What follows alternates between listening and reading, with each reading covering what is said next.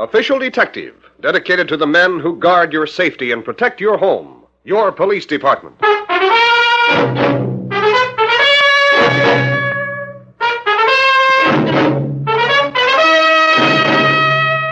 Lieutenant Dan Britt, headquarters. Most witnesses to crimes are naturally excited, so their identifications of suspects are often open to question. A case in point is a crime that took place in a butcher shop owned by a man named Otto Kraus. One afternoon, a customer came in to buy some meat but found the place empty. In a moment, she began to lose patience. Mr. Kraus? Where are you? Mr. Kraus, this is Mrs. Leslie. I'd like to be waited on, please. I said I haven't got all day. I'd like to be... Now, what in the world is that? Oh, the refrigerator. Oh, dear me. Just a moment, I'm coming. Mr. Kraus. Police. Call the police. You're positively blue. You must be half frozen. Worse than that. Telephone the police. The police? Why? Look on the floor of the icebox. On the floor. Merciful heavens. Who is this man? A customer. My shop was held up and he got shot. Oh, dear. Is he badly hurt? Worse than that. For 20 minutes, I've been locked up in the icebox. The dead man.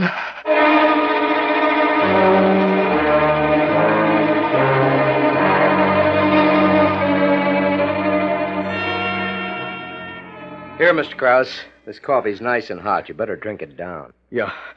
Thank you, Sergeant. I feel better. You're not shivering anymore. No, Lieutenant.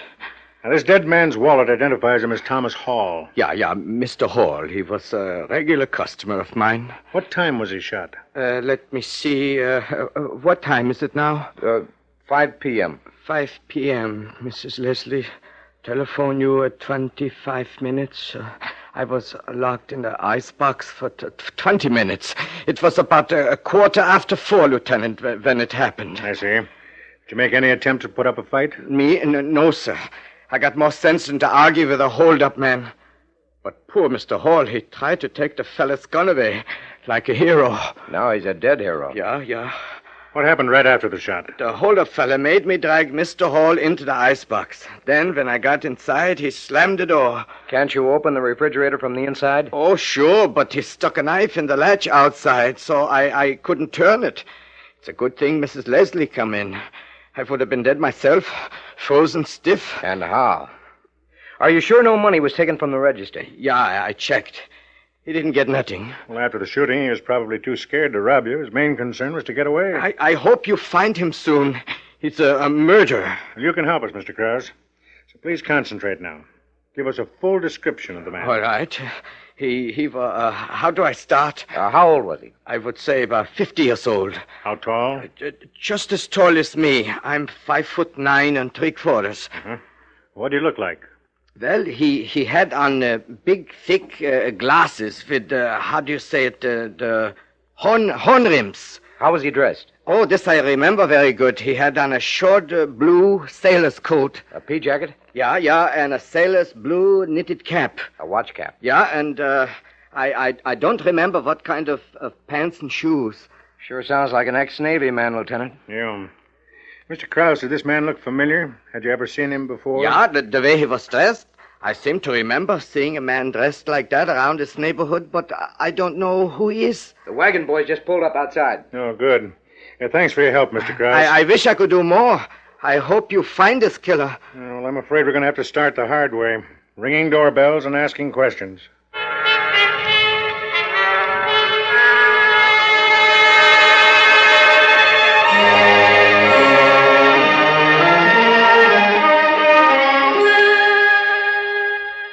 Officers look terribly tired. Here, sit down on the hall bench for a few minutes. Oh, thanks, Mrs. Foster. We've been beating our feet around this neighborhood for more than 3 hours. Yes, and we've drawn nothing but a big blank. A murder in Mr. Krause's butcher shop. I can hardly believe it. Well, we're hoping you might be able to help us a little. Well, I'd like to, but I don't know how. I'm only a landlady here. I just rent rooms, that's all. 6 tenants. All seem to be honest men. Are they all here now? Well, I couldn't say. Mr. Ryan's in. I do know that. He lives here on the 1st floor. That's his door right over there. I see. Now, Mrs. Foster, the shooting took place this afternoon at about 4:15. Mm-hmm. Did any of your roomers come in or go out about that time? Well, now, let me think. Yes, Mr. Ryan came in. What time? Oh, about 4:30. I remember because I was just going out to get some milk. It was a very funny thing, too. Mr. Ryan was running. Running into the house? Yes. He almost knocked me down. He was in such a hurry. I asked him why he was running, but he didn't answer me. And I remember he had a frightened look on his face. Well, how was he dressed? Well, that's funny, too. He didn't have a hat or coat on. And you know it's chilly out today. How much do you know about Ryan? Well, not a thing, actually. But he's always very quiet and, well, kind of unpleasant. Come on, Sergeant. We have no actual reason for suspecting Ryan, but while we're here, let's talk to him. Okay. Now, thanks for your help, Mrs. Foster. Oh, don't mention it. I hope I haven't caused any trouble. Who is it? We'd like to talk to you, Mr. Ryan. What is it? We're police officers. What? Close the door, Sergeant. What's your full name, please? Earl Ryan. What's it all about? We're investigating a shooting at Krause's butcher shop. Yeah? You came back here at 4:30. You were running. You weren't wearing a hat or coat. Would you tell us where you'd been? Just out for a walk. Why were you running? Because I was cold. When I went out, I didn't realize how cold it was. Do you wear glasses, Ryan? Thick ones with horn rims? No, I never had a pair of glasses. What do you do for a living? I'm a truck driver. Right now, I'm out of work. We'd like Mr. Krause to have a look at you at police headquarters. Would you be willing to come down with us? Why not? Will you get your hat and coat, please? Well, sure, but... Hey, I'm not mixed up in this. We hope not, Ryan. I never even been inside that butcher shop. Is this your only hat and coat? Sure. This old brown coat and gray hat. It's all I own. No pea jacket or watch cap in this closet, Lieutenant. Mm-hmm. Okay, Ryan. Let's get out to the car.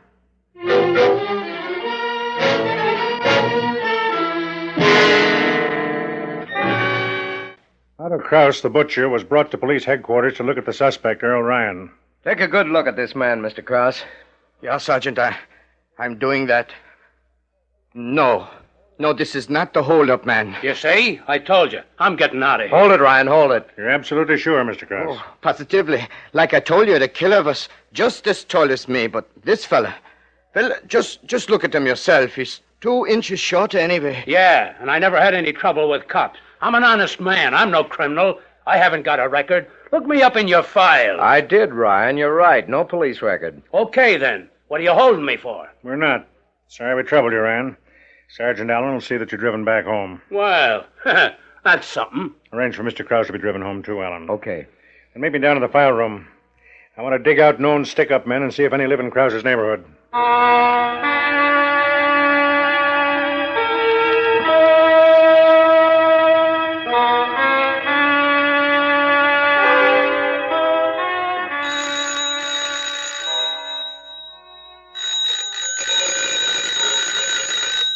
Just a moment, please.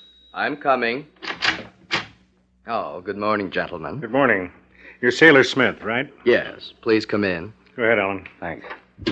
Now, what can I do for you? We're police officers.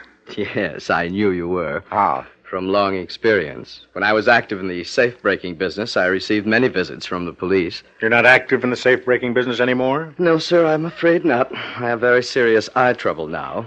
I've had to retire. You noticed I'm forced to wear these rather strong eyeglasses. Yes. We're working on yesterday's killing at Krause's butcher shop.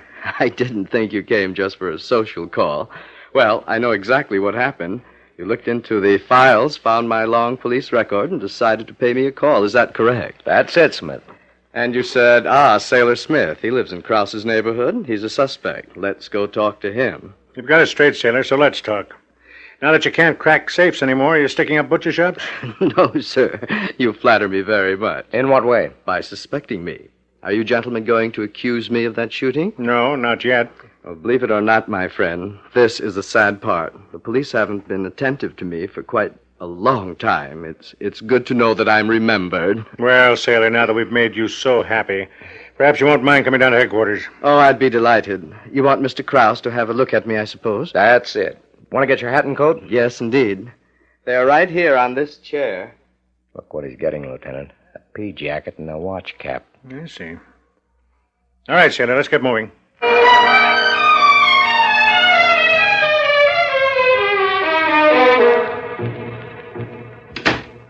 Oh, Lieutenant Britt and Sergeant Allen. While you men were out of the office, I'd been reading the police magazine here on your desk. Very interesting. Have you brought back some news for me? We sure have, Sailor.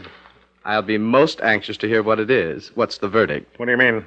Well, sir, unless things have changed a great deal here at police headquarters, you were observing me through that one-way glass. You guessed it. And was Mr. Krause observing me, too? He was. Well, what did he say? He made positive identification.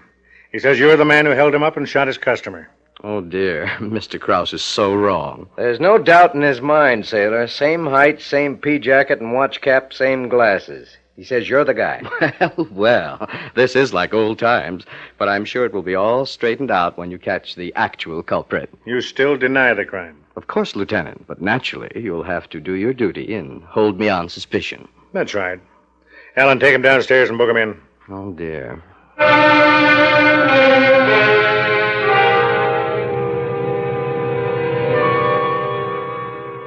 5 p.m., Lieutenant. I think I'll go down and get some coffee. Can I bring some up to you? Yeah, if you don't mind. Good and black. Okay. Oh, has Sailor Smith cracked during the afternoon? No, still denies everything. Hold it a second. Lieutenant Brett. This is Otto Kraus, the butcher. Yeah? Listen, why did you let that Sailor Smith out of jail? I didn't. He's in a cell right now. He can't be. Well, he is. I just talked to him. Look, he just left my shop here. He held me up again and cleaned out my cash register. Yanni, he put me in the icebox again. How long ago did this happen, Krause? 5 minutes ago. This time I was lucky. I didn't have time to freeze. A customer came in and let me out. Excuse me, Lieutenant, but you were crazy to let out that Sailor Smith go. I did not let him go. This must have been another man. How was he dressed? Just like Smith and that sailor stuff, and he had on the same thick glasses. How tall was he? Well, oh my goodness. Wait a minute. Well? I must be crazy. He was 2 inches shorter than he was yesterday. Say, I guess maybe it wasn't Sailor Smith. Well, it certainly wasn't. Thanks for calling. I'll send a man down to check for fingerprints. Goodbye. Alan. I heard it on my phone. Something real screwy here. Not so very. I think somebody's masquerading as Sailor Smith. Somebody who doesn't know the sailor's been arrested. Get Smith up here from the cell room. I want to ask him a few questions.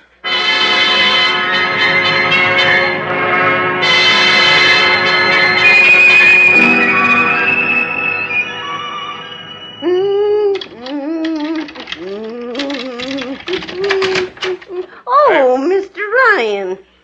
What are you doing in my room, Mrs. Foster? Giving you some clean linen. At 5 in the afternoon? How come? Oh, the laundry came late this week. I don't like you snooping around in my room. Snooping. Mr. Ryan, I'm only giving you the service you pay for.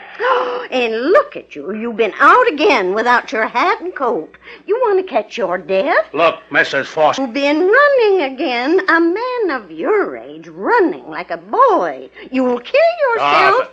Look, get out of here and leave me alone, will you? I will. Just let me straighten up a little. Socks on the floor, shoes on the chair. Hey, put them shoes down. Well, don't get excited. I'm just going to put them in the closet. Put them down, I said. Mr. Ryan. Nobody touches those shoes but me, understand? If anybody puts them in the closet, it's me. Well, they must be real special shoes. Do you have them made? What do you mean, special?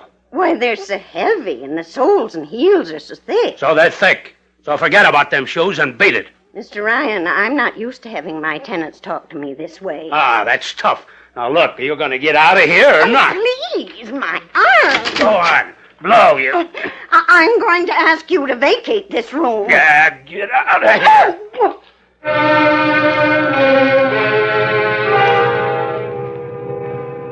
This is fast work, Lieutenant. I guess you boys found the real killer, or else you wouldn't have brought me up from my cell. I want to talk to you, sailor. Always a pleasure, believe me, questioned by the police. It's really like old times. Now, listen.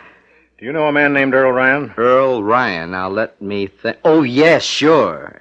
Where is that old son of a gun? When did you see Ryan last? Oh, not for 3 or 4 months, I guess. I know. Last time was Halloween. How much do you know about him? Not much. We just met in a bar last fall. We got real chummy over some beers, a little stiff, too. I've only seen him a couple of times. Don't even know where he lives. What's this about seeing him on Halloween? Oh, there was a little party some of the boys in the bar cooked up, and Ryan and I got a little high and decided to go in costume. What kind of a costume? Well, not exactly a costume, but we dressed like twins. See, I loaned him an extra pea jacket and a watch cap like the ones I always wear. We fooled everybody at the party. They all thought sure Ryan and I were twin brothers. Did you lend him an extra pair of your glasses? No, sir, I don't have an extra pair, but Ryan got hold of a pair somewhere. Look just like these I got on. I wish I did know where Ryan lives. The son of a gun never came back to the bar again to return my jacket and cap. Alan, dial Mrs. Foster at the rooming house. Sure. Now, sailor, at this Halloween party, was Ryan the same height as you? Yes, he was. Funny, too. Always before that, he was a couple of inches shorter. He must have had a pair of those elevator shoes. Okay, sailor, you're sprung. Sorry we troubled you. Oh, that's okay, Lieutenant. I rather enjoyed it. Mrs. Foster? Hold on, please. Lieutenant Brett wants to talk to you. Here you are. Thanks. Miss Foster, Yes, Lieutenant? are you talking on the phone in your apartment? No, sir. The number I gave you was the phone in the hall. I see. Well, can you tell me if Earl Ryan's in his room now? He certainly is. And if you ask me, he's out of his mind. What do you mean? Well, I've got to talk low because this phone's right next to his door. A little while ago, he grabbed me by the arm and frightened me half to death. Why did he do that? Because I touched a pair of his shoes while I was fixing his room. What kind of shoes? A funny kind, Lieutenant. The soles and heels were over 2 inches thick. Oh, dear. Here comes Mr. Ryan. Mrs. Mr. Foster. Ryan, don't. Don't! Mrs. Foster! Come on, Alan. Hurry.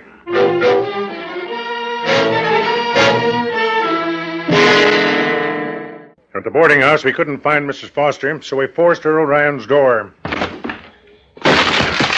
Ryan! Lieutenant, hey, look. Good Lord. Oh, help me, please. Let's lift her up to the bed, Alan. Sure. Oh, dear. Oh. We'll be careful. Easy, Alan. You'll be okay now, Mrs. Foster. There. Phone for an ambulance. Right away. Can you tell me what happened, Mrs. Foster? It was Mr. Ryan. You heard what I said to you over the phone about his shoes. What did he do to you? Oh, he dragged me in here and beat me. Beat me and cursed me because I talked to the police. Then what? Then he packed a suitcase, cursing me the whole time. Then, just before he went out, he kicked me. I remember that. I told you he must be out of his mind. You're lucky he didn't kill you. He's a murderer. A murderer? Oh, dear. Now, lie still. The doctor's coming. Have you any idea where Ryan might have gone? No, but I saw him looking at something. What was that? Oh, that little folder there on the dresser. This one? Yes, that's it. Uh-huh. Evans will be here in a few minutes, Lieutenant. What have you got there? It's a bus schedule for St. Louis. He's got a departure marked here, the 622. Bus station's about 4 blocks away. We've just got time to make it. I'll make it. You stay here and look after Mrs. Foster.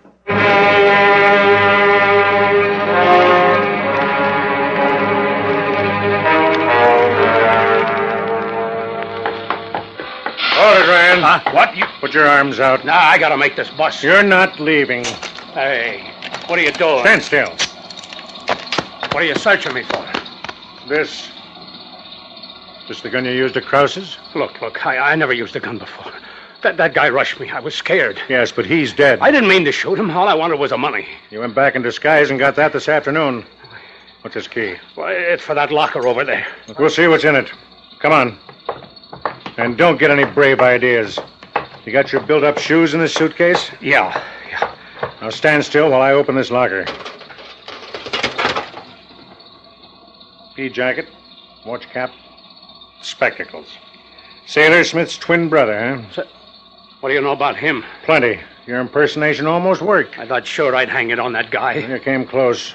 How'd you get the idea in the first place? One night, Sailor got crocked and said he was an old safecracker with a police record. After a Halloween party, I decided I'd dress like him again and pull a stick-up. And he had a record, so you knew he'd be suspected. Yeah, but after I shot that guy, I was scared. I ran here to the bus station, hid this stuff in the locker, then I ran back to my room. So Mrs. Foster told me. Yeah, I ought to kill that old dame. I ought to let her lay in there stiff. You'd better hope that lady doesn't die. How could this happen to me? I never had a prison record. You're going to get one now, Ryan. A real beauty. Come on, walk.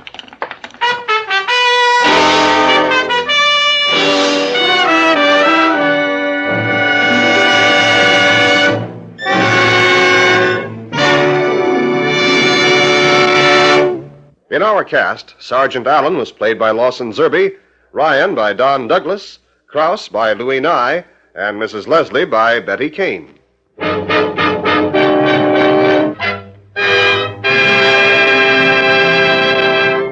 Official Detective is produced and directed by Win Wright, written by Albert G. Miller. All names of persons and places used in this program are fictitious. Any resemblance to names of actual persons living or dead is coincidental. Jack Irish speaking. This program came from New York.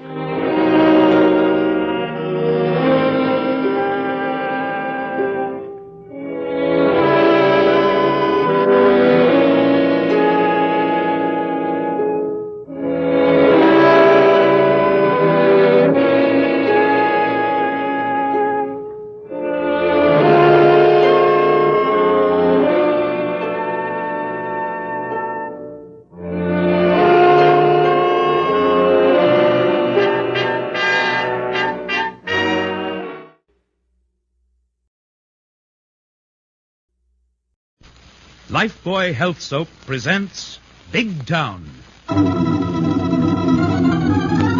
Extra, extra, hear all about the final payment. Steve Wilson's headline story, brought to you by Lifebuoy Health Soap, the soap that gets skin cleaner in your daily bath. Extra, extra. Yes, Lifebuoy Health Soap presents Big Town. The headline stories of a great city, dramatically reported by Steve Wilson, fighting managing editor, whose creed, as with all great newsmen, is emblazoned on the masthead of the Illustrated Press. The power and the freedom of the press is a flaming sword, but it may be a servant of all the people. Use it justly, hold it high, and guard it well. Now, Big Town, and tonight's story of a vicious racket of modern ghouls, trading on tragedy and sorrow. The final payment. No sensational headline yarn for Steve Wilson and his Illustrated Press.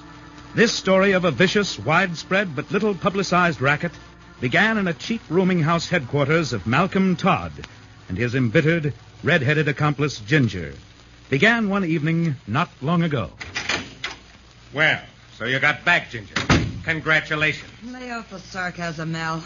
I've covered every pawn shop in this section of Big Town and my feet hurt. How many watches did you get? About a dozen, but I had to pay $5 for some of them. Okay. We'll still make a slick profit once I get the initials of today's crop of dead ones cut on the back. Look, Mal, I'm getting sick of this peanut racket.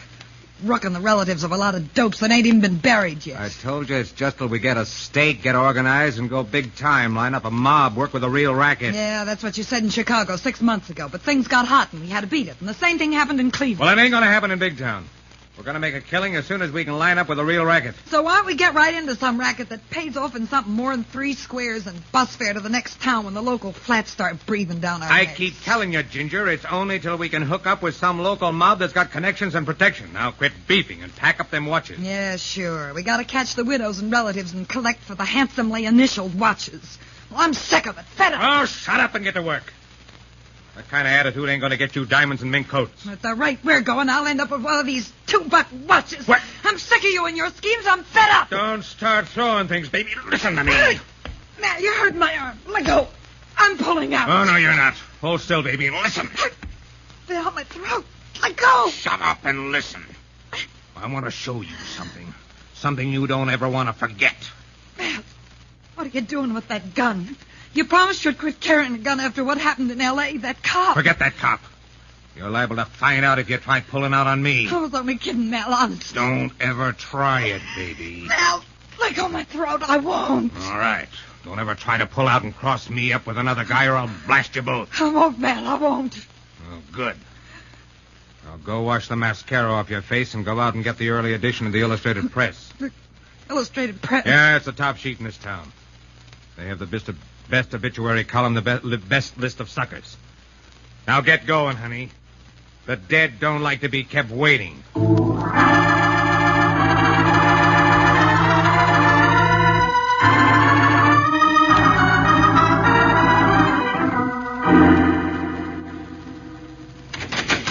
Hello, Steve. You got a minute to spare? Hello, Lorelei. Could be. What's furrowing your lovely brow this beautiful afternoon? I think I've dug up the meanest racket in the world. Well, which one? There's several running neck and neck for that title. Ever hear of poor box looters and those who steal pennies off the eyes of the dead? Oh, yes. Among others. Well, this racket puts those human benefactors in the shade. Okay, let's have it, Lorelei. There are a couple of modern grave robbers working a post-mortem delivery of junky watches on the relatives of people who have just died. Uh-oh, the old obituary racket. Right. They get their list of prospects from the obituary columns of the newspapers. Yes, Lorelei. In one form or another, it's been going on for years.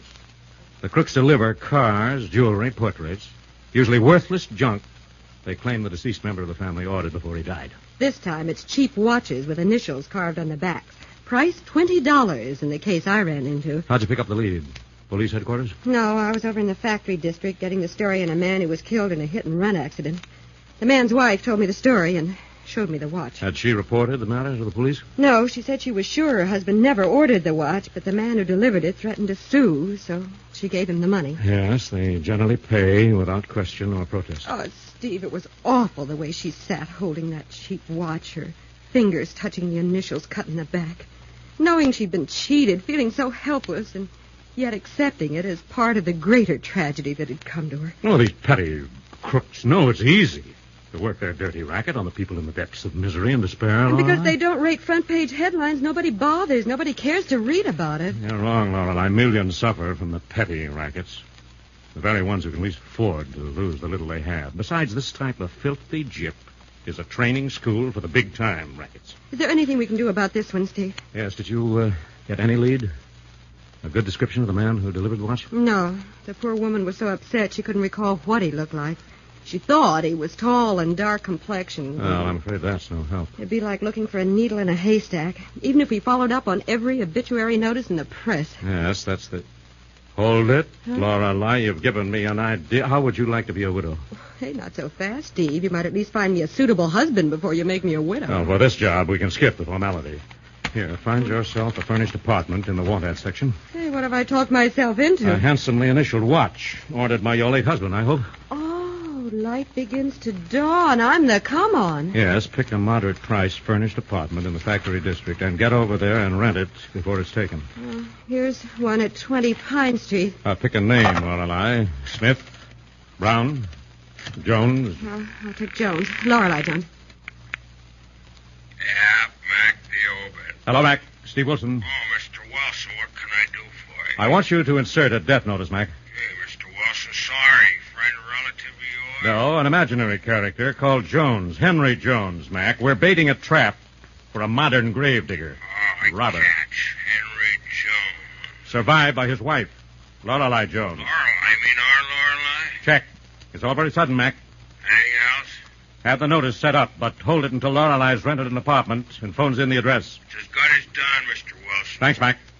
Do I dress the part, Steve? No, you'll do as you are, but hide that $20 hat. On my salary?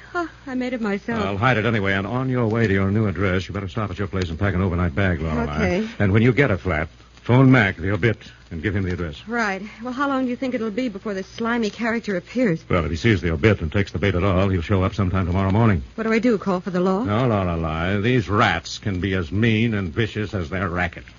Just tell him you want whatever your late husband ordered, but you haven't the money. Mm-hmm. Say you'll have to get it from your brother and ask him to come back in an hour. Then what? Well, then phone me here at the office and I'll be right over. Okay, brother. Right. And I'll be there when he comes back. Can I kick him just once when you grab him, Nothing Steve? doing, Lorelei. Like four-legged rats, the obit operators seldom hunt their victims alone. We want all of them before we spring the trap.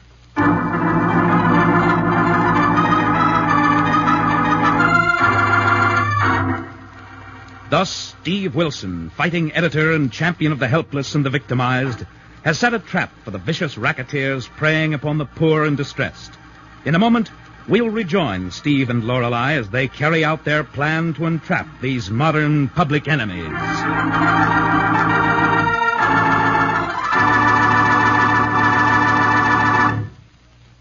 Extra, extra, hero all about it.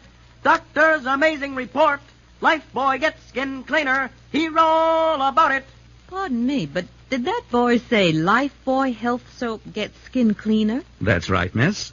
Lifebuoy gets skin cleaner in your daily bath than any other leading soap. And doctors have proved it? Oh, yes, indeed. And not just once, but time after time. These doctors found in 820 scientific tests that Lifebuoy gets skin cleaner. Stops BO as no other leading soap can. Now, wait a minute. Won't any soap get you clean? No, all soaps aren't the same. Any soap will remove all the grime and perspiration you can see. But it's the invisible dirt, doctors say, that may form a foothold for BO. So be on guard. Remember, Lifebuoy gets skin cleaner than any other leading soap. Gives lasting after-bath protection 24 hours a day. But how does Lifebuoy do it? Well, doctors say Lifebuoy's purifying ingredient makes the difference. And this same purifying ingredient actually makes Lifebuoy milder. Safe even for a baby's tender skin. So bathe daily with Lifebuoy. Refreshing, mild. Lifebuoy gets skin cleaner. Get Lifebuoy right away.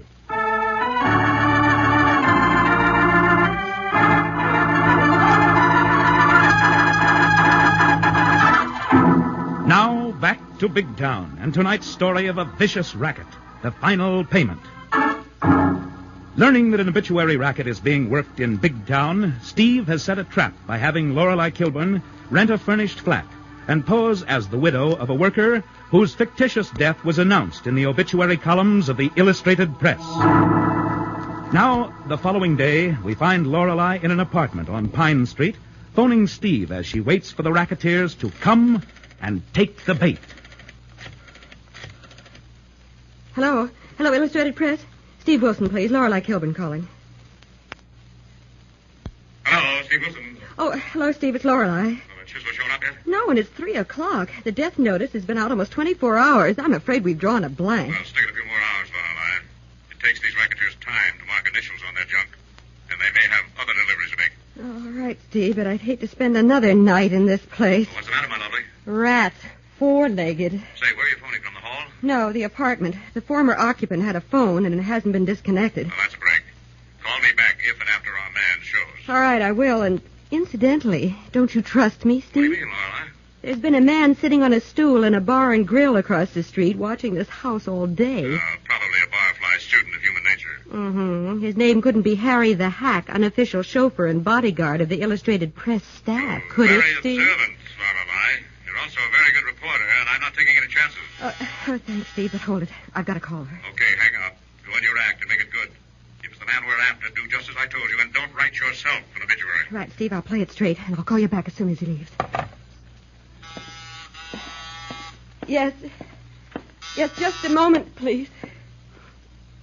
Who is it? Package for Mr. Henry Jones. Oh, a package? Just a minute, please. Good afternoon. Mr. Jones in? Oh, Henry, my husband died only yesterday. Well, I'm sorry to hear that, ma'am. Yes, it was very sudden. Well, maybe that's the best way to go, ma'am. But now about this package. Oh, yes, you said you had a package for Henry. I'll take it. Fine. I guess you'll want it to remember him by. It's a watch he ordered. A watch? Yeah. We'd have been able to deliver it sooner, but he wanted his initials on it. There's a COD charge for $20. $20? Yeah, 20. But Henry didn't tell me anything about ordering a watch. Maybe he was going to surprise you. Well, maybe, but could I see it? Sure. Here you are. But I can't leave it without the $20, lady. Oh, I understand. Well, it doesn't look like a very good watch. I don't know anything about that, lady. All I know is your husband ordered it. Had us put his initials on it. And that spoils it for anybody else. So we have to collect the $20. But I don't have $20 in the house. You see, there have been so many expenses. How soon can you get it? Well, I'm expecting my brother. I guess I could get it from him. Could you come back in an hour? I don't know. I got a couple of more deliveries to make. Well, could I come to your shop and pick it up this evening? No. I'll be back in an hour. If I can't make it, I'll send one of my assistants. All right. You come back, and I'll have the money ready for you. Good. You do that, and we won't have to turn the matter over to our collection agency. So long, Mrs. Jones. See you later. I'll say you will, you scum of the earth.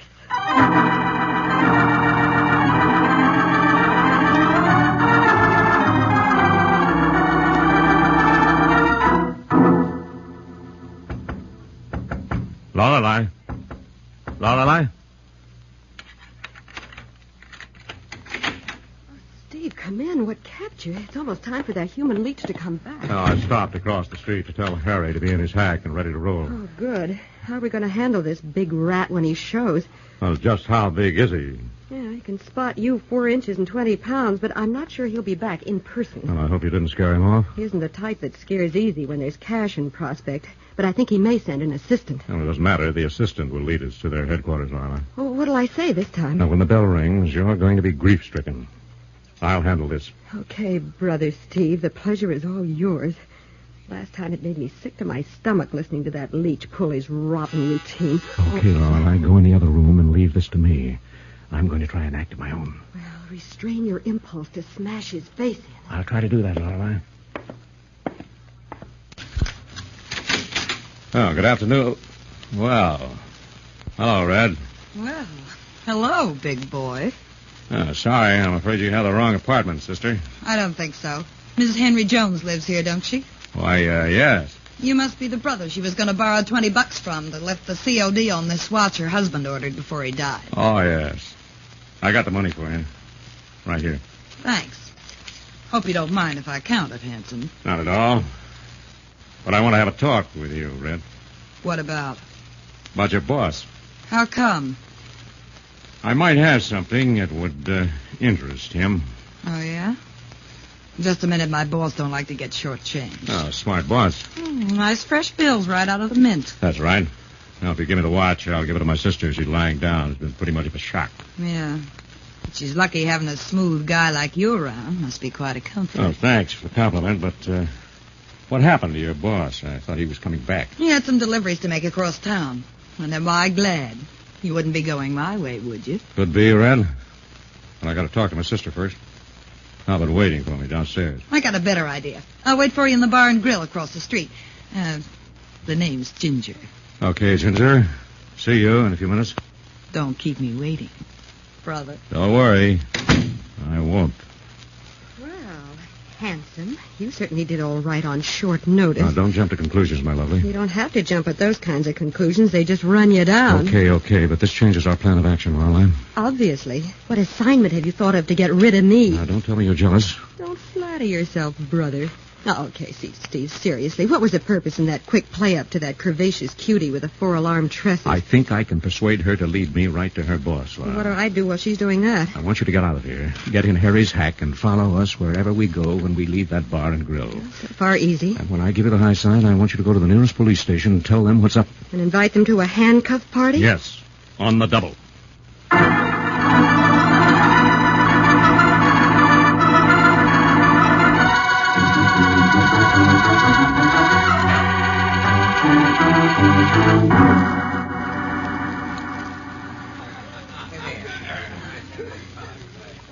Say, you're okay, big boy. What's your name? Steve? Steve Wilson. What's your racket, Steve? I haven't a racket of my own, Ginger. Ah, don't give me that, Steve. You got dough and you got brains, so you gotta have a racket. Oh, I work for a big organization. Oh, I get it. A big-time mob. Well, I wouldn't care to have it called a mob. But what about this boyfriend of yours? He ain't my boyfriend. I've just been stringing along, getting nothing but promises. And from where I sit, it looks like he ain't never gonna get nowhere. Yeah, there ain't much future in selling junky watches, even if he puts initials on $2 tickers and CODs them for $20. Hey, you're wise to the racket. Oh, sure. I cut my eye teeth on it. Well, then how come you give me the $20 without a squawk? Because I want to meet your boss. What for? Well, maybe I'll put him in line for something big. How do I know you're on the level? I'm not on the level.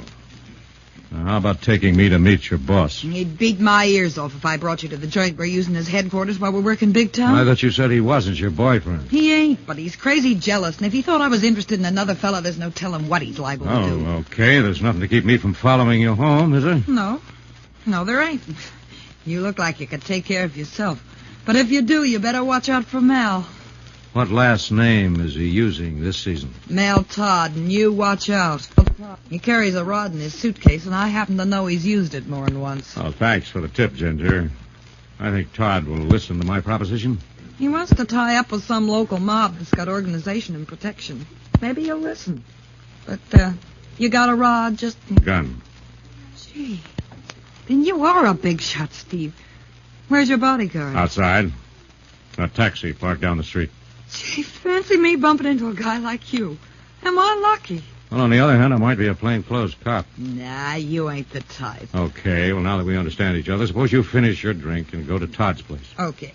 And you're going to trail along? Like your shadow. Okay. And, Steve... Yeah, Ginger? In case you should find Mal Todd don't want to play along with you, it won't break my heart if you have to rub him out.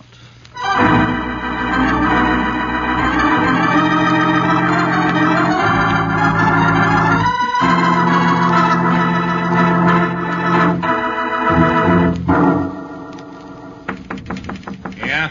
That you, Ginger? Yeah, Mal. Let me in quick. What's lathering you? Close the door. Lock it.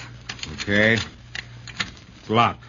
What's the matter? What kept you? A guy's following me. Guys are always following you. It's the brother of the dame we hooked. Is that Mrs. Jones? Yeah. So what? Did you get the $20? Yeah, he gave it to me. Okay, hand it over. Can't I keep a $5? I'll give you a couple of bucks tomorrow. What about this guy? Did he squawk? No. He bought me a drink and tried to get the lowdown on you. On me? Copper, maybe. No, I can whip a cop a mile. Talks like he's got some kind of racket. Wants to talk to you. What about? I don't know. He wouldn't tell me. Listen, you two-timing little twist, if this is a double cross. Man, you're hurting my arm. Sometimes I think I ought to break your neck. What'd you tell this local wiseacre? Nothing, Mel, honest. And I tried to shake him, but I couldn't. He followed me all the way here. Oh, I did. Okay, if he wants to talk, we'll see what he's got to say. Mal, you hadn't ought to carry that gun on you. Real big shots hardly ever carry guns. This is one of them hardly ever times, sugar puss. Mel. Huh? I think he's out in the hall. Okay, let's see what he wants. Good evening, brother. Hello, Todd. You mind if I come in? No. Come in. Come on in, wise guy. And we'll make you feel right at home.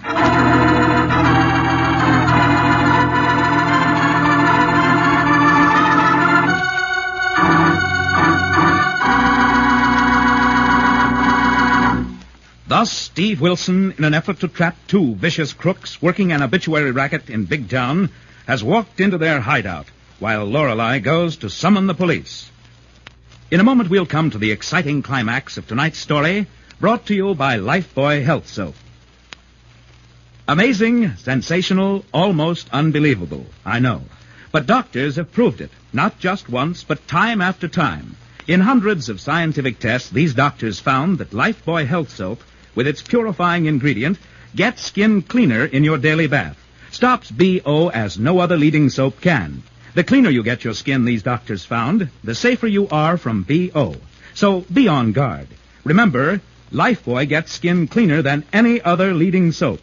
Gives lasting after-bath protection 24 hours a day. Yes, bathe daily with Lifebuoy. Refreshing, mild. Lifebuoy gets skin cleaner. Get Lifebuoy right away.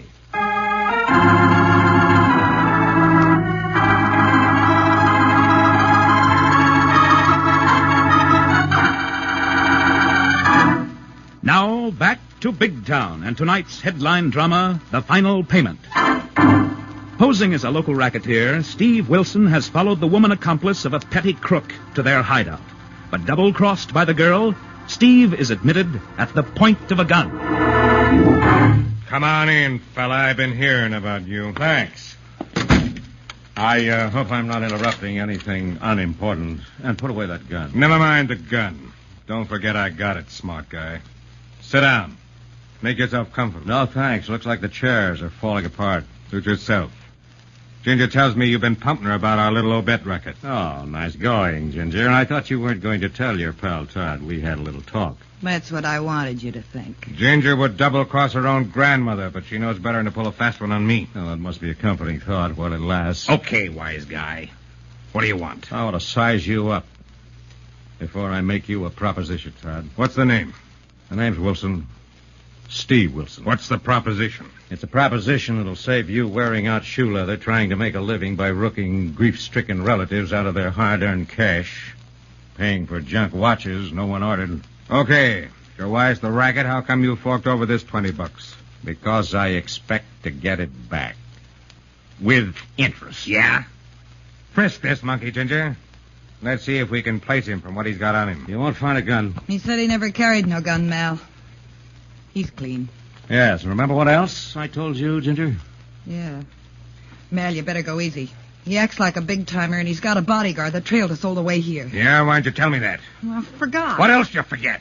What is this, a frame? I'm just looking after myself, that's all. Oh, Ginger wouldn't double-cross you, Todd. You just finished saying so. She won't do it but once. Come on, Ginger, give out. What's the angles on this screwy setup? I don't know, and I don't much care. Would I ever get out of stringing along with a small-time punk like you? More than you ever got out of that 5-a-day routine in that Tank Town burlesque. In a pig's eye. Anyway, I wasn't always ducking cops, getting the bums rush from the local hoods. I'm fed up. I've had enough, and I'm getting out while the getting's good. You better stick around, Ginger. Maybe Todd and I can make a deal and go places. Like nothing. I thought maybe you was somebody, but you let this tin horn push you around like he was a pig shot. Stay put, Ginger. You ain't taking a powder on me for this guy or anybody else. Like nothing, I ain't. I know when I've had enough. Don't unlock that door, Ginger. I told you you'd never walk out on me. I heard you say it plenty of times. I meant it then, and I'm telling you now. Now, don't be a fool, Todd. The chair's the payoff for trigger play. Shut up, Wilson. Come back here, sugar puss, or so help me, I'll let you have it. Don't tempt him, Red. He ain't got the nerve. So long, small time. Hold on, you two-timing little tramp. Ginger, I'll kill her. I'll kill her. Not shooting into the ceiling, you would. Okay, Todd. Sleep that one off. Are you all right, Red? Yeah, he missed me, and you're okay. I thought you was just another four-flusher, but you're okay, and you and me can really go places. Sorry, Ginger. Your cross and double-cross has left you right where you started. Long ago. The cops. And you're one of them. No, Ginger. Just a newspaper man who doesn't like to see a lot of poor and distressed people being pushed around. Steve, you all right? I heard a couple of shots. Right as rain, Lorelei. Tell the law to come in and collect a couple of practitioners of one of the meanest rackets on the book. Well, they just pulled up outside.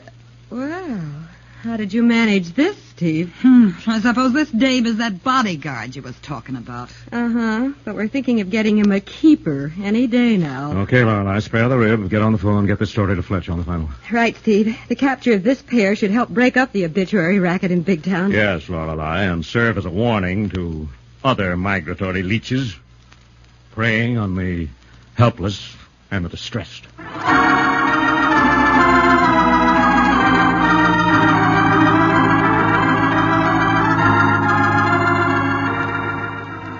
So ended another skirmish in the endless battle of the war on crime.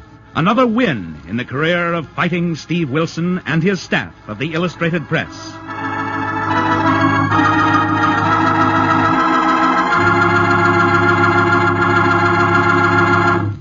Now, before telling you about next week's dramatic Big Town story, here is Lorelei Kilburn. Friends, this is Lorelei Kilburn. I'd just like to say how nice it is to be back in these big town adventures.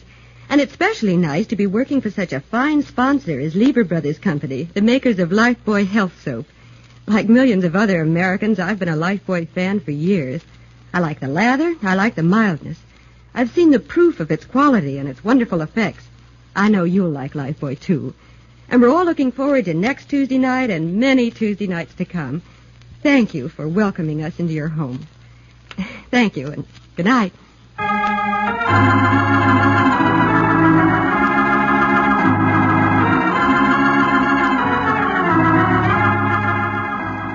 Next week, the makers of Lifebuoy bring you The Trap, a hard-hitting story of a dead man's revenge on his enemies. Another exciting assignment in the newspaper career of fighting Steve Wilson of Big Town. Don't miss it. In tonight's dramatization, all names, times, and places are fictional, and any similarity to other names and places is purely coincidental. Big Town features Edward Pauley as Steve Wilson, Fran Carlin as Lorelei Kilburn, and was written and directed by Jerry McGill. And now, Big Town bids you good night until next Tuesday night, same time, same station, when you'll hear the newsboy calling... Extra, extra, hear all about it. The story of Steve Wilson and Big Town, brought to you by Lifebuoy Health Soap, another fine lever product. Extra, extra.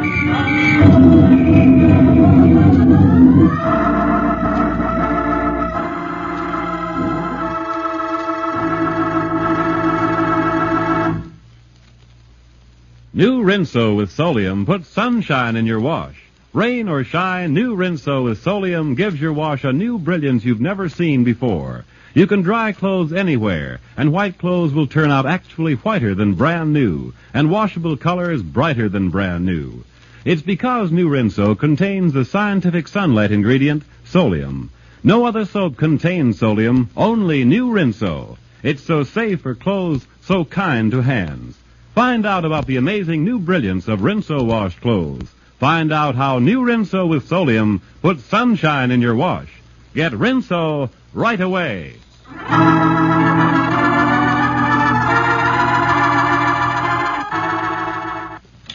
This is NBC, the national broadcasting company.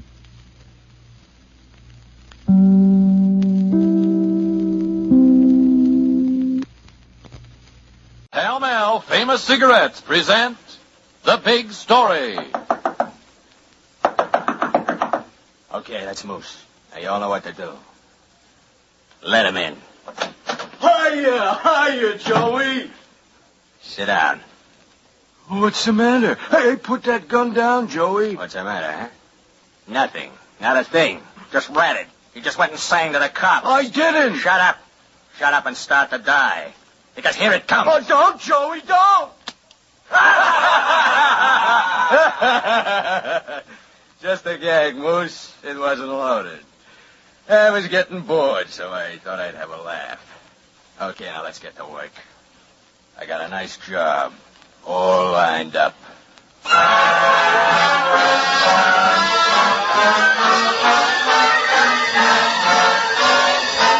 The Big Story. Another in the thrilling series based on true experiences of newspaper reporters. Tonight, to Ted Prager of the New York Daily News goes the Pall Mall Award for The Big Story.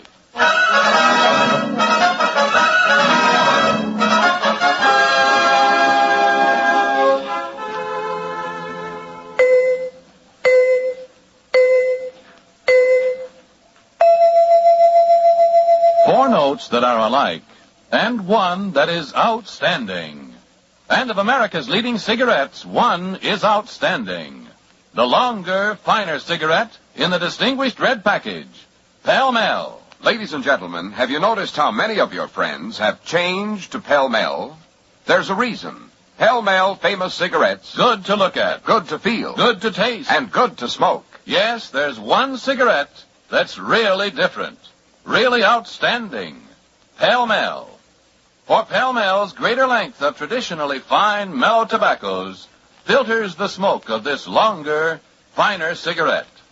Gives you that smoothness, mildness, and satisfaction no other cigarette offers you.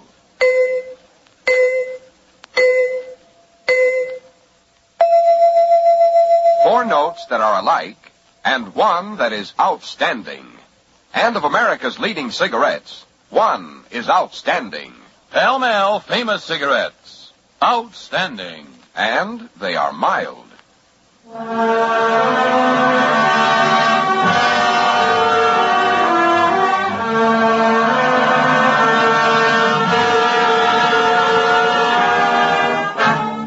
Now the authentic and exciting story of Manhunt in Manhattan.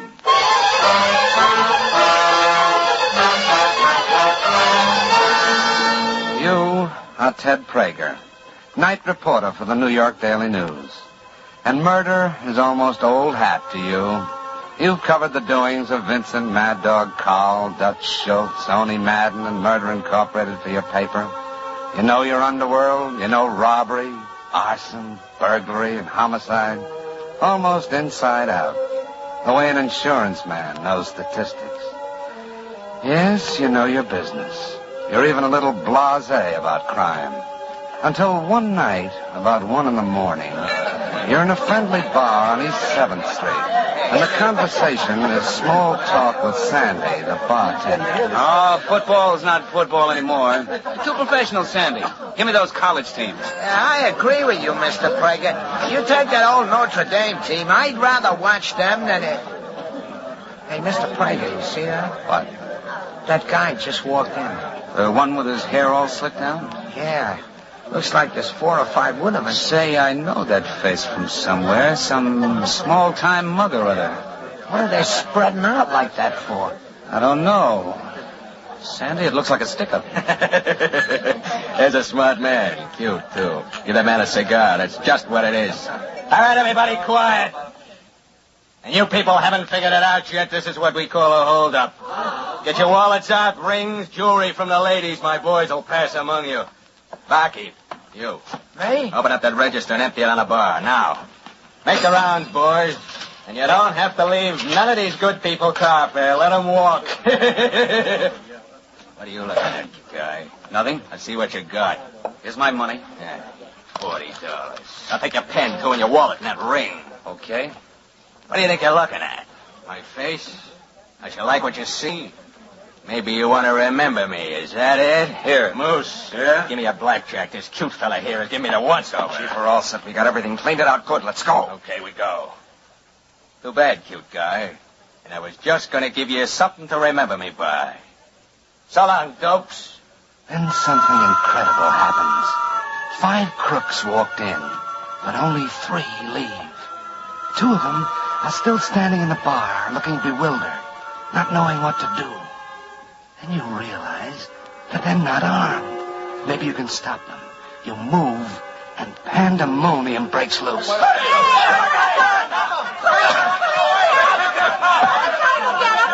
right, stand back there. You two, stop, all right? Okay. Hey, look out, got him, Bill. Got him. Good shooting there, officer. Thanks. Well, you couldn't get them all, but at least you got 2 of them. Yeah. They dead, officer? I don't think so. Say, who are you? You look familiar. Ted Prager of the News. Oh, yeah, sure. I remember you, Mr. Prager. Excuse me, I got to call the ambulance. Nice work, officer. I'd like to write you up. What's your name? Matt Gaines, 22nd Precinct. I could use the story, Mr. Prager. You could say it's too bad I only got 2 of them.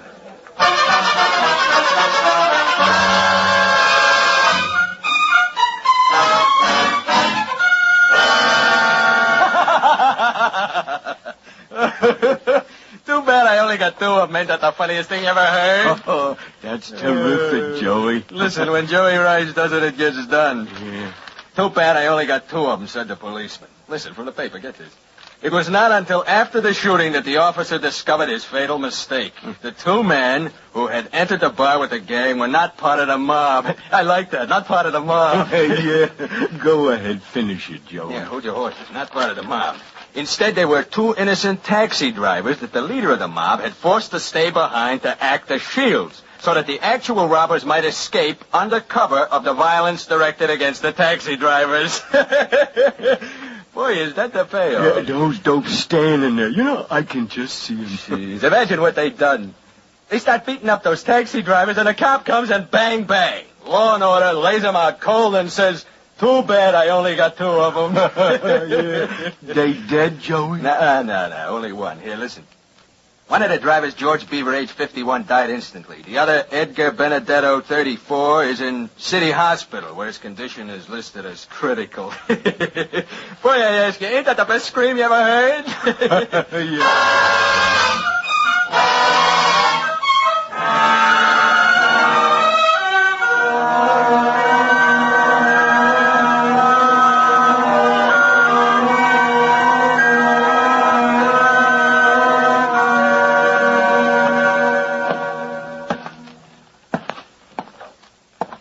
Sit down, Gaines.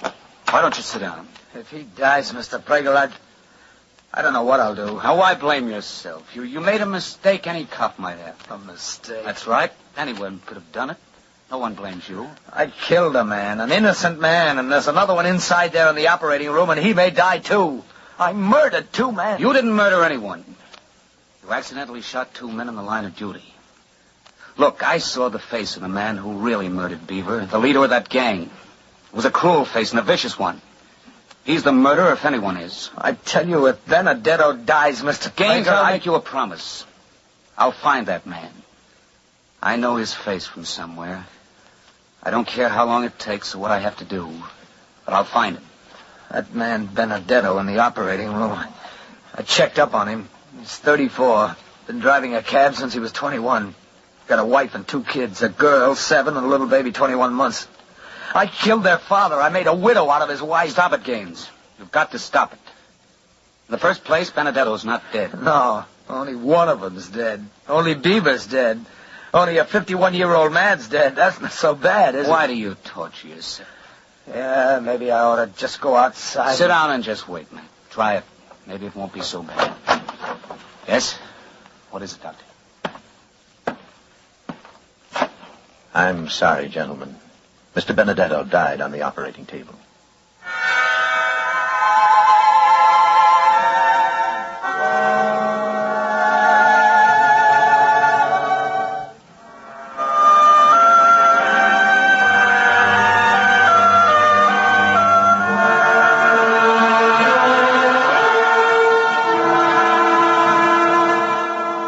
Gaines, are these all the pictures in your rogues gallery? That's right, Mr. Prager. Well, let's get started. That batch there'll do. I'll know that face when I see it. You turn him, Gaines. I'll call if I see anything. All right. Nope. Nope, it's none of those. Let's see some more. You aren't going to find him. Keep going, Gaines. Just keep going. Now, what did you do that for? Why'd you throw him down? Oh, what's the use? We won't find him. What's the use of anything? Look, I told you before, you've got to get that crazy idea out of your head that you're responsible for the death of those drivers. I killed them, didn't I? Gaines, try to listen to me. I'm going after the man who led that holdup, the man who's really responsible for the death of those drivers. Well, that's going to be dangerous, Mr. Prager. If it gets around you're hunting a crook, you'll lose all your contacts. You won't be able to get the inside on anything. I'll take that chance. I can take care of myself. You won't even be able to get a byline on these stories. You won't dare let anyone know who's doing the job. That's not the most important thing in the world. And you get too close to this guy, there's no telling what might happen to you. I can still take care of myself. Now pick up those pictures and let's finish looking at them. And get rid of the idea you killed anyone. Yeah, okay, sure. I'll just forget the whole thing. Like it never happened. Only what do I do when I see a kid on the street and he reminds me of Benedetto's kids? What do I do at night to make me forget so I can go to sleep? Tell me that. And you, Ted Prager of the Daily News, you look at his eyes as he says these words, and you realize that this is a lot more than a story for your paper, important as that is. Yes, you want to help catch that crook with the patent leather hair and the steely eyes, but a man's sanity is at stake as well.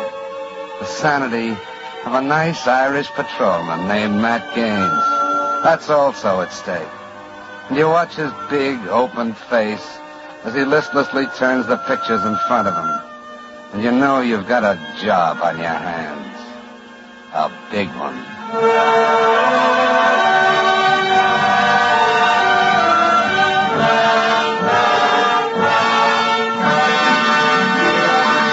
We'll be back in just a moment with tonight's big story. But first, a word from Cy Harris.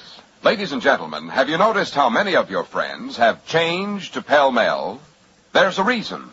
Pell Mell famous cigarettes. Good to look at. Good to feel. Good to taste. And good to smoke. Yes, there's one cigarette that's really different. Really outstanding. Pell Mell. When you pick up a Pell Mell, you can see the difference, you can feel the difference. And when you smoke a Pell Mell, you can taste the difference. For Pell Mell's greater length of traditionally fine, mellow tobaccos filters the smoke of this longer, finer cigarette. Gives you that smoothness, mildness, and satisfaction no other cigarette offers you.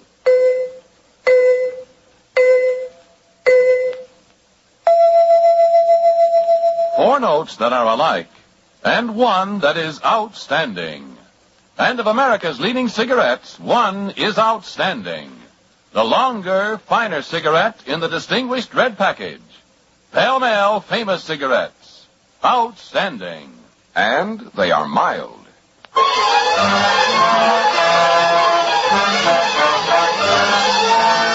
Now, we return you to our narrator, Bob Sloan, and tonight's big story.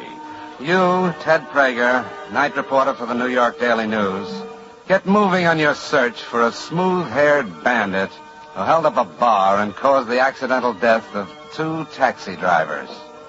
And though you know what you're doing is dangerous, it may cost you your job or maybe even your life, and even if you get anything, you won't be able to write it with your byline, you start making the rounds. You start combing through those smoke-filled bars where crimes are hatched and dips meet to talk over their successes. And you know what she did? She went right up to him and scratched her initials in his cheek. What did he do to her, May? Tell him that. Ah, drink your beer.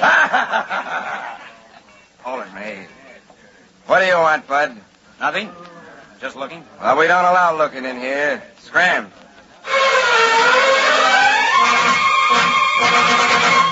Hello, Matt. Ted calling. No, nothing yet. Don't give up, fella. I've only been to about a dozen places. I'll find him.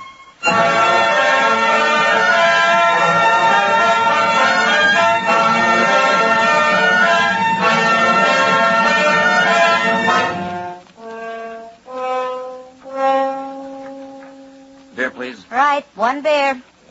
He never should have done it. Using a couple of taxi drivers for shows. Why not, Maxie? Because it makes it tough for us. They doubled the cops in this area. They're watching every minute of the day. For him, yeah. But meantime, it makes it tough on us. Oh, never thought of that. Well, I did. Ask Millie here about him. She was there when it happened. Right in the place? No kidding? That's right. Right in the place when he walked in. The bar on East 7. Did he take you for anything? Got $20 out of my bag. And a ring that Maxie gave me, worth $80. No kidding. Sure. And he didn't have to do that with the drivers.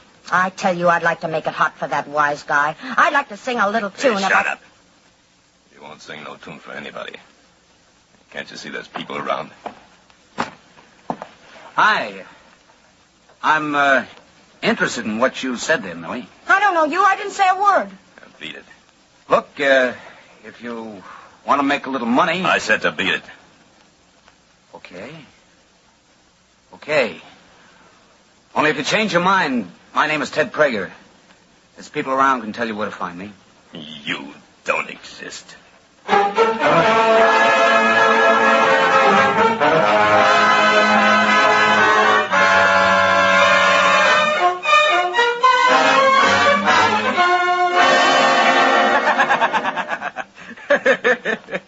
Well, boys, like I always say, another day, another $8,000. Oh, Joey, you're really in there. Yeah. We've been quiet now a month. I think it's time we stop being quiet. I even hear people stop talking about me. A job I pulled with the taxi drivers. So? What's the caper, Joey?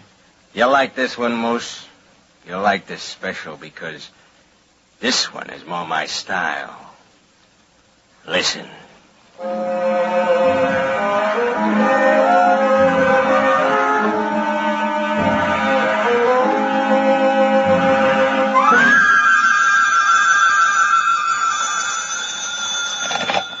Prager speaking. Ted, this is Benson on the city desk. You get down to East Side Hall. Sure, what's up? Just got word about a big holdup.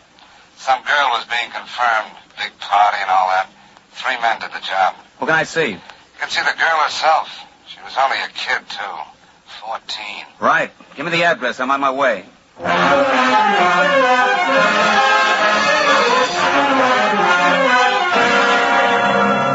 came in, Mr. Prager, and they just took everything. I see. What did the leader of the gang look like? He was terrible. He had his hair all smoothed down and oily, and a smile on his face. Uh-huh. Did he laugh? Out loud, I mean? Yes, sir. Especially when he came after me. What did he do to you? Well, I had my ring. My father just gave it to me for my confirmation. It was a ring with diamonds, Mr. Prager, so to keep him from getting it, I put it in my mouth. Yes? Well, he came up to me with that smile on his face, and he put his thumb on one side of my cheek and his fingers on the other. Why, that... And he squeezed until I couldn't stand it anymore. He's back. So he's back on the job. Don't you worry.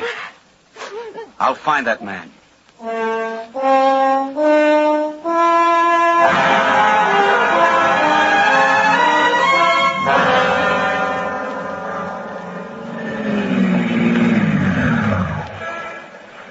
can't park that car here, mister. Matt! Oh, it's you. I've been driving around looking for you. Can you get in? What for? He's back at it again, the guy we're looking for. He's around town. Can you come with me? Well, yeah, I'm off duty, but what for? Because I'm going hunting for him. For that patent leather hair and the smile. I want company. Hop in.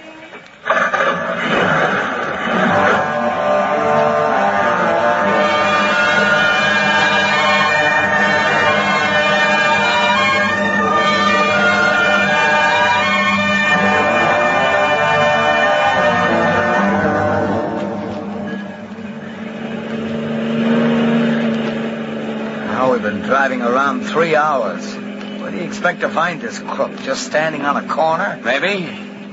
You never can tell. He might... Matt. What's the matter? Right there. Where? On the corner. Wouldn't he be? Right on the corner of Essex and Hester in broad daylight. That one? The one talking to the girl as if he didn't have a care in the world. You mean it, Ted? Take him, Matt. He's yours.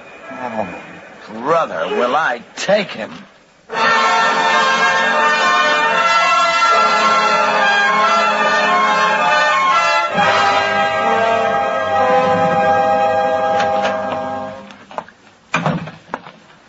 Ted, I just saw Mr. Dennis. The prosecuting attorney? Yep. He says he needs a positive witness. Our friend denies everything? Of course. Never was in the 7th Street bar. Never held up anybody. Used taxi drivers as shields. What, him? Joey Rice do a thing like that? Oh, so that's his name, Joey Rice. Slick as they come. Smooth. It'll be tough to pin it on him. Okay, Matt? I'll go in and see Mr. Dennis. Oh, no, you can't identify Rice. Why not? Because it would finish you as a police reporter. Cut off all your contacts. And that's not all it might cut off. I'll take a chance. No, Ted, don't. I'll tell you what I'll do. Get Rice before me on a one-way screen. I'll identify him. Then let Mr. Dennis prepare his case. If he needs me in court, I'll testify. Now you're talking sense. So are you, Matt.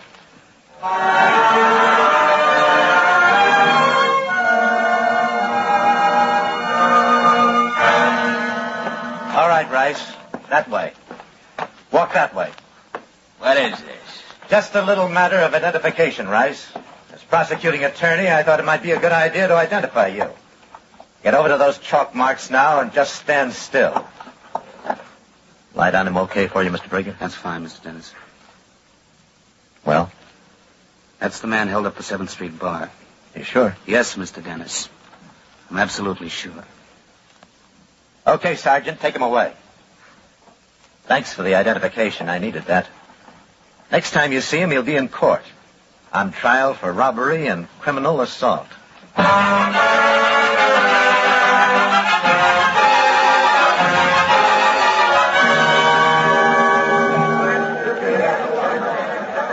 Look at him. Look at Joe Rice smiling there. Yeah, but what are we gonna do? I don't know. Maybe Mr. Dennis has an idea. He looks plenty worried. Oh, here comes the judge. Hear ye, the Honorable Judge Bernard Smith presiding. Court is in session. There goes Dennis. Your Honor. Mr. Dennis, yes? Your Honor.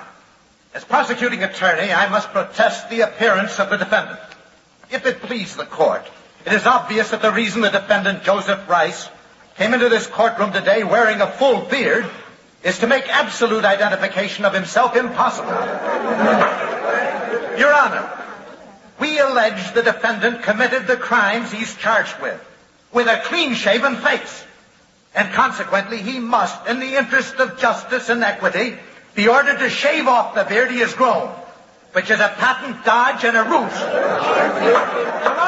Your Honor! The attorney for the defendant. Your Honor, my client, Joseph Rice, likes to wear a beard. He thinks a beard becomes him.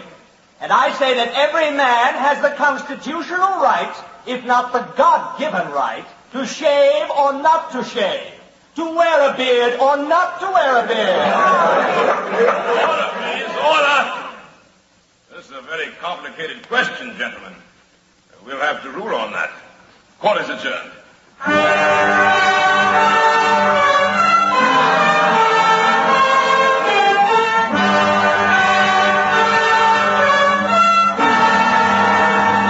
Never been decided before. Could go against us and we'd be licked before we start. He can't be ordered to shave, Mr. Dennis. It's never been decided before, Prager. What are we going to do, sir? I wish I had an idea, Gaines. Mr. Prager, Millie. can I talk to you a minute? Why, sure. Mister, I seen what happened, what he pulled. I'd like to get up on that stand. You would, Millie? It'd be a pleasure, mister. Can you positively identify Joey, even with his beard, as the man who held up the 7th Street bar? I could do it if he was standing upside down. Okay, Millie. The prosecuting attorney's right over there, but, what changed your mind? That little trick he pulled on the girl being confirmed, remember? Sure, I remember. That little girl is my kid cousin.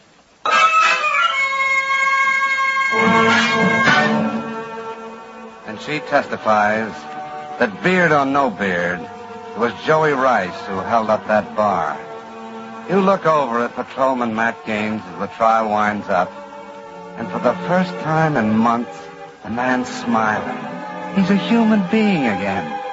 And you've got your big story. Yes, but nobody knows it. Nobody knows it until now, this very night, on a radio program called The Big Story.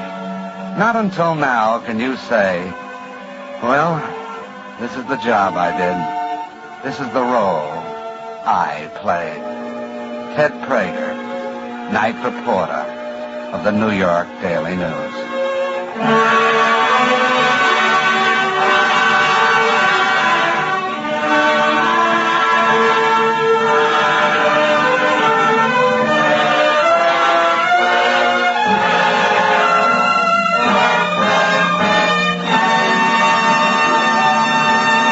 In just a moment, we'll read you a telegram from Ted Prager of the New York Daily News with the final outcome of tonight's big story.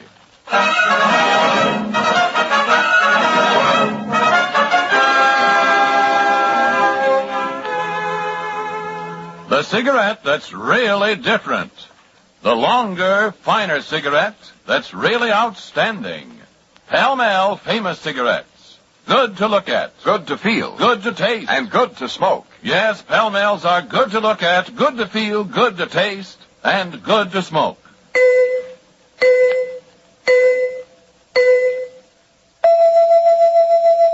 Four notes that are alike, and one that is outstanding. And of America's leading cigarettes, one is outstanding. The longer, finer cigarette in the distinguished red package. Pall Mall Famous Cigarettes. Outstanding. And they are mild.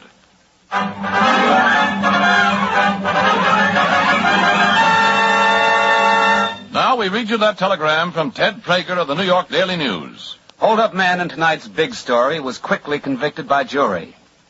But while awaiting sentence, he became violent and was officially declared to be insane.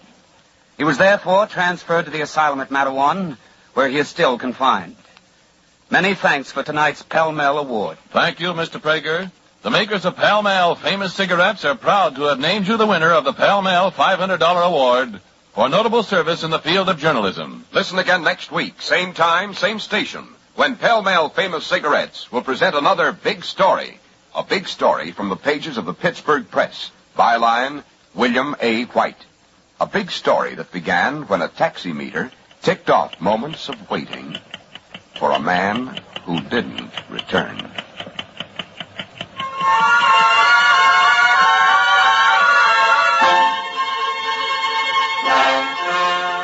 The Big Story is produced by Bernard J. Proctor and directed by Harry Ingram with music by Vladimir Zelinsky. Tonight's program was written by Arnold Pearl. Your narrator was Bob Sloan, and William Quinn played the part of Ted Prager. All names in tonight's story, except that of Mr. Prager, were fictitious, but the dramatization was based on a true and authentic case. This is Ernest Chappell speaking for the makers of Pall Mall Famous Cigarettes.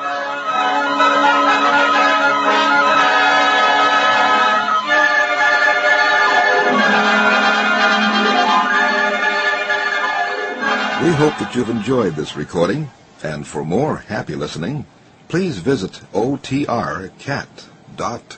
The Amazing Mr. Malone.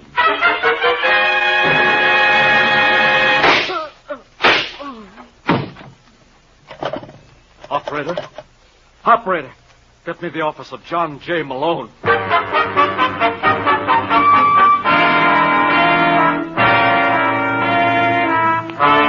National Broadcasting Company presents The Amazing Mr. Malone, an exciting half-hour of mystery starring George Petrie as the lawyer whose practice before every type of bar has become a legend. Our locale is the city of Chicago, the time, the present, and the hero of these weekly adventures, the amazing Mr. Malone.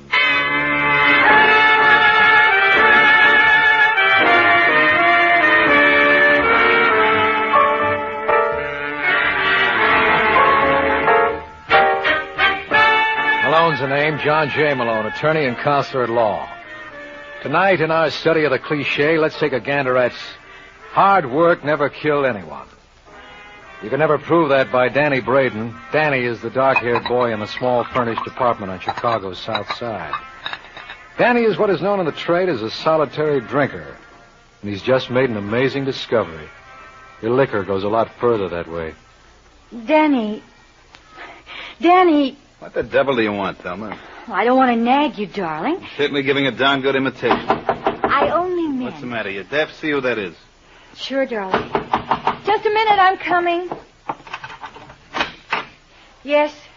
I'm looking for a Danny Braden. What do you want with him? I'm an old buddy of his from L.A. Just tell him it's Jack Bucktel. Well, what are you doing here? Oh, hiya, Danny. Good to see you. What do you want, Bucktel? Now, is that any way to talk? Your little girl here would think you weren't glad to see me. She'd be right. That's gratitude for you. And to think the minute I stepped off that bus, I made tracks right over here. Shouldn't have bothered. Was no bother at all. How you doing, Danny? Swell. You don't look it. Well, you know me, Buck. I never believed in being ostentatious. Can you use $100,000? Are you kidding? Darling. Shut up. What?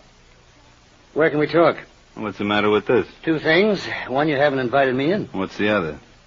Her. They're both no problems. All right, Thelma, go take yourself a walk. No. You're going to get mixed up in something. Don't you understand English? Oh. I make it a nice long walk, like from here to Evanston.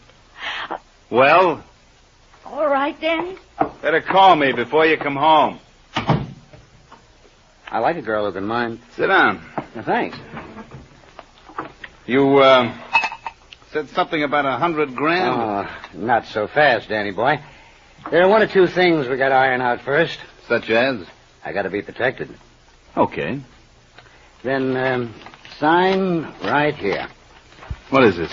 Just a little agreement that we split 50-50 on your income for the next 10 years. You think I'd be stupid enough to sign this? Why?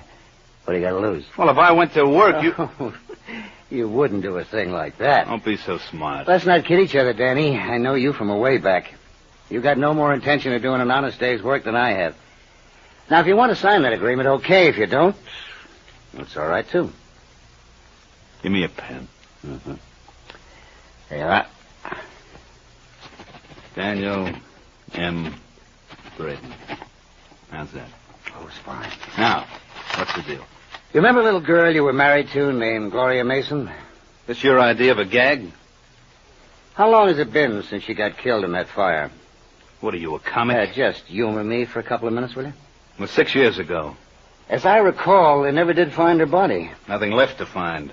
Just some silver bridge work. I bet you can afford platinum now. What are you babbling about? She's alive, Danny. You're nuts. She started that fire herself. What? Why? Get away from you? What kind of crack is that? I tell you, Gloria's right here in town. Only she calls herself Glenda. Glenda. Yeah. That isn't all she changed. She doesn't have that red hair anymore. And she's married. Married? Uh-huh. To a fella named Phil Stacy. Phil? The Stacy that owns the Belmont Casino? Uh-huh. I understand she's nuts about him. You must be out of your mind. Well, there's one way to convince yourself. Go up and see. And while you're at it, you might ask her for a couple of bucks. You know, so you can afford a cab back. I'm sure she wouldn't want her husband to walk.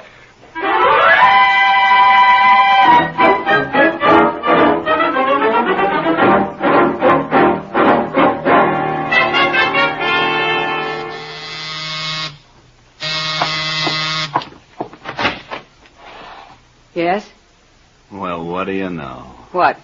I never would have believed it if I hadn't seen it with my own eyes. Look, mister. What's the matter, Gloria? Don't you recognize your one and only? It's Danny. If you don't get out of here... What'll you do, scream? Yes. Well, go right ahead. Phil!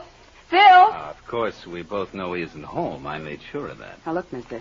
I don't know who you are. Oh, now, Gloria. You couldn't have forgotten all we meant to each other? I don't know what you're talking about. Well, maybe I know a way to show you. Does that bring back fond memories? What do you want, Danny? I knew it would ring a bell. What do you want? Only what's mine. You. No. Oh, now you're my wife, honey. You don't know how I missed you. I'm sure you found someone else to beat up. Oh, now, Gloria. Oh, I beg your pardon, Glenda. There never was anyone like you. Well, what do you say you pack your bags and I'll take you home? Let me go. Oh, come on, sweetie. You'll love it. Once you get used to the bugs. What are you after? I told you. You. I only hope Phil won't be disappointed. You're not going to say a word to him. I'll kill you if you do. Well, he's bound to find out. After all, he thinks he's married to you. How much do you want? Now, you think I came here for money? How much do you want? I never thought of it like that. But, if you'd rather stick with Phil, why, far be it from me to interfere with your happiness. Let's make it $5,000. That's a nice round figure. Don't be a fool. Where would I get it? Oh, it doesn't have to be cash, honey. I'll take your check. I'm sure you wouldn't stop payment. How do I know you won't be back again? Of course I will, Glenda. You're my wife. Now, what kind of husband would I be not to drop by when I'm in the neighborhood? And I intend to be around real often.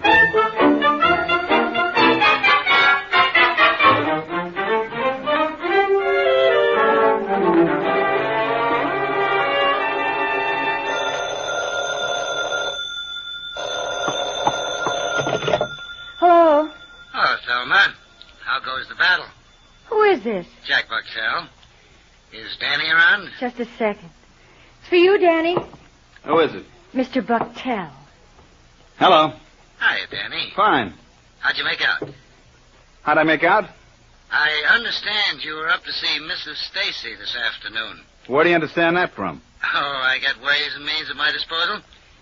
How did we do? We didn't do. I don't get you, Danny. Very simple, Buck. This isn't the right dame. Listen, friend. Well, I ought to know. I was married to her. Look, boy, don't try to hop me around. Never entered my mind. Sorry it worked out this way, Buck. But maybe we can get together on something else sometime. Give me a call if you get any ideas.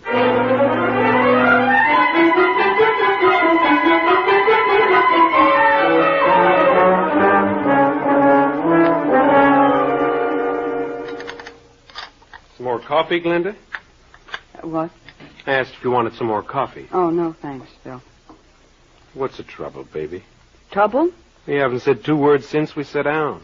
Well, I've got a slight headache. You want some aspirin? No, I'll be all right. Maybe if you ate something. I'm not hungry. You haven't been hungry for a week. If you don't stop picking on me...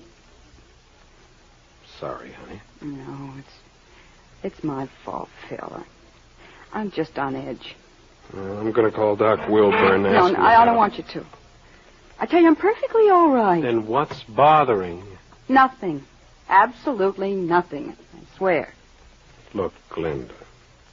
I promised when we got married I'd never ask any questions. I know that, Phil, and I appreciate it. But if something's worrying you and you want to tell Papa, he'll always be ready to listen.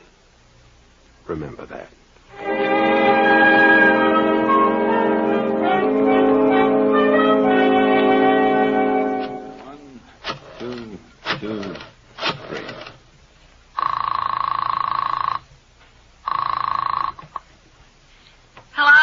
Hello, Doris. This is Danny Braden. Oh, hiya, Danny. My missus there? Huh, what? Thelma. No, she ain't. Oh. I just got in to find a note saying she's gone over to see you. Well, she left here 10 minutes ago. I think she had an appointment with John J. Malone. Who? You know, that lawyer fella. What does she want with Malone? Well, I don't know, Dan. Oh, gee. I shouldn't have told you. You won't say nothing. Don't you worry, Doris. I won't breathe it to a... Danny!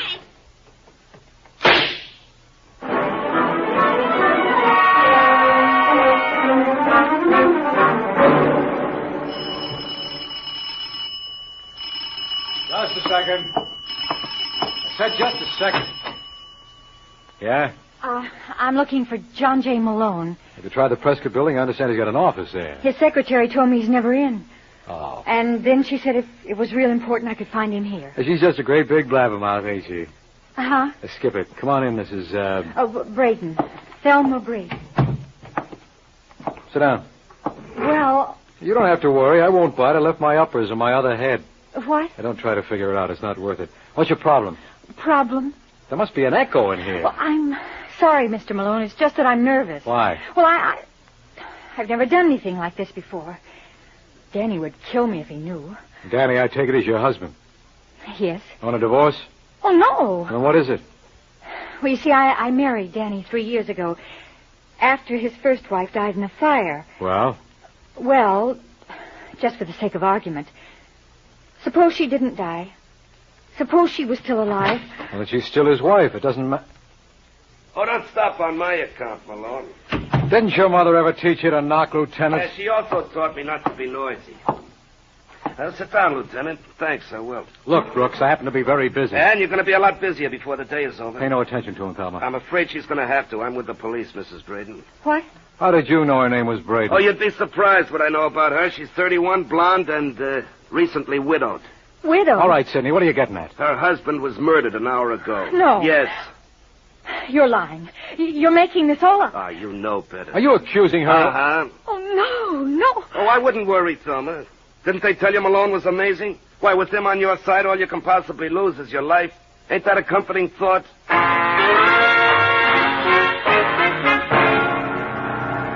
You're listening to The Amazing Miss Malone.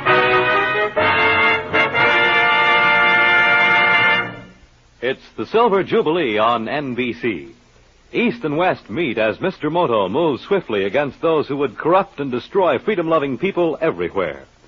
On the national front, Martin Caine, Private Eye, will find himself involved in plenty of action as he becomes involved in whirlwind adventures beginning July 1st. Mr. Moto and Martin Caine, 2 invitations to suspense, intrigue, and mystery over your favorite NBC station.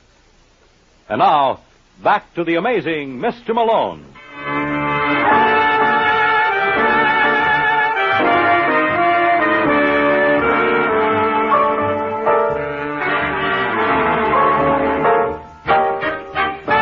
There's one nice thing you can say for my apartment.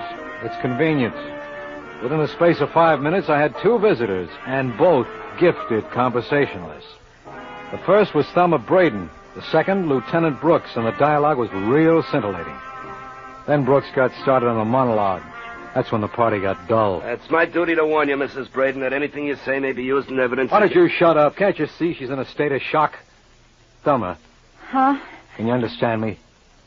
He said I killed Danny. He didn't mean it. Didn't I? Now, look, Sidney, use your head. Where's her motive? Oh, you're just talking to pad your part. Where's the motive? Why, that husband of hers used to beat her like she was whipped cream. That's not true. Are you kidding? The neighbors told me he cuffed you around regularly. I didn't care. Then why were you consulting Malone? Well, That's a confidential matter. How did you know she was here? my friend must have told him. You mean Doris? You're right. Now, listen to me, Thelma. Remember that matter we were discussing before he walked in? What? Well, you know about this girl you knew whose husband thought she was dead? The girl I knew. Yeah, the one who was supposed to be burned in that fire. What was her name? I can't think. You've got to, Thelma. Look, is this a private game, or can a stranger take a hand? It's private. It's Stacy. Glenda Stacy. Phil Stacy's wife? I don't know. Well, I'll check. You go along with Brooks now. You mean I can have her? Don't get your hopes up, Lieutenant. She's only for a lend. I'll be back for her after I look up another prospect.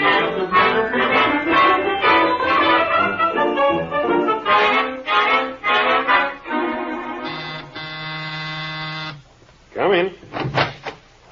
Hello, Phil. Well, if it isn't the amazing Mr. Malone. Come on in. Thanks. Hey, it's quite a place. You know, I've never been up here. Like it? Why shouldn't I? Didn't I furnish it? What are you talking about? Well, I figure with the dough I dropped at your club, I must have at least bought the drapes. Sit down. Thanks. Drink? What do you got? Scotch? That's my boy. Say when. Yes, one of those things. Whoop. Here you are. What about you? No, I'll sit this one out. Well, like they say, here's to crime. All right, Malone, what's in your mind? Can't a man just drop around for a sociable drink? Not if you're the man. Well, I was kind of hoping to meet your wife. I've heard a lot about her. She around? No. When will she be back? I have no idea. In that case, suppose we have a little talk. Does it concern Glenda? Vitally. Then I don't want to hear it. I don't discuss my wife with strangers. How do you know I'm a stranger? Maybe Glenda and I have a big romance brewing. Oh, don't make me laugh. You know my reputation. Yeah, you're a sucker for a long shot. What's that supposed to mean? Take it any way you like. Look, Phil, I want to be on the level with you. I represent a Thelma Braden. I told you I wasn't interested. Well, you ought to be, because your wife... That's enough, Malone. I think you better go. You know, Phil, you're a remarkable guy. There are not many men around who would trust their wives so implicitly. I wouldn't know. Well, I would. Thanks for the drink, and tell Glenda I was sorry to miss her. Maybe I'll catch her on the next round.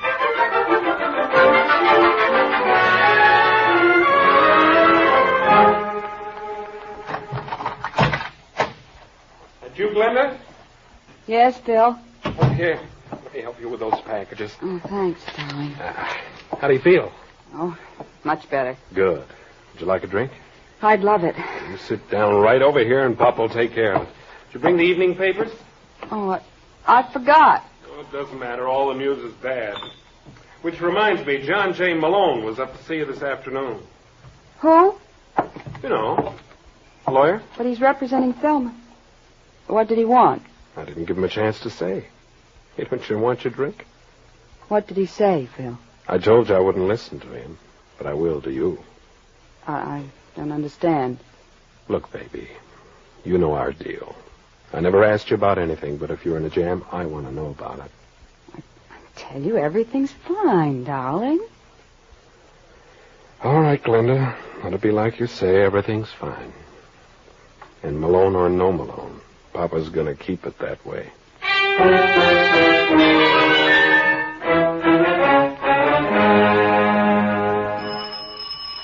Tom. Mr. Malone? That's right. I'm so glad to find you in. You don't know the trouble I had getting your address. You shouldn't have bothered. Oh, I don't mind. All right, let's get it over with. I beg your pardon? Look, Junior, this is an old story to me, though generally I find him waiting inside. Weren't you sent here to warn me off? How in the world did you know that? I'm amazing. Besides, that bulge in your pocket gave you away. Oh, you mean this old thing. Hey, isn't that kind of heavy for a little man like you to carry? But then that makes you a big man, doesn't it? Oh, definitely. Who sent you, Glenda Stacy? And why would Mrs. Stacy want to do that? Because we both know she killed Danny Braden. Did she? Absolutely. She was legally married to Braden, and he was probably shaking her down. Oh, so she took the obvious way out. See my point? Well, isn't there something you're overlooking? You're right. Pardon? I'd completely forgotten about her husband. Did Phil send you? Oh, why should he? Well, by his own admission... Oh, I wouldn't, if I were you. I was just trying to get a cigarette. And so you can smoke mine. No nicotine. Thanks. Mm-hmm. Now, you were saying? Oh, yeah. Phil would do anything in the world for his wife. Would he? Well, that's what he claimed, and I see no... Wait a minute. Now, don't tell me you thought of something else. Yes, indeed. Danny must have just recently found out Glenda was living. Would you believe I have no idea what you're talking about? Well, it doesn't matter. I was just thinking out loud. You mind? No, not at all. Well, the way I see it, Danny must have learned about Glenda in the past few weeks. Otherwise, this whole affair would have been precipitated a long time ago. Now, how did Danny find out? May I offer a suggestion? Please do. Maybe he saw her on the street. No, that's too convenient. There has to be another party who supplied the information. Does he? That's the only way it adds up. Now, who could have tipped off Danny that Glenda was alive? I have no idea. Well, thanks anyway, friend. You've been real sweet to let me run on like this. Oh! What's the matter, kid? Can't you take it down there? Yeah, I know. I ought to be ashamed for hitting anyone smaller than myself. But you don't think a bully like me would hit anyone bigger.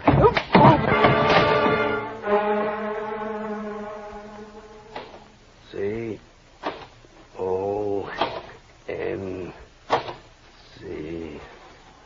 Hey, Sussman, how do you spell consensus? Don't tell him, Hank. You're no stool pigeon. Oh, no. Make for the hills, man. That man's here again. Look, you idiot, I want to talk to you. No speaker to English. I'm not kidding, Lieutenant. I got the whole thing figured out. When haven't you? I'm serious. Thelma Braden didn't kill her husband. Well, naturally you'd say that. Naturally, and I've just been with the boy who can prove it. Well, why didn't you bring him with you? He was in no condition to travel. He had a gun, and I saw no point in letting him use it. Coward.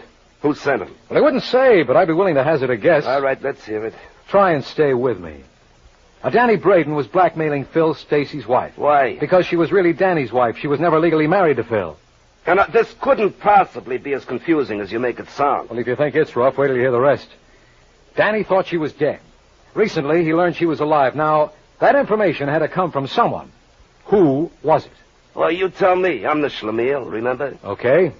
It came from the same guy who sent that punk junior grade around to knock me off. And who's that? Phil Stacy. Are you out of your mind? Well, who'd be in a better position to know all about Glenda's background? Well, why would Phil want to blackmail his own wife? That's what I keep telling you. She's not his wife. All right, why'd he want to blackmail Glenda? He's in the chips. Where do you suppose that bankroll came from originally?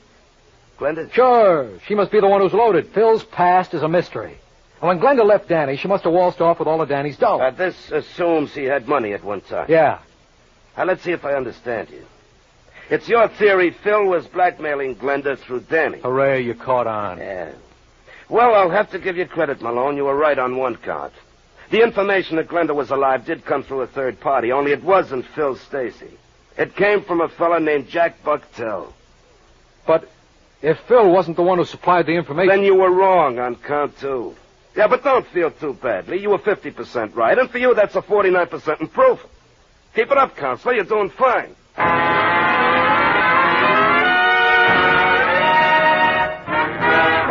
You are listening to The Amazing Mr. Malone.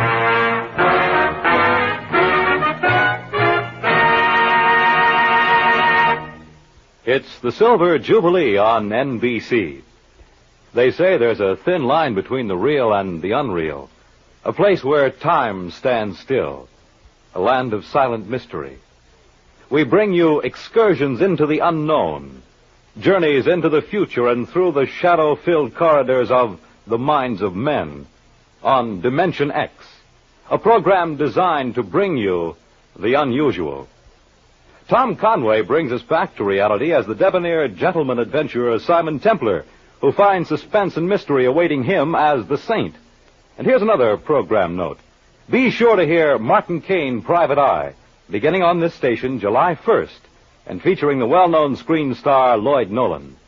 Dimension X, The Saint, and Martin Caine, 3 top programs designed for your summer entertainment over NBC, where the chimes are. And now, back to the amazing Mr. Malone.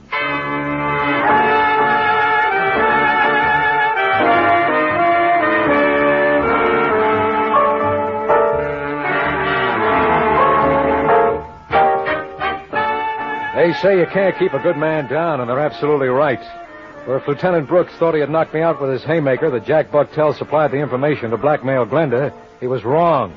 It was a bad blow, all right, but I picked myself right off the floor and stepped into another. So Phil needed Glenda's dough, huh? Why, you schmo boy. Phil's been in the chips since 1930. All right, so I made a mistake. It's nice of you to admit it. I can't help myself. Where's this Jack Bucktel now? You know, I had a hunch you'd ask that, and I happen to be prepared with an answer. Sussman, show in Mr. Bucktel. Never mind, I can make it myself. Listen, Lieutenant, if you know what's good for Don't you... be silly. If I knew what's good for me, I never would have been a cop. This is John J. Malone. So act impressed. He's a big man. Sit down, Bucktel. I want to talk to you. I got nothing to say. Lieutenant, could you leave us alone for a couple of minutes? Well, you think it's safe? He outweighs you by 40 pounds. Yeah, on second thought, maybe you better stick around. Now, listen, Bucktel. How much did Danny give you? What do you mean, how much did he give me? Of the money he blackmailed from Glenda. No, he didn't get a dime from her. So he held out on you? No, he didn't. You just admitted there was no split? That's because there was nothing to split. He told me Glenda wasn't the right girl. But you knew better. I knew nothing of the kind. And when you learned Danny double-crossed you, you killed him. No. You went to his apartment and you shot him in the back. Oh, you're crazy. All right, Brooks. What are you waiting for? Did you hear him confess? No.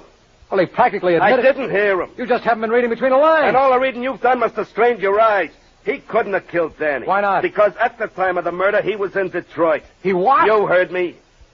Had to fly Sussman there this morning to pick him up. Well, that doesn't make sense. If he didn't kill Danny... Then it's barely possible your client did. Well, thanks for helping us out, Malone. I don't know what I'd do without you.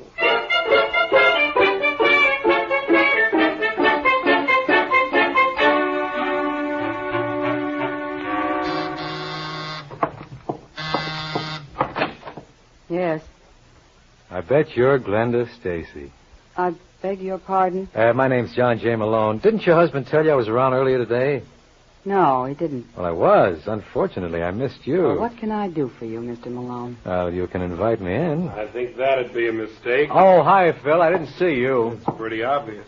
What do you want, Malone? Well, I just dropped by to apologize. Apologize? Yeah. Can I come in? All right. Thanks. This lovely place you have here, Glenda. Glenda? Well, I feel I know you so well. After all, I've heard so much about you. All right, Malone, what do you want? You were much more hospitable this afternoon. You invited me to have a drink, remember? What do you want? I guess I'll have to buy my own. I don't know where the money's going to come from. Gee, get to the point. Well, as I started to tell you, I represent a Thelma Braden. I think you better leave us alone, Glenda. No, I want to hear this. I don't blame you, lover. It's pretty good yarn. You see, Thelma was married to a boy named Danny. You don't have to go into that. We read it in all the papers. Not all, Phil. You see, Thelma wasn't really married to him. Legally, he was still Glenda's husband. What? That's a lie. You should have told him, lover. Look, Malone, what are you trying to hand me? You folks have nothing to worry about. With Danny dead, there's nothing to prevent you from getting remarried. I don't like those kind of jokes. It's no joke, Phil. But I did do you an injustice. Some gunzel came up to my apartment early this afternoon, and like a fool, I jumped to two conclusions. One, that you sent him. Now, look, Malone. Now, just hear me out. I also came up with a weird theory that you were behind a blackmail plot to shake down Glenda. Are you out of your mind? I must have been. Lieutenant Brooks told me you were the one with the money. I didn't take his word for it, so I checked with your bank. He was right. Where do you get I off? know. I got my nerve. They told me something else. That in the last month, Glenda here issued 4 checks to Danny Braden. I know about that. No. Sure I did, baby. He's telling the truth, lover. He saw the endorsement. So, being the kind of man you are, naturally you took steps. And all of them in the direction of Danny Braden's apartment. No. Then later you sent that punk around to scare me off when you thought I was going to hang Danny's murder on Glenda. Are you trying to say I killed him? I thought I did. Why, you know... Lieutenant! He wants to slug me. I wish I hadn't come in so fast. Go on. You're too big a ham to miss a cue. Now fool the public and act like a policeman.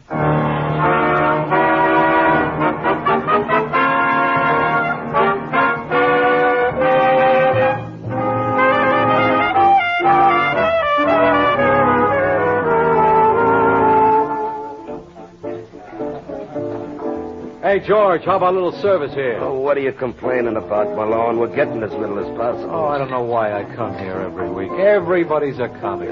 Listen, Malone. What do you want? How did you know Phil killed Danny Braden? Well, it all came down to the process of elimination. Mm-hmm. You had a cast-iron alibi for Jack Buttell. So? So that took care of him. And as far as Glenda was concerned, it wasn't in character for her to commit murder, or she would have done it long ago. Look what she went through to get away from Danny. And then when he turned up again, she paid him off. Well, maybe she got tired of it. Never. You know, the first touch is always the hardest for a blackmailer. Once the victim kicks through, from then on, it's clear sailing. So that took care of Glenda and left us Phil. Oh, why didn't he let on to Glenda that he knew about Danny? Because that's the kind of a guy Phil is. He was crazy about her. If she thought she was keeping something from him, he wasn't going to let on. Now, does that take care of all your questions? No. This is all well and good about the process of elimination, but there's one party in this deal you overlooked. Who? Your client. Why couldn't Thelma have been guilty? Because you made the pinch. Well, you were right last week, so now it had to be my turn. After all, I'm the one who's amazing. Good night, Lieutenant.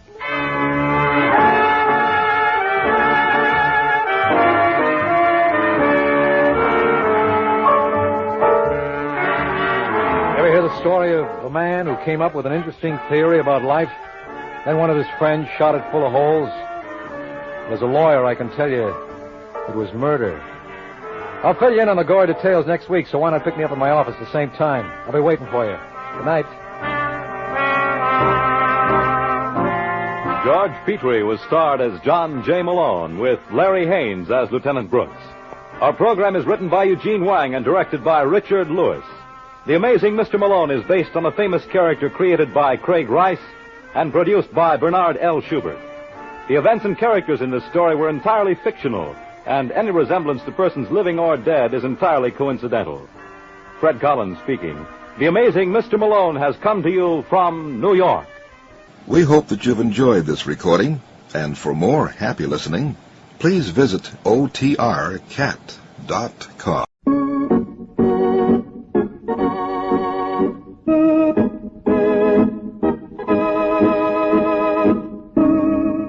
Adventures in Research.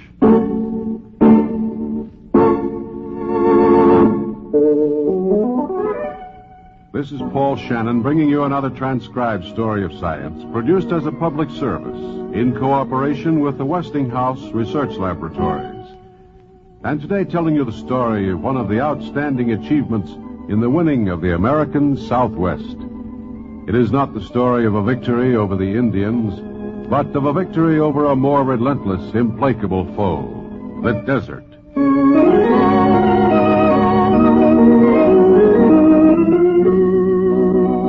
The city of Phoenix, Arizona is today a busy, thriving community. Capital of the state, it is an important shipper of cotton and vegetables. It nestles in Arizona's Salt River Valley, irrigated by water from the Salt River itself.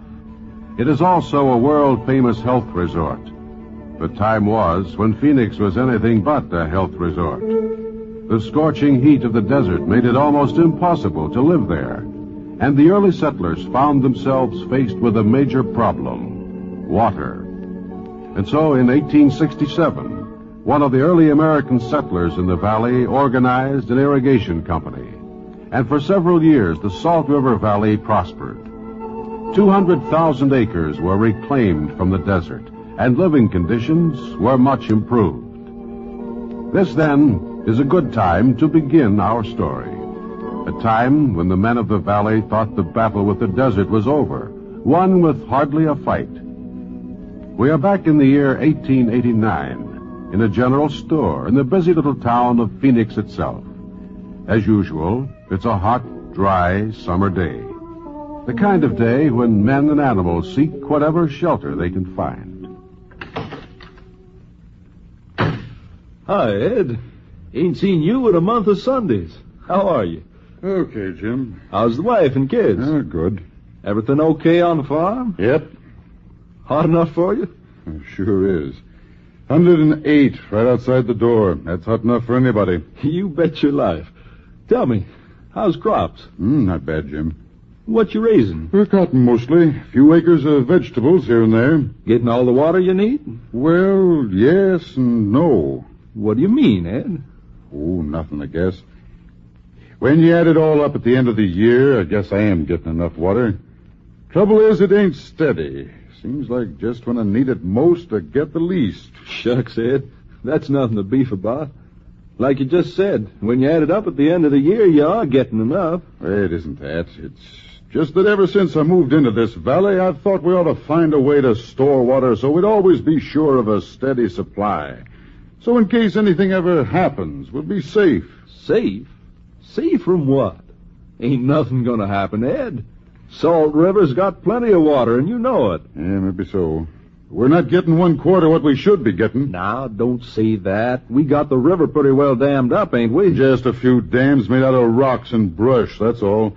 If we ever had a flood, they'd bust in no time. Well, what do you have in mind? What we need in the Salt River Valley is a real dam made of stone and cement. One that'll store up so much water we'll never have to worry. And who's going to build it? Well, right now, I don't know. And what's more, who's going to pay for it? Don't know that neither, do you? Now, hold on, Jim. Wait a minute, Ed. I like you. I always have and always will, but I've heard that kind of talk from you so much I'm getting tired of it. We're getting along okay here in the Salt River Valley. Maybe our dams ain't made of stone and cement, but they work good enough for us. We've taken more than 200,000 acres away from the desert. We've grown crops on them, yes, sir. And anybody who don't like it here can just get up and go, and the sooner the better. Now, Ed, you listen to me. You're a smart young fella, and you got a lot of common sense. Hey, Ed! Well, I'll be darned. Walked right out of the store, and he never bought a nickel's worth of nothing.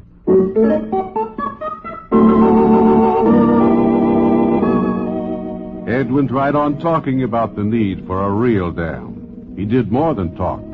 He even picked out a good location.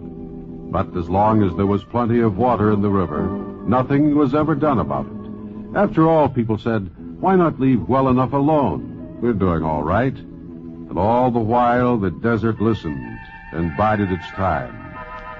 In 1897, it struck its first blow, drought. No rain in the valley. No rain in the mountains. The water in the Salt River grew lower and lower. People waited, but there was no rain. 2 years passed, 1898, 1899, and still drought. Meanwhile, cattle died, fruit trees died, crops withered, and families moved away in droves. To guard the dwindling water supply, armed men patrolled the irrigation ditches.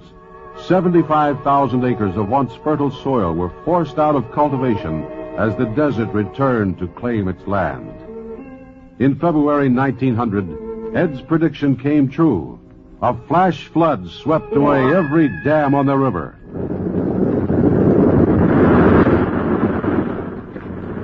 In March of that same year, a dust storm. Clouds of dust hovered over the valley. Thick, heavy, throat-parching dust. The desert's gesture of triumph. Its signal of final victory. Stunned by the fury of the desert attack, the men of the valley sadly assembled in a town meeting to decide their future. The chairman of the meeting, the Phoenix storekeeper, called the citizens to order. Men, ain't no need to say why we're here. You all know as well as I do. We're here 'cause we're running out of water. 'Cause our cattle and our crops is dying.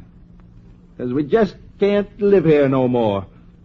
My advice to each and every one of you is to get out now. Mr. Chairman, mind if I say a few words? Go right ahead. Speak your mind all you want to. Thank you. Men, my name's Ben Fowler. Most of you hardly know me. Up until a few months ago, I lived in the East. But I've come out here to settle down in your valley, and I just want to say this. I know how it feels to lose cattle and crops. I know how it feels when you can't spare your kids a drink of water. But I tell you, we can save this valley, and now's the time to start. That's so, Mr. Fowler. Well, suppose you tell us exactly how to do it. By building an honest-to-goodness dam that'll hold. Mr. Fowler, we've heard that talk around here All right, now, before. wait a minute. Now, just wait a minute. I've talked this over with engineers, and we have a plan. Not only that, we have a site picked out. Where? The Tonto River Basin, right near where the Tonto empties into the Salt River. Mr. Fowler, that's 65 miles from the nearest railroad. You'd never get your equipment up there. Well, I think we could. Even if you did. That there's the steepest gorge on the whole river. You couldn't build nothing there. My engineer friend thinks it can be done. Well, how much do you figure it'd cost? Oh, about $5 million. $5 million? Oh, hold on now. Hold on. I know as well as you that there isn't $5 million in the whole territory. So I've got another idea. Now, if I tell you, men, we may be able to raise the money elsewhere, would you consider staying on here in the valley and working for this dam? What'll we do in the meantime? Where'll we get water? Rebuild the rock and brush dams that were destroyed by the flood.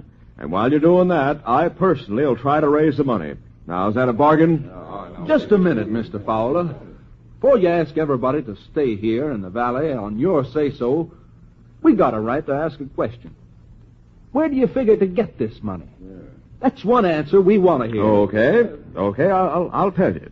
I think we can get the money from the federal government in Washington. You mean you'll go to Washington yourself? Yes, and what's more, I'll stay there until I find someone who realizes we've got to have water. Now, is that good enough?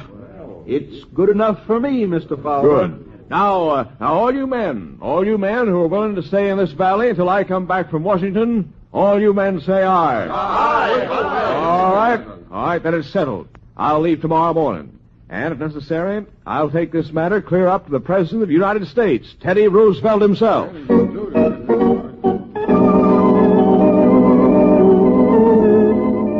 So Ben Fowler went to Washington, where he talked to everyone who would listen. Most people listened sympathetically and then went about their business. But there were two men who were anxious to do more than listen. They wanted to turn words into action. One was a man who was dedicated to the cause of land reclamation, a man named George Maxwell. The other, an important ally and friend of Maxwell's, Congressman Newlands. A meeting between Newlands and Fowler was finally arranged. A meeting that proved to be an historic one. Now, Mr. Fowler, before we go any further, I want you to know I'm on your side. I think the Salt River Valley must be irrigated, and I think it's the government's duty to help. What's more, the president thinks so, too. Oh, he does? He certainly does. You know how Teddy Roosevelt feels about the West. I think he was born out there. Well, that's mighty good to hear, Congressman. Yeah, well, it doesn't hurt any. But we need more than that. We need facts and figures. Now, you say this dam will cost $5 million. Yes? A lot of money, Mr. Fowler. Yes, I know, but look what it'll mean to the nation, Congressman. I don't hesitate to say that a dam on the Salt River will mean more to the United States than all California's gold, Colorado's silver, and Arizona's copper, and I mean every word. I think you're right, Fowler. The only trouble is, where will we get the money? Oh, I know. You'll say, let Congress appropriate the money. Well, let me tell you this. The minute a territory like Arizona gets $5 million, every state in the Union will want some. Yeah, that's what everybody tells me. And they're right. No two ways about it. Yeah, I guess they are. And I think it's time I went back to the valley because there isn't any more I can do here in Washington. Oh, wait a minute, Mr. Fowler. We're not giving up that easily. After all, Arizona's a mighty big place. Going to be a state someday. Lots of land out there. Oh, there sure is. Lots of public land, too. Land owned by the federal government. Say, Congressman, that gives me an idea.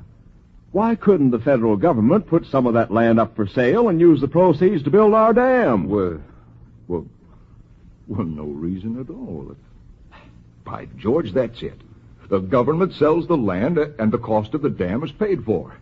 Fowler, if I were you, I'd stay right here in Washington to see the Newlands Reclamation Act become a law.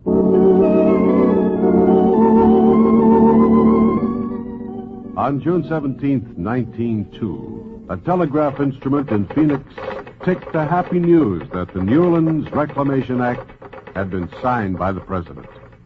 People forgot their personal interests and began to work together in harmony. They set up in advance the details of a plan for the equitable distribution of the water that would be supplied to them by a dam which was not even built yet. Since the site was 65 miles from the nearest railroad, a road had to be built to transport supplies and machinery.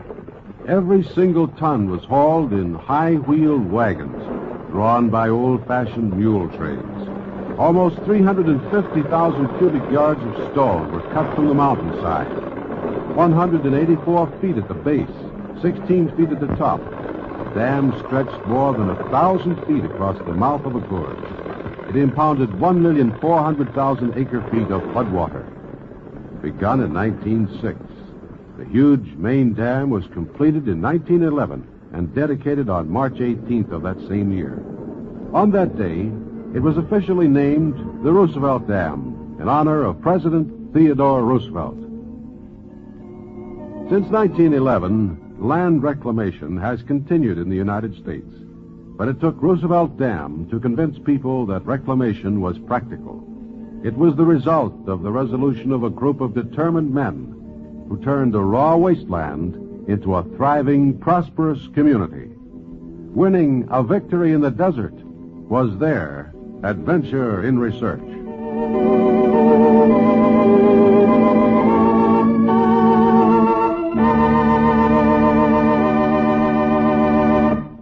And that's today's Adventures in Research, produced in cooperation with the Westinghouse Research Laboratories.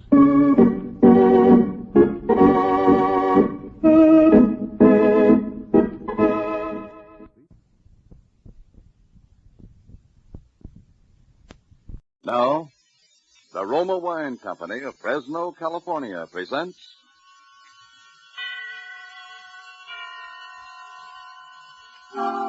Suspense.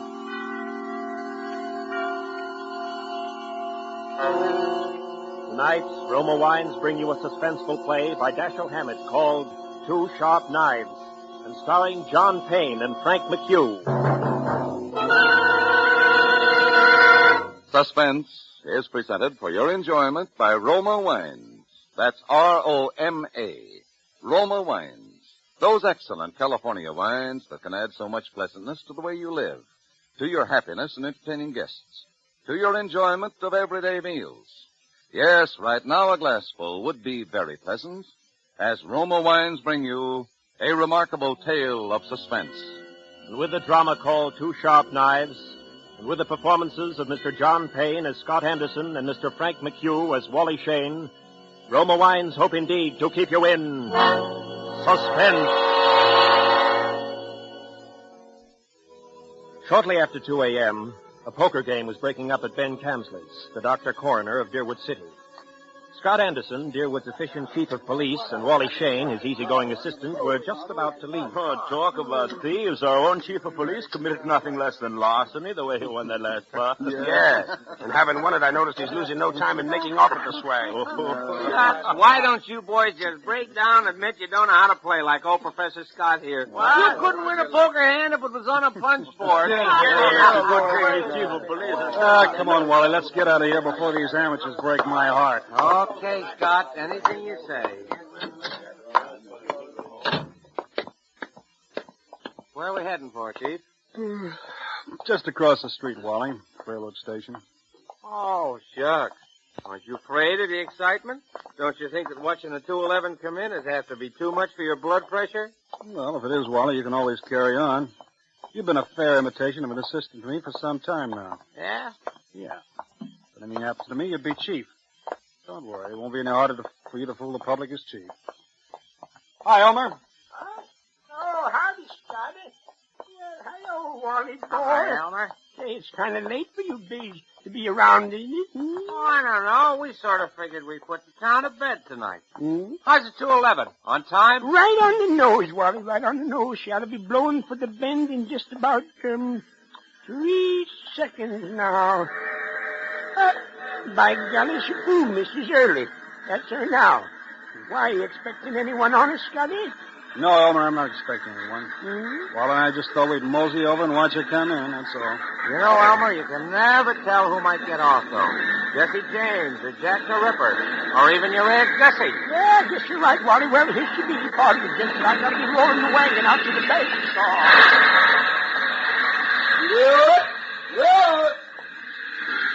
Hey, Elmer. How'd it go? Oh, I can't complain, Cap. Well, maybe you can, Elmer, but I sure can. You hold us up with that freight there. How much more? No. This is the last piece now. Oh. Well, there you are, Cap. It's all done. Okay, see you tomorrow, Elmer.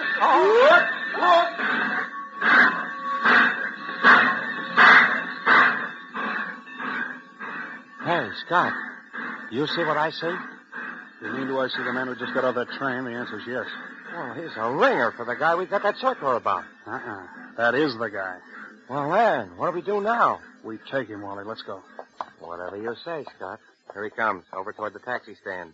Driver, I want to go to the Deerwood Hotel. Oh, never mind. I see the hotel sign just a few blocks down the street. Sorry. I'll walk.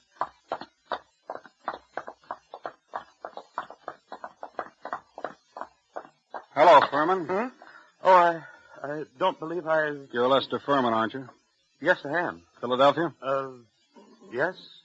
I'm Scott Anderson, chief of police here in Deerwood. What's happened to her? Happened to who? Oh, no, you don't. If you think you can pull that sort of stuff with me, you're very much mistaken. Look. Okay, Scott. You silly... Let me get a crack at that mug. Wait a minute, gentlemen. Hold it, Wally. Hold it up. Well, Furman. I'm sorry for a moment there. I thought that you weren't really a policeman. Thanks. Guess I look almost human in civvies. Until I saw the other gentleman's uniform, I thought you were a hold-up man, Mr. Scott. Then never mind the thanks. It was silly of me. I'm sorry. Well, let's get going before anything else happens. Are you taking me to police headquarters? Mm-hmm. What for? Philadelphia. I don't think I understand. You understand you're wanted in Philadelphia, don't you? I'm wanted in Philadelphia? Yeah. Got a cigarette? Huh? Oh, yes, of course. Here you are. What am I wanted for? Murder.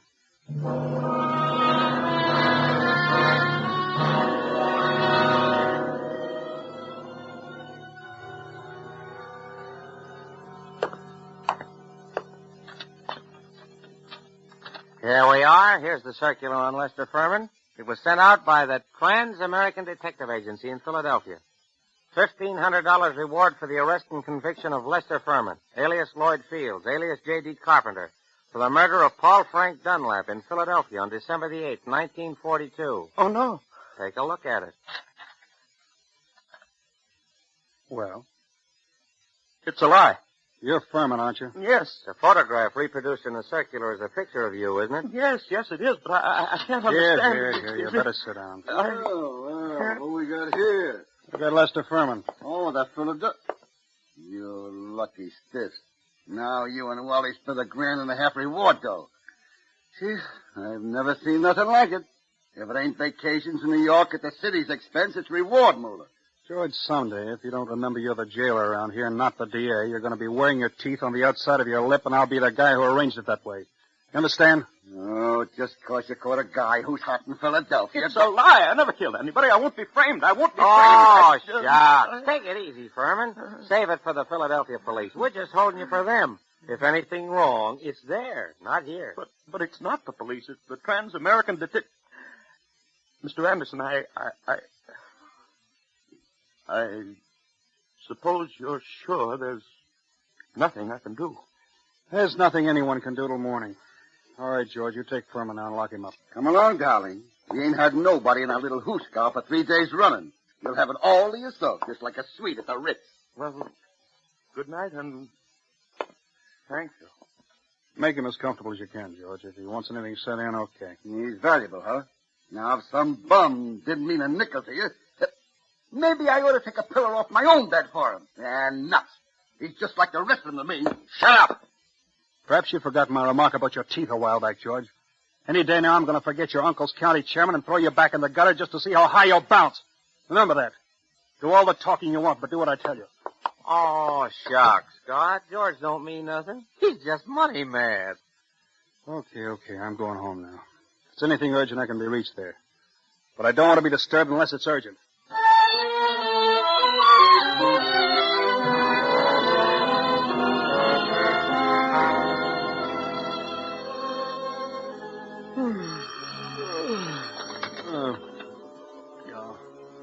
Hello. Hello. Scott, this is Wally. Yeah, Wally? Oh, what time is it? It's 5 after 6 in the morning, and you'd better come right down, Scott. That fellow Furman's hung himself. What? Hung himself? Got by his belt from a window bar. Deader than a mackerel. I'll be right in, Wally. Phone Ben Camsley, tell him I'll pick him up on the way down. Oh, shucks. No doctor's going to do Furman any good now. Well, it won't hurt to have him looked at. You better phone the county court at Douglasville, too, and file a routine report. Already did that. And what's more, hold on to your seat. The DA's on the way over. In person. The DA? I'll be there before you hang up.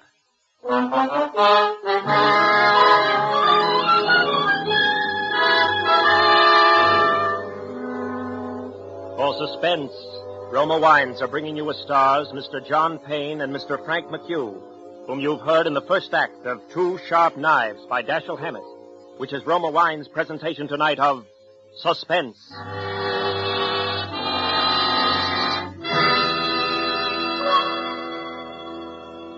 Between the acts of Suspense, this is Truman Bradley for Roma Wines. Elsa Maxwell, famed hostess, makes this suggestion for added mealtime enjoyment. It's smart, yet simple, to dress up ordinary meals. For a festive note, spread your table with a brightly colored cloth, a centerpiece heaped with fresh fruits and nuts, a basket of crispy brown hot rolls, and at each plate a glistening glassful of golden Roma Sauterne, well chilled. A most welcome suggestion from Miss Maxwell. And as you enjoy Roma California Sauterne, you'll be delighted with the flavorful delicacy of this truly distinguished table wine. Like all Roma wines, Roma Sauterne is always unvaryingly good, the goodness of selected grapes, picked at the peak of perfection in sunny California's choicest vineyards, carefully pressed, the rich natural juices guided to perfection, unhurriedly, by the ancient wine skill of Roma's famed wineries. Good Roma wines never vary, are always enjoyable, yet cost only pennies a glass. Remember, because of uniformly fine quality at reasonable cost, more Americans enjoy Roma than any other wine. R-O-M-A, Roma wine.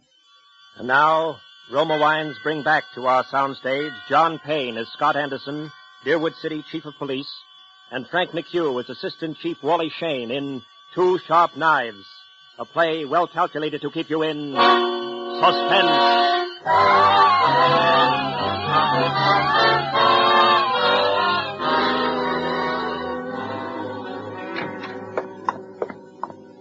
Come on in, Chief. Good old Ted Carroll, the DA's here.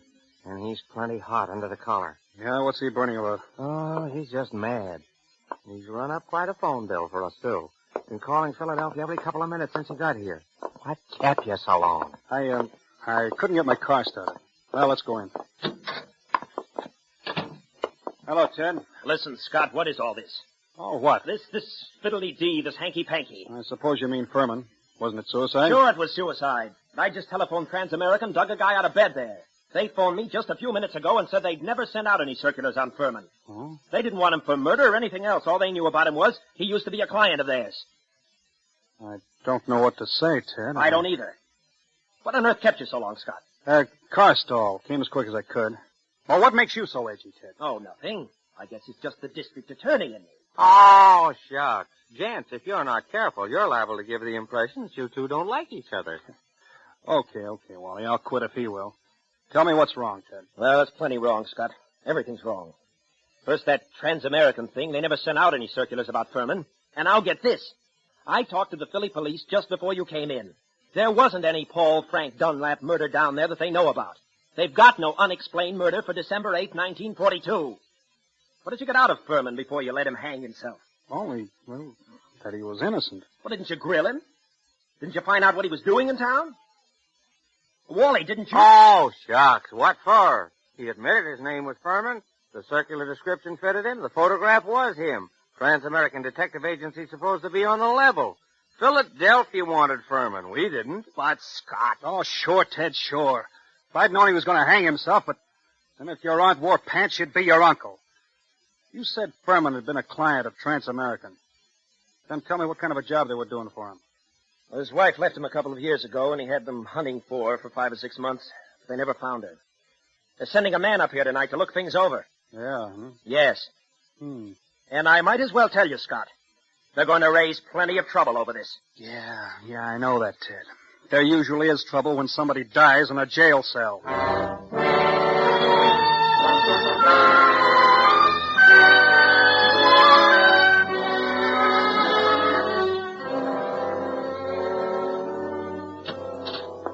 Chief Anderson?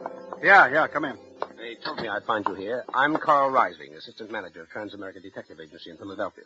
This is Mr. Wheelock, who was Lester Furman's personal attorney. How do you do?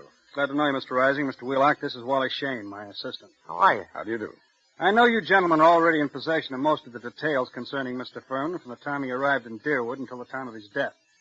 But perhaps you don't know that the police of most towns in our corner of the state have also received copies of this reward circular. Get it for him, will you, Wally? There you are. Why, this circular is a forgery. Wow. You're sure it's a forgery, Mr. Rising? Oh, yes, there's no doubt about it.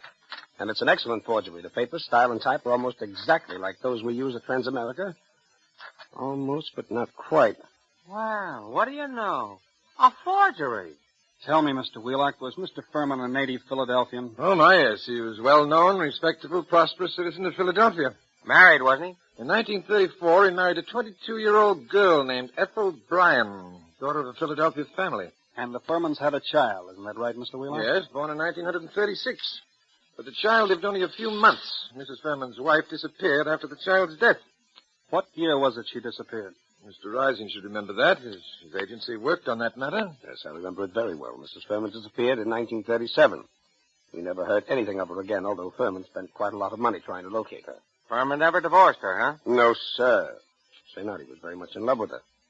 And he seemed to think that the kid's dying made her a little screwy so that she didn't know what she was doing.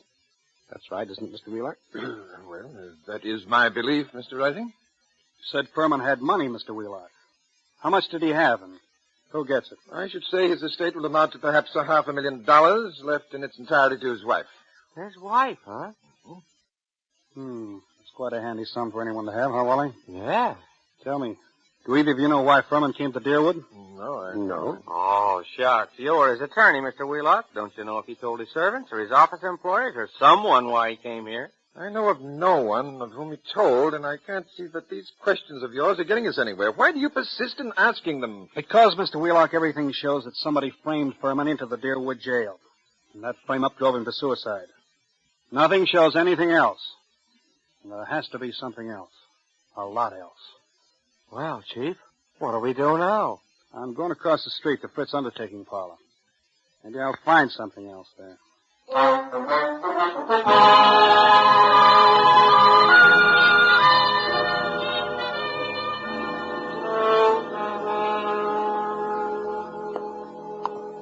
You find anything at the undertaking parlor, Scott? No, not much. Well, I was over there myself just after you left, and I did. You did? What? Well, I saw it. Save it, Wally. Come in. Hello. Am I bugging you into anything here? Oh, shucks, no. You know the coroner's report is always welcome at a time like this, Doc? What's on your mind, Doc? Well, is it all right to talk here? I mean, can anyone hear us? No, go ahead, talk. Listen, Scott. 2 of those bruises showed. What bruises? Furman. Up under the hair, there were 2 bruises.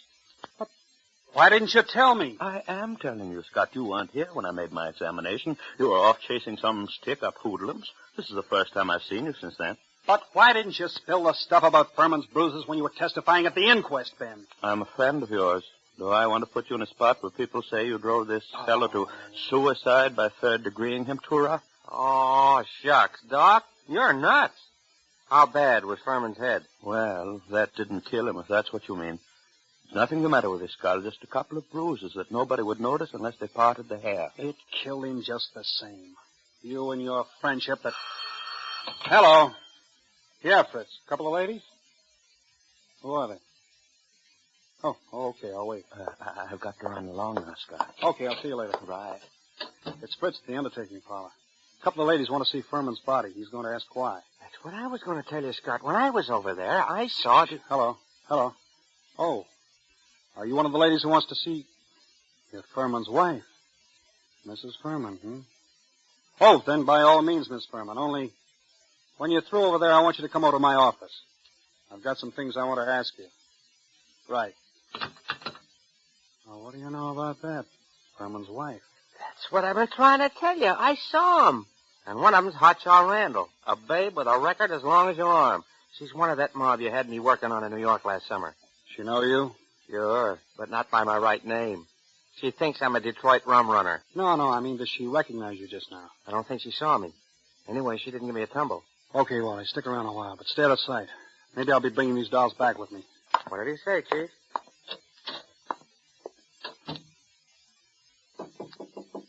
Come in. Chief Anderson? That's right. Mrs. Furman? Yes. This is my friend, Mrs. Crowder. Mrs. Crowder. Thought your name was Randall.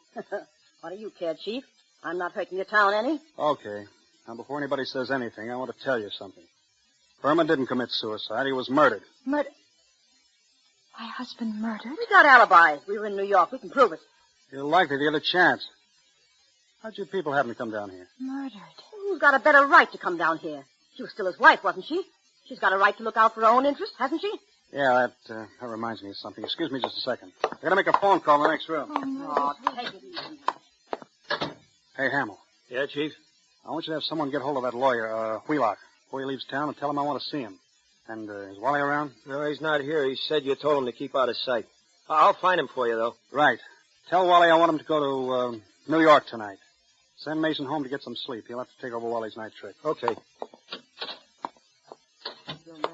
Mr. Anderson, do you think I had anything to do with his death? I don't know, Mrs. Furman. I know he was killed. I also know he left something like $500,000. Dollars? Dollars. All right, Chief. Now, don't be a clown. The kid here didn't have a thing to do with whatever you think happened. No? No. We read about Lester Furman committing suicide in yesterday morning's paper. And about there being something funny about it. And I persuaded her she ought to come down to Deerwood and that's Mr. Anderson, I wouldn't have done anything to hurt Lester. I left him because I wanted to leave him, but I wouldn't have done anything to him for money or anything else. If I'd wanted money from him, all I'd had to do would have been to just ask him for it. That's so. Well, he used to put ads in the paper telling me if I wanted anything to let him know, but I never did. You can ask his lawyer, Mr. Wheelock. Anybody who knew anything about it can tell you that. Yeah, that's the truth, Chief. For years I've been telling Ethel she was a chump not to tap him, but she never would. I had a hard enough time getting her to come for her share, now that he's dead and got nobody else to leave it to. I wouldn't have hurt him. Why did you leave him then? Oh, after the baby died, I just... Hey, excuse me. Oh, yeah, Hamill. You gave Wally the message. Yeah, I want him to go to New York tonight. Okay, where is he, home? He is home, Okay, thanks. This circular's what got your husband in the jug, Mr. Furman. Did you ever see that picture before? No, that... It can't be. It's the snapshot I have. It's an enlargement of it. Who else has one? No, nobody that I know of. I don't think anybody else could have one. Have you still got yours? Yes, I don't remember whether I've seen it recently. It's with some old papers and things, but I must have it. Oh, Mrs. Furman, it's stuff like this that's got to be checked up. Neither one of us can dodge it. Now, there's two ways we can play. Yes? I can hold you here on suspicion till I've had time to check things up, or I can send one of my men back to New York with you for the checkup. I'm willing to do that if you'll speed things up by helping him all you can. If you'll promise me you won't try any tricks. I promise I'm as anxious as you are to track this down. All right. How'd you come down? We drove. That's my car, the big green one across the street. Fine. Then my man can ride back with you. But no funny business. Funny, shummy. What do you expect, her? Huh? Oh, send him in. Hello, Mr. Wheelock. Is this really Mrs. Furman? Yes, that's really her, all right. How do you do? You wait here, Wheelock. I'll be back in a little while. Come on, girls. Where are we going? We're going to solve a murder, sister.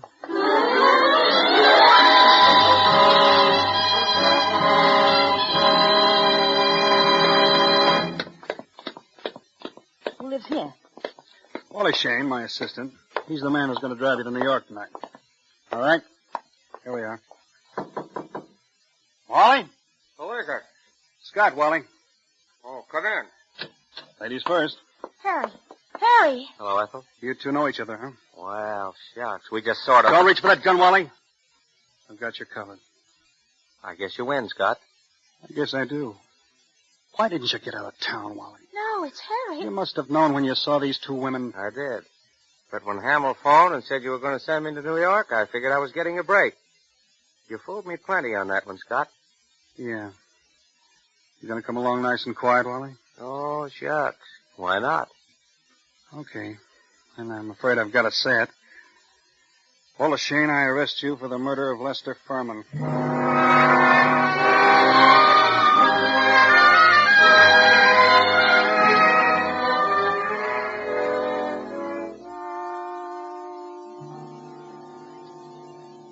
You, comfortable in here, Wally?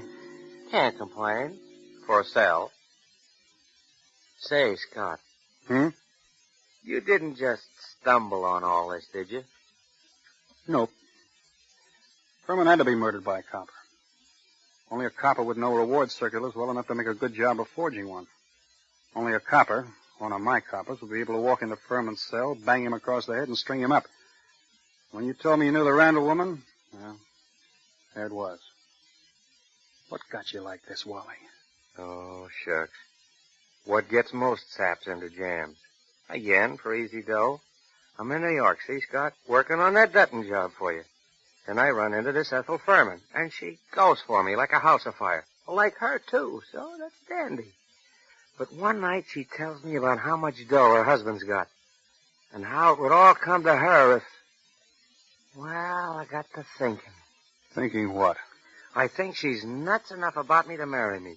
I still think she'd marry me if she didn't know I killed him. So anyway, I did it.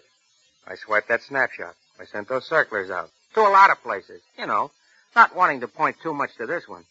And when I was ready, I phoned Furman and I told him to come to the Deerwood Hotel that night, and sometime before the next night he'd hear from his wife, Ethel.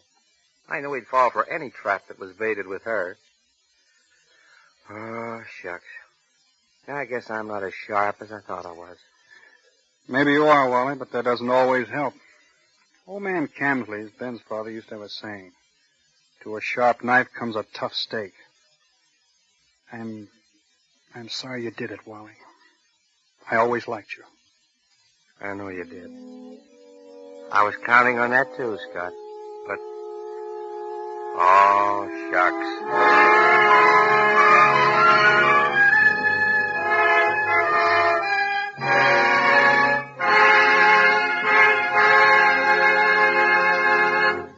And so closes Two Sharp Knives, in which Roma Wines have brought you John Payne and Frank McHugh as stars of tonight's study in Suspense. Suspense is produced, edited, and directed by William Spear. Before our stars return to the microphone, let me say a word for Roma Wines, the sponsor of Suspense. Elsa Maxwell, noted authority on smart entertaining, has this suggestion. When the thermometer rises, it's time for cooling, refreshing drinks. Enjoy the taste thrill of frosty cold, thirst-quenching Roma refreshers. A Roma Sherry Cobbler is a gay and colorful drink, simple to prepare with distinguished Roma California Sherry. Miss Maxwell has an excellent idea there. And America's smartest drink, the Roma Sherry Cobbler, takes but a jiffy to prepare. Here is how. In a tall glass, dissolve 1/2 teaspoonful sugar in 2 tablespoons lemon juice. Half fill the glass with delicious Roma Sherry. Add ice to fill, stir well, and you have the most delightful summer refresher you've ever tasted. You know, June is the month of weddings and anniversaries, and a most distinguished way to honor this year's and yesteryear's June bride is by serving delicious Roma California champagne. Its delightful pale gold color, distinctive dryness, tell you that here is a truly fine champagne. Roma champagne. No better way to say happy days ahead than with Roma champagne. This is John Payne. I'm sure I speak for Mr. Mayhew, too, in saying how delighted we have been to be invited to appear on Suspense. Before Mr. Mayhew brings you a message from our government, I would like to pass along to you the billboard for next Thursday's half hour of Suspense. It will star that polished and sinister actor, Clifton Webb, in a radio play based on John Dixon Carr's novel, The Burning Court. Okay, Frank, take over. The Battle of the Pacific has moved into high gear. Our fighting men are doing more than their share in this big second half of our fight for victory. The current 7th War Loan Drive is an opportunity for you to do your share. The money you invest in war bonds now will increase in value. Will be your ready cash for tomorrow. Buy those extra war bonds today. John Payne will soon be seen in the 20th Century Fox Technicolor production, The Dolly Sisters. Frank McHugh can soon be seen in State Fair from the same studio. Next Thursday, same time, Mr. Clifton Webb will be your star of Suspense. Presented by Roma Wines, R-O-M-A, made in California for enjoyment throughout the world. This is CBS, the Columbia Broadcasting System.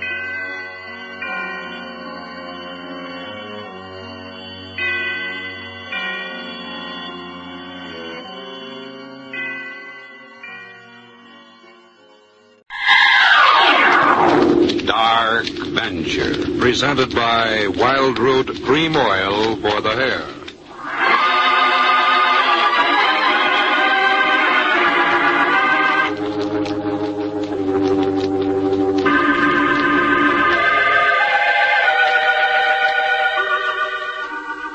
Over the minds of mortal men come many shadows. Shadows of greed and hate, jealousy and fear. Darkness is the absence of light. So in the sudden shadows which fog the minds of men and women are to be found the strange impulses which urge them into the unknown. Dark Venture.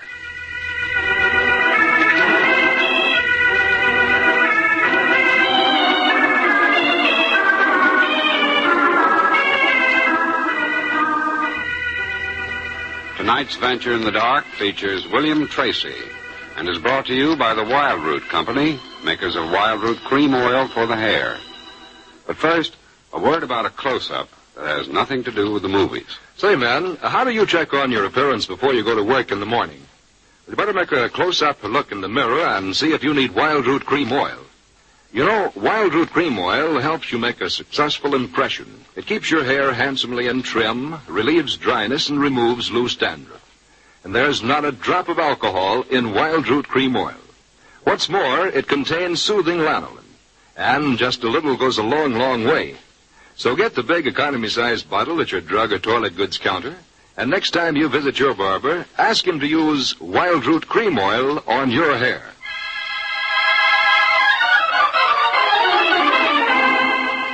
And now tonight's dark venture, The Only Inhabitant.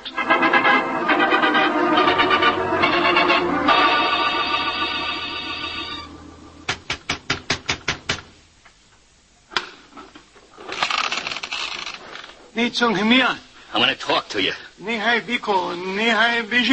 Come on, you can drop that Chinese. They tell me you can speak English fine. Oh, now I see who you are. Go away. No, you don't. Go away. Look, they tell me you're the wise old grandpa around here. Well, look, Grandpa, you're going to tell me what's wrong. You're going to tell me if I have to choke it out of you. What is it you want to know? Here's what I want to know. Why am I poisoned everybody? You'd think I was one of those guys in the mouthwash ads back in the States. Even my best friends won't tell me. Old Joe said once we get to Harala, everything was going to be Jake. And I sweat my head off getting here, and you've got to tell me what's wrong. All right. I tell you, so you leave us in peace. Come in. So you want the truth, do you? Sure, I want the truth. Why won't this town hide me out? Why won't anybody give me a break? To understand that, young man, you must first understand what has happened to you. Nothing's happened to me. You don't think so? You tell me why you came to this part of the world, then I will explain exactly what has happened to you. Nuts to that, you're doing the talking, not me. No, my way is the only way I can help you. But listen, It is the only way. All right, I'll tell you. Why not?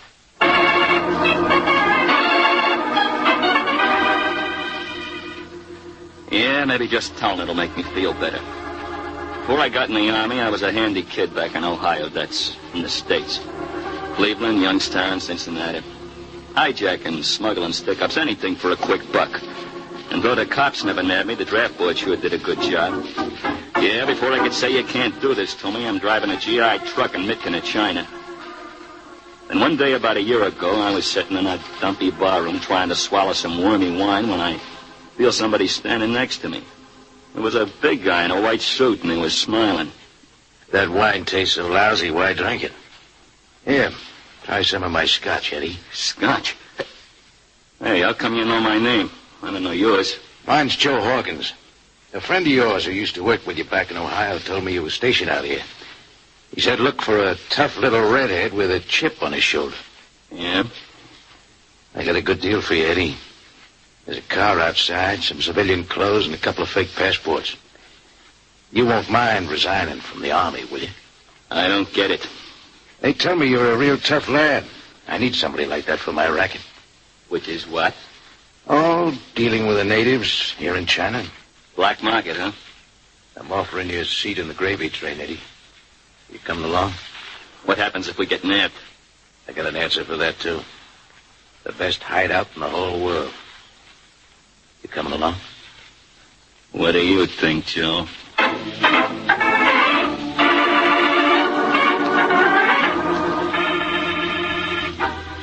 Joe and I worked all the cities and towns in that part of China, and we really rolled in the shekels. We made a good team. Joe could sure figure things out. And me, well, like Joe said, in his racket, he needed a real tough lad. There's the gas truck, Joe. Behind those trees. Right where you told the driver to park it. Yeah. 3,000 gallons of gas. That's 10 grand in the kitty, little man. Come on. 10 grand less 1,000 for the driver. Yeah.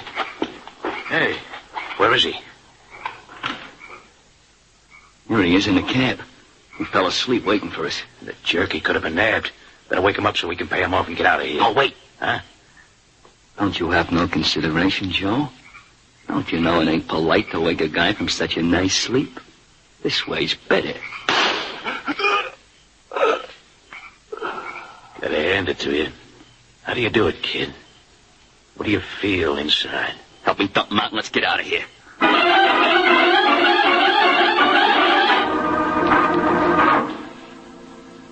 200 cartons of cigarettes, my friend, just like we promised. Well, very good.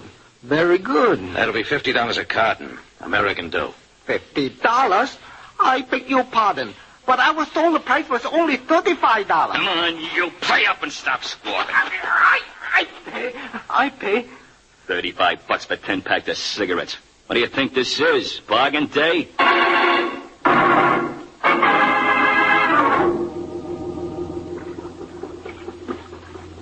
It's pretty risky, kid, working a boat like this. What do you mean? Smuggling these guys across. They're Jap collaborators. The money's A1, ain't it? Yeah, but... Hey, what's that on the shore? Lights. Chinese soldiers. We're in trouble. Yeah, turn off that motor, quick. Hey, what are we going to do? Those Japs are all down in the hold, ain't they? Sure. And the hatches locked? Yeah, they're all locked in. You know that. I'm a pretty good swimmer. How about you? Yeah, okay, Then give me that axe, quick, before those Chinese turn a machine gun on us. What are you going to do? Hey, Eddie, you going nuts? You're scuttling the boat. We can swim to shore easy from here. What about the guys in the hold? They'll drown like rats. Let's try to turn back. What are you talking about? They've already paid for the trip. Besides, you said they were Jap collaborators, didn't you? What's the matter, Joe? Ain't you patriotic?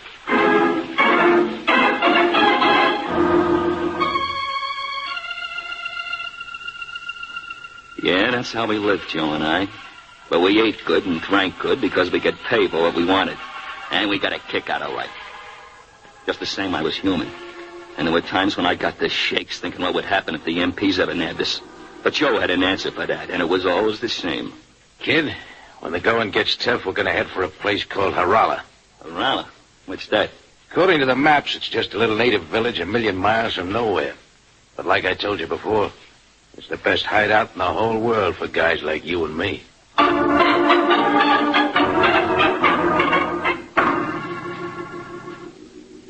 Then about 3 months ago, we were in a mangy little town on the border. We found a room in a little hotel and were sleeping off a hard drunk. It must have been about 3 in the morning. Oh, hey, who's there? Military police, open up. Joe! Come on, through the window. Hey, look.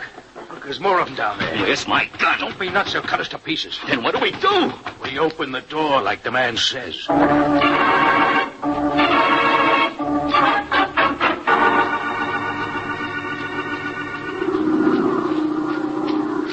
The next day, we were in an Army transport plane with an MP guard flying back to Midtown to stand court-martial. The sky was cloudy and the plane was cold and I was feeling lousy. But why shouldn't I? Going back to what I faced.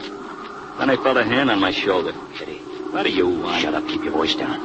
I've been watching that guard. He had to stay awake while we were having our snooze. So what? Look at him.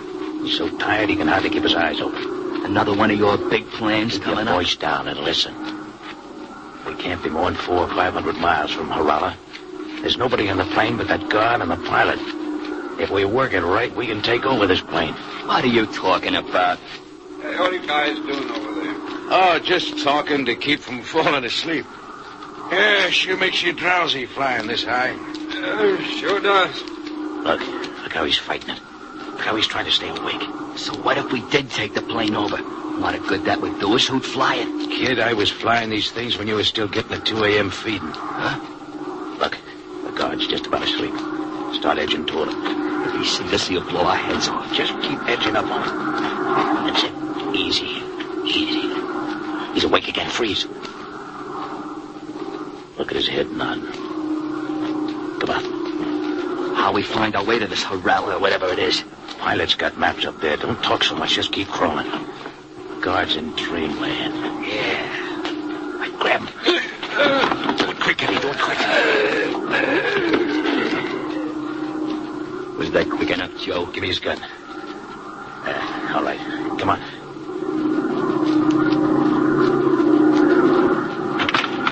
All right, Mr. Flyer. Set the automatic pilot and throw your hands up. You've just lost your job.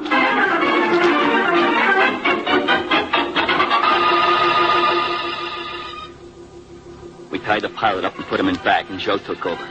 For a couple hours, everything was okay. And towards night, a storm came out. The sky got darker than I ever saw before.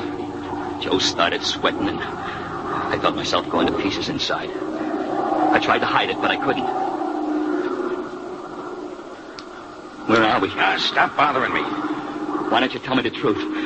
We're lost. We don't know where we are. It's a storm. I can't see nothing, and the compass is all wrong. We're going to crack up. We're going to die, ain't we, Joe? Hey, what's wrong with you? You're the tough guy, remember? I don't want to die, Joe. I don't want to die. Shut up. Hey, the right motor's conking out. Joe, how are we going to get out of this? You ain't this way with a gun in your hand on the ground, are you, kid? Joe, don't ride me. Get that pilot and bring him up here. Maybe he can help us out. Yeah, I'll get him. And take this pistol with you. If he gets gay. I started back for the pilot. Then I stumbled over something and banged against the side of the plane. I saw what I stumbled against. The parachutes. The parachutes! Joe, we could bail out! He couldn't hear me. Nuts to him. I fastened one of the parachutes around me. I wasn't gonna die. The plane was losing altitude all the time. I started for the emergency hatch, trying to batter it open. I had to get out of the plane. I had to get out! And I happened to look back for a second. And I saw the pilot was just sitting watching me with a smile on his face. I raised the gun. He didn't smile after that. I got the hatch open and jumped into the darkness.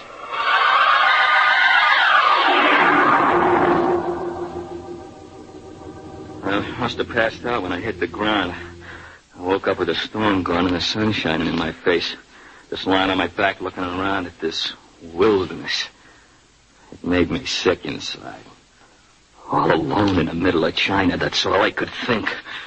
I climbed to my feet. All alone. I felt myself getting panicky. I saw something that made me think I was going nuts. No, it was real. About 20 feet from me was a pitcher of water and some bread. I went over to where I saw the bread and water. Footprints in the dirt. I didn't care about eating these footprints. I could follow them.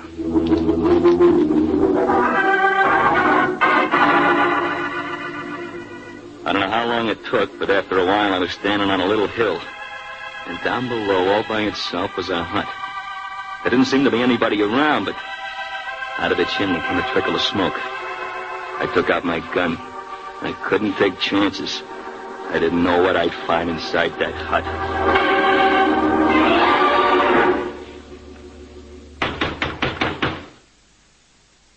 There was no answer to my knock. I pushed it open and held my gun ready. I was just a little bit afraid. At first I couldn't see anything after coming out of the sun. Then I started to make out wooden furniture and a little stove. And then I saw him. Leave me alone. So this is what I've been afraid of. A small, gray-haired little guy in rags sitting in the corner. And as my eyes became more accustomed to the dark, I saw that one of his arms was gone. I told you, leave me alone. You speak English, huh? That's good. What are you supposed to be, the old man of the mountain? For the last time, leave me alone. Go away. I like it here.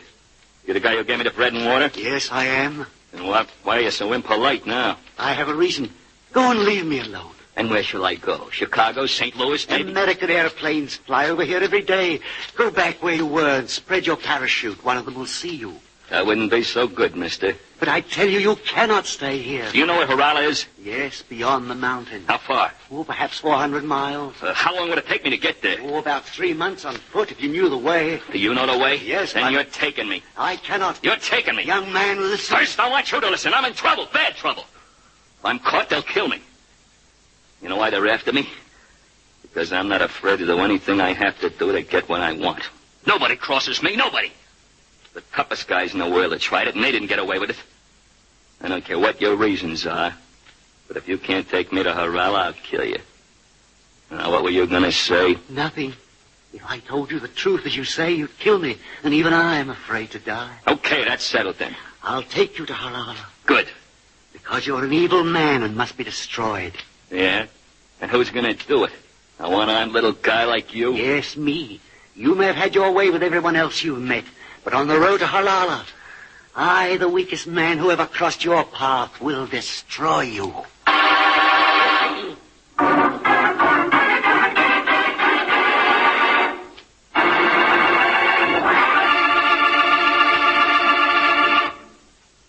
return to our story as soon as Harry Wallstrom has a word with the men. Recently, a leading independent research organization set out to find what men from coast to coast really want when it comes to good grooming.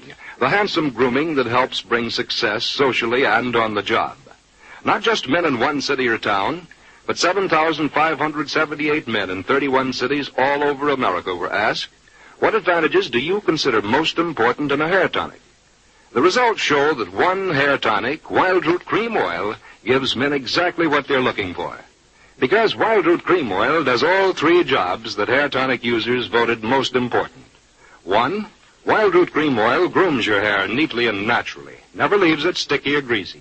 2, Wild Root Cream Oil relieves annoying dryness. And 3, it removes loose, ugly dandruff.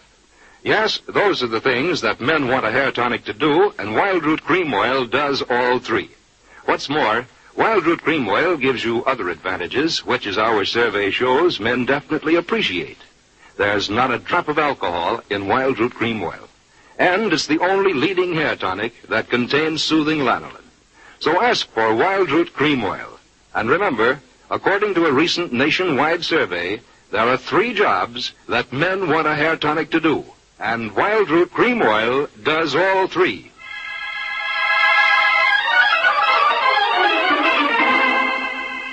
And now back to our dark venture for tonight. The Only Inhabitant.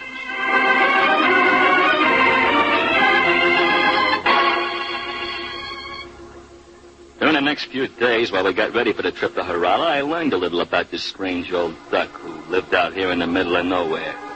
His name was Henry Gordon. He was an Englishman, but he'd spent the last 30 years here in China. When he said he was going to destroy me, I wanted to laugh in his face. A little runt with only one arm who didn't weigh 100 pounds. Just the same, I wasn't going to take any chances. And when we started our long hike, I kept him ahead of me all the time. And that night when we made camp, he began to understand that he wasn't dealing with any dope. How's the food coming? It's almost ready. How far would you say we traveled today? Oh, perhaps 10 kilometers. Kilometers? How come you talk so good? I was educated at Cambridge. Why did you become a hermit? Here's your food. Okay, hey, wait a second. Don't go away. Huh? Sit down. You must think I'm a pretty dumb guy. I don't understand. I ain't forgotten you promised to destroy me. Well, one good way would be to poison my food. The food is not poisoned. Just to make sure you eat from this plate first. But I... Look, when I say something, don't argue with me. You eat from this plate first. All right, if you wish. Yeah, I wish. And here's something else you better know, Pally. In case you figure on waiting until I fall asleep and then beating it. In case you figure that's your way to get me, you can forget about that, too. You see this belt? While we sleep, I'm tying you to me. We're going to be real close, you and I. I see. Yeah. I'm playing it smart, Pally.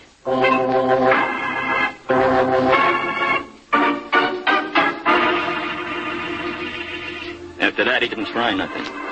But I started having another worry. Every day we hiked a few miles farther through the wilderness. But even after a week, it didn't seem like we were getting anywhere. Then I started thinking maybe this guy was taking me around in circles.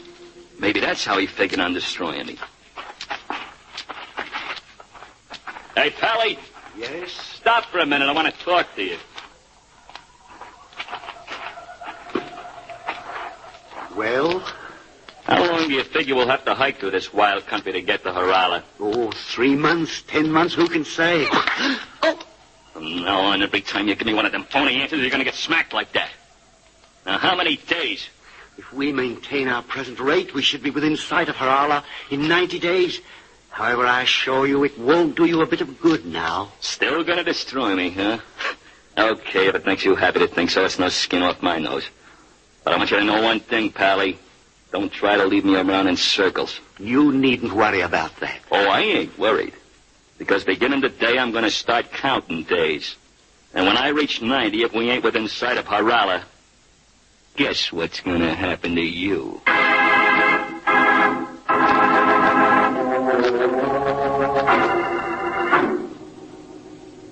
But I guess the old guy was on the up and up. Because on the 87th day, I stopped counting. There it is. There on the horizon. There's your Harala. Yeah, so that's it. It don't look like much. You'll find it's what you want. A hideaway for evil men. Yeah, good.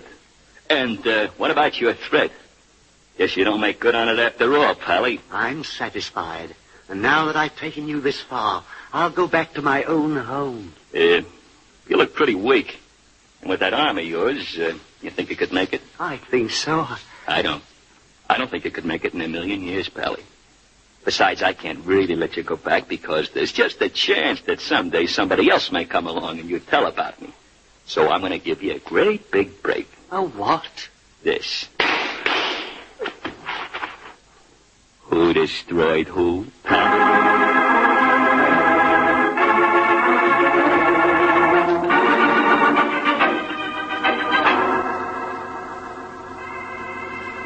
I guess I just about ran the rest of the way to Harala.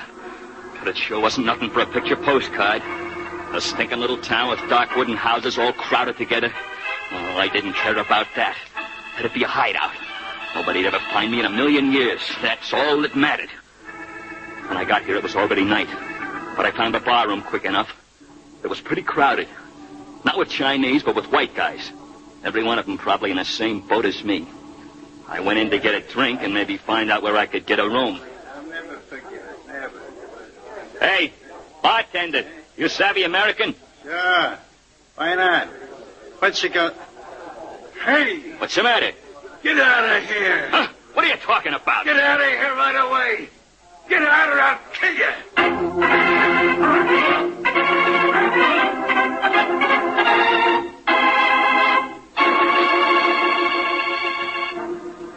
I never saw a guy scared like that before. Not even guys I'd knocked off. I got out of there all right. The shock of him acting like that kind of threw me.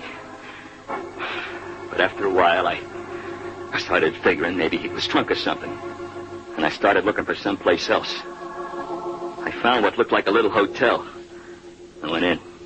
The clerk, a Chinese guy, was drowsing at the desk.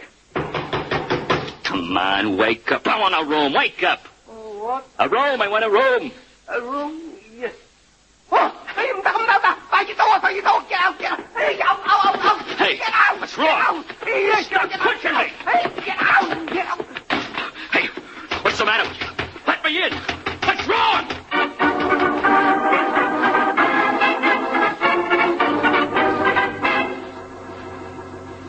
That's what I ran into when I first came to Harala. And it's been like that ever since. I've been going nuts. What's wrong with this town? Why don't nobody help me? Someone told me to see you, that you're some kind of wise man. Okay, tell me what's wrong, wise man. Tell me what's wrong, or so help me, I'll kill you too. I told you I would explain, and I shall. But after I have explained, my advice is that you take the gun and turn it on yourself. What are you talking about? This town will never shelter you, nor will any other town in all China. But why? Why? Because Henry Gordon was right. He did destroy you. You're crazy. When I got what I wanted out of him, I killed him. You killed him too late. Why do you suppose he was so crippled? Look, I don't get it. Why do you suppose everyone in Harala runs away from you when they see your face? What are you talking about? Because on your face, they see the evidence. So you made him sample your food. So you kept him by your side the entire journey. How very clever of you. Yes, the weakest man of all destroyed you, my friend. Why do you suppose Henry Gordon was the only inhabitant of that valley? Because he had what he gave you, leprosy.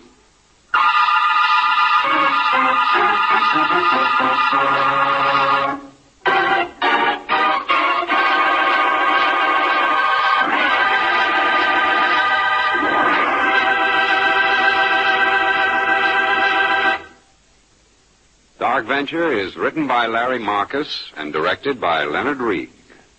Next week at the same time, the Wild Root Company, makers of Wild Root Cream Oil for the Hair, will bring you another original story from the Land of the Shadows. And now, Harry Wallstrom warns the men in our audience about smart girls. Men, it's true. A smart girl knows that a man with sloppy-looking hair is likely to be sloppy about other things, too. So, show her how neat you are, how handsome you can look. Groom your hair with non-alcoholic Wild Root Cream Oil. As a recent nationwide survey shows, Wild Root Cream Oil does all three jobs that men consider most important. It grooms your hair naturally, it relieves annoying dryness, and it removes embarrassing loose dandruff. What's more, non-alcoholic Wild Root Cream Oil contains lanolin, the soothing oil that's so much like the oil of your own skin. No wonder 4 out of 5 users from coast to coast preferred Wild Root Cream Oil to all other hair tonics they'd tried before. You'll like Wild Root Cream Oil, too. So take Wild Root's FN test. Check your scalp. Dryness or loose dandruff tells you need Wild Root Cream Oil right away.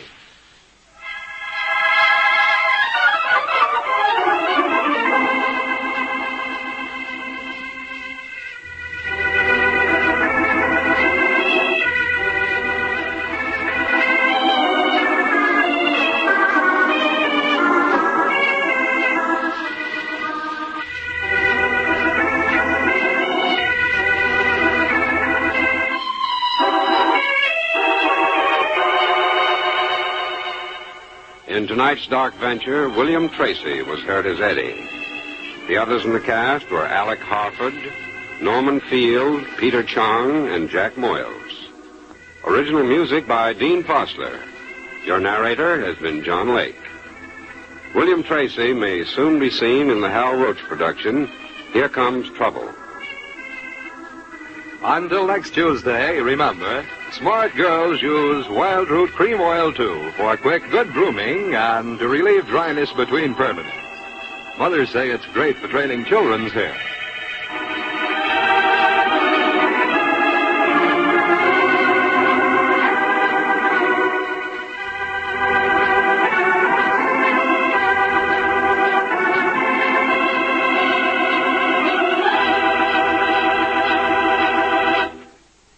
Over the minds of mortal men come many shadows.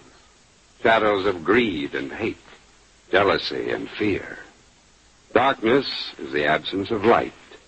So in the sudden shadows which fog the minds of men and women are to be found the strange impulses which urge them into the unknown.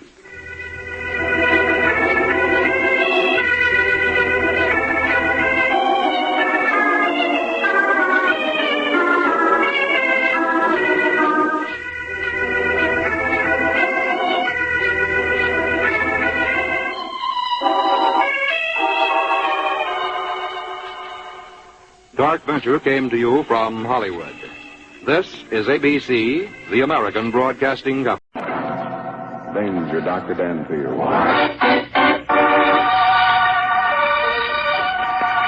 The human mind is like a cave. Beyond the light, there are dark passageways and mysterious recesses. I, Dr. Daniel Danfield, have explored those unknown retreats and know their secrets.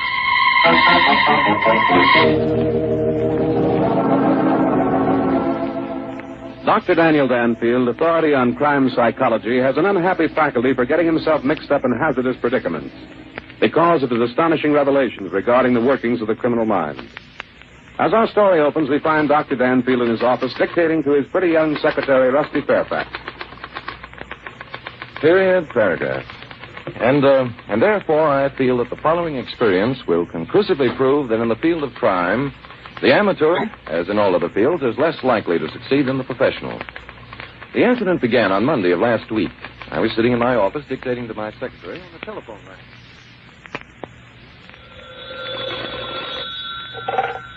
Hello, Dr. Danfield's office. Oh, you do? Who is it, Miss Fairfax? It's a woman, and she... No, I won't tell him. A woman? Let me have the phone, please. But she said... Thank you, Miss Fairfax. Hello? Dr. Danfield speaking. Oh, yes, my dear. My dear? Really? Now, don't get excited, my dear. Just tell me as calmly as you can what happened. Indeed? In your bedroom? Well, how do you like that? Just a moment, please.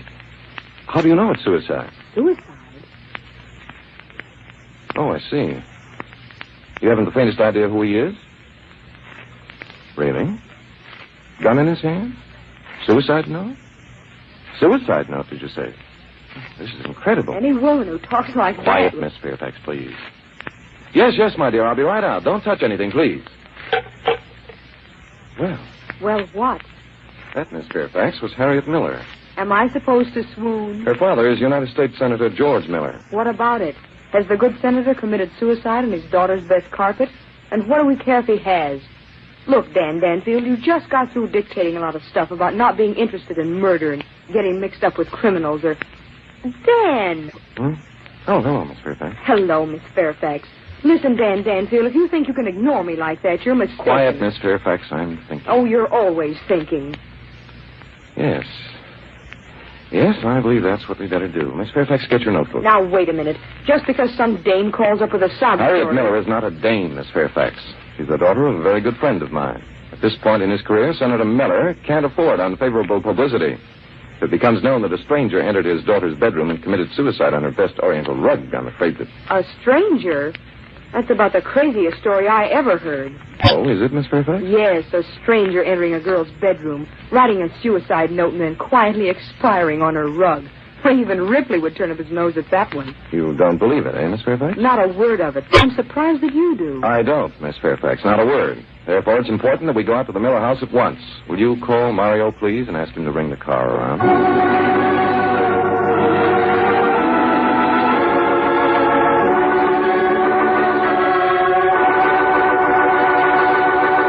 In a moment, we return for the second act of Danger, Dr. Danfield, but first...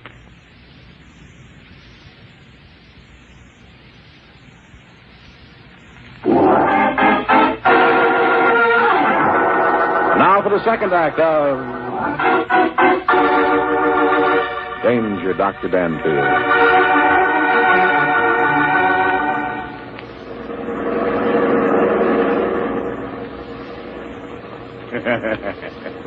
That's a very funny story, Doctor. It make Mario laugh. This girl, she's worried about the whole rug, eh? Miss Miller is worried about more than her rug, Mario. Miss Fairfax, did you bring your notebook? Of course I brought it. Miss Fairfax, do you suppose it would be possible for you to work yourself into a more pleasant frame of mind? But Mr. Fairfax always is jealous of the doctor. Mario! Well, don't you worry, Mr. Fairfax. Maybe this signorina is very fat with the eyes that look both ways at one time, eh? Dan, are you going to let That's him enough, talk? Mario. Miss Fairfax is not amused. Excuse me, boss. And turn here, Mario. This is the Miller place. Okay.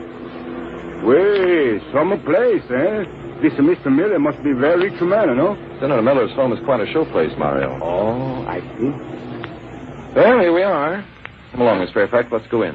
What do you want I should do, Doc? You better stick around the outside, Mario, and keep your eye out for anything suspicious. Come along, Miss Fairfax. Maybe somebody else decides to commit the suicide on the front lawn, eh, Doc? I don't see why you have to let Mario talk the way he does. Sometimes I could choke him. Here, I'll ring the bell. Mario, my dear, is very important to me. He's known as what... Dan. Oh, Dan, I'm so glad you've come. This is horrible. There, my dear. We got here as soon as we could. Perhaps I shouldn't have called you, but I didn't know what else to do. Well, right now you can take your arms from around his neck. Oh, I didn't see you. Dan? This is my secretary, Harriet. This is my secretary, Harriet, Miss Rusty Fairfax. Miss Fairfax, Miss Miller. How do you do? Hello. Come in, please, both of you. Dan, I know I should have called the police, but... Yes, I understand. The police will have to be notified, but, well, suppose we look at the suicide. Yes. He's upstairs. I'll show you the way. Come along, Miss Fairfax. Are you living alone in the house, Harriet? Yes. Dad went to Washington a month ago. I'm taking my meals at the club, so I gave the servants a holiday. And, Sam? My brother? Well, he's not at home just now. This is my room here. Do you mind if I don't? Oh, of course not. I'll go in alone. You two girls stay here and, get acquainted. I'm well enough acquainted. I'm going with you. As you will, Miss Fairfax. Well, that's indeed amazing. What's amazing about a dead man lying on the floor with a gun in his hand? The name of the dead man, Miss Fairfax, is Muggs Berendo. Muggs Berendo, the gambler? Gambling is one of Muggs's lesser vices. He's a very interesting type. I've always intended to study him. Well, now you've got your chance. Don't be facetious, Miss Fairfax. Let me see. Gun in left hand. Finger crooked around the trigger. Bullet through the left temple. Amazing. Yes, amazing. This is something I don't get, Dan.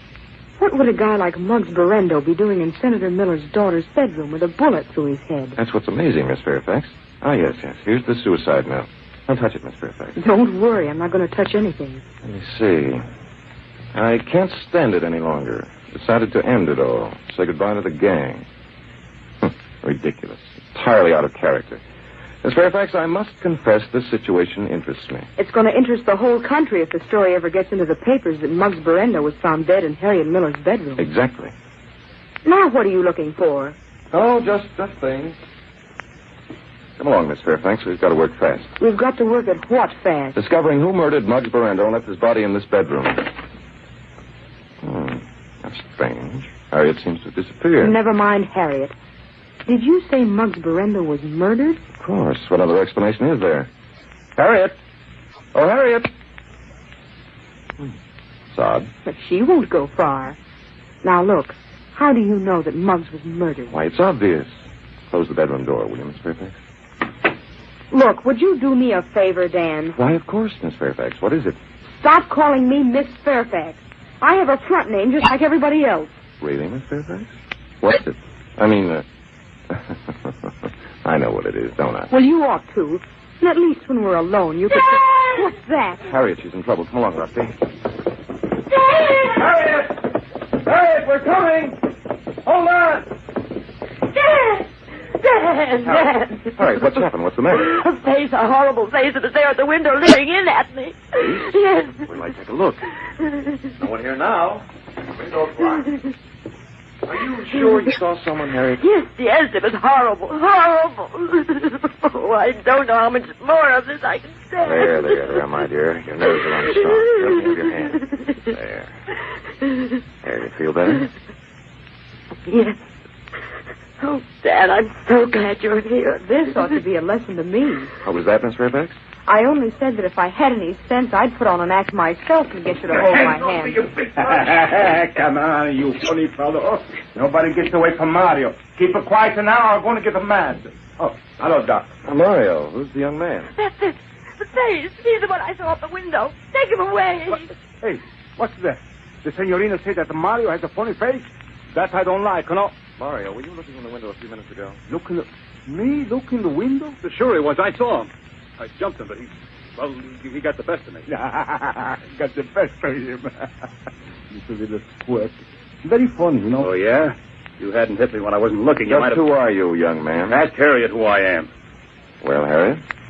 His name is Spear. He's a friend of mine. A friend?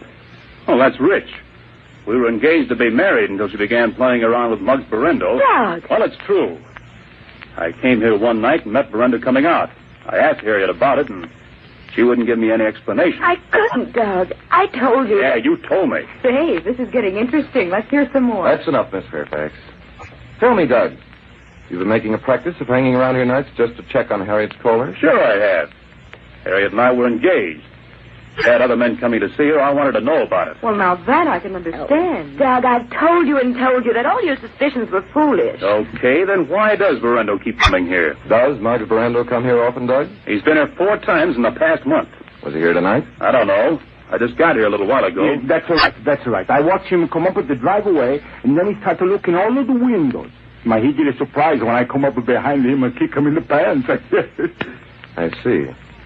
Well, this is most interesting. Harriet, how can I get in touch with your brother Sam? Sam? Well, I don't know. He's away on a business trip. Oh? What kind of business? I don't know. I don't pry into Sam's affairs. On the contrary, my dear, I think you've pried too much. Your prying is the cause of this deplorable situation. How dare you say that to me, Dan Banfield? Because it's true. Mario, do you think you're capable of keeping Mr. Spear under control for a short time? Under control? You make a joke, eh, Doc? This a little squirt? You keep your hands off me, you big ape. Yeah? What are you going to do, huh? Well, I'll call the police. You won't have to, Douglas. Miss Fairfax, will you call Sergeant Plum at headquarters, please? Ask him to come out here and arrest this young man for the murder of Muggs Berendo.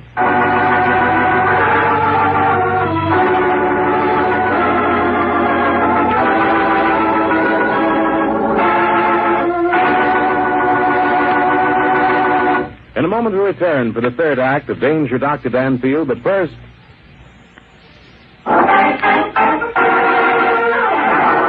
Now the third act of Danger Dr. Danfield.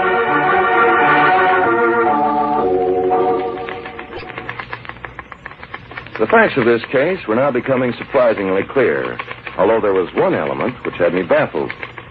Unless a solution were reached before Senator Miller returned from Washington, the results would be tragic. I felt that the answer to the problem could be found at the Marble Fawn, a nightclub formerly owned by Muggs Berendo. Later I learned that at the moment I was reaching this conclusion, a tense drama was taking place in an office behind the nightclub's dance floor between Sam Miller and a man named Enrico. Hey, what's up? Oh, that's you, Sammy boy. Yeah, it's me, Enrico.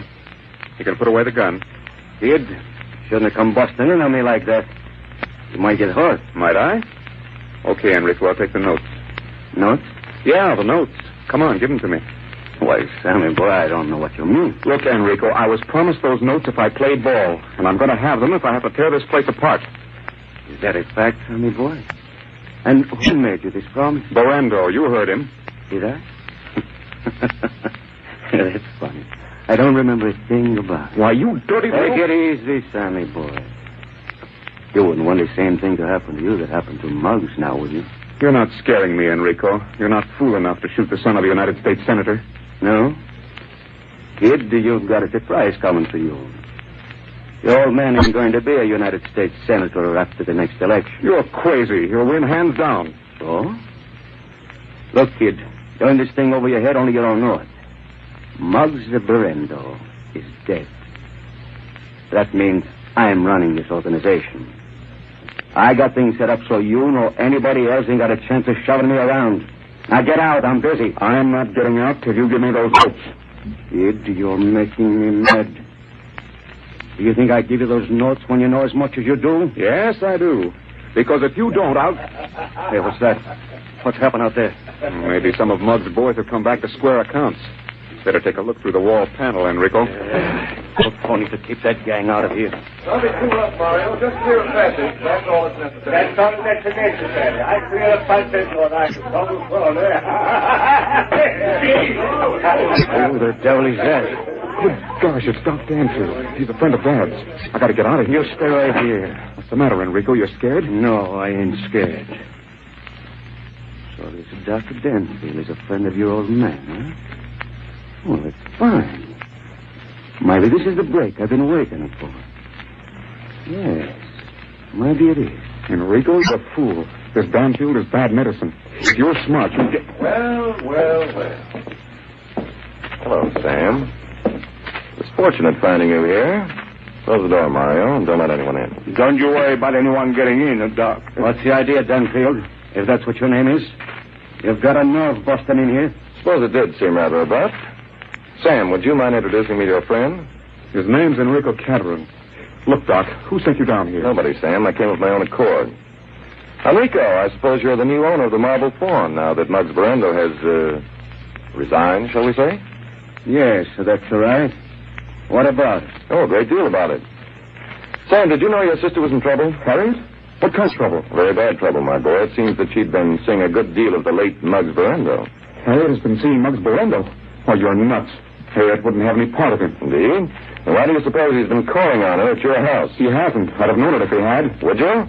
Unfortunately, Sam, you've been spending entirely too much time away from home lately to appreciate what's been going on. For example, had you been home this evening, you would have known about Muggs Berendo committing suicide in Harriet's bedroom. What the devil are you talking about? Oh, yes, it's quite true. Muggs is there, all right, and quite dead. Well, now, ain't that a shame? Why, when that story hits the newspaper... That story isn't going to hit the newspapers, Enrico. Well, that is, when it does, there will be certain alterations. Now, suppose we all get into my car and return to the Miller home. It'll be necessary to identify the body, and then we can... how do you like that? Danfield, I could use you in my organization. Yes, sir, you're just so dumb you don't know what the score is.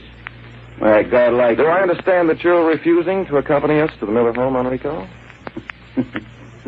Danfield, you catch on quick. Yes, that's it. I'm refusing to accompany you. As a matter of fact... Mario. You wanted me for something, Doc? Yes. I wonder if you might persuade Mr. Cattering to take a short automobile ride with us. Doc, you sure are a funny one. Sure, I think I can persuade. I'll fix it up all right. Keep away from me, you big gorilla. I got a gun here. Ah, you hear that, Doc? He got a gun here. Funny fellow. Now, wait a minute, Mario. I got something to say. Oh, you got something to say? Yes, this. Oh, you want to play, huh? Why, you...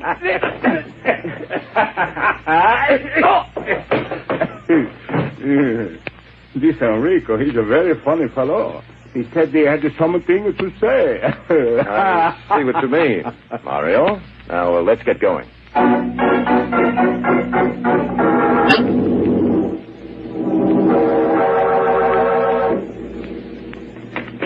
This way, gentlemen. Yeah, this way. You get inside, and Mr. Enrico and Mario will help you. This way. You think you're going to get away with this, you mug? Why, one of my boys finds out. Shut up. Sam. Oh, Sam, are you all right? Sure, I'm all right. Why shouldn't I be? Say, what's this stuff about a guy committing suicide in your bedroom? It's true, Sam. He did. I found him there. He'd written a suicide note, and then Dan said it was murder, and had the police arrest Doug. Doug? Well, what did he have to do with it? He didn't have a thing to do with it, not a thing. Sam Danfield, I'm going to wire Dad tonight and ask him to demand Doug's release at once. I think it's terrible that you've had Doug arrested. Do you, Harriet? Well, that's a healthy sign. Ah, Miss Fairfax. Come in.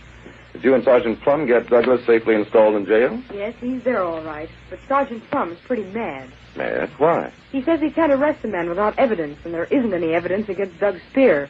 If he didn't know you so well, he'd be Good pretty old mad. Plum. Fortunately, we can depend on him. I hope you followed my further instructions, Miss Fairfax? Yes.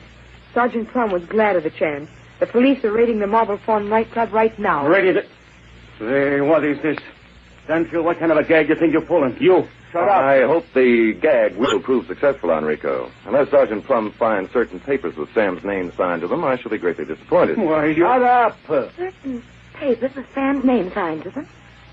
Well, Dan, then you know about... Yes, indeed. I know all about the notes that Sam signed.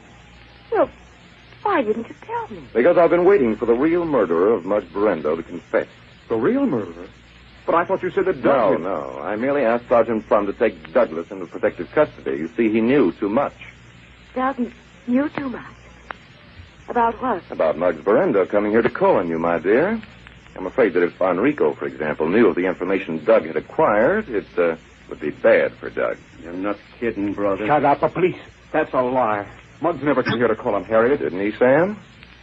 Ask your sister. Tell him, Harriet. Tell him it's a lie. Well, my dear?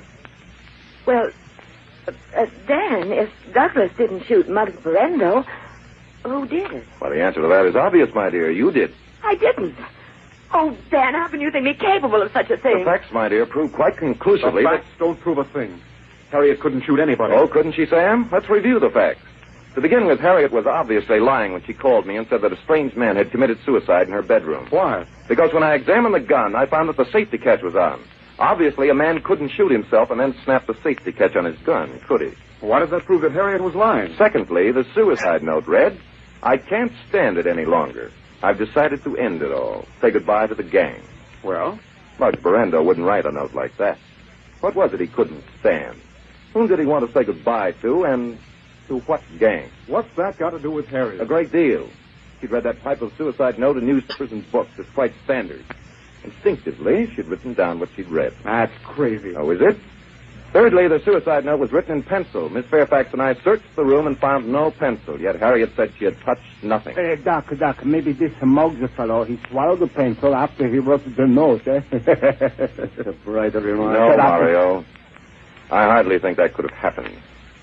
Lastly, we found the pencil which Harriet used in her handbag, checked her fingerprints, and discovered it was she who had written the alleged suicide note. You couldn't have. Harriet isn't capable of shooting anyone. She just wouldn't. Unfortunately, Sam, people who seem incapable of murder are the very ones who are most frequently guilty. You see, in the study of the human mind... You nuts. If you spent more time studying human beings and forgot their minds for a while, you might get somewhere. Harriet, for heaven's sake, tell this guy that you didn't. I can't, Sam. It was I who wrote the note. What? They can prove I wrote it. It won't do any good to lie. Thank you for saving us a lot of trouble, Harriet. Miss Fairfax, is Sergeant Plum waiting outside? Yes, shall I get him? I think you'd better. Tell him that Miss Miller has confessed to the murder of Muggs Berendo. All right. No, wait. Well, Sam? It wasn't Harriet. I can prove it. Come, Sam. We've already proven it. Listen to me. Let me finish. Harriet is trying to protect someone. Who, Sam? Me. She thinks I murdered Muggs. No, Sam, no. Well, did you, Sam? I don't know. There was a fight at the Marble Fawn. I was there. I had a gun. Take it easy, kid. Shut up. I'm going to tell it all, Enrico. I don't care what happens to me. I'm not going to arrest my sister for something I did. You open your mouth and close to yours, or I'll put my foot in it. Go on, Sam. There were 5 of us mixed up in the fight. I had a gun. When the lights came back on, Muggs was dead. They said that I killed him. They told me not to worry, that they'd take care of everything. I didn't know what they'd done with the body. And then when Harriet said it was suicide... I told you, come back here. Look out, Mario. He's got a gun. Who's got a gun?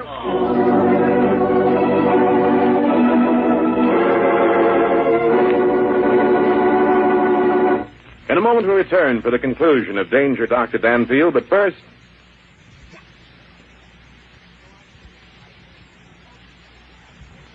And now for the conclusion of Danger, Dr. Danfield. It was Sam who prevented Enrico from causing anyone bodily harm. Fortunately, a later investigation plus a bit of questioning from Sergeant Plum revealed the fact that it was actually Enrico who had shot Muggs Berendo. In closing, I'd like to make mention of the fact that it was my knowledge of the workings of the human mind that actually made this... Yes, Miss Rusty? Stop bragging. What do you know about the human mind had nothing at all to do with the apprehension of Enrico. I beg to differ, Rusty. Had I not been a student of human nature, it would have been impossible to force Sam into a confession. Force him into a confession? Of course. It was necessary to apprehend Muggs' murderer before the press got hold of the matter and Senator Miller's name was brought into the picture. There was absolutely no evidence against Enrico. And there was plenty against Harriet. Precisely. Sam had been gambling heavily at the Marble Fawn. He signed notes in lieu of payment. Muggs had been using those notes to blackmail Harriet, threatening to create a scandal. For a time, Harriet paid. Finally realizing there would be no end to the blackmailing, she threatened to go to the police. That's the reason why Muggs' body was deposited in her bedroom. I see. And the only thing she could think of to do was to try and make Muggs' death look like suicide. Quite. All right. Now, what made you so sure that Enrico was involved in the murder? Why, Rusty, that was ridiculously easy.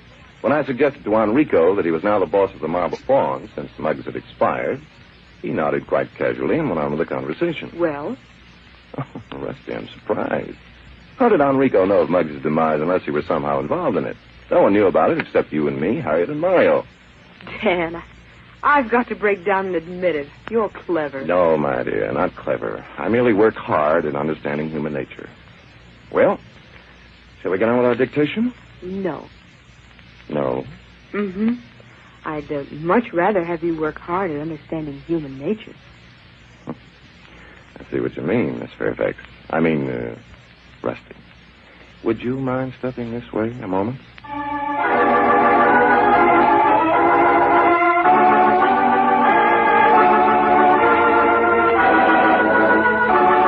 We hope that you've enjoyed this recording, and for more happy listening, please visit otrcat.com.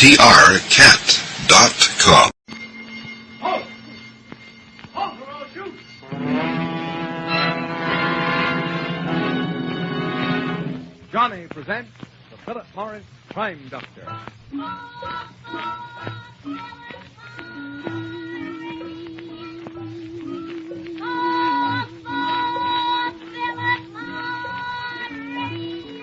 Here comes Johnny, ladies and gentlemen, in his red coat and brass buttons.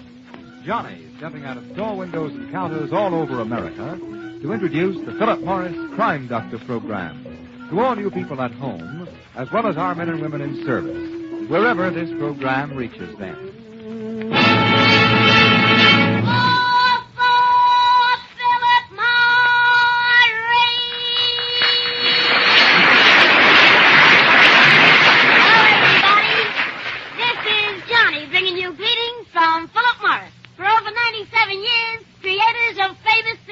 And now another of Max Morson's Crime Doctor dramas, Brought to you by the makers of Philip Morris cigarettes.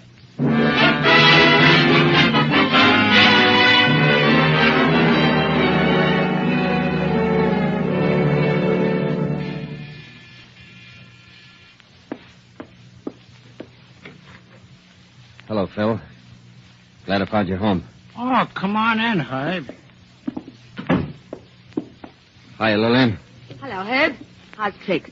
Oh, not so good. People don't believe it no more when you tell them you're hungry and ask them for a dime for a cup of coffee. All you get nowadays is a husky guy like you ought to be ashamed of himself panhandling. There's plenty of work in the war plants. That's what they tell you. Ain't so good with us neither. There's a low. I've been telling you right along, Phil. There's something wrong with a town when you can't walk into a store without being followed around by the dicks. You wouldn't believe it, Herb, how me and Lil work the stores all day today without picking up a single item. He's telling you the truth, Herb. So if you came here to make a touch... No, Lil. I don't want to make a touch for no dough. I thought maybe I could borrow something else. What? You and Phil keep a gun in the house, don't you? Yeah. Me and Lil's each got a gun. Would you lend me one of them? Well, what do you want to do with it? Use it? Hey, if you're thinking of tying a stick No, up... I ain't going to stick nobody up. Well, then what do you want a gun for? I'm going to kill a guy. Not with our gun, you're not. Me and Phil ain't letting ourselves get in that kind of a jam. Oh, you're a sucker, too, Herb. You get yourself into a murder jam. Look, Phil, I've been waiting for this chance. 5 years I've been waiting for it. 5 years? It's a long time to carry a grudge. Yeah? You'd carry it, too, all the rest of your life if somebody did to you what I had done to me. Must have been awful dirty. Was there a girl mixed up in it? Yeah, sure was. Wouldn't you know it? Pulled a pretty good job at a pal of mine, Eddie Brookleaf. Swell Peter man. Though the safe wasn't made, he couldn't get into. We made a pretty good haul, and we got away clean. That's what I thought. 3 days after we pulled the job, I was walking along the street. Hello, Herb. What's your hurry? What do you want, copper? The inspector wants to see you down at headquarters. What for? Don't ask me. My instructions were to pick you up and bring you in. Now, wait a minute. They got nothing on me. I ain't done nothing. Come along, Herb. Don't make any trouble. I'm just going to see my girl. You let me telephone her, couldn't you? No, I couldn't. Have a heart, will you, copper? It's her birthday today. I was just going to that flower shop over there to send her some flowers. Look, you can come in with me while I buy them. Come on, will you? Okay. I'll go in with you.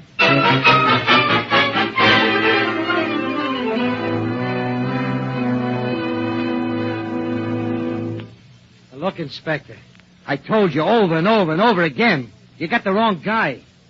I was on my way to see my girl. Yeah, sure, Herb, I know. And you stopped off to send her a dozen white roses. When my men went to her house to ask her about them, she cleared out. Now maybe you'll tell me the flowers weren't a signal for her to beat it. They was for her birthday, that's all. All right. Was she in on that safe job with you?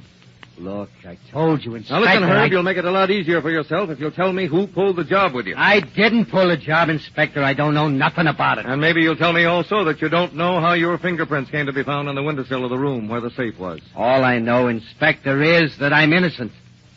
Okay. You can tell it to the judge.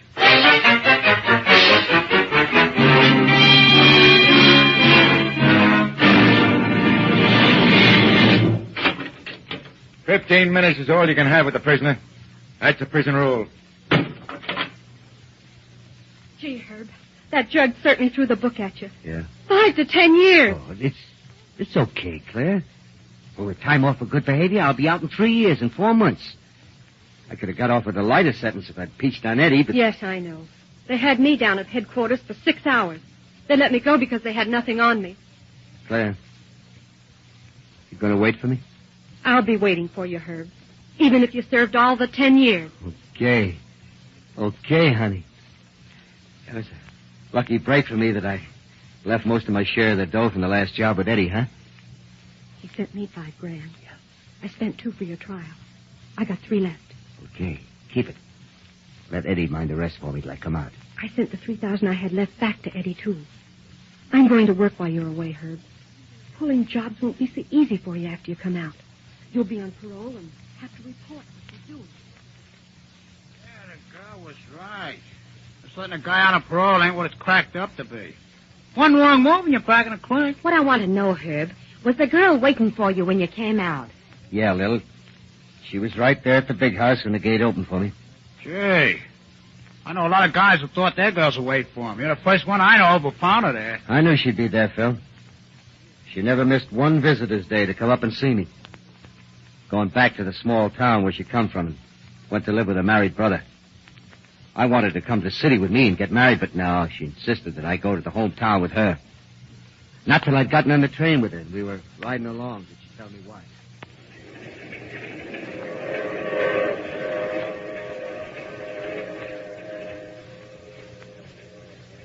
Don't you see, Herb? I don't want you to go back to the city in the old life. Now, nobody knows you where I come from, and you can start all over again. Well, your brother knows me. What's he going to say? I promised him we wouldn't get married till he had a talk with you. Now, look, Claire. The first thing I got to do is see Eddie and get the money he's keeping for me. $38,000. That's enough to give us a new start. Herb, we're not going to start with that money. Why not? I hate to tell you this on your first day out, but I haven't heard from Eddie since the day I gave him the $3,000 I had left over. Well, you know where he is, don't you? No, I don't. Said he'd keep in touch with me, but he hasn't. Hey, wait a minute. You mean he skipped with my dough? I don't know what to make of it. Gee, I thought he was the one person you could trust. Well, haven't you tried to locate him? I tried, all right. None of the old crowd has heard a word from him. Oh. So that's how it is, huh? Well, if Eddie thinks he can pull a stunt like that on me, he's crazy. I'm going to find that guy, Claire. Yeah. It's the last thing I ever do.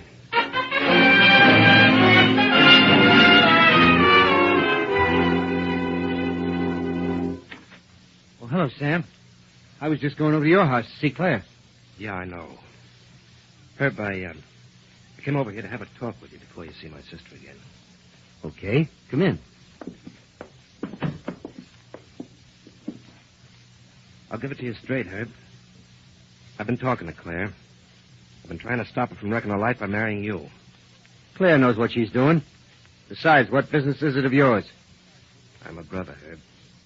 Anything she does reflects on me and my kids. If you have an ounce of decency left in you, you'd help me show Claire what a mistake she's made. Claire and I love each other. Herb, if I loved a girl and I was in your position, I'd want to give her a break. I wouldn't ask her to go through life with me at any rate till I make good. I'm going to make good. You've been out 3 weeks now. What have you been doing? Well, I got a little matter to attend to. Somebody I got to find. Yeah, Claire told me all about it. Suppose you do find Eddie Brookleaf. What are you going to do, Herb? What do you do with a rat who double-crosses you? All right, suppose you kill him. Where does that leave Claire? Don't you see, Herb, the only decent thing you can do is take yourself out of Claire's life? Look, Sam. Look, I'll tell you something, Sam. I've been laying awake nights thinking about it. That's why I haven't slipped away with Claire and married her. I don't know this instant just what I'm going to do, but look, if I should quietly disappear out of her life, I want you to promise me that you'll explain it to her. Tell her I just couldn't take it. Hey, did you let that brother talk you into leaving her after she waited for you all the time you was in the clink? Yeah, Phil, I just disappeared out of her life. Well, if you ask me, I think you did right. She'd only have kept on nagging you to go straight. Well, I went looking for Eddie. I panhandled my way out to the coast and back, hoping to meet up with him. Last night I saw him. Where? Coming out of a nightclub. Who do you think was with him? Claire? Yeah, Claire. They got into a taxi before I could get near him. Some night they'll go back to that nightclub again. I want to be there when they come out, too. That's why I've got to have a gun.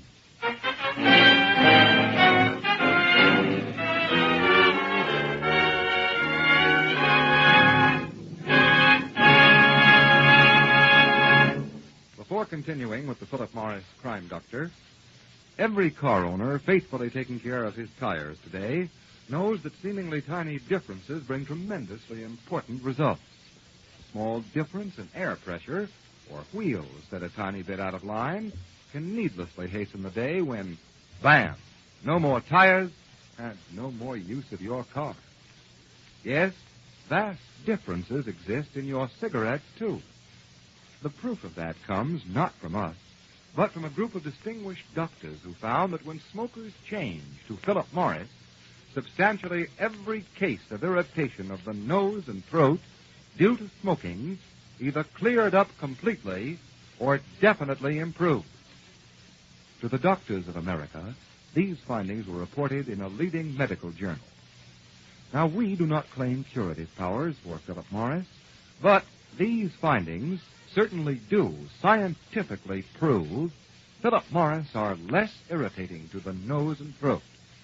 And so you enjoy not only finer flavor and fragrance, but in addition, extra protection. There is a difference that is highly important to you. Or, putting it another way, an ounce of prevention is worth a pound of cure. And Philip Morris' superiority is recognized by eminent medical authorities. No other cigarette can make that statement.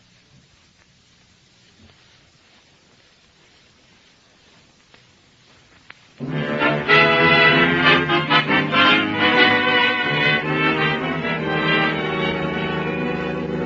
now continue with the Philip Morris Crime Doctor. Wait up. I don't know what more I can do, Eddie. I've been to all of Herb's old friends. I found his married sister. None of them has heard a word from him. He disappeared as completely as you did, Eddie. I don't know what more I can do, Claire. I've had private detectives searching for him. I've advertised in newspapers all over the country. You and I have visited every place in town where he might drop into. I don't know what else to do. You'd only got word to me while Herb was still up in the big house. I couldn't risk it. How did I know they weren't watching you? I had to wait 5 years before making a move. With no warrant out for me and no indictment against me, I'd have been crazy to take a chance before I was covered by the statute of limitations. You mean they can't do anything to you now? No. Not even if they got all the evidence in the world against me. Funny, isn't it? Herb out looking for you and you looking for Herb. Yeah. I often thought what he'd say when he found out that the $38,000 I was mining for him had now grown into $51,000. For all we know, he may be flat broke. Yeah. Or back in prison somewhere. I hate to think about it. You look, Claire, the chances are all against our ever seeing Herb again. Let's think of us now, you and me. We both played pair with Herb. He may not even be alive. I've thought of that. Claire, let's look ahead. Here's a chance for both of us. I know I'm much older than you, but will you marry me? Eddie. Please. Please, let's wait a little while. All right, Claire, but you know how I feel. I think we better be going now. I've got to be back at work tomorrow morning. Oh, waiter. Yes, sir. My check, please. Oh, yes, here it is, sir. Here you are. Keep the change. Oh, thank you, sir. You ready, dear? Yes. All right, let's go. I'll run upstairs and get my coat. While you're getting it, I'll get a taxi. It'll probably take a few minutes. Well, I'll be waiting right here for you. Oh, are you leaving, sir? Yes, George. It was a good dinner. Thank you.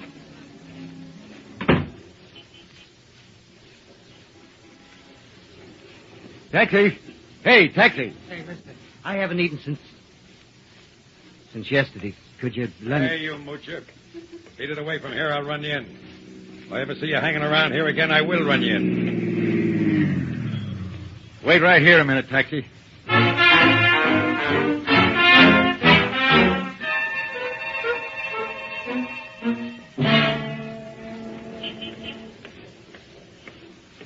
Driver, remember me? You back here mooching again. If that cop catches No, you around here... I've been waiting for you to come back to the taxi stand. I wasn't mooching. The guy dropped the key when he came out of the restaurant. I was going to hand it back to him. You know where I could find him? Oh, wait till I take a look at my sheet. Let's see. Oh, here it is. Stick it out in front of 521 Hancock Place. Okay. Thanks, mister.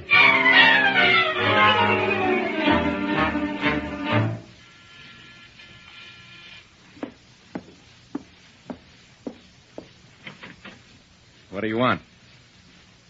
You don't recognize me, huh? Hey, you dirty double-crossing rat. My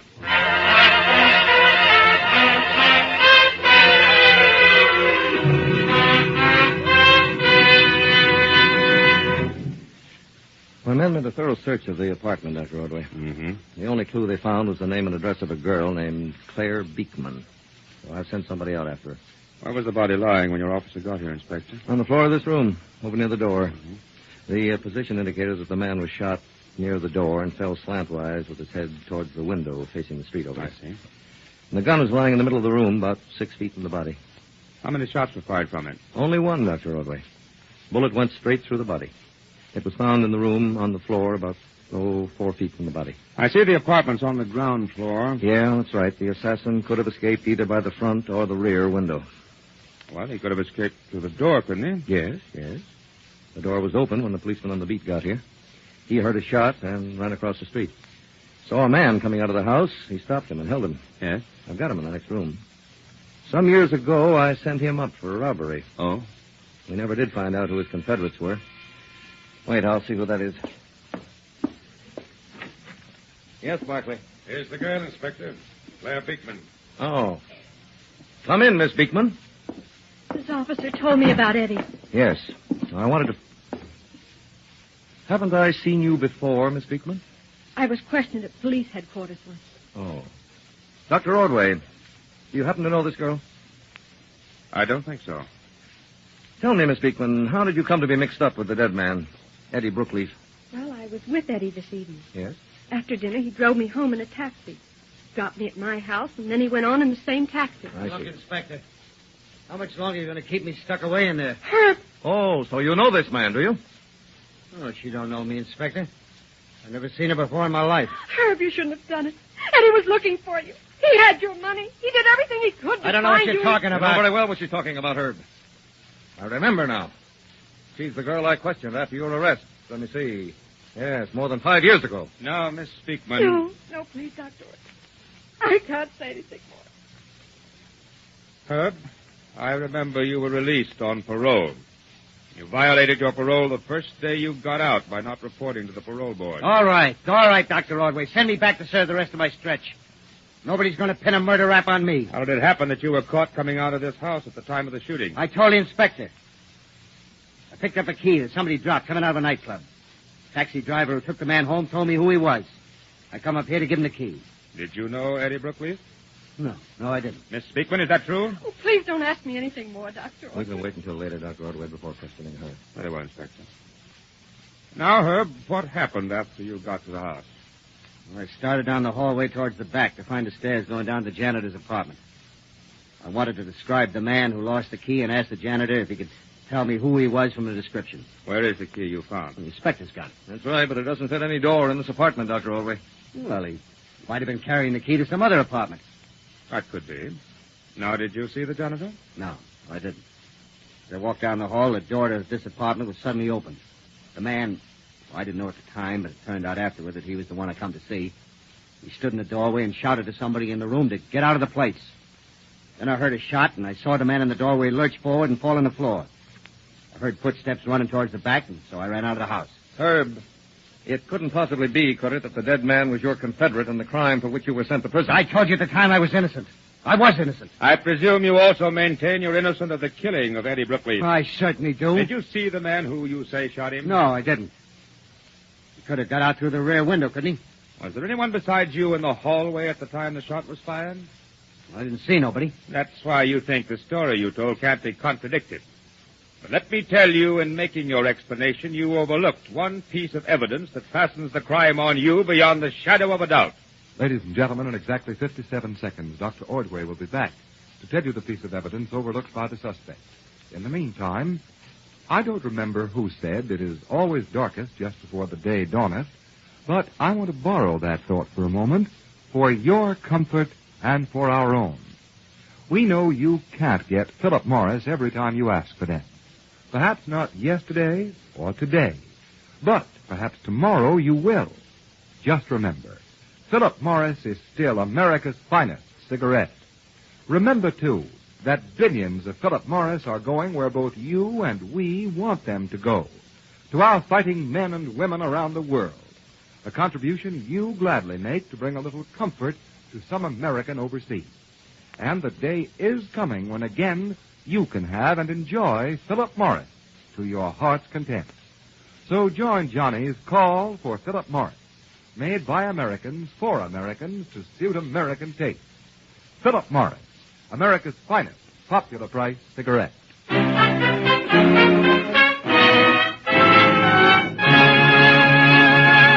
We now return you to Dr. Ordway, the Philip Morris crime doctor. Now, you said, Dr. Ordway, that this suspect, Herb, overlooked one little detail that fastens the crime on him. Yes, Inspector. He admitted that he was the only one in the hallway when the shot was fired. I told you. It was fired by somebody in the room. That's the little detail you overlooked, Herb. By your own admission, you saw Eddie standing in the doorway. Yeah. The bullet that went through his body was found in the room, 4 feet from where the dead man was lying. If he had been shot from the room, the bullet would have been found in the hallway. No, Herb, he was shot by someone outside the apartment as he opened the door, and that's why the bullet was found in the room. Now, look, Inspector. Now, hold it, Herb, hold it. My duty to warn you, anything you say may be used against you. Because I'm holding you on suspicion of murder. This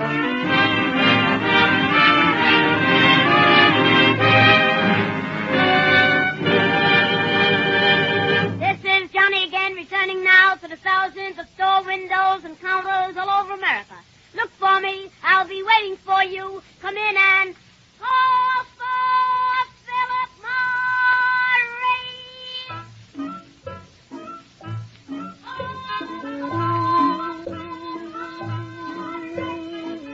Goodbye, Johnny. We'll be seeing you in the windows and on the counters during the week and hearing you over this same station next Sunday at this same time.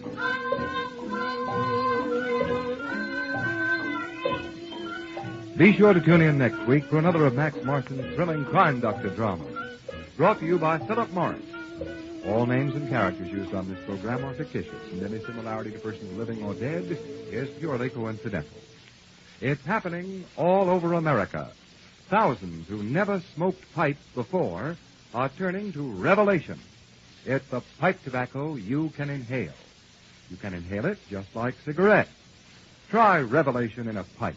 So mild, cool, and gentle. Ask for Revelation. Only 15 cents. Johnny presents the Philip Morris program 3 times weekly. Tuesday, Ginny Sims. Friday, It Pays to Be Ignorant. Sunday, the Philip Morris Crime Doctor. For time and station, consult your local paper. There are 4 concrete ways you can help fight inflation and keep prices down on everything you wear, eat, and use. Buy only what you need. Pay only ceiling prices, yet pay ration points in full. Keep your own prices down. Buy and hold war bonds. Just 4 small things. Yet they mean so much toward helping win the war and helping your pocketbook. This is Ken Roberts saying goodnight for Philip Morris. This is CBS, the Columbia Broadcasting System. We hope that you've enjoyed this recording, and for more happy listening, please visit otrcat.com.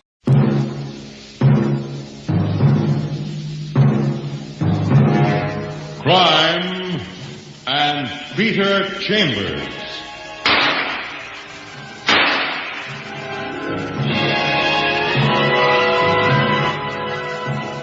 Created by Henry King, transcribed and starring Dane Clark. A private investigator, duly licensed and duly sworn. Peter Chambers. You're a private eye. That's your business. Anything else? That's for laughs. There are no laughs in this one, not unless you're a ghoul. Because you're strolling in a graveyard at midnight. You're walking in a cemetery out on Long Island. That's the job of work you're being paid for. You've got a package in your left hand and a flashlight in your right. Your imagination is starting to do nip-ups. When you get an interruption. Put out the flashlight. Yes, sir. Now reach back and hand me that package. Well, you're supposed to give me the word. Word? Well, them's my instructions, pal. A real melodramatic bit. You're supposed to say a name. Abner Reed. Well, that's the jackpot answer. Reach and grab your prize. And notice, please, I've still got my head turned. And it better stay that way if you don't want holes in it. And you stay the way you are for the next 5 minutes.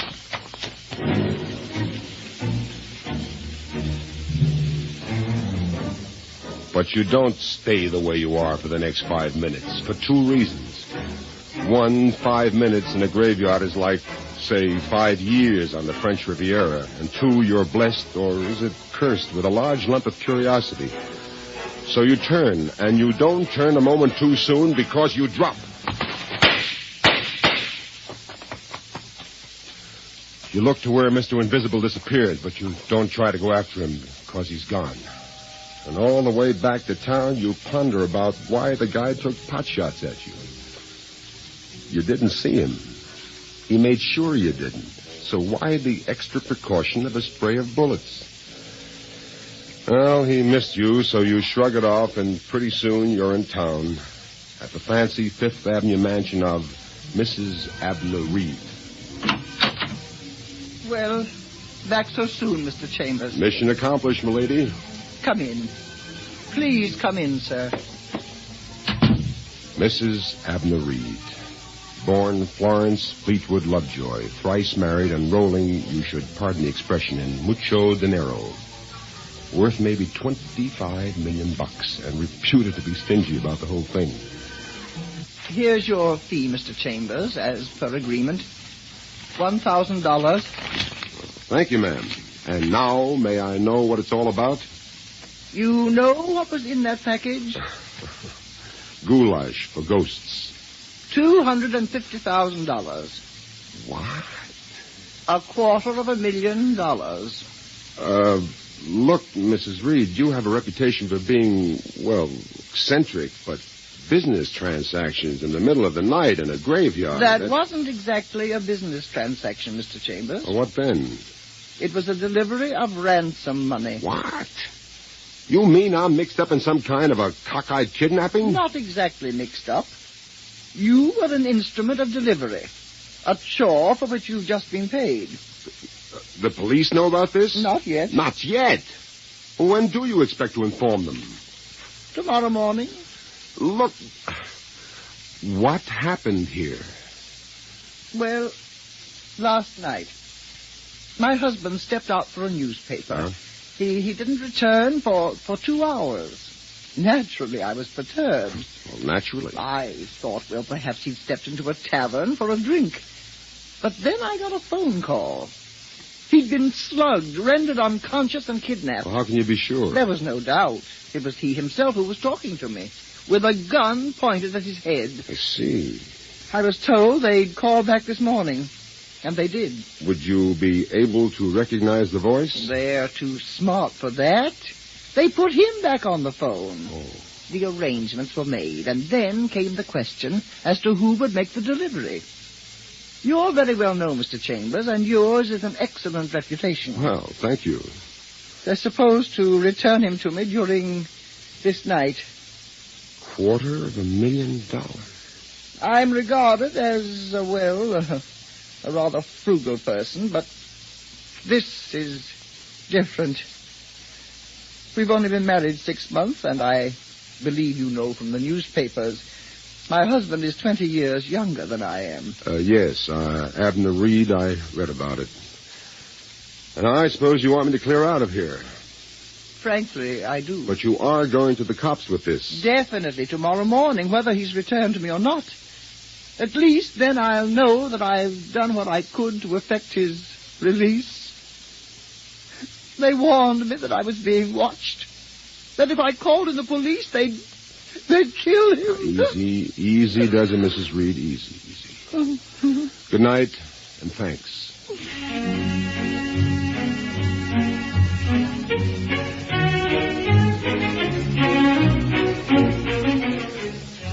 So you go home. You feel sorry for the old gal with the young husband. You think she's nuts not to contact cops, but you can't creep into another person's soul. You go home and you have a bit of scotch and you chase it with another bit of scotch. You've had a tough evening and you're ready to wrap up this day and put it to bed when... in the middle of the night, you've got a caller. That's the life of a private eye, about as much privacy as a parakeet in a kindergarten. But it can always be a client. Somebody's turned off the corridor lights, and it's pitch black out there. And suddenly, the blackness is punctuated with blazes of light. Oh. You're hit. And you don't know how bad. You get to the phone.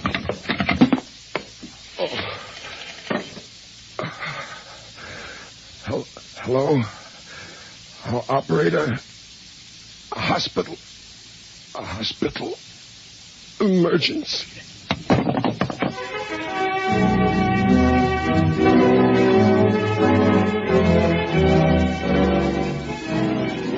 You're under sedatives for a day while they probe for the bullets. Then you're sitting up in the hospital bed, raring to go. But they tell you 5 days. 5 days before they'll let you out of there. And then you get a caller, amiable but worried-looking. Hi, Detective.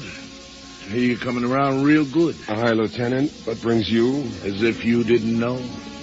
He stares down at you. Detective Lieutenant Parker, New York City Police. Stern, square, and a friend. That Abner Reed shindig. I hear you were an innocent bystander in the cemetery. Did they return the guy? Yeah. None the worse for his experience. Newspapers got it yet? No, we're trying to work it through before it gets any publicity. What kind of a guy is he, this Abner Reed? Oh, a nice enough kid. He used to be a dancing instructor. That's how he met the lady with the bucks. Oh. She been liberal with him? Liberal as she can be, I suppose. Rich, but plenty tightwad, that one. What did he do for amusement before he got married? He ran around a lot. Nightclub stuff and things. Handsome kid. Figures for a lot of gals. Why this line of questioning? I'm trying to get an idea as to his background. If it was hard guys that he used to run around with, it might clue us to the brains behind this snatch. It's all been done, my lad, and what we've come up with is a large selection of zeros. Now, let's hear your story, huh?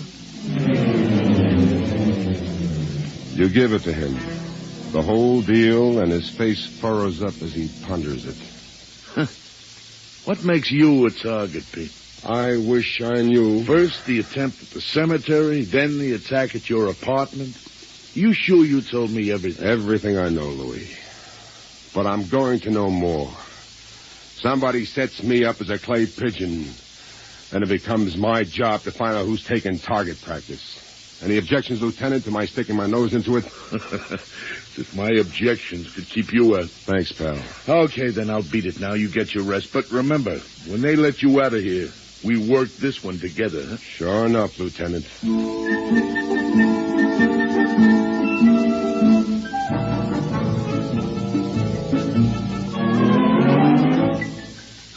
Anger and well-being seem to run hand in hand, and as your health improves, so your anger mounts. By the time you're out of the hospital, you're tense as a piano wire and fit to bust wide open.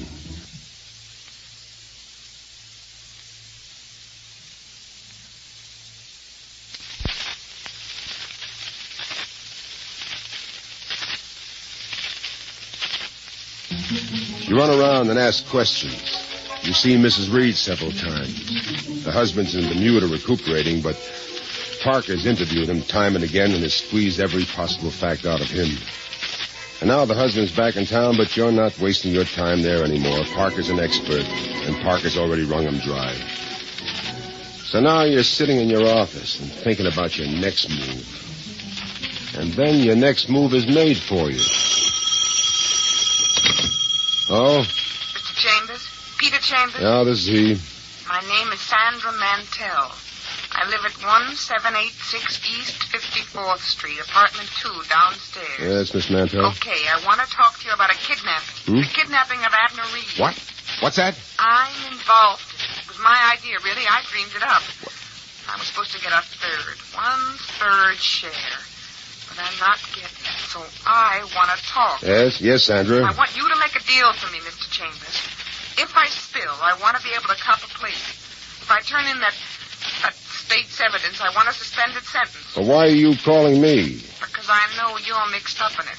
Because I want you to go to the cops and tell them I'll spill the whole deal. Nobody's going to cross me and get away. Hello? Hello? Hello?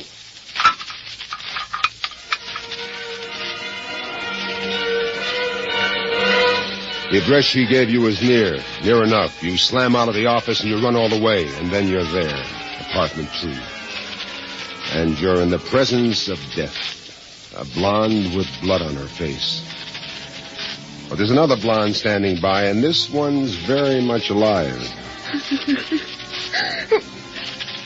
Who are you? Peter Chambers. This girl was talking to me when that happened. You didn't do it, did you? No. Who are you? Betty Royal. My name's Betty Royal. I'm her roommate. I've only been her roommate for a week. Did you call the cops? Yes, I phoned. A well-stacked blonde. A beautiful blonde, a live one. The dead one must have been pretty, too. You prowl around and you see the gun on the floor. You see that the receiver's back on the hook, too, but that figures. Betty Royal said she called the cops. Let me tell you what happened. Wait. Let me ask the questions, Miss Royal. Now, that gun on the floor, is that yours? No, that's not mine. I found it. Easy, does it? Easy. Now, just tell me what happened. I was coming back from rehearsal. Yeah? I'm a ballet dancer. And as I came into the hallway, I heard the shots. I hurried forward. The door opened, and a man came running out. We bumped into each other, and that's when the gun dropped to the floor. He struck me and ran out. What did he look like? I have no idea. I came in and found her. Like that. She was dead. And then? I went out in the hall for the gun. I remembered about not touching things. Fingerprints. I kicked it with my foot. I kicked it along until I worked it into the apartment. Good girl. Then I picked up the dangling receiver and I called the police. She's in tears again. And you go to her and you hold her. And she's a cuddly little package. And you think about how sweet this could be under different circumstances. Cops. Lots of cops. Tons of cops. And they're in charge of Detective Lieutenant Louis Parker. Never fails, huh? When there's a corpse, there's you. It's mixed up with the other thing, Lieutenant. What other thing?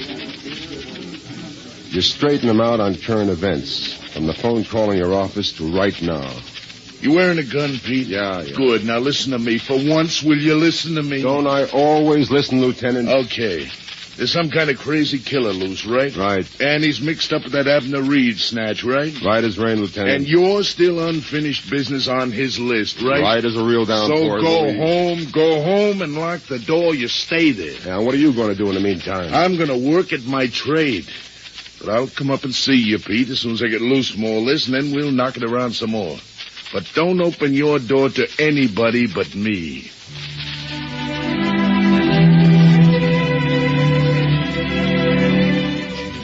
So you go home. You're a good little boy, and you've listened to Papa. You sit around like an old lady with lumbago. But you sit. You do some home cooking and some home drinking. But you sit. Finally, at 2 a.m. Who is it? Louis Parker. Oh. Bit of the cup that cheers, Lieutenant? Yeah, I can use a little cheer. Right.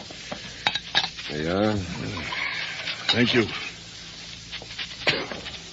That hits the right spot. Well, look, let's get down to cases, Lieutenant. There's my boy. Always in there pitching. Cases, Louis. Well, Petey boy, that gun on the floor was the murder gun. Good. And we've got a gorgeous set of fingerprints off it. Only prints on it, as a matter of fact. Good. So, Now we come to the catch. There's got to be a catch. The prints match nothing that we've got on file. Don't match anything out of Washington. Where's that leave us? Way out in left field on a rainy day, but there's no ball game. Guess who was her boyfriend? Guess whose boyfriend? The dead doll?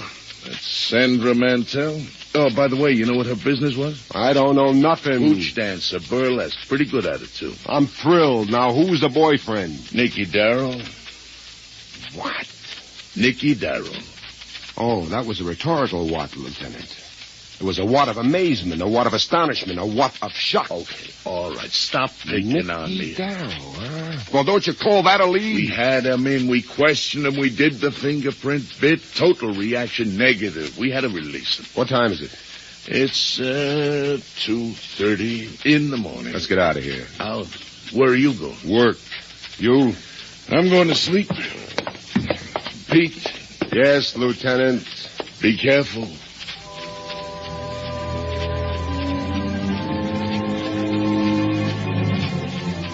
Nicky Darrow, a hoodlum with big ideas. Ex-gunman, ex-con, ex-crook. Gone real respectable now. Owner of a fancy saloon. Caterer to cafe society. Big wheel with the theatrical folk. But way down deep under, deadly as a two-headed rattlesnake bent on mischief. You get to Nick's place, which is hopping, and you jostle through the happy people to Nick. Well, the private eyeball. Long time no see, so. Can I talk to you, Nicky? Sure, talking with you, Nicky's liable to get educated. He's big, he's arrogant, he's power drunk. He leads you through to the back, and he sits you down. There you are, Pelzo. Real nice and comfortable. Have a drink, huh, at the house, okay? Thanks, Nicky. Waiter, couple of drinks here. Scotch for the eyeball. That's his drink, scotch. Was it tickling you, pal? That kind of tickling, you can die laughing. What are you talking about? Bullets. You on my back, Nicky? Hey, I don't even know what you're beginning to think you want to talk about. Somebody's blowing spitballs at me, Nicky. Any idea who? No, sir, I got no idea who, no how. Good enough. Now we shift the gear. Girlfriend of yours died today of unnatural causes. Yeah, so I hear. Any ideas on that, like who done it? No, but I'm going to find out, pal. This is one time I'm working on your side. Okay, now we shift to high. You beginning to stick your dirty mitts into kidnapping, too? Talk nice to Nicky. I talk the way I want to talk, to whom I want to talk.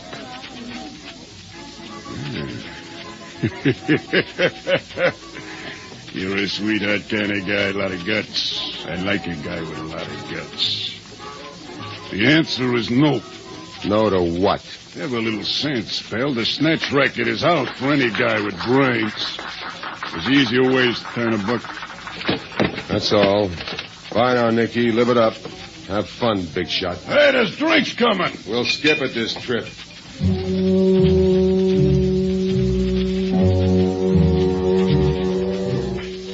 So you're back where you started, fresh out of Leeds. And it goes on like that for the next few days. Long days, lumpy ones, slow moving. And you're wearing your hardware and you're turning to look over your shoulder wherever you are. You've called on Betty Royal a few times and you like that. You like that very much.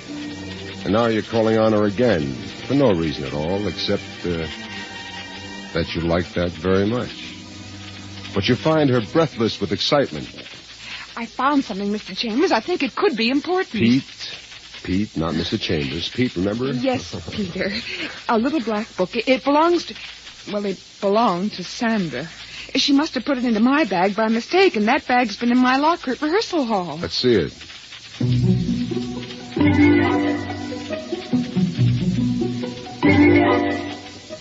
A little black book with a lot of names, and not one that means anything to you. But they may mean a lot to Parker, so you latch on to the lovely Betty Royal, who's as lovely and as regal as her name, and off you go, a chattering twosome, downtown to police headquarters, downtown to Detective Lieutenant Parker. And you barge in without knocking because you think you've got right. only to find that he's got company, so you start backing out again. Come in, Pete. Miss Royal. Thank you kindly, Governor. Thank you. Company's a tall young man with a bruiser's shoulders and an angel's face. Lieutenant Parker, I found a little black book. I found it in my locker. Sandra, It doesn't belong to me. Mistaken bags. It's Sandra's. Sandra Mantell's. This is the little black book, Lieutenant. Yes. Prattling is God's given right to a beautiful girl. Well, thank you, Peter. By the way, let me introduce Abner Reed. I don't think you two have ever met. Abner Reed, Peter Chambers, Miss Betty Royal. Oh, how do you do? How do you do? Glad to know you. Well, Lieutenant, as we were saying... Wait a minute. Situation... What did you say your name was? I just told you. I'm asking him. Come on, fella, keep talking. What did you say your name was? My name, as the lieutenant told you, Abner Reed. Abner Reed, of course.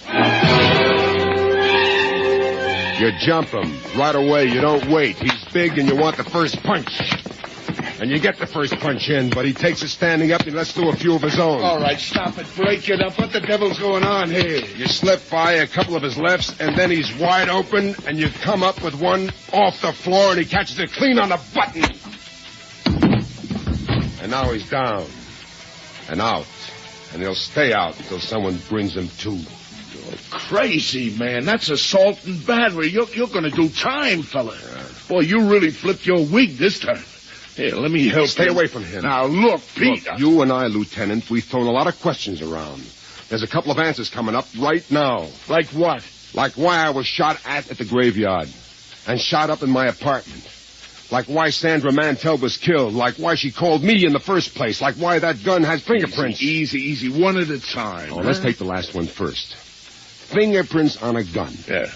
A guy dropping it when he collides with a dame. Panicking, running out, leaving it there. Does that sound professional? Not especially. Well, a rule's out of pro. What does a rule in? An amateur. So? So let's do it right side up now. Now, here's a guy, Abner Reed. He married a large hunk of dough. But he can't reach too much of it because she's frugal. So at the suggestion of a friend of his, Miss Sandra Mantell, and you'll find, I'm sure, with a good deal of digging, that those two had a close sub rosa association. Well, never mind what I'll find out. Let's get this over with first. On her suggestion, they figured out a beauty. The guy kidnapped himself. Remember Mrs. Reed talked in the alleged ransom discussions to nobody but him on the phone? Yes. Yeah. He knew the old dame. She'd pay and play ball, which she did. But why? Why were you attacked there in the cemetery? Because Reed didn't want any remnants hanging around. But, Pete, how did you tab him so quick? He never bothered to disguise his voice in the graveyard. He figured to leave me there for dead, and this was the first time I've heard it since. So he punches bullets at you in your apartment, and that time he almost made it. And then when he wouldn't divide with Sandra, she decided Everybody's a detective. Although you're 100% right, Betty Lass. She called me, knew where to call me, because she was in it from the very beginning. He caught her in the act and finished her off. And if you will kindly use the fingers of that comatose gentleman for the purpose of making fingerprint impressions, I don't have a doubt in the world what you'll find.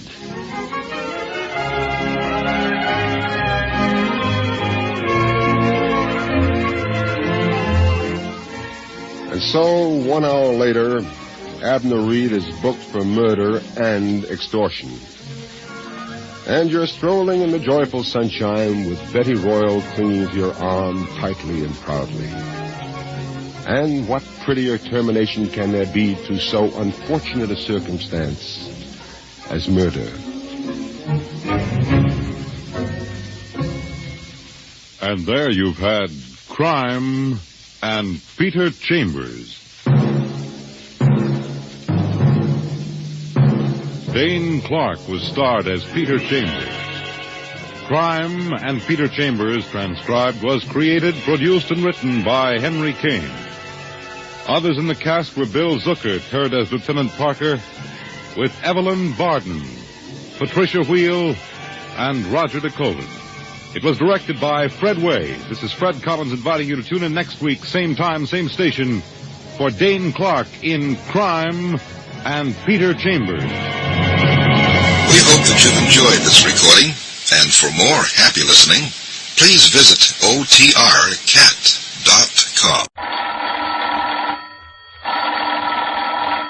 Calling all detectives. Suppose you visited a restaurant, found no menu, no waiters, no customers. Yet you knew it made fabulous profits. What kind of a racket would you look for? That is the problem on this page from my casebook. The casebook of Jerry Browning, private detective. Even though I, Jerry Browning, have been a private detective for 10 years, every now and then I get a case that floors me. Banking Associates Incorporated is a loan company so big that it specializes in lending money only to people who don't need it. Its executive director is Vaughn Ryerson, who has the ingratiating personality of a snake oil salesman, combined with all the kindliness of a bear trap. He said, "Close the door." Ryerson leaned back. Here's your assignment, Browning. Auguste Escobier owns a restaurant on Morley Street. His statement shows he's making big money. Wants $70,000 to open a downtown branch. Ever eaten his place? Well, no, sir. I never even heard of it. Ryerson said, Neither did I, till he came in here. Can't imagine how he makes that kind of money. Look into it.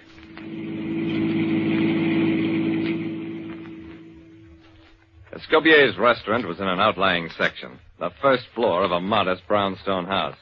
It had no sign. The way I found it was by peering in and noting the tables. There were less than a dozen tables in the place, only 2 of them occupied. I sat down and waited. About 20 minutes later, a stout, middle-aged man walked up to me. You are waiting for somebody? Not somebody, something. I'd like dinner. The man looked perplexed, pulled out a chair, sat down at my table. He said, I am Escobier. There was a long, unhappy silence. Finally, Escobier said, You are hungry, maybe? I said, Yes, I am. Very hungry. Escobier's face lit up. Fine, so am I. He got up. Come, we will go out for dinner together. The head of an industrial loan company hired me to check up on a restaurant owner who offered to take me out for dinner. I said, Look, Mr. Escobier, this is supposed to be a restaurant. Don't you serve meals? Escobier said, There is no selection, and it takes too long. If you are hungry, come with me.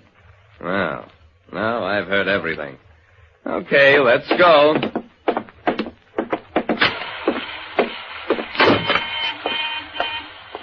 A tall, important-looking man got out of a sporty-looking convertible that had pulled up in front of the building just as we reached the sidewalk. He called, Hey, Escobier, wait a second. Escobier said, Excuse me a moment. Now, see here, Escobier, don't think you can hold me up. I'll give you $100,000 for your place. Take it or leave it. $110,000 is my top price. Escobier took my arm. My friend and I are about to dine. It is bad for the digestion to talk business before dinner. And in any case, I do not wish to sell. We'd walked about half a block before I found my tongue. I said, That man, he offered you $110,000 for your dinky restaurant? Escobier smiled. Yes, foolish, isn't it? It isn't foolish, it's insane. Anyway, where are you taking me? Escobier said, To Harry's hamburger. Hamburgers, my favorite dish, so easily prepared. I wrenched my arm free. Mr. Escobier, I just remembered. I've got important business to attend to. The next morning, I made my report to Ryerson. I said, Escobier's place must be a front for some other kind of business. I can't imagine what. I told Ryerson about the purchase offer I'd overheard. Ryerson frowned. Well, it doesn't seem logical. If he's running an illegal business, how can he expect to get a loan to build a branch restaurant? Ryerson shook his head. I consider this an unsatisfactory report, Browning. Your services are no longer required. I got up. Okay. I never did like working for you anyway. Well, that's one way of alienating people and losing clients.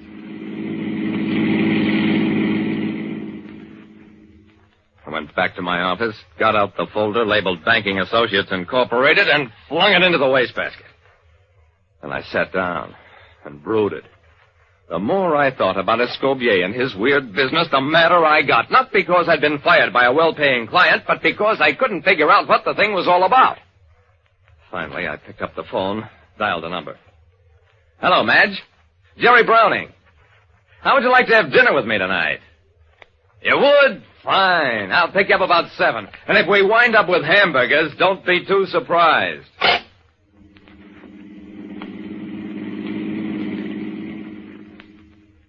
When we entered Escobier's place, it looked much like the night before, except that tonight only one table was occupied. 2 women were sitting alone at it, though it was set for 4, and there were 4 cocktails on the table. Neither the women's escorts nor Escobier were any place in sight. I said to Madge, honey, there's something funny going on. You stay here while I look around. If you hear any peculiar noises, run out and holler for cops. I walked back toward swinging doors that obviously led into the kitchen and entered a kitchen straight out of a chef's dream of paradise. There were 6 spotless small ranges set against a wall. There were tables with burnished steel tops all set with an array of carving tools and cooking gadgets. On the walls hung scores of pots, pans, skillets, racks, utensils of every size and shape, all gleaming steel and aluminum, all spotlessly clean. On the other wall, there was a huge icebox with glass doors. And inside it, steaks, chops, trussed-up chickens, turkeys, roasts, sections of ribs, all arranged with an artist's eye for pattern. 2 men were working with grim concentration, each at a range, each in a white apron and tall chef's cap. And sitting in a corner, reading a magazine, was Escobier. He glanced up, recognized me. Oh, you are not so hungry tonight. You have decided to cook your own dinner? I took another look around. The 2 engrossed men at the ranges, at Escobier's twinkling eyes. So that's what it is. You let amateur cooks come in here and prepare their own meals. Escobier smiled. For a price. It is of necessity a high price. There is so much experimentation. I licked my lips. Oh, brother. I always did want to try a souffle, and this is my big chance. Escobier said, Yes, and no dishes to wash. That I do. Well, that's all there was to the mystery of Escobier's success. He capitalized on every man's secret belief that he can cook rings around any woman, given everything he needs, plus a free hand. It cost me a client to find it out, but it's a loss I've never minded. Like I said, man can't live by bread alone, but if it's bread he baked himself, he's generally willing to try. Listen next time to Calling All Detectives. Mystery drama, mystery quiz, and a chance for you to match wits with yours truly, Jerry Browning, Private Detective. We hope that you've enjoyed this recording, and for more happy listening, please visit otrcat.com. Mr. District Attorney, starring David Bryan. Mr. District Attorney, champion of the people, defender of truth, guardian of our fundamental rights to life, liberty, and the pursuit of happiness.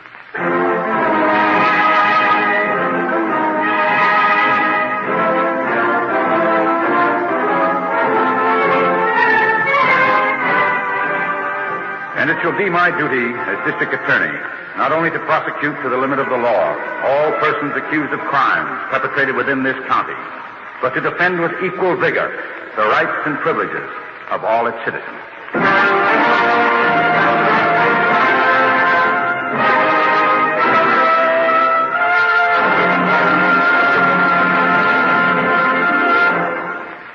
This is David Bryan.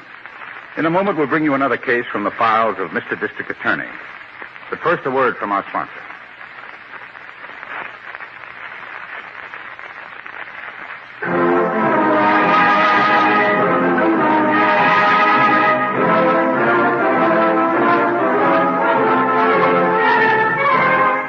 And now, here is our star, David Bryan, as Paul Garrett, Mr. District Attorney.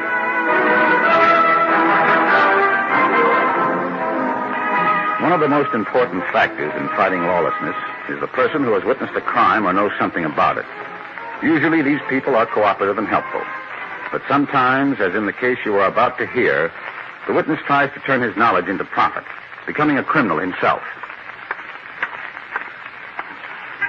Okay, let's get him.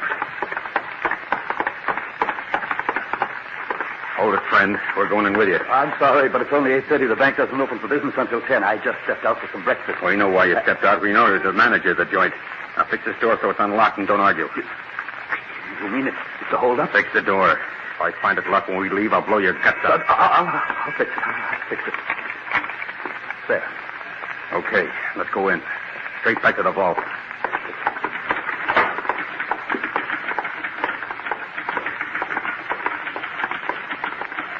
All your people out from behind the counter. Act natural. Yes. Will you please come out here, everybody? Everybody, please. You had it right, Willie. You already got the vault open for us. You still want to try the hand? Certainly. That's what you got the wire for. All right, folks, against the wall. This is a holdup. Get your hands out. We're tying them up. The thanks to Willie? Everybody. Let the manager do the tying. You get in that vault and get the money. Good idea, Willie. Mister, you finish him up. Wait a second. Don't nobody move. What's the matter? You got a guard in this place. Where is he? I don't know. In my office, maybe. He should have stayed there. All right, mister, please. And don't get any ideas about going for that gun. No, John. John, go on! Shot him. You'll get the same thing if I hear one more bleed out of you. Watch with the loot. I'm coming, Willie. I'm coming. All right, you people. Squeeze back against the wall and stay there. We're going out of here, and I don't want to hear a move, see a move, or smell a move.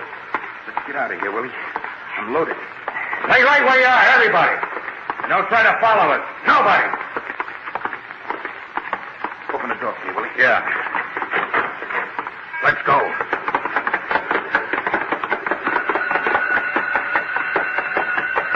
Hold up! Hold up!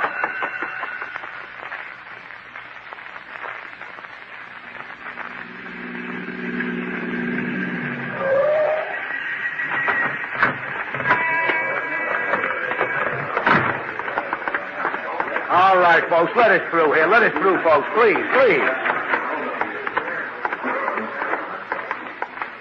Oh, hi, Sarge. Where's the... Oh, I see it. Yeah, lying in front of the vault, Chief. Yes. The officer tells me to show the district attorney. I'm Harrington. This is the district attorney, Mr. Garrett. How do you do? I'm J.T. Barnes, manager of the bank. I went out for some breakfast this morning, and they practically kidnapped me. Breakfast after you started work? Oh, yes. I'm the first one here, and my hours start long before the bank opens for business. And you first saw these men outside? Yes, that's right. And they must have known all about the way a bank is run. They had everything down just right. You think it was an inside job? Oh, no. I never saw either one of them before in my life. But one of them must have worked in the bank at some time. Well, they spent a lot of time casing this place. Are they waiting at the door, Mr. Barnes? That's right. They made me let them in. What could I do? They both had guns, and one of them told me he'd blow my guts out if I made the wrong move. What could I do? Very little, Mr. Barnes. We understand that. I only hope our Mr. Telford understands it. Mr. Telford is vice president in charge of this district. I hope he understands. I wouldn't worry about it, Mr. Barnes. It's not your job to fight gunmen. No, not when I have a wife and family to think about. 2 children, Mr. Garrett. One 10, the other 7. Man has to think about things like that. He certainly does. I see the vault is still open. Yes. Wouldn't do much good to close it now. They got just about everything in the way of cash. How much did they get away with, Mr. Barnes? More than $40,000. Imagine that. $40,000. And I can tell you everything they did. Everything. Poor Brady. Started to draw him, and they just pumped bullets into him. Poor who? That's Brady, our guard, under that sheet. He's dead. Oh. Well, let's take a look, man. Yeah. Jim Brady. You knew him? Yes, for many years. Yeah, both of us. How many were there? 2 of them. What did they look like? Oh, nice looking, well dressed. When they first came up to me, I thought they were bank examiners. Young? Between 25 and 30, I'd say. And both had hats on. One of them called the other one Willie. Willie was the one that killed Brady. Nice, friendly personality. Hand me that piece of wire at your feet, will you, Harrington? They use that to tie up their hands. Baling wire. A lot faster than rope. Yes, and not many people use baling wire in the city. Get on this right away, Harrington. Check the hardware stores. See if one of them has sold any baling wire in the past few days. Okay, Chief. Is there a phone I can use, Mr. Barnes? Oh, yes, of course. Right over here. Thank you.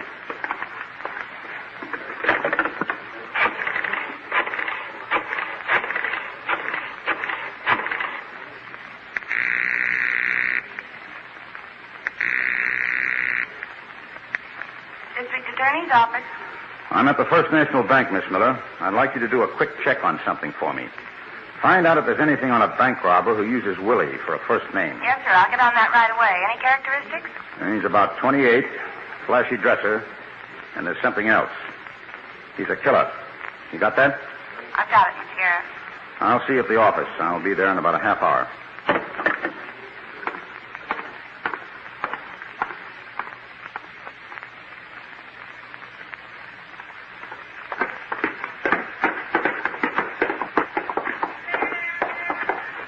You got the key? Yeah, I got it.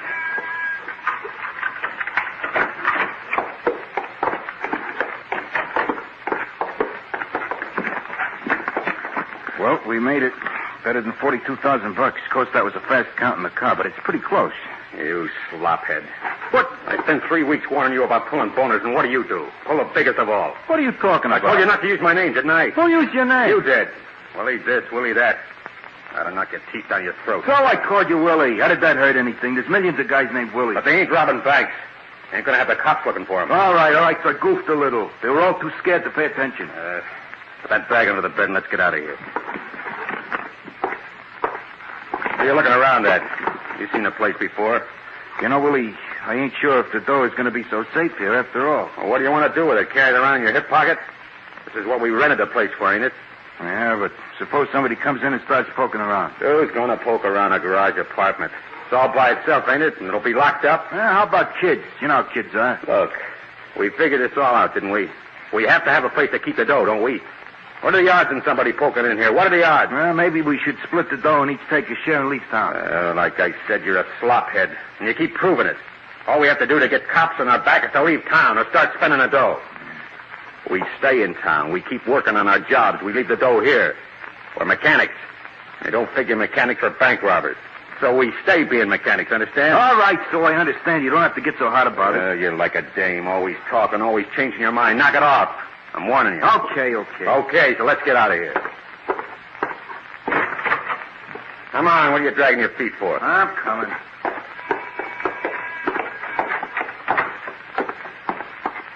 Patterson? Yeah? Before we leave here, I want you to know something. What? We're going to stay together. I know that. Just make sure you know it good. Don't go trying to sneak back here to pick up the dough. Now, why would I want to do a thing like that? Just don't, that's all. Try it and I'll kill you. Let's go.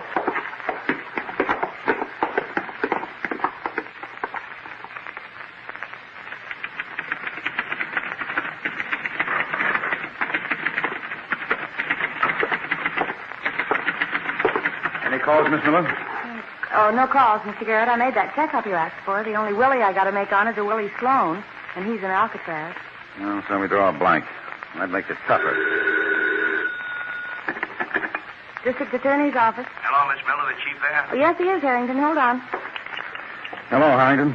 I've been to 16 hardware stores, Chief. Where are you now? At the 17th.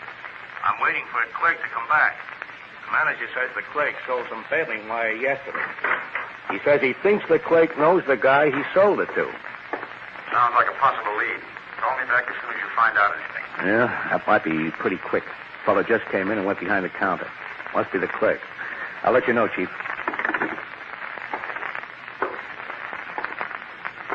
Yes, sir. Can I help you? Oh, how are you? I think maybe you can. Are you Zimmer? Yes, I am. Well, I'm with the district attorney's office. I understand you sold some baling wire yesterday. Baling wire? Yeah, that's right.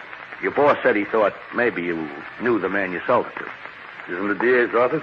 What's the matter? Somebody pull something? Do you remember who bought the baling wire? Hey. A bank robbery this morning. They used baling wire to tie up the people.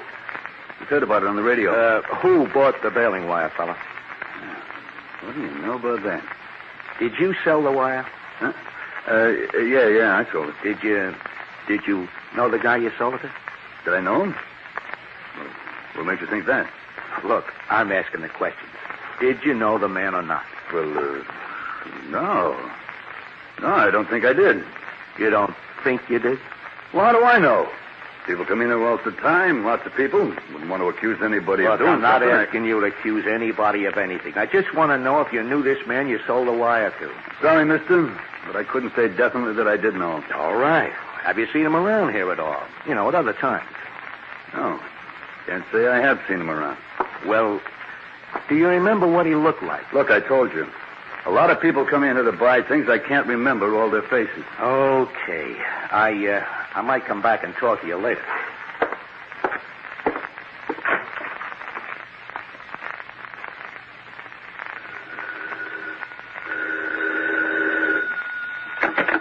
District Attorney's office. Hello, Miss Miller. Is he there? Oh, just a moment, Harrington. To you, Mr. Garrett. Thanks. Hello, Harrington. What did you find out? I got nothing, Chief. I got a funny hunch this fellow was holding out on me. The clerk? Yep. He sold baling wire. He admits that. But he heard about the holdup, and I think he's covering up. He said he didn't know who it was he sold it to. But he acted funny, and, well, I think he was lying. Where are you now? Drugstore across from a hardware company. Corner of 10th and Trenton. I'll meet you in front of the place as soon as I can get there.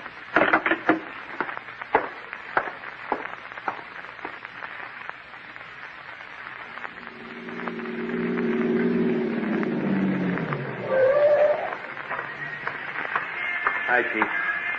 Well, looks like we missed. What happened? Clake's gone. Must have ducked out while I was talking to you on the phone. Oh, that's too bad. Well, what do you think we ought to do? Well, hang around. This is our only lead, and somehow we've got to break the case with it.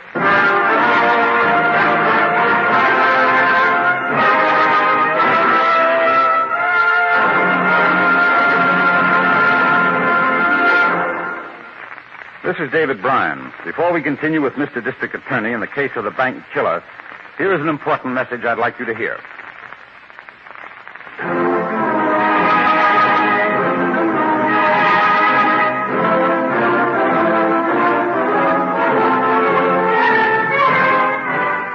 And now back to David Bryan, starring as Paul Garrett, Mr. District Attorney. A bank had been robbed, a woman slugged, a bank guard murdered. Indications were that the gunmen were first-timers, and these are often the hardest to catch. We had one important clue, the baling wire used to tie up the bank workers. But the hardware clerk who sold it to the killer turned out to be an uncooperative witness. We had a hunch he wanted to play along with the crooks. As you'll see, we were right.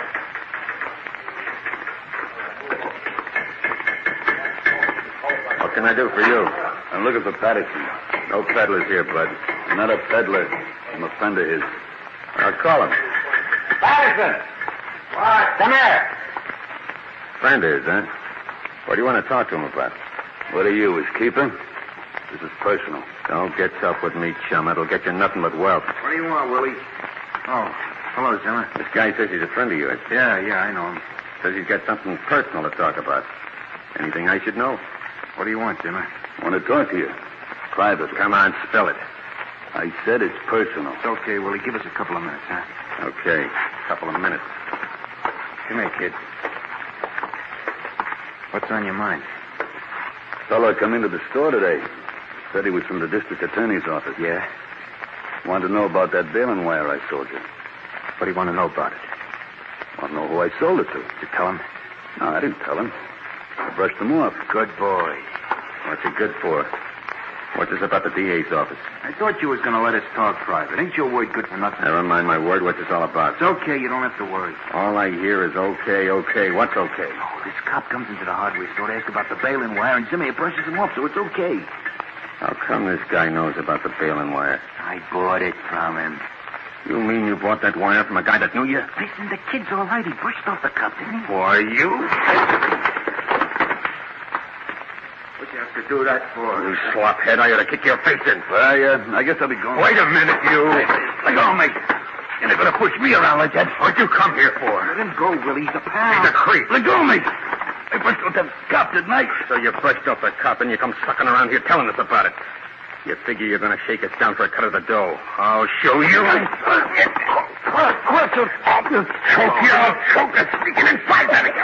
How Willie the boss is looking this way. You and your pals. You shouldn't have done that to me. You shouldn't have done it. Take it easy, kid. Take it easy. You're going to be all right. Oh, Willie loses his temper once in a while. That's all. This time he's not going to get away with it. I'm just going to ask you guys for a couple of $100. Now it's 5,000. You hear that, Willie? You hear what you've done? Shut up. You got it pegged for $5,000 from the start. Now you ought to. You try that again, and I'll let you have it with this tire iron. All right, kid. So we do business. Put down the iron. I'll put it down when I walk out of here. How much dough do you think you have to have? I said 5,000. I want 5,000. I want it this afternoon. We're supposed to be working here. We don't knock off until 4 o'clock. I'll meet you somewhere. Don't get any ideas about getting rid of me. My wife's going to be somewhere close by. Anything goes wrong and she yells for the cops. Got everything figured, ain't you? That's right. I got everything figured. All right. Meet us at 4:30. 1034 Maxwell Street. It's in the back, up over the garage. I'll be there. You think anybody followed you here? I know they didn't. How about where you work? Ain't they going to wonder why you ducked out? That's my worry. I'll take care of it. I'll see you later. And now you, Patterson. Where's the boss, Willie? I got to get back to work.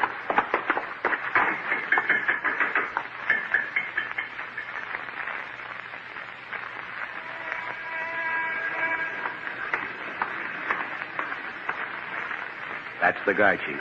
Good. Let's go in and talk to him.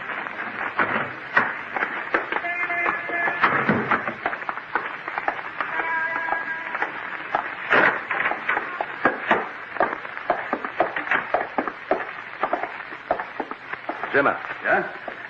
Oh, it's you. This is the district attorney, Mr. Garrett. Hi.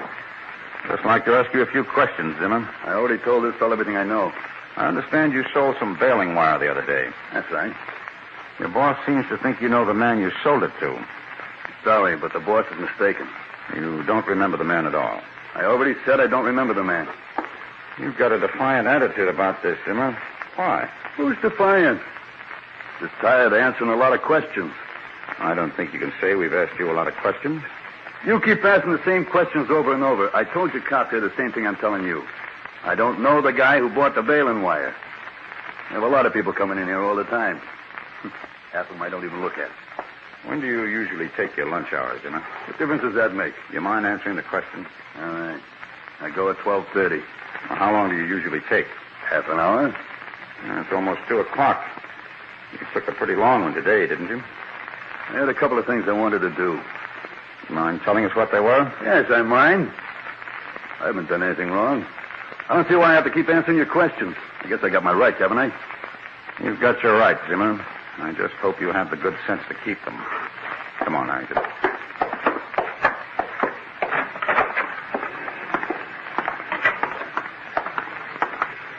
Well, what do you think, Chief? He's too touchy. I'm sure your hunch is right. You stay here in front, Harrington. I'm going around to the alley. I don't want that fellow to get away from us again. It might take quite a while, but we're going to stay with him until something breaks.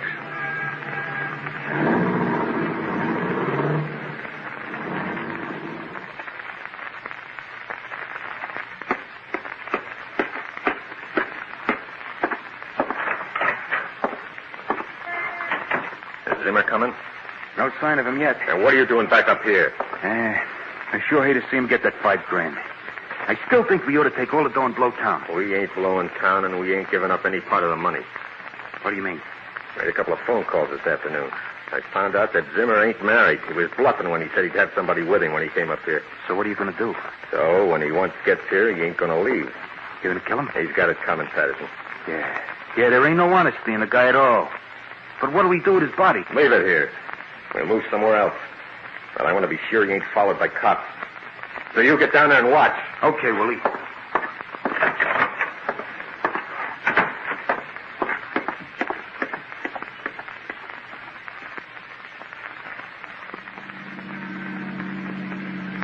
Watch it, Harrington. He's slowing down. Yeah, he's going to take that next corner. Stay at least a block behind him. Right. Hang on for the turn. Slowing down again, Harrington. Watch it. Yeah. Yeah, he's pulling up. We better stop right here. Yeah, this is it, all right. He's getting out. Watch where he goes. Looks like that red house. Going around the back. All right, Harrington. But let's take it easy.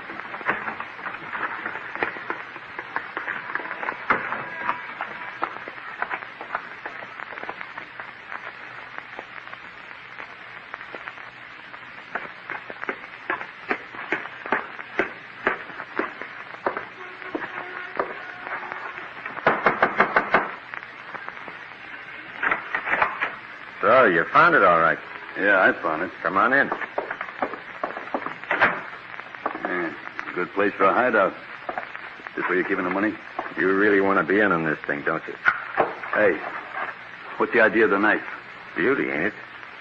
6-inch blade. Don't move. No, wait a second. Who's this cop you talked to? There were two of them. What all did they say about us? I told you. They just want to know who you are and what you look like. And you told them? No. Should I tell them when you're going to give me a cut of the money? You told them? No. Get that thing away from me. How do I know they didn't follow you here? Look, I had my car parked 3 blocks from the store. I went out the back, ducked up the alley, cut across the parking lot, went through the market. I know they didn't follow me. Good. Because now I'm going to do something I've been wanting to do for the last 3 hours. Get away from me. Get away. You didn't really think we were going to sit still for the shakedown, did you? Wait. I'm going to cut you, friend. I'm going to cut you, but good. No. Where do you think you're going? Let go. Get him in here. Good punch. How about out there in the street? Anybody around? Don't worry, he wasn't followed. Just a couple of guys selling paint jobs for houses. Try to sell me one. Me. Now, what's wrong with that? You can afford it. Willie, you're a card, a real card. He's getting up. Grab his arm. I got him. Listen, you got to let me out of here. I won't say anything, I promise. I'll say you won't say anything. I want to get his throat cut. Oh, no! Don't move, any of you. Come on! Watch the gun, Harrington. That's all for you, mister. You too. Drop the knife. Drop it. All right. I quit. Get your face to the wall. Wait a minute, Jimmer. Where do you think you're going? Home. I got things to do. You're under arrest. What for? I didn't do anything. You'll find out what you did, and it's plenty. There's the money, Chief. And guess where they had it? Under the bed. Just tell me one thing. Are you the 2 guys who were supposed to be selling paint around here? That's right. Why? It just proves to me why I lost out on this deal. A real slophead for a partner. That's not why you lost out, mister. But you wouldn't believe the real reason. Your kind never does. Let's go.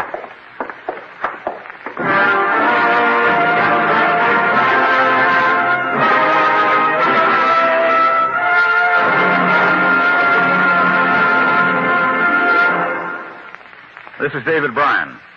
I hope you enjoy this case from the files of Mr. District Attorney. I'll be back in just a moment after this message from our sponsor.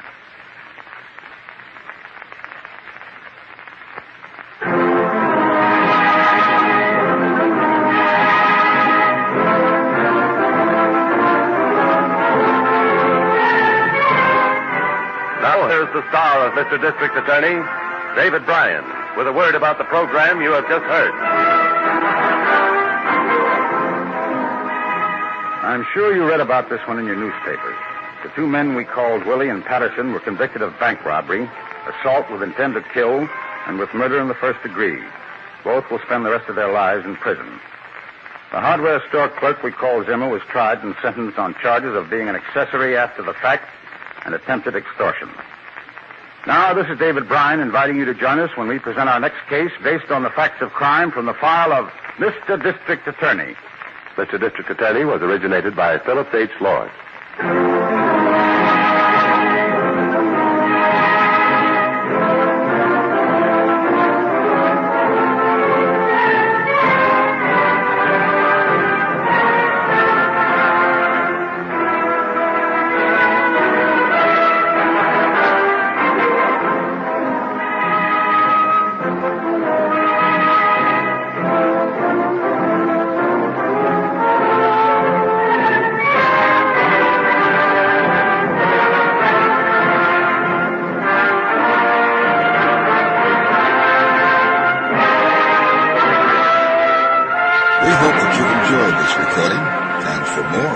listening, please visit otrcat.com.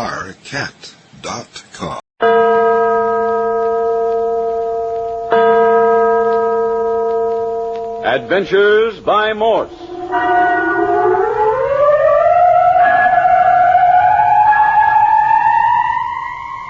Carlton E. Morse presents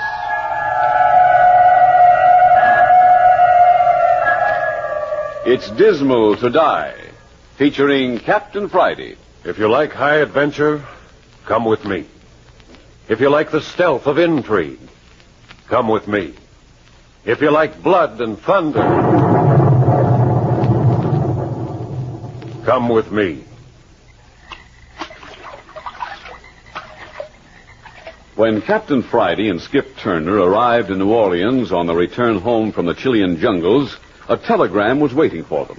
It read, "Implore your help. Impossible to contact police. Can you meet me, Lake Drummond, South Carolina, on the edge of Dismal Swamp immediately?" You decided to go to Lake Drummond, South Carolina, Captain Friday? No, it was Skip. He made up our minds in about 2 shakes of a lamb's tail. You're doggone right I did. You forgot the important part of that telegram. What's that? It was signed Julie Lane. The damsel in distress. Well, you can't leave a poor, helpless little female wringing her hands in the middle of the Dismal Swamp in South Carolina, can you? Anyhow, not a pretty little one like Julie. How'd you know what she was like? You never heard of her before. Brother, when it comes to female women, I got second sight. That was as pretty a hunk of gal as ever I set eyes on, too. Black hair and blue eyes and skin like wild honey right out of the comb. And married, Skip. Don't forget that. No, I ain't forgetting the look on her face when she told us her husband was lost in the swamp. Lost? Yes, that's the word she used. She said her husband had been lost in the Dismal Swamp for more than a month. It's all she told us until we were deep in the swamp. They reached Lake Drummond just after sunrise on a brilliant October morning, when a dawn wind ruffled the water, stained by juniper and cypress, to the color of old Madeira. There they met Julie Lane. He was waiting for them with a flat-bottomed boat, waiting to pole them into the heart of the swamp, waiting fearfully and begging them to hurry, hurry. In 5 minutes, they'd left the wide reaches of the lake behind them. Giant cedars and cypress, older than the memory of man, blotted out the sun. Her husband was lost, and there was no time to talk. That's all she would say. They pushed their way through networks to tangled grapevine and honeysuckle overhanging the stream. Captain Friday and Skip alternately poling and fending the boat from snags of fallen timber.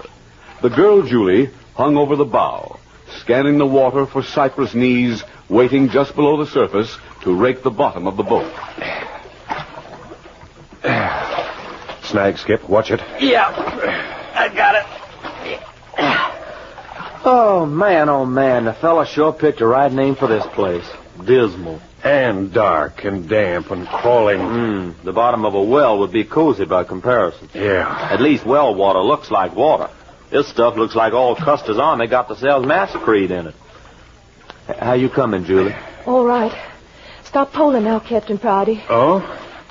Cypress knees underwater, a whole forest of them.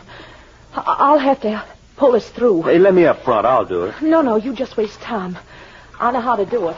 I know the channel. Okay, but I feel awful foolish squatting here like a blamed Injun while a little old scrap of squaw no bigger than my arm does the hard work. Just sit quietly. Skip. Yeah? You smell something funny. Yeah, this whole stinking swamp. No, I mean about the girl's story. Oh, a fish factory couldn't reek no higher. Husband lost in the swamp, but she don't call the cops. Yeah, doesn't call in anybody for more than a month after he's gone. Nobody knows about it except us and the boy's father. What I want to know is, why ain't Julie's father here instead of her? You'd think if one of them had to go traipsing around this swamp, it'd be him. If he's able-bodied. Oh, he was able-bodied enough to come camping on Lake Drummond with Julie and his son, back when Julie's husband disappeared. Yeah, that's right. Captain Friday, you think the whole story's a phony? You guess ain't no husband? Oh, I imagine there's a husband, all right. But nobody but a darn fool or a dinosaur would wander off alone and risk losing himself in this primeval wilderness. There's got to be more to it than that. Yeah. Well, as soon as we get us a chance to talk, little Miss Julie's going to have a raft of questions to answer. Hey. There. That puts us in clear water again. Hey, the creek's widening out. Oh, yes. Use the oars, Captain Friday. We'll make better time. You're the boss. Nothing but a few cypress to watch for. Man, I'm just a fella to do the watching, too. Come on back here, Julie, and give yourself a rest. I don't want to rest. I'm perfectly all right. Sugar, you're real smart at dishing out orders. Now, let's see how good you can take them. Give me a hand. Oh, I'm sorry. I didn't mean Oh, to. you're just plain chucked it out, that's all. Come on, easy now. There. Now sit yourself. Oh, but you'll have to keep a sharp lookout. It's so hard to see in this twilight. Yeah, them moss-hung trees has closed in on us till you think we was rolling around in midnight. It never gets light in the swamp. Well, don't you worry. I got eyes like a hootie owl. Well, get up there in the bow and keep those hoot owl eyes peeled. Those snags won't move out of our way. Somebody's always taking the joy out of life. Okay, Cap. Hold it to the center of the creek. Right.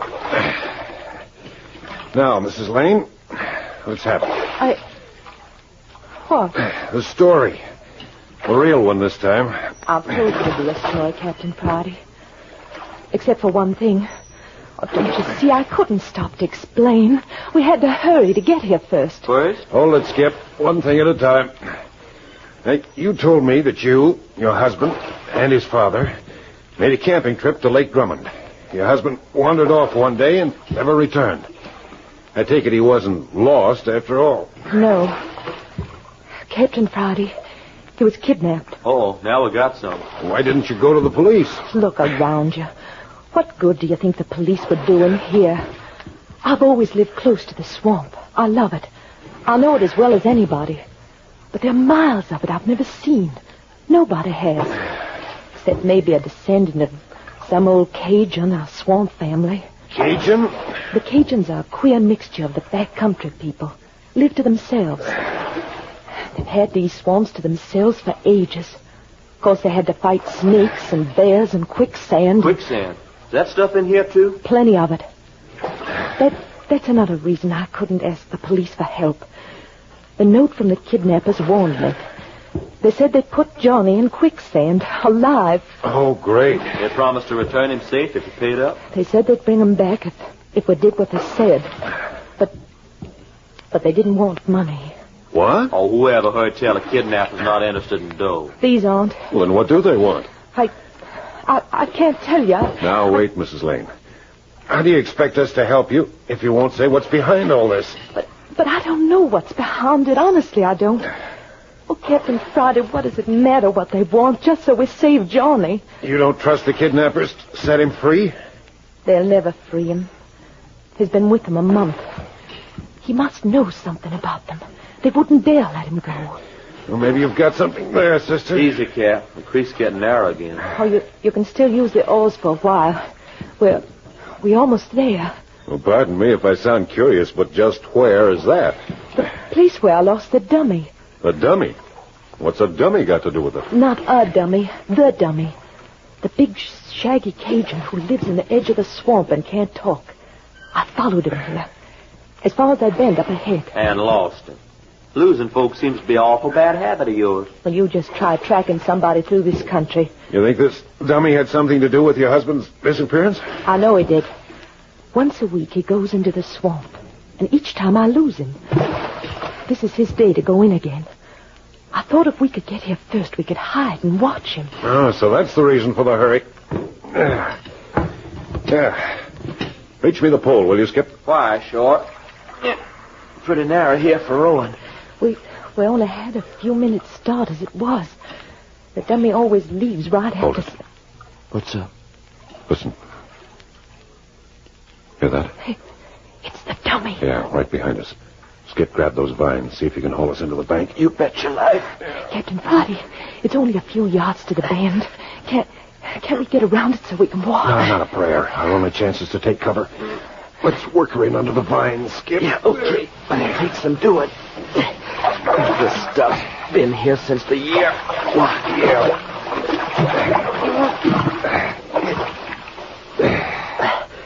Yeah, there. Yeah, that ought to do it. We're out of sight now.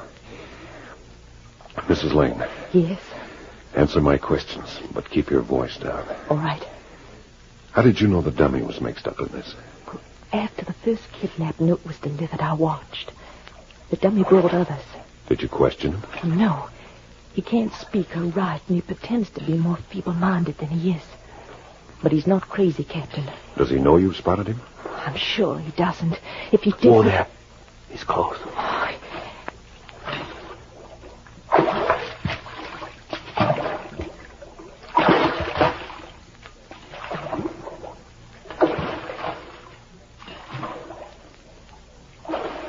Glory, hallelujah. Do you see what I see? I do. That ain't a man, it's a gorilla. I told you he was big. You didn't exaggerate none.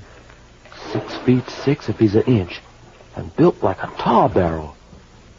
Lady, if that guy had caught on to you and wrapped a hand around your soft little neck. I know. I've been terrified, but I had to find Johnny. Listen, that sounds like a gorilla, too. It's the way it talks to himself. Now he's around the bend. Shove us out, Skip. Yeah. I'll help, Captain. Got the pole ready. That ain't necessary. Here it goes. Like a rabbit out of a hole. A couple of good thrusts ought to do it. Yeah. Okay, now. Hard aport. Swell. Hold on. I can see... Hey. What is it? Well, look for yourself. He ain't here. But he's gotta be. We were right behind him. He couldn't just vanish. Well, he has. Are there any cross streams here he might have turned down? Well, not as far as the next bend. But he didn't have time to get that far. Well, then he's taken to a trail. Mrs. Lane, you stay here. Skip and I are going to search the banks. Right with you, Cap. Here I go. Oh, look out. The quicksand. It's all right. This stuff will hold.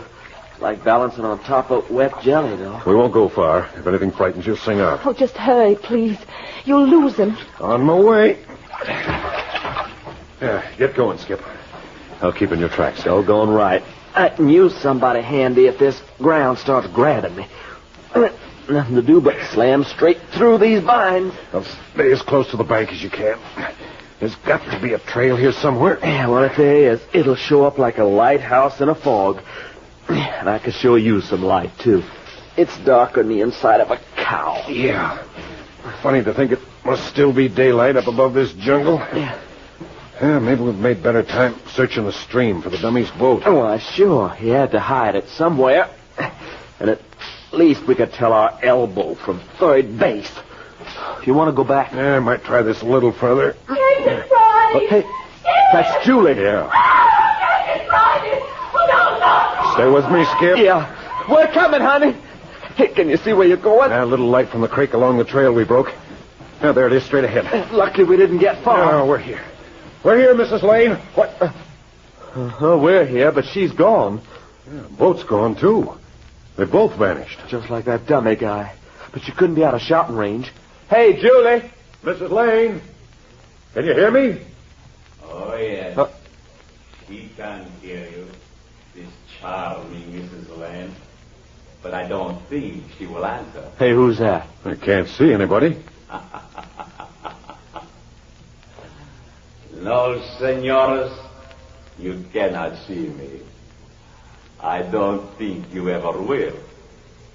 I don't think you will live so long.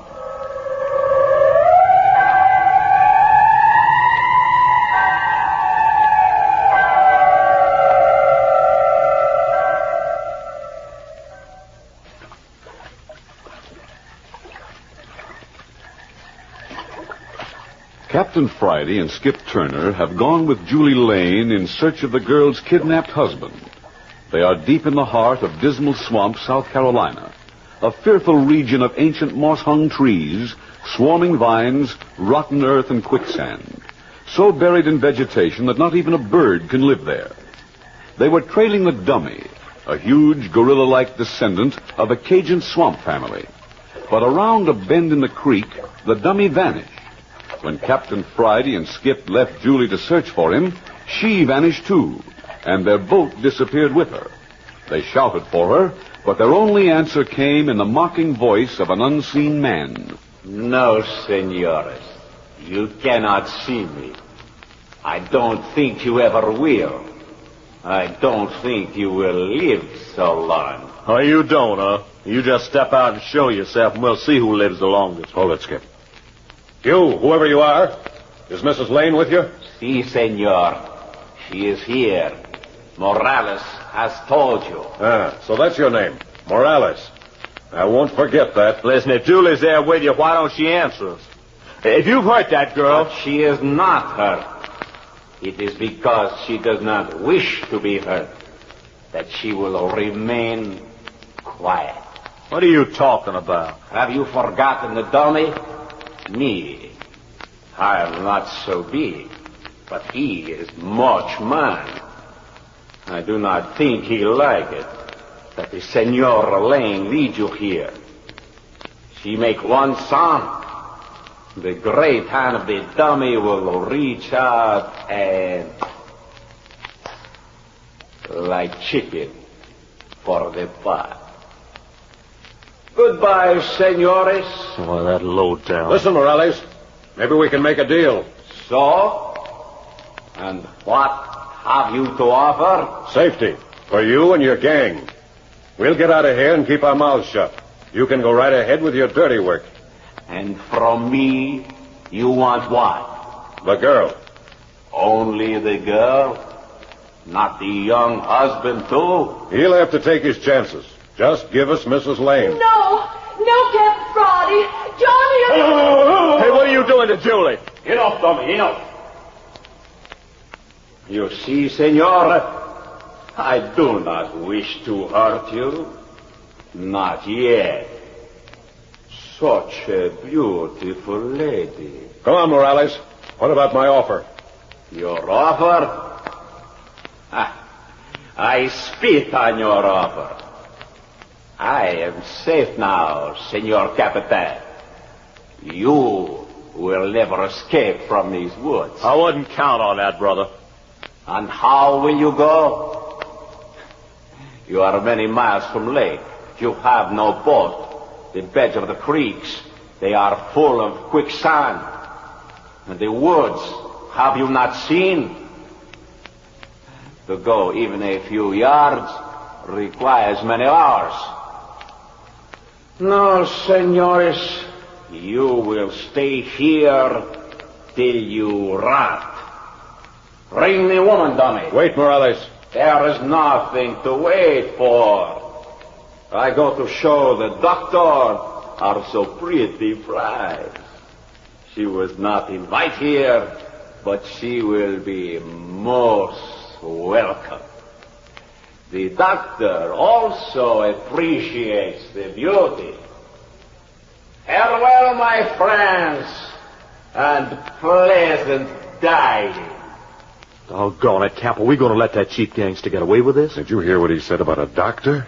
How does a doctor fit into this picture? I don't mind no doctor. What are we waiting for? For our pal Morales to get out of earshot. Yeah, but all that truck you was feeding him about trading Julie for safety. You must have known he wouldn't go for it. Oh, but he did. Huh? I wanted to keep him talking. Not hard to do. Boys like Morales like to run off at the mouth. Talking? Skip, when Morales first spoke, could you tell where he was? Oh, I got you. No, I couldn't. Sounded like he was all around. That's it. All this water pressed down by the jungle makes a cave effect. But I knew where he was before he left. Why, sure, right across the creek, behind that wall of fallen timber. Well, come on. What are we waiting for? Yeah, better test the creek bottom first. Here, I'll get a branch off this tree. Yeah, lots easier deaths than smothering in dirt. How's you feel? Okay. No suction. No mud to your knees, though. Come on, let's go. Oh, boy, you ain't kidding. I'd sooner wade through a tub of glue. Yeah. Good the creek's narrow here. Yeah. But what are we going to do now? There ain't no bank over here to climb out on. Water goes clean up to a mess of fallen stuff. You reckon we can clamber over it? Hell, the boats didn't. Got to be a way through it somehow. Yeah, I'd give up pretty to find it.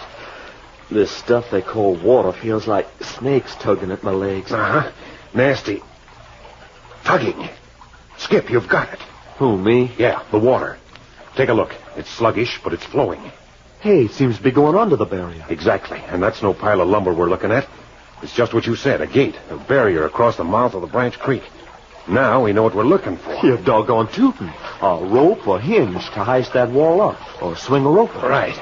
Or how about a vine? Here's one. Good stout grapevine. There. You hear that? Oh, music to these ears. Give her another yet. Here she comes. And another creak behind her. Wow. Now keep it quiet. You see anybody? Well, nary a soul. I guess Morales was the only guard. Let's get a move on before he comes back. Trail along the creek edge. I can just see it in the twilight. Swell. Probably leads to the hideout.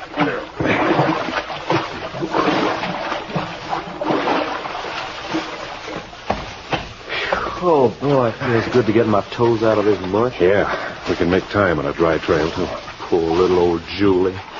You know, the way I feel, a real thorough killing wouldn't do Morales a speck of harm. Yeah, we haven't played it too smart, Skip. When the dummy let out that yell, we ought to have known we were close to home. Yeah, but Julie said he was just talking to himself. Not that time he wasn't. He was signaling Morales. Hey, look. There's our boat. Yeah. And the dummies. Skip, see what I see? Huh? The tarpaulin up on the bow has been jerked back. Well, what do you know? Canned goods. Enough for an army. Enough to keep the gang living in high for a few days, anyway. So that's what the gorilla man was up to. Running in supplies. Yeah, they had to have a pipeline. Make it snappy, Skip. We've got to get off this trail. The dummies due back to unload. It sure wouldn't be no healthy place to get trapped, would it? Look ahead. The path's just a black tunnel chopped through the wood. Oh, I wish we had a flashlight. Yeah, we might take to the woods, but we'd make a noise like a herd of elephants. Now, come on, and keep it quiet. Yeah. Cappy, I sure wish I knowed what this is all about. Personally, I'm up to my armpits in pure ignorance. I could ask a few questions myself. For instance, why Julie's father-in-law sent her into danger instead of coming himself. Right on the nose. And why she clammed up on us back in the boat. Oh, that's easy. She's scared. You mean her husband's old man? He might be out on a limb? Yeah, well, the husband himself. For all we know, the kidnappings are blind. He could be up to his neck in this dirty work. It could be, for a fact. Hey. Huh? Something's wrong with my ears. What's that? Well, I keep thinking I hear birds. There ain't no birds. Well, sure it's birds. But there ain't no birds. Birds don't come in here. Well, not in the jungle itself. It's too dark and tangled. Yeah, there must be a clearing ahead. Hey, then we're there. Yeah, just about. There seems to be a sharp turn in our tunnel just ahead. Yeah, here we go. Skip. Sunlight. Well, for crying out loud. Man, that's the prettiest sight I've... Oh, doggone it. Now I can't see a thing. My eyes are crying like babies. Yeah, I'm blind, too. Coming out of the swamp dark into bright light. Yeah, they'll clear in a second. Hey, I thought you was in front of me. I am. Well, who's behind you? Hey, look out! Quit grabbing me! Quit! The dummy. Let go, Skip. Let go, I tell you, or I... What the blue blazes? No, Captain. Do not move. Oh, another one, eh? Who are you? Your friend is in no immediate danger. A little uncomfortable, perhaps, with his head bent so across the dummy's arm. An interesting physical specimen, the dummy. Magnificent development. A little more pressure upon your friend's head. Tell him to release, Skip. Ah, you are prepared to be amenable? Very excellent. What do you want? But impatient. A regrettable characteristic of Americans. To the scientific mind, patience is essential. I want only a little cooperation. Revolver in your hand. If you will drop it on the ground. All right. No false move. You will recall that I placed 2 rifle shots at your feet. Your eyes are clearing, yes? You can see now? Yeah. Then you will observe how the bullets kicked loose dirt over your boots. For a physician like me, it would be a simple matter to choose for a target that exact portion of the anatomy. You can save the lecture. There's the gun. Now tell your ape to lay off, Skip. An ape? You are observing. I myself have compared him to the anthropoids. Dummy, release the man. Remove his weapon. All right, fella? I reckon so. Do not be alarmed. The sensation will pass now that the breathing passages are no longer obstructed. It's real kind of you, mister. Doctor, my friend. Dr. Eckhart. Why not make it Herr Doctor? Exactly so. That would be more correct. An uninvited guest in our country. That is due to the stupidity of your people. But I am here, and I have been of service. Perhaps later I shall be still of greater service. But enough of this. You will step forward out of the trail. Now, that dummy. He never could have took me in a fair fight. An interesting speculation. Perhaps you may arrange a little contest between you and him. We have so few amusements here. Gentlemen, how do you like our little home? It ain't so little. As you say. You observe the large living cabin. The one over there, the small cabin, is for, shall we say, storage? The wide protecting strip of marsh? Protecting? I should not advise you to cross it without a guard. Hey, you got Julie across there. You are concerned for her? But you need not be. She's safe with Morales. Safe? With that guy? Oh, perhaps he is a little, nervous at the moment. We have been long in the woods. But I command here. He has his orders. I shall save Mrs. Lane for a higher destiny. You talking about yourself? Exactly. Listen, I'll tear you limb from limb if you will do nothing. Dummy! Hey! Why, you ugly knocking Skip out from behind. And you, Captain. Ooh. Oh. Very good. Excellent teamwork, dummy. As I say, I am a cautious man. Our guests will not now observe our passage across the march. Search them, dummy. Take them to the storage cabin and tie them tight. They will make excellent specimens for my table.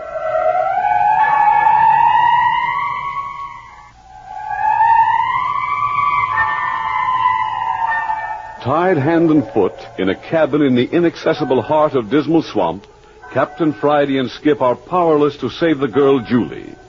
The second episode of It's Dismal to Die comes to you next week at the same time. You are listening to Adventures by Morse. Sometimes the radio playwright wanted to have a bit of fun. So, long before the Japanese movies had a giant cockroach come out of the sea to eat up Kyoto, or was it South Chicago, I wrote 2 plays that theoretically destroyed everything. One was a story about a growing chicken heart that covered the world, and the other was the one you're about to hear.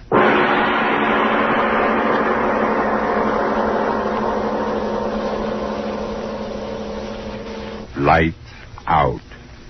Everybody. It is later than you think.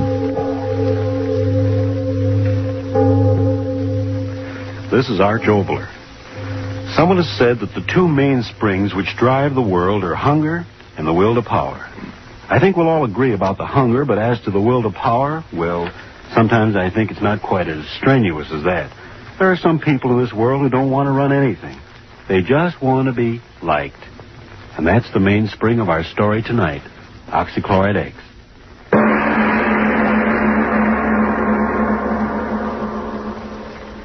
So, I says to him, I says, well, sir, I'd like to be obliging, but I really haven't got the time. And he says to me, well, Mr. Jackson, after all, we're making this proposition only to a few outstanding student representatives on the campus. And we do feel that you should be interested in our proposition. Well, so, what did you say? Well, I said, mister, I can't be bothered. Just can't be bothered. And I gets in my car and off I goes. But, Bob, free clothes just for wearing them around the campus? Listen, Stan, my boy, what I want to be a clothes horse for any old haberdashery. My old pappy's got more money than he knows what to do with. Now, what for, I ask you? Well, I guess you got something there. Say, who are you going to take to the dance Saturday night? Haven't made up my mind.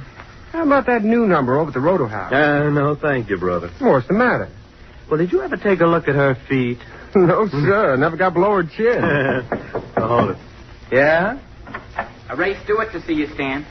Yeah. Send him on up. Ray Stewart. Who's he? Well, we're still short one pledge, aren't we? Oh, yeah, I know, but Ray Stewart, who is he? Oh, I met him over in chemistry. Got a mind like a textbook. Oh, but who is he? We can't pledge a man just because he's a grind. Well, we could use a few grinds around here. Exams come around, there's nothing like a few of those brainy boys to pull us through. But who is he? Where's he from? Who's his family? Who's his Hold it. Come on in, Ray. Oh, thank you. Oh, it was good of you to bother to come over tonight. It was good of you to ask me. Oh, not at all. Ray, I want you to meet the president of our house, Bob Jackson. Mr. Jackson, Mr. Stewart. I'm certainly glad to make your acquaintance. I might as well admit this is the first time I've ever been in a fraternity house. Really? Sit down, Ray. Make yourself at home. Oh, thank you. Now, tell me, Ray, do you ever go in for any sports back in your prep days? Oh, no, I never had much time for that sort of thing. No? No, I think that sports should be put into their proper place. After all, I'm sure you agree they aren't particularly important. No? And what, might I ask, is important in your estimation, Mr. Stewart? Doing things. Being someone. What? Doing things man's never done before. Taking the elements and transmuting them into things which never existed until you thought of them. That's important. That's being almost godlike, isn't it? Master, how you talk. Oh, sorry, I get sort of carried away. Yeah. Well, that's all right. Bob, his boy sure knows his chemistry. Huh? Oh, I really don't know so much. Say, I ought to know better. You pulled me over some tough spots in this cause. I'm very glad to help you whenever I can. If I lived here, I could help you all the time. I could help you too, Mr. Jackson. If I need help, I know where to get it. Oh, I didn't mean to offend you. It's all right, Stewart. Now, tell me, you're from around Chicago way, aren't you? Oh, no, Milwaukee. Lived there for years. Nah, don't tell me I'm one of those Bruin families. Oh, no. We're not wealthy people at all. My father runs a small business. It isn't much, but we get along. Oh. I don't think money's important anyway if a person's ambitious. Do you, Mr. Jackson? Oh, no. What's money? You fellas may think this funny, but, well, I always thought it's more important what a fella does than what he has. I mean, well, I've always had the feeling that someday, somehow, I'm going to do something really important. Maybe even miraculous. Well, now, what do you expect to do? Discover the missing link? Yes, Stewart. What is this miracle you expect to perform? Well, I don't know exactly. Ever since I've been just a kid, I've been interested in chemistry, and I've had a feeling that someday I'd perform an experiment, mix certain chemicals together, and something would happen that never happened before. Now you hear that, Stan? A miracle man. Amazing, my dear Bob. Simply amazing. I know it sounds silly, but the things I dream about always seem to work out. Well, would you mind telling us the last miracle that worked out? Well, this. This? Oh, what do you mean? Well, as long as I can remember, I've always wanted to belong to a fraternity, and here I am.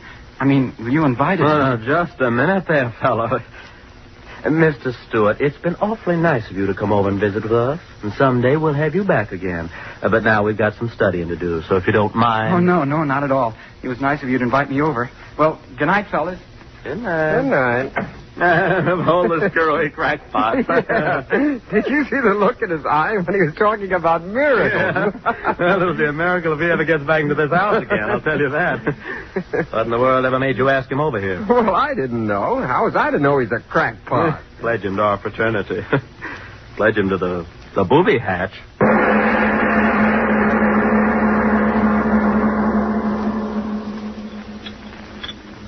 Mr. Stewart, if you please, Mr. Stewart.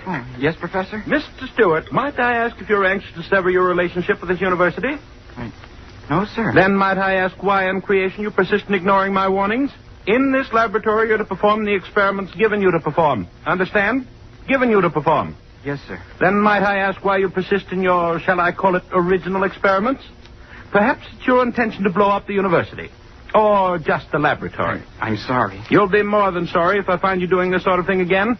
Now, take down this apparatus and continue with the work in your textbook. Yes, sir. This is my last warning, so bear it in mind. Oh, hello, Stewart. How about loaning me your notebook for a few hours? Oh, hello, Jackson.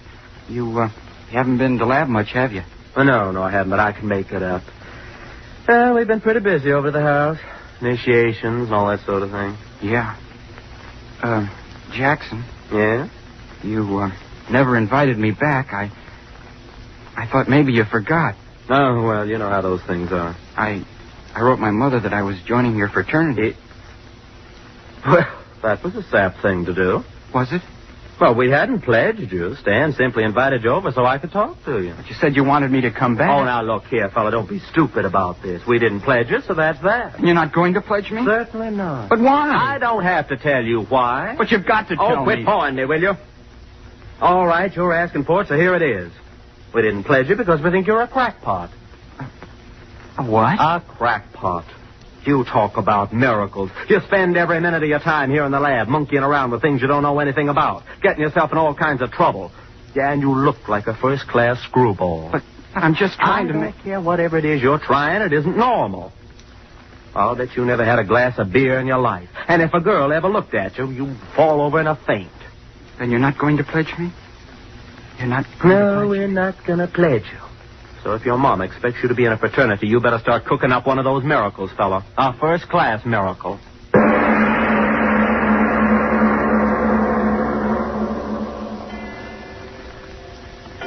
Sleep. It's so late. Sleep. Got to sleep. Not gonna pledge you. That's what he said. Not gonna pledge me. Why do I keep thinking about it? If I could only sleep. Sleep. We think you're a crackpot. Oh, I gotta stop thinking about these things. It's not healthy to think what I'm thinking. Crackpot. Not gonna pledge you. Crackpot. What's the matter with my head? I heard him talking in it over and over and over again. I'm not crazy. I'm not. I'm as good as you are. I'm as good as both of you put together. Stop saying that. Stop saying it. I'll show you. I'll show you both. I'm better than you are. I'm better than anybody. I'll show you.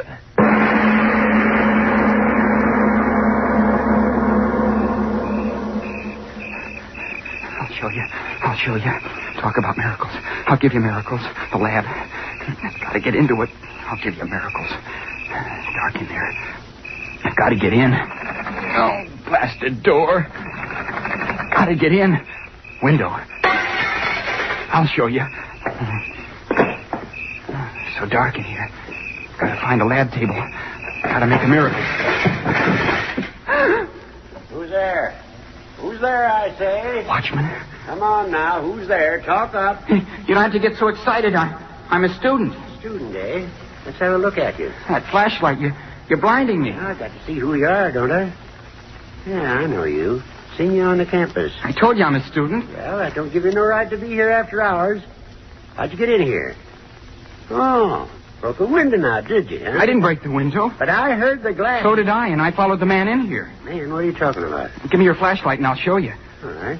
Here. Look behind you. What? No one will stop me. No one. Miracle. I've got to make one. Got to.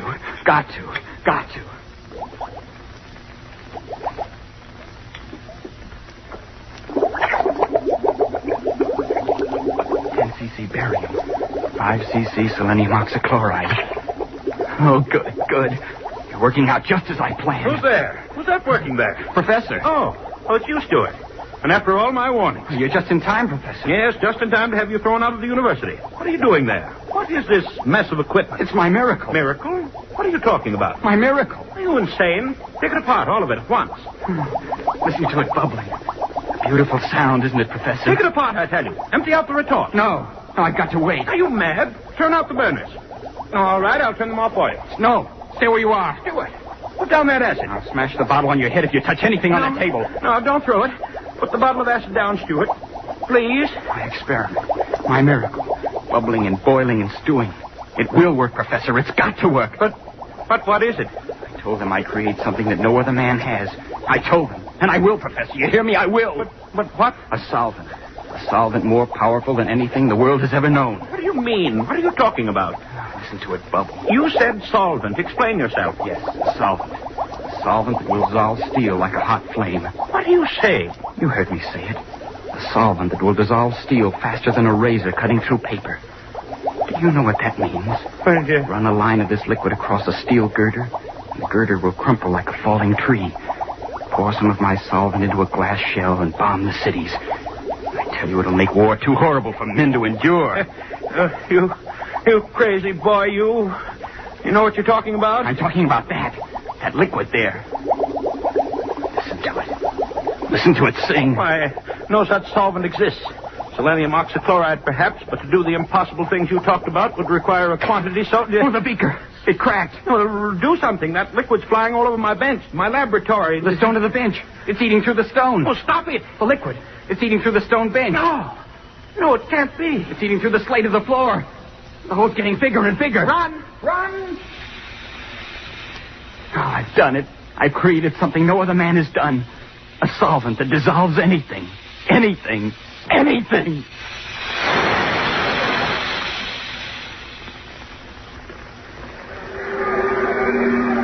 what happened? What's the matter? The land. I guess it's on fire. Well, where's the fire? I can't see anything. The whole school's out here. Hey, fellas, what's up? Nobody seems to know. Something's going wrong in the lab. Firemen won't let us in. Something burning? I don't know. Can't get near enough to find out. I can't see any fire. There's plenty of smoke, though. Plenty of excitement. Read about it in tomorrow's paper, I'll bet you. Hey, listen to that sound. Yeah, it sounds like water. Gosh, what is it? Hey, everybody back! Hey, the building! It's going to crash! Run!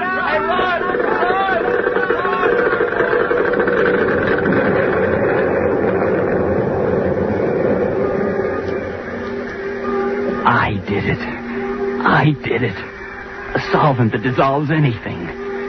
Anything.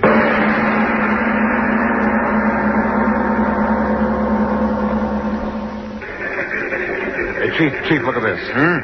What's the matter, Murph? Somebody have sex doublets? Get a load of this, Chief. Came in over the news wires. Read it.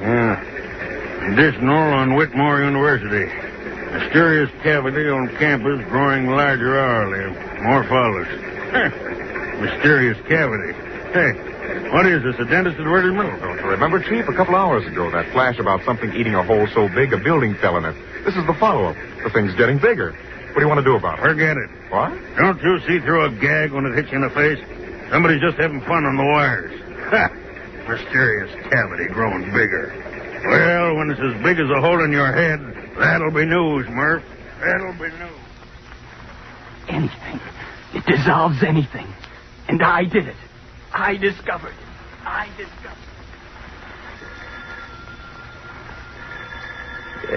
Yes.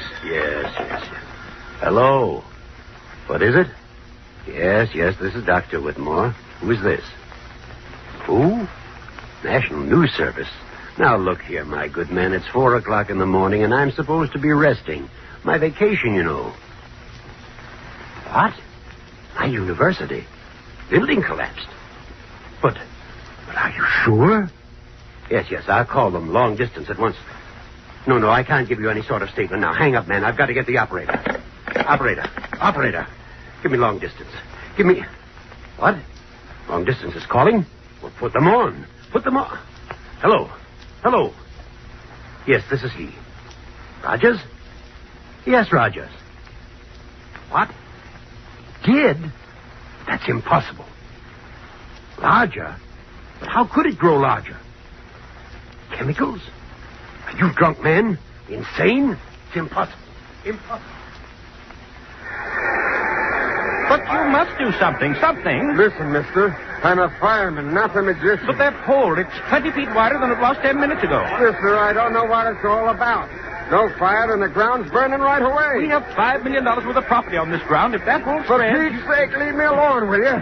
We've been throwing water on the edges of the thing ever since the building fell in, but it don't do no good. This out of tonight's paper. The latest news on the Whitmore University mystery.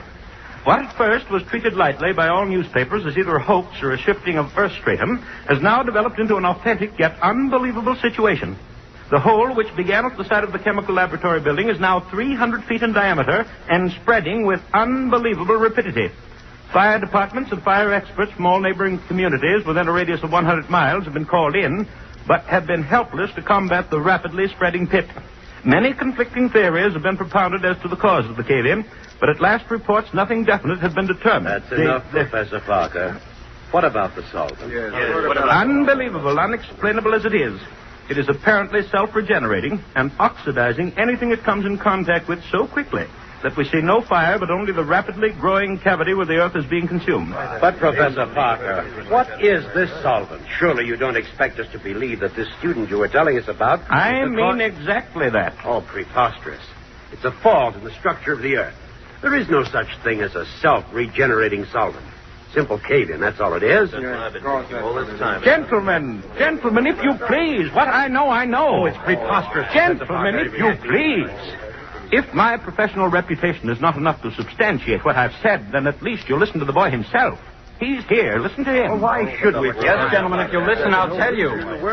You'd better listen to me. Gentlemen, please. What Professor Parker said is true. It is a solvent. It dissolves anything it touches quickly, furiously. And the byproducts of that dissolution give it new strength and movement. And I discovered it, gentlemen. I know, but what will happen? What can we do? We can wait. Wait? How can we wait? Look out there. The hole's within 2 feet of another building already. We've got to stop it. At once. If you don't... The building! The foundation's undermined! Crashing!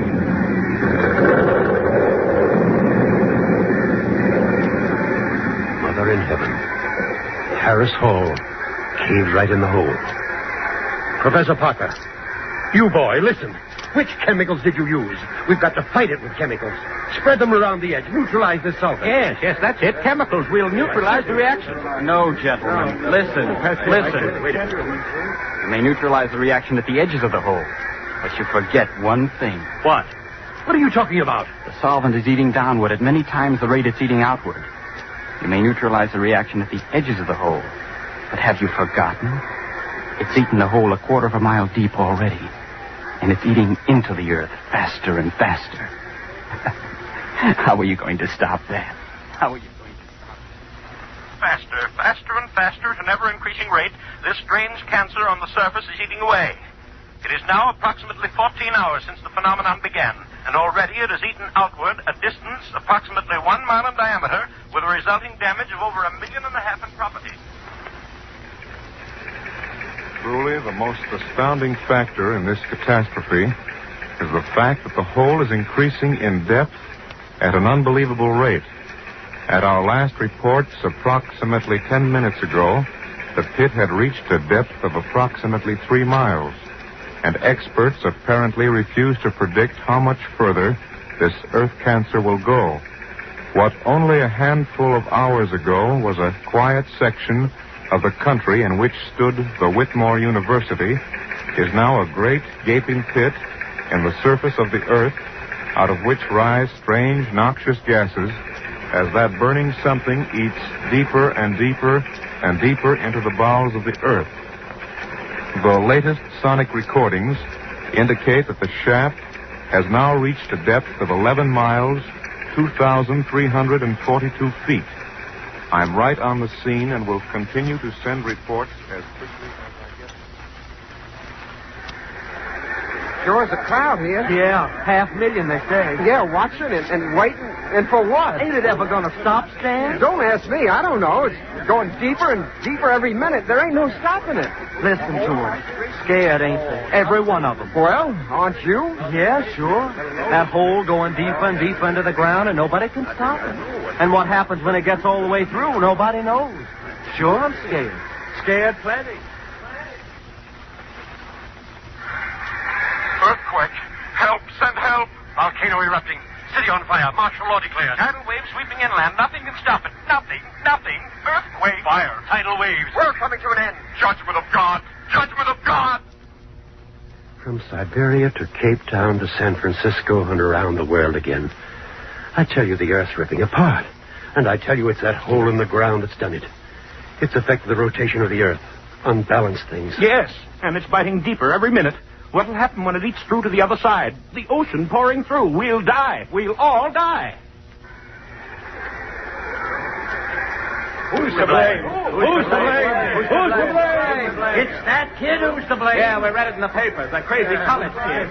There he is. Yes, that's him. That's him. No, let me go, you fools, you. I've done a great thing, a wonderful thing. Created something no one ever thought of. No, let me down. Let me down.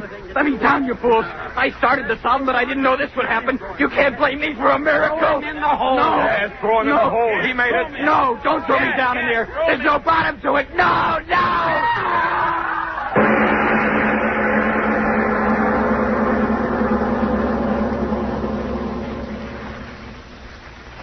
Here, put him down here on the grass. Dan? Yes. Boy, oh boy, will this be a sensation on the campus. But, Watchman, how did it happen? Well, I'm making my rounds of the grounds as usual, and all at once in the moonlight I see this fellow walking across the grass. So I go up to him and I see the fellow's walking in his sleep. In his sleep? Yeah. And just when I starts to grab him easy-like, he pulls loose, yells something about, "Don't throw me in, don't throw me in." And then he runs across the campus and dives headfirst down into the swimming pool. And it's empty. When I pull him out, he's like he is now. Busted neck. But who is he? Anyone recognize him? Yeah, I know him. Stewart's his name. Ray Stewart. Kind of a screwy little crackpot. Always talking about creating miracles with chemicals. I wonder what he thought was happening to him diving down that hole. We hope that you've enjoyed this recording, and for more happy listening, please visit otrcat.com. Donald Peterson presents the true adventures of Junior G-Men. The Junior G-Men are on the air, speeding to your homes, ready for action. Stand by. All Junior G-Men, stand by. Stand by for the thrilling details of the secret of the locked room.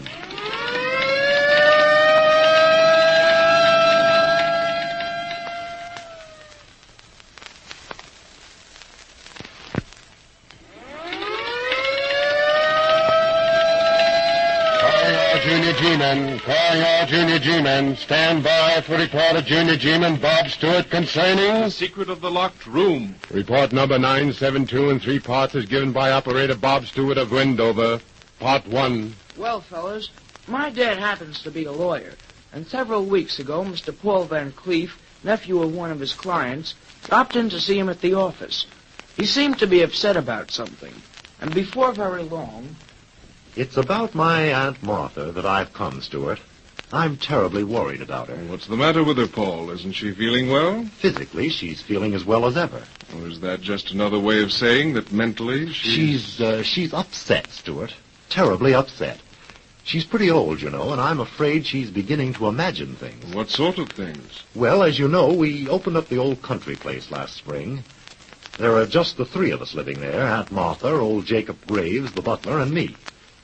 Well, all of a sudden, I noticed that with the passing of each day, Aunt Martha was getting paler, thinner, more and more nervous. You questioned her, of course? Of course.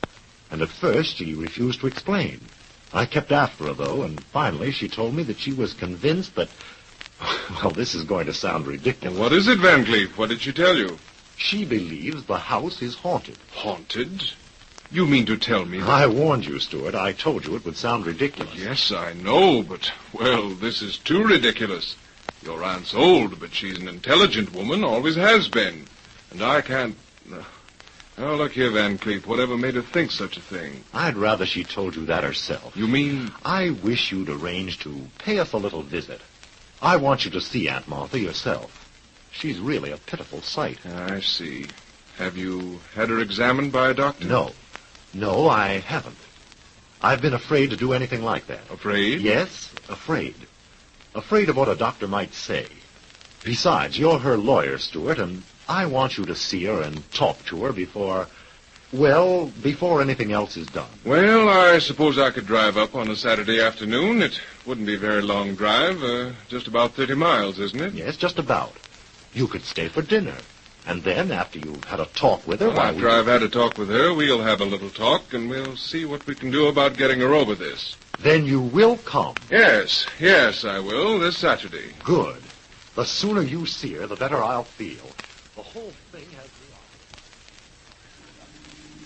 You don't suppose the Van Cleefs will mind my coming, do you, Dad? Oh, I hardly think so. Miss Van Cleef has always been very fond of children. And her nephew, well, he seems to be pretty regular. Not a bit like his father. His father's dead, isn't he, Dad? Yep, died several years ago, just a few months before Paul went to live with his aunt. Wasn't there some trouble between them? Between whom? Miss Van Cleef and her brother. Well, yes, there was some trouble, Bob. Miss Van Cleef and Paul's father never got along very well together. Why not? Oh, he was, well, kind of lazy, I guess. That's why he was disinherited by his own father. Disinherited? Yep, got off without a penny. And according to what Miss Van Cleef has told me, it was just because he wouldn't work. Henry was the sort of... Yes, Miss Van Cleef's brother, Paul's father. His name was Henry. Oh, I see. Well, what about him? Well, he wasn't very ambitious, son. He preferred to stay around the house and play on that violin of his. Then one day, his father walked...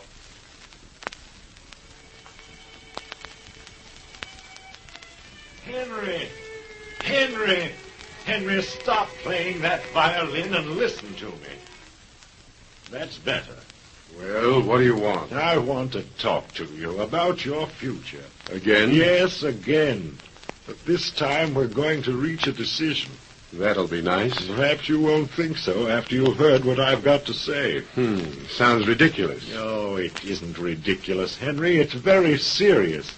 You've had every chance, every opportunity I could possibly give you, and perhaps that's what's wrong. Perhaps I've spoiled you. Perhaps. Well, if I have spoiled you, Henry, I'm sorry. Sorrier than I can say, and I'm ready to right that wrong. You mean that I want you to leave this house, Henry. I don't want you to return until you can prove to me that you're a man able to support yourself. Now, wait a minute. You can't... There's no use, Henry. My mind's made up.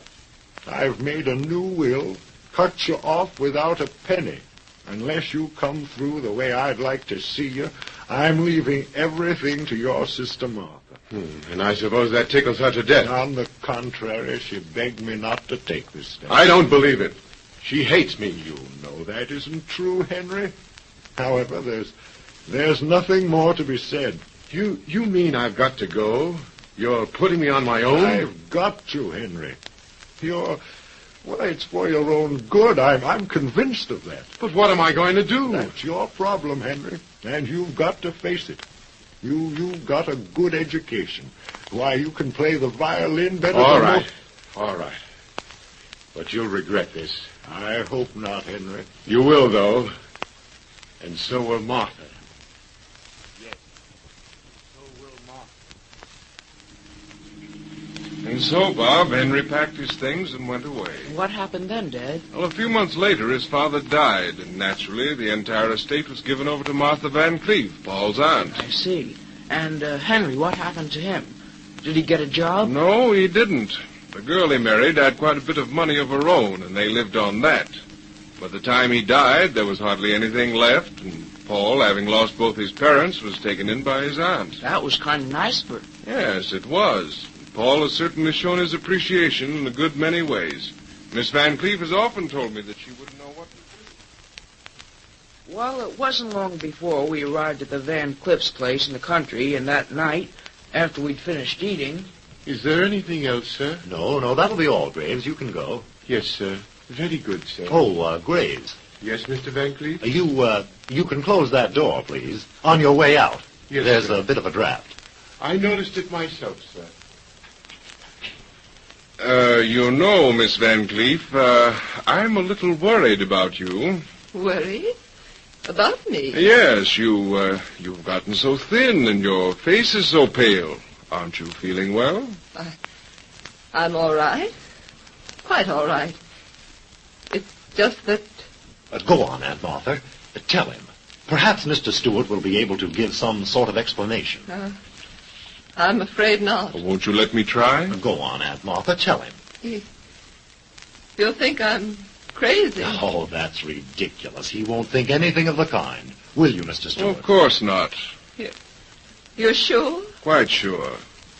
All right, then. I will tell you. This house is haunted. Haunted? By the ghost of my dead brother, Henry. Paul's father. But that's impossible. It can't You be see, you don't believe me. And I knew you wouldn't. No one does. You all think I'm crazy. Now, please, Miss Van Cleef, wait a moment. Perhaps if you explained right from the beginning. You'd only laugh at me behind my back. No, I wouldn't. I'd try real hard to help you find a logical solution. Now, please, tell me all about it. When did this ghost of your dead brother first appear? He didn't appear. But I heard his voice. Just as plain as I hear yours. And I heard him playing, too. Playing? His violin. It was just a few weeks ago that it started.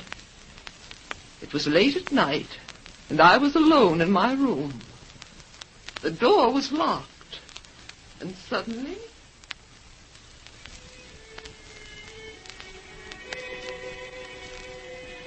What's that? That music. Who's playing that music? And that piece, it's so familiar. I've heard it before. A long, long time ago. Why, it seems almost as if... Wait. I remember now. It's the piece Henry used to play. The same old tune. I'd stop. Who's that? Who's that? Remember me, dear sister? Remember me? You call me sister. And your voice is... Henry! Henry, where are you? You turned my father again. Oh, that's not true, Henry. That's not true. He left you everything and cut me off without a penny. Oh, it wasn't my fault, Henry. I didn't want him. You thought you'd gotten away with it, didn't you? That I'd forgotten all about it. Please don't remind me. I haven't forgotten, dear sister, and neither shall you. Believe me, Henry, I didn't... I've come back from the darkness of death, from out of the gloom of his grave, to haunt you forevermore. Henry, you can't... Until we meet again, dear sister, farewell. Farewell. Please.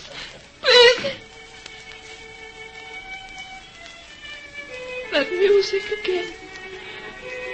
The same old tune. Gee whiz. That was the beginning. He's come back every night since then. And he always plays the same old tune. He never appeared to you? You never saw him? Never. Are you sure it was your brother's voice? Are you sure? Sounded like him. Just like him. Gosh, I wonder what... Wait a second, Bob. Okay, Dad. Now, Mr. Van Cleef. Yes. Have you ever heard that voice, that music? No, I haven't. And Graves, the butler, what about him? Has he ever heard anything unusual? Never. Then you, Miss Van Cleef, are the only one who was... I knew it. I knew it. You don't believe me. You think I'm hearing things. You think I'm crazy. You think I'm crazy. And after Miss Van Cleef had gone to her room, Paul Van Cleef, Dad, and I went into the library. We talked the whole thing over, and then... Oh, it's all so fantastic, so unreal. Then you think my aunt is imagining things, hearing things that actually can't be heard. Well, what else can I think? She's the only one in the house who's heard these things, the only one who... I'm sorry, Van Cleef, but if I were you, I think I'd have her examined by a doctor. I was afraid you'd say something like that. Well, there's nothing else I can say. I understand, but you can imagine how I feel. Aunt Martha's been every bit as close to me as my own mother might have been if she'd lived. That's why I can't bring my... What's that? I don't know, but... Gee whiz, listen.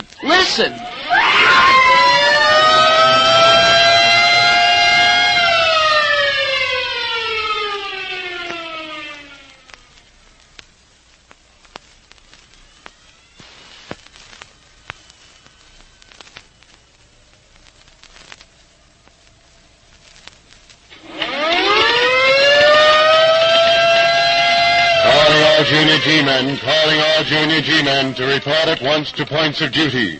Calling junior G-man Bob Stewart to report to Director Donald Peterson at the next meeting on this station to continue report concerning... The secret of the locked room.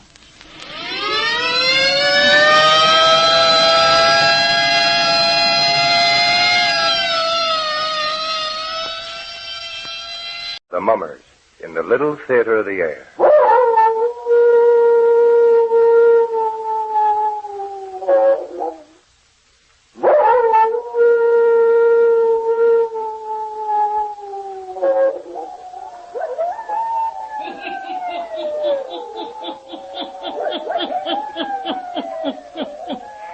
Ghost stories. Weird stories. And murders, too. The hermit knows of them all. Turn out your lights. Turn them out. Have you heard the story?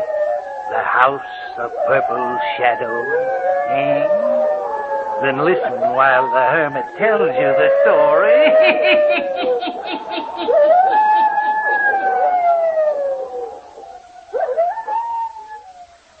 Yesterday we weren't so alarmed. When he didn't come to the office this morning, then we concluded something must be wrong. He's here in the house. We'll find out in a minute, Benson. It's dark in this hallway, Mr. Lamont. Must be a light switch here somewhere. Oh, yes, here it is. Oh, there, that's better. Hasn't been sleeping here at his house for over a year. No, but they said at the club that he wasn't there yesterday. Hadn't slept in his room there last night. In that case, he may be here. That's what I'm afraid of. Maybe he had a stroke or something and wasn't able to get to a phone. We'll look upstairs first. Yes, I think we'd better. Here's the stairway. It's queer, isn't it? If he came here in the evening, wouldn't he have left some lights on? That's what I was thinking. It's gloomy in this house. No wonder he shut it all up and went to live at the club after his wife died. Mr. Davison has always been a peculiar man. I haven't been his attorney as long as I have without realizing that. Do you know which bedroom is his? Yes, I think this one. At least we'll try this room first. Is it locked? Well, it just seems to stick. Must be the door is swelled. Let me try it, Mr. Lamont. Oh, I'm getting it now. Here it comes. Gee whiz. What's the matter, Benson? I don't know, but when you opened the door, it was as if something grabbed a hold of my hand. What? Well, I know it sounds queer, but it was as if an icicle touched me. It's just the cold air rushing out of this room. It's as black as night in here. Curtains and drapes are heavily drawn. Now, if I can find a light in here. Oh, here it is, Mr. Lamont. He's not in here. No, not here.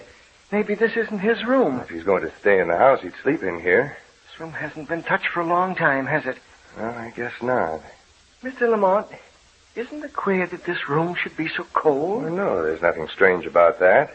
A room that's all closed up gets damp and cold. I have a feeling that it's going to start snowing in here any minute. This cold air, seems to freeze your very blood. Mr. Benson, I don't think your employer stayed in this house night before last.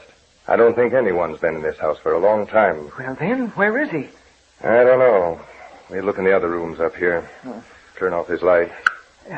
Shall we close the door? Yes, leave everything just as we found it. If he finds out that we've been snooping around up here, he may not like it.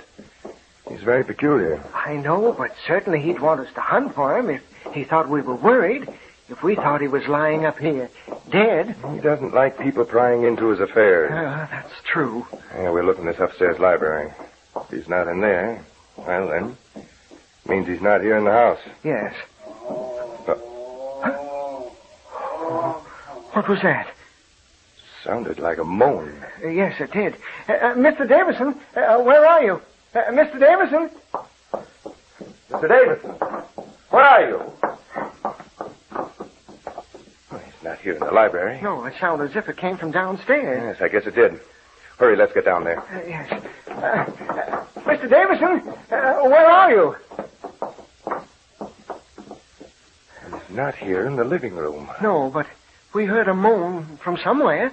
Sounded like it. Mr. Lamont, look. Look, do you see what I'm pointing at? Where? That book on the table. It moved. It moved all by itself. What? It did. I saw it. I saw it. It moved from one side of the table to the other. Nonsense. That's impossible. My eyes aren't playing me tricks that badly. I saw it move. Come over here. Look. You see where it's been lying? Imprint in the dust. Yes. Now it's over here. Oh, wait a minute. This is getting a little too deep for me. Oh, Benson, what's the matter now? I felt that touch on my hand again. I did. Hey, there is something queer going on in here. Look. Look over there at the window. You see that? Here. It's like someone was touching those drapes and making them move. Yes. Mr. Lamont, let's get out of here. Let's get out. Hurry. Right. They couldn't see me. They couldn't hear my voice. Isn't there anyone who can hear me speak? Oh, if you know how badly I needed help, how hard I tried to make them hear me. You people who are of the world and know it. You who can step to the mirror, look in it, and see your face and body reflected there. Oh, how thankful you should be. Just a few moments ago, I managed to propel myself to the mirror in the hall. I looked into it. I stood directly in front of it. There was nothing there. I have no face, no body, no arms, no hands. And yet a sound came from whatever it is that I am, like a moan. My lawyer, Mr. Lamont, and my bookkeeper, Mr. Benson, came rushing down the stairs. I could see them, but great heaven, they couldn't see me. I called out, "Help me! Help me!" But they went out the door, slammed it shut, left me here alone. Oh, doomed to what? Isn't there anyone who can tell me what's happened to me? 2 days ago, yes, I can still reckon days, I left the office and went to the club. It was about an hour before dinner. I sat reading the paper. Suddenly all the letters began to jump and dance before my eyes. And I distinctly heard something whispering in my ears. Go to your house. Go to your house. I threw down the paper. No one seemed to be watching me. I was so frightened I felt I must be ill. But I couldn't tell anyone in the club. There was a buzzing in my ears. And I could hear that voice saying, "Go to your house. Go to your house." I walked out the door down the street.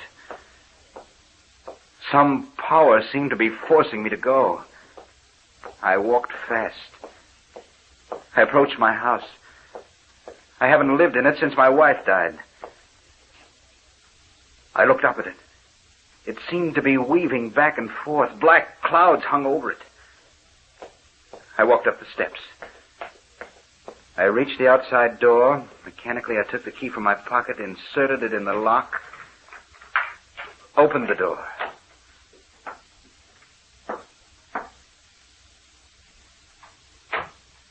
I stood inside. Now, why was I here? Why had I come to the house? I didn't know. I walked into the living room. Suddenly, I felt a great rush of cold wind. It engulfed me, whirled round me, seemed to be wrapping itself about me. Help! Help! What is it? Help! Help!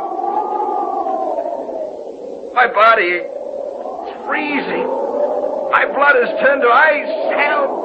Help! Help! I can't move! I can't move!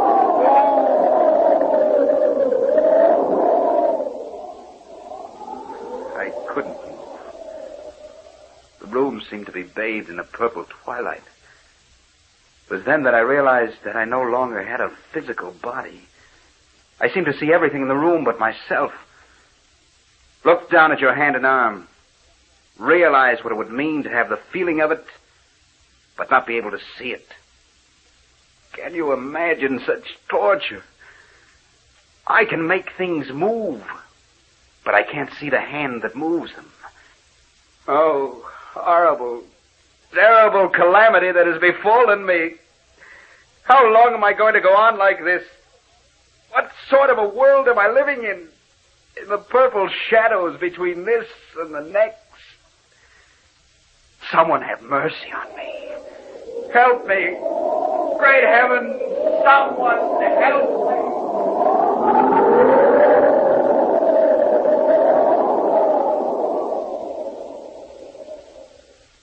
Mr. Benson. Yes, Mr. Lamont.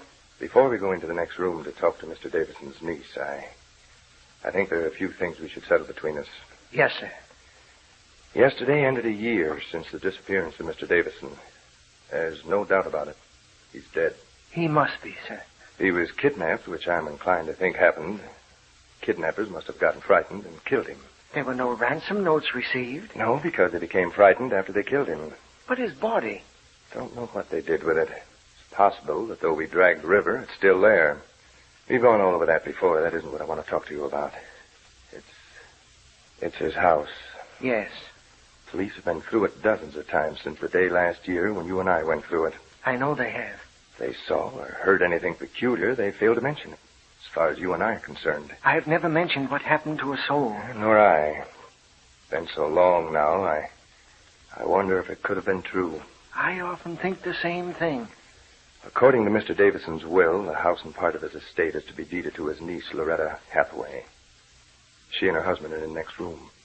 I think it best, Mr. Benson, that we never tell her what occurred to us that day. I agree. She and her husband are not wealthy. Money in the house would be very welcome to them. We shouldn't spoil it for them. No. All right. We'll go inside now and read the will to them. Mr. Hathaway will take over Mr. Davison's business. Think you'll find him a nice man to work for. Come. Let's go inside. Dan, you think you're going to like it here in this house? It almost seems to be too grand for us. I know it. Weren't you surprised to find out that Uncle Jim had willed us so much? Business, half his money, and this house? Well, rather. But then, of course, there was no one else for him to leave it to. I know. Dan, have you ever thought he might have committed suicide? No.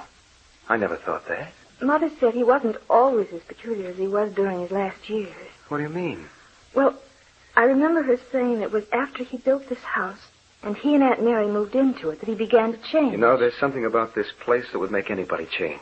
Now, what do you mean? What I mean, Loretta, is that... Why, it's so blamed cold in here. The house has been shut up for over 3 years, Dan. I know, but it's warm outside. This house is like an icebox. We've had the windows open all day. It'll get thawed out in a few days. I hope so. I suppose we better retire. You take charge of the office tomorrow, don't you? Yes. Poor Uncle Jim. I still keep thinking that he may have committed suicide. I've often wondered if they went through his desk and things to see if he left any notes. Oh, yes, they've gone through his things dozens of times. Dan? Yes? It was 3 years ago that Aunt Mary died, wasn't it? Oh, about that. She took an overdose of sleeping powder by mistake. Then 6 months after that, Mother died. Then Uncle Jim disappeared. A lot of tragedy in one family in a few years, isn't it? I wouldn't dwell on that, Loretta. What are you doing? I just thought I'd go through this desk to see if I could find anything that no one else has discovered. I wouldn't look through those things tonight. Let's go upstairs. I will in a minute. Dan, come here. What is it? Look at this. Look at this writing. Well, what is it? That's what I'm asking you. Just purple marks on a piece of paper. I know, but what peculiar marks. Like they were made with a fingernail and written in some foreign language. What do you suppose it is? I haven't any idea. It's probably been there for ages. If it had any significance, the police would have used it. I know, but it's lying right here on top of all these papers. As if it had been dropped here just recently. Dan, feel of that paper. It's ice cold. Yes, it's like everything else in this house. Oh, come on. You can rummage through that desk tomorrow. I'm going upstairs. Do you realize it's nearly midnight? Dan! For heaven's sakes, what is it? Look. See that window blind? Look at it. Why, it's moving. Yes. Look at it. It's moving up and down all by itself. Oh, I see what it is, Loretta. There's something the matter with the roller. You've seen that happen to window curtains before. They fly way up to the top or way down to the bottom of the window when the roller's broken. But, Dan, it was just as if some unseen hand moved that window curtain. That's what it was like. Some unseen hand moved that curtain.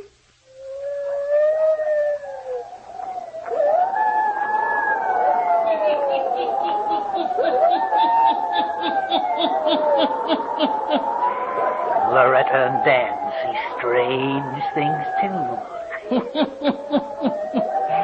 Can it be that Davison is still trying to make himself known to the people in his house? The hermit will tell you before the night is done. Now, the hermit again.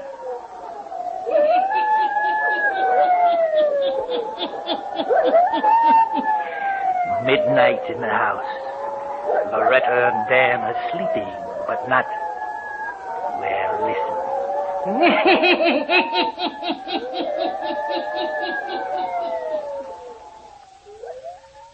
No, I am not sleeping. I never sleep. You know that I've been wandering in this, my house, for over a year, living in hideous torture.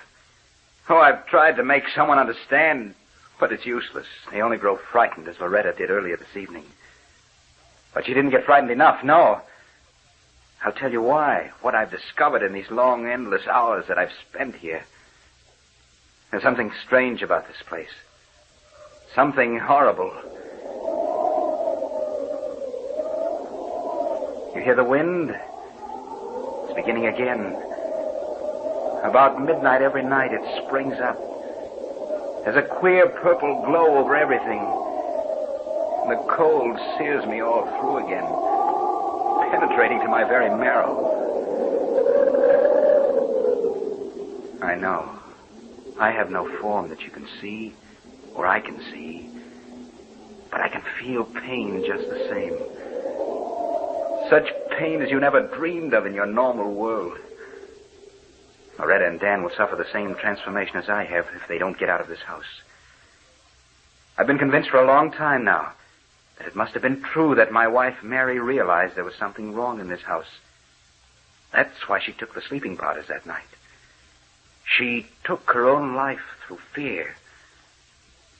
But why didn't she warn me so that I could die?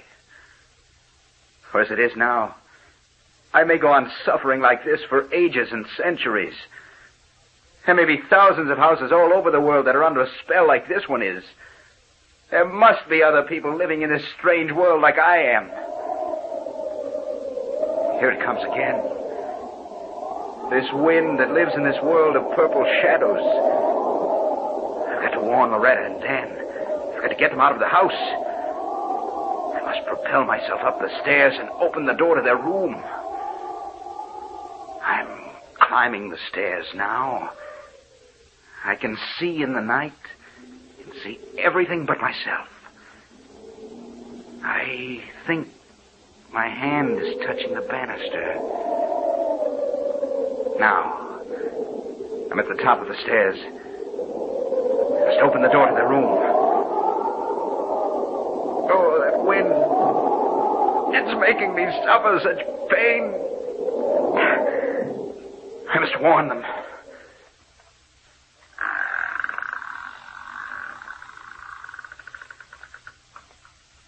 Loretta. She doesn't hear me. Loretta, you must get out of here. Loretta. Oh. She's turning in her sleep. Oh, what is it? Dan, wake up. Wake up. What? Wake up, Dan. What'd you say? Wake up. Look, there's a strange light in this room. And where's the wind coming from? Loretta, get out. Get out of this house. It's going to be too late. There is a strange light in here. Turn up the night lamp. It doesn't seem to make any difference. The light is getting stronger and stronger. And the wind is freezing me. Freezing my blood. Loretta, I feel it too. Let's get out of this room. Help. I can't move. I can't move. Loretta, I can't move either. I'm powerless. Help. Someone help us. Help. I can feel my whole body changing. Loretta, What's happening to us? Dan! Help me! I reached out for you and knocked over the lamp. Loretta, I can't see my hand anymore. I can't see my arms or my legs. Look. Standing in this room. It's Uncle Jim. Jim Davison. Yes. You see me now. For you're changed the same as I am. What's happened to us? We've entered a strange world. It's this house. It's under some horrible spell. I've been in these shadows since the day I disappeared. Uncle Jim, is there nothing we can do? Nothing? There's our only hope, see? You knocked over that lamp, Dan. This room will soon be all afire. Yes. Let it burn. It may burn down the house and give us the freedom of death. It's our only hope, our only salvation. Death, give us freedom. Let us get out of this torture. Have mercy. Save us. Have mercy. Save us.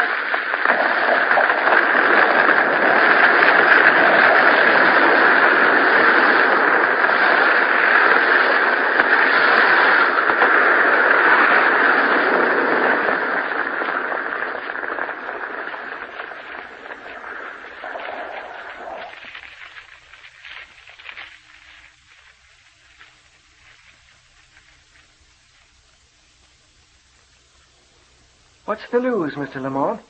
Did they find the bodies? They've gone through the charred wreck of that house for hours. There's no trace of a body there. Well, you think they got out before the house burned? Then where are they? Benson, I don't think they got out. But they didn't find their bodies, Mr. Lamont. They didn't find them, but no one will ever hear of them again. What do you mean? It's difficult to explain to anyone but you, because you and I know there was something strange about that place. Yes.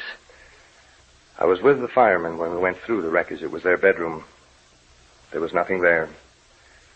But Benson, as we were going through it, smoke, of course, was smoldering there, but a huge purple flame sprung up and seemed to lose itself in the atmosphere. It startled me. I stepped back. Firemen thought I'd found something. Of course, I couldn't explain to them. I don't know that I can explain to you. But it was as if, well, as if something registered in my mind, and a voice said to me, "You'll never find their bodies. They're gone. Gone forever."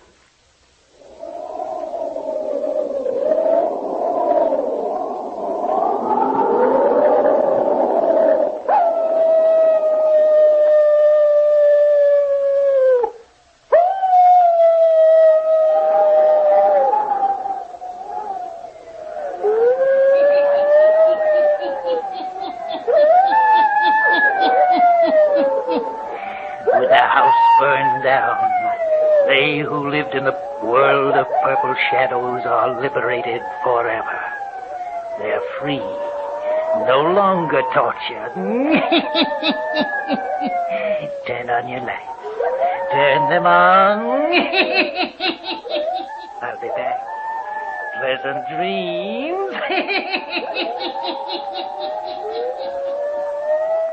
All characters, places, and occurrences mentioned in the Hermit's Cave are fictitious, and similarity to persons, places, or occurrences is purely accidental.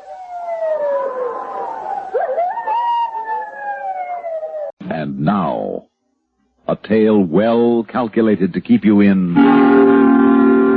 suspense.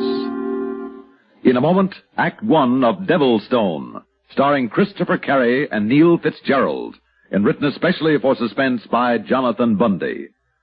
This portion of Suspense is brought to you by the makers of Parliament cigarettes.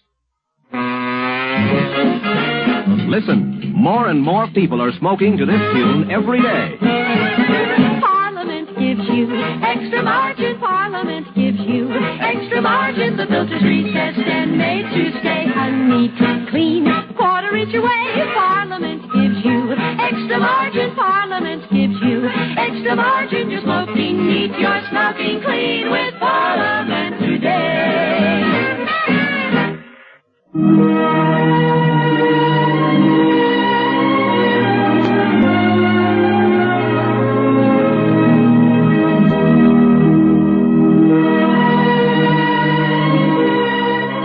My name is Martin, Timothy Martin.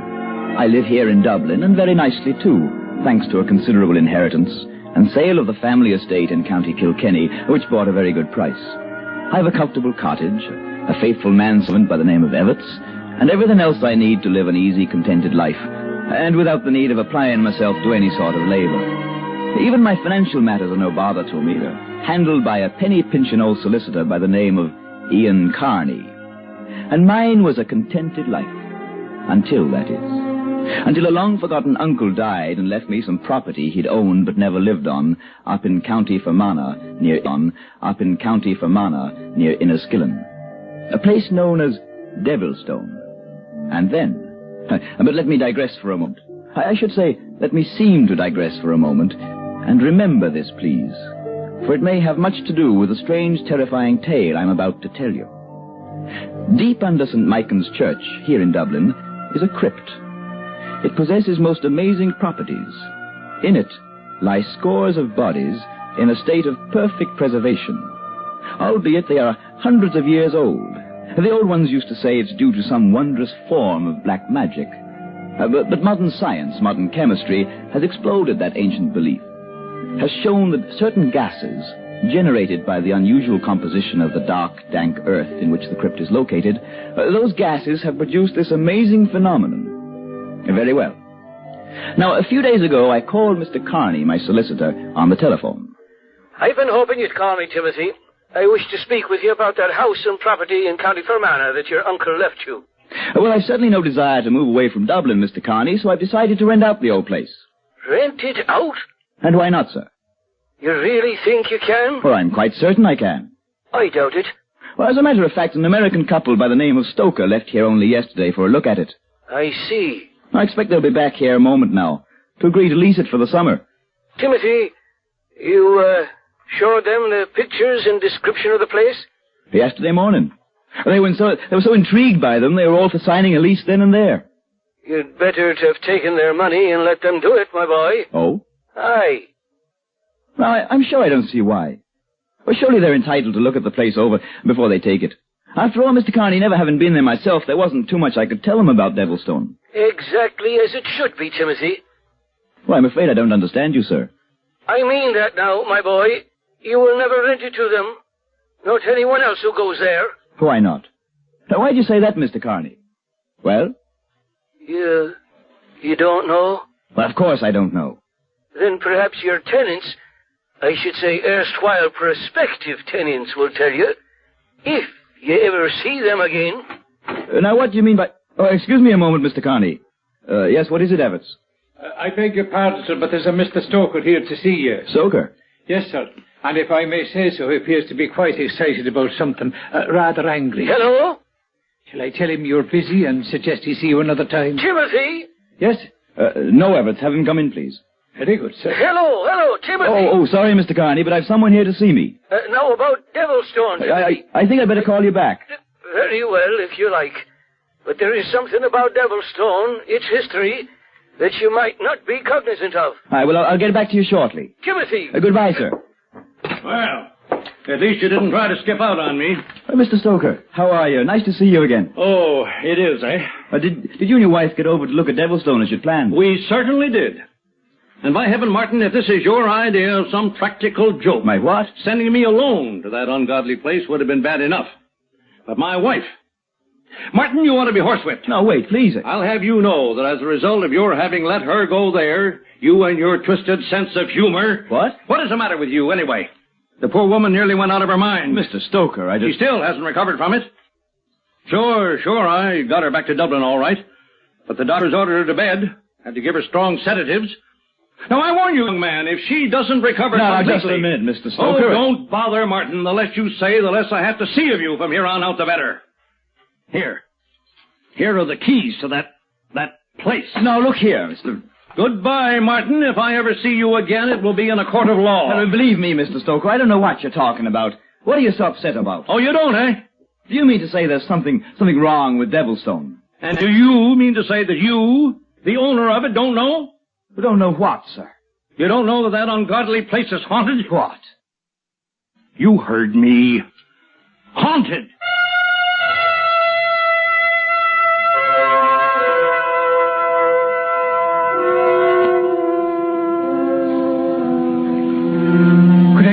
You've heard right, sir. Haunted. But that's what he said, Mr. Martin. Haunted. Yes, that's what he said. Oh, dear, oh, dear.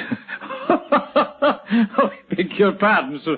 But really, it's too amusing. It's perfectly all right, Everts. You go right ahead and laugh, and I'll join you. Well, that's about an absurd excuse I've ever heard. Excuse me, sir. You don't think he meant it? But the Devilstone is haunted? How could he? Haunted houses went out of fashion 100 years ago. No, Everts, it was simply a silly excuse for not leasing the place. Well, now that he and his wife have had a look at it. But what an excuse. Or does he think that we Irish are nothing but a lot of stupid, superstitious idiots? Quite right, sir. What? I mean, of course not, sir. Well, anyhow, it's completely ridiculous. So we'll simply forget it. Forget about the Stokers. Place an advertisement in the papers and find ourselves some other tenants. Yes, sir. Maybe we'd best reduce the rate on it a bit. Perhaps that's what scared them off. No, that could be, sir. Or who knows? Perhaps Devilstone isn't in as good condition as we've been led to believe. But can you imagine anyone coming up with an excuse so patently absurd, so completely asinine, and so utterly foolish, and expecting us to believe him, to take him seriously? Yes? What is it, sir? Everts, the truth now. Yes? Do you believe? Do you think? Possibly. Oh, no. No, of course not. It couldn't be. And yet, could that have been what Mr. Carney was talking about? Or at least implying? Mr. Carney, the solicitor? Yes. But Mr. Carney seems to be a man of good sense. He was so definite about it, though. When he told me I should have let them do what they wanted after they saw the pictures, sign a lease immediately. Before they even saw Devilstone? Yes. They would have, you know. They would have signed and paid a couple of months' rent, and Mr. Carney said I was wrong in not letting them do it, in not getting what I could, and immediately. Would it have been completely ethical now? You mean if something is wrong with the place? But haunted, sir. No, of course not. Ridiculous. Oh, of course. And yet, well, there's one way to find out. Yes. Shall I put in a call to Mr. Carney? No. By doing that, I'd be admitting that I might believe in such ridiculous possibility. No, Everts. You and I will drive up to Devilstone and we'll investigate ourselves. Capital, sir. A splendid idea. You like it, eh? Well, never having seen the place either of us, and after Mr. Stoker's reaction to it, it might be quite exciting, sir. Let's see now. If we leave right away, we should be able to reach Devilstone by nightfall. Yes, sir. So fetch the car and a couple of flashlights, too. Very good, sir. And perhaps I'd better take along a pistol, just in case. And of course... What, sir? Well, to conduct our investigation in the ghostly place in style, we'll take along one of the dogs with us.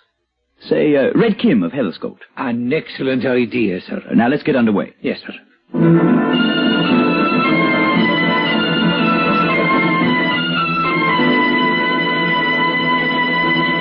Well, Everts, if the man at the petrol station told us right, the rambling old mansion you now see before you is Devilstone. Yes. I see. Now, what kind of a reaction is that? Not a gloomy old place, if I may say so, sir. Now, don't you start conjuring up some ghosts. Even Kim apparently finds nothing particularly friendly about it. Now, look, Everts. If you're going to become superstitious about Devilstone... Oh, no, sir. Come along, we'll have a look at it. Come along, Kim. Come along, boy.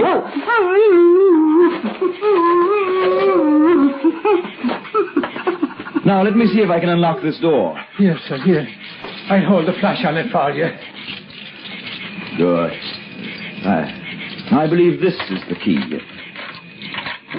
Well, the door is already ajar. Oh, yes, sir. So I see. Well, come along, you two. Come on, Kim. He's protesting rather vehemently, sir. We'll just get him inside and we'll close the door. Yes, sir. Kim! What the devil's the matter with you? Oh, come now, boy. Are you a dog or a mouse? He most certainly is frightened of something, sir. Yes. He doesn't look like a ghost hunter crouched down there in the corner that way. But if I remember the pictures correctly, this door here should lead to a small, enclosed court, sir. Oh, and my word. Right. Just another night bird, Everts. Don't let it bother you. Now, do you mind telling me why did you do that? I beg your pardon. What? Why, you're still over there at the door. And yet, I distinctly felt something or someone bump against my shoulder. And I thought someone walked on past me.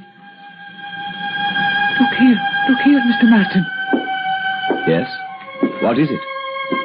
In the mud, out there in the court. Shine your light on it, sir, where mine is. Why, yes. Footprints.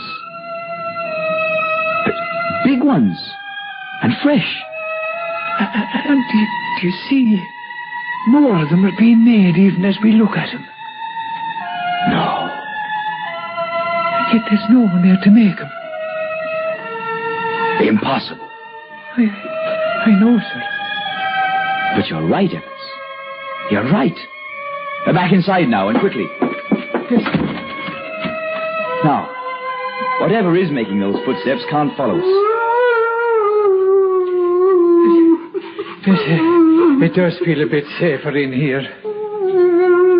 No wonder Kim is frightened. There are things like that going on. But why? And how?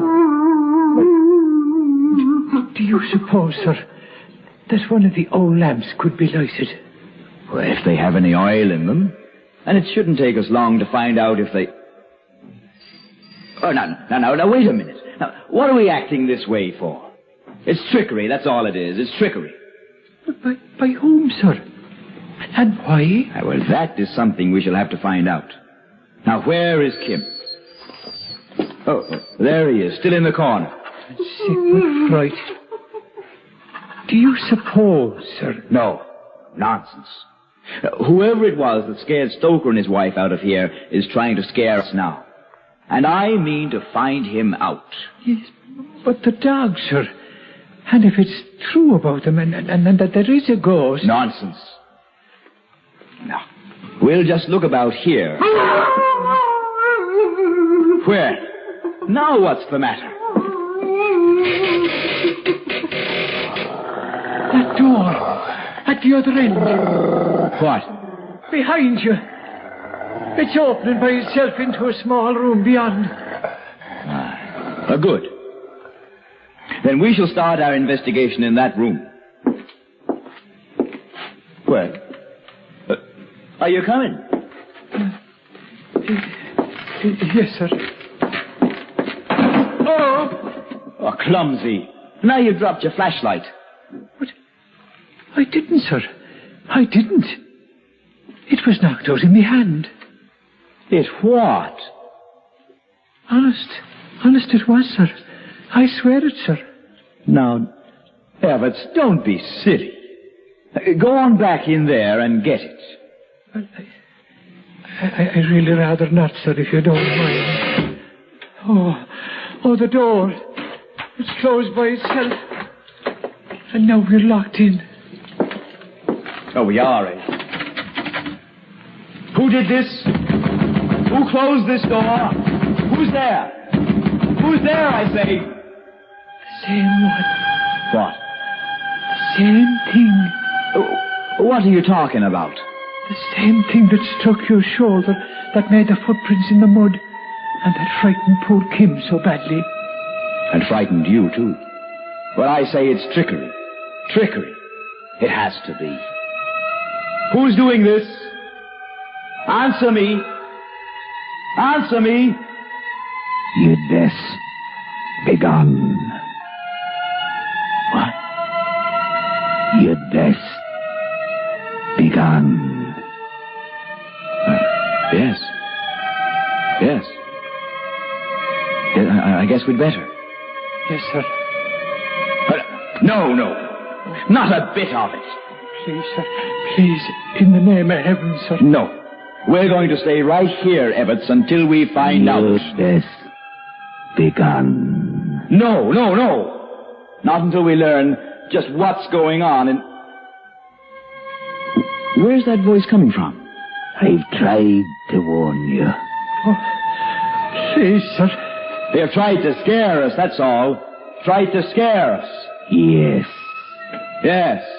So that you'd leave this place. Why? Because if you do not, you will suffer the same fate as the dog. Kim? Fate? What are you talking about? Look, sir. The door is opening. Yes, look. In the light of the flash that was dropped in there. Kim! Everts. Kim is dead. Then, Mr. Martin... Oh, please, sir, I beg of you. Who did this? Who did this? Show yourself. Yes. I will show myself. Look. What? Oh, look, sir. Out of thin air. Yes, I see him. Mr. Martin. Yes. All right. We'll leave. Come along, Everts. Come on.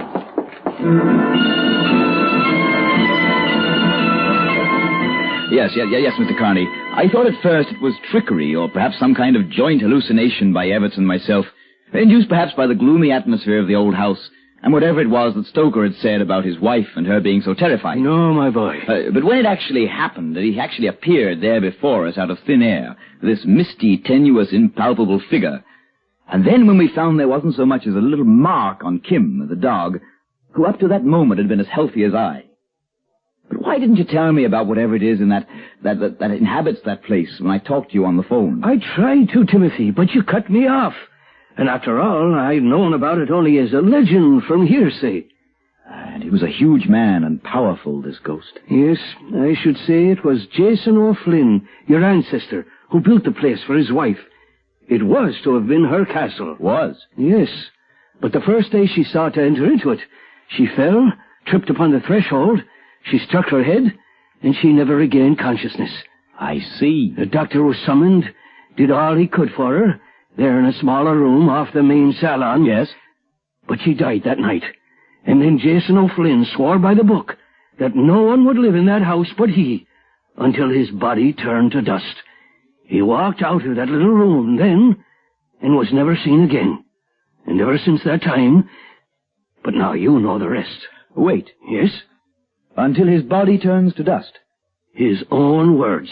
And he wasn't seen to leave. No. What are you thinking of, Timothy? I'm going back there, Mr. Carney, tomorrow in daylight.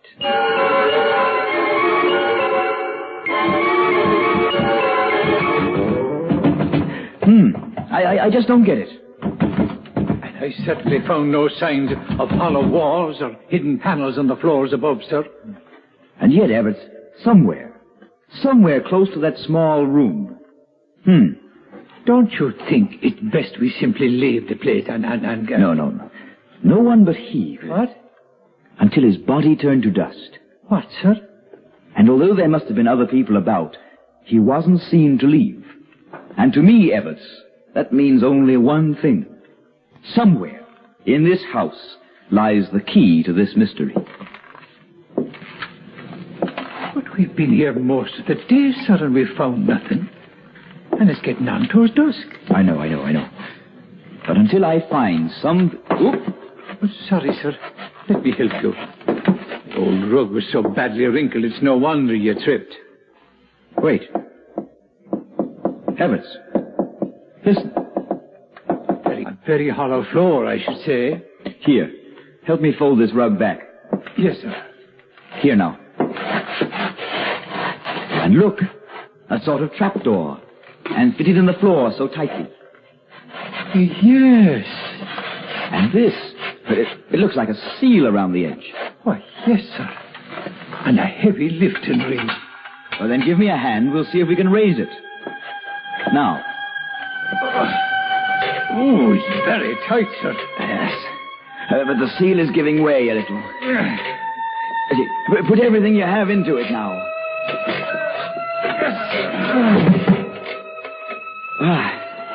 Good. We made it. The must be fetid horrid odor coming up out of that place. Yes. Yes, Evarts. Like that in the caves, or the catacombs under St. Michan's. You mean where all the bodies and... Yes. Quickly now. The flashlight, give it to me. Here, sir. Now, look down there on the earthen floor below. Do you see? The wrists are cut. He killed himself. No, it's he. It's the ghost that we saw. Yes, Evarts. The body of Jason O'Flynn. And so perfectly preserved as though he died only moments ago. Oh, it's horrid. Until his body turned to dust, he said. So we know now that we've found it. So please, sir, let's leave this place. Wait, Evarts. Wait. Do you see? Now the fresh air has reached it. Oh, good Lord. Yes. The color is leaving the cheeks. The pallor of death is taking its place. And yes, now, at long last, the body will turn to dust. No longer will Jason O'Flynn walk the night. Requiescat in pace.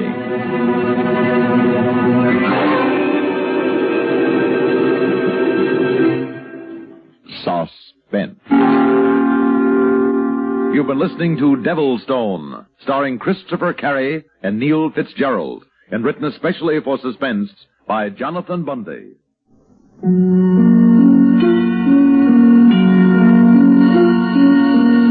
Suspense is produced and directed by Fred Hendrickson. Heard in tonight's story were Gilbert Mack, Walter Grisey, Reynold Osborne, and Frank Milano. Music supervision by Ethel Huber. Sound patterns by Walter Otto. Technical direction by Fred Cusick. Associate Director, Bernie Seabrooks. This is Stuart Metz speaking. 5 Eastern Time, and Columbia and its affiliated stations bring you Elmer Davis and the news. With Hitler's peace offer expected before the end of the week, either directly or through the mediation of Mussolini, voices were raised both in London and Paris today, urging that it shouldn't be rejected without careful study. In London, it was the once powerful voice of former Premier David Lloyd George, who now represents a party of only 4 members in the House of Commons, but found scattering support from members of other parties. What Mr. Lloyd George asked was that if an offer came through Italy or Russia, those powers should be regarded as neutrals, and that, quote, we should not come to a too hurried conclusion, unquote. Mr. Chamberlain didn't seem to think that any such proposals would be offered, but promised that the British government would not be in a hurry if the proposals required serious consideration.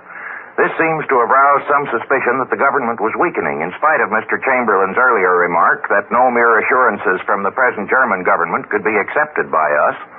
For later in the day, an official statement was issued that the reply to Lloyd George did not mean any change in the attitude of the British government, which, as Mr. Chamberlain put it, is that the rule of violence must cease and the word of governments once pledged must henceforth be kept. Lloyd George himself had said that if peace depends on the word of Hitler, we must proceed till we get some more assured guarantee. In Paris, 43 members of the Chamber of Deputies who belonged to the lately dissolved Communist Party and now to its successor, the Workers' and Peasants' Party, said that there should be no offhand rejection of peace proposals without looking them over. This immediately stirred conservative papers in Paris to denounce the ex-communists as agents of the enemy, and they talked of a trap laid by the coalition of the East. This is stronger language than the British are using about Russia at present. The Russians, however, are using strong enough language about England. Now that Russia has brought Estonia under complete control and is apparently about to do the same with Latvia and Lithuania, the communist newspaper Izvestia publishes an article accusing England and other capitalist powers of trying for many years to convert the Baltic republics into vassal areas. Details are not given, but presumably this refers to British operations through the Baltic states against communist Russia 18 or 20 years ago. At any rate, what Russia is doing this week is represented as liberation of the Baltic states. In Berlin, German officials say that the talks of Hitler with Count Ciano, the Italian foreign minister, who has now gone home, dealt not only with a peace offensive, but with a possible intensification of the war if the peace move is rejected. They speak, too, of measures for the preservation of common Axis interests, and the German newspapers suggest that if the peace offer is refused, Italy may enter the war. But all this talk of what Italy may do comes so far from Berlin. Rome is very reserved about it. The Senate was in recess today on account of the death of Senator Logan of Kentucky, so Washington had time to digest the speeches made yesterday for and against the neutrality bill by Senators Pittman and Borah. Mr. Borah's speech, it was felt, might have influenced a scattered few wavering senators, but administration leaders still expect the bill to pass whenever it gets to a vote. The negative policy of this bill is, of course, supplemented by the more positive program adopted by the Inter-American Conference, which was discussed on this network earlier in the evening in a broadcast from Panama by Undersecretary of State Sumner Welles. The conference decided, he said, that as a matter of continental self-protection, the American republics were entitled to keep American waters free from belligerent activities. But it looks as if there will be some difficulty in enforcing the neutrality of this 300-mile-wide belt of ocean around the Americas. We're entitled to it if we can get it. But how are we going to enforce this very great extension of national sovereignty over the high seas? Mr. Welles says that the 21 American republics, acting through the President of Panama, will make a joint representation to the belligerents, tell them what we want. But suppose they don't do it. President Roosevelt was asked that today at his press conference and replied that the appearance of a belligerent vessel inside the safety zone would not involve a question of war. That is, we tell them to keep out, but if they come in anyway, it doesn't yet appear what we intend to do about it. More hopeful were the promises that American shipping facilities to Latin America will be increased. We'll have plenty of ships to spare after the neutrality bill goes through, for it would seem to leave little room for American seaborne trade with even the neutral nations of Europe. And Mr. Roosevelt said today that at the next regular session of Congress, he would ask for $400 million additional credit authorization for the Export-Import Bank to finance our trade with Latin America. This is the Columbia Broadcasting System. We hope that you've enjoyed this recording, and for more happy listening, please visit otrcat.com.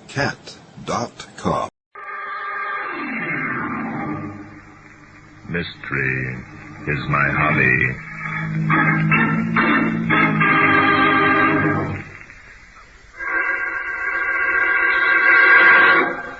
Today's story began in New York shortly after Christmas. I'd received a phone call from an Ambrose Carlton, and I'd asked him to come to my apartment for a consultation. Yes? You are Barton Drake? Yes, and you're Ambrose Carlton. Will you come in, please? Thank you. Oh, you have company.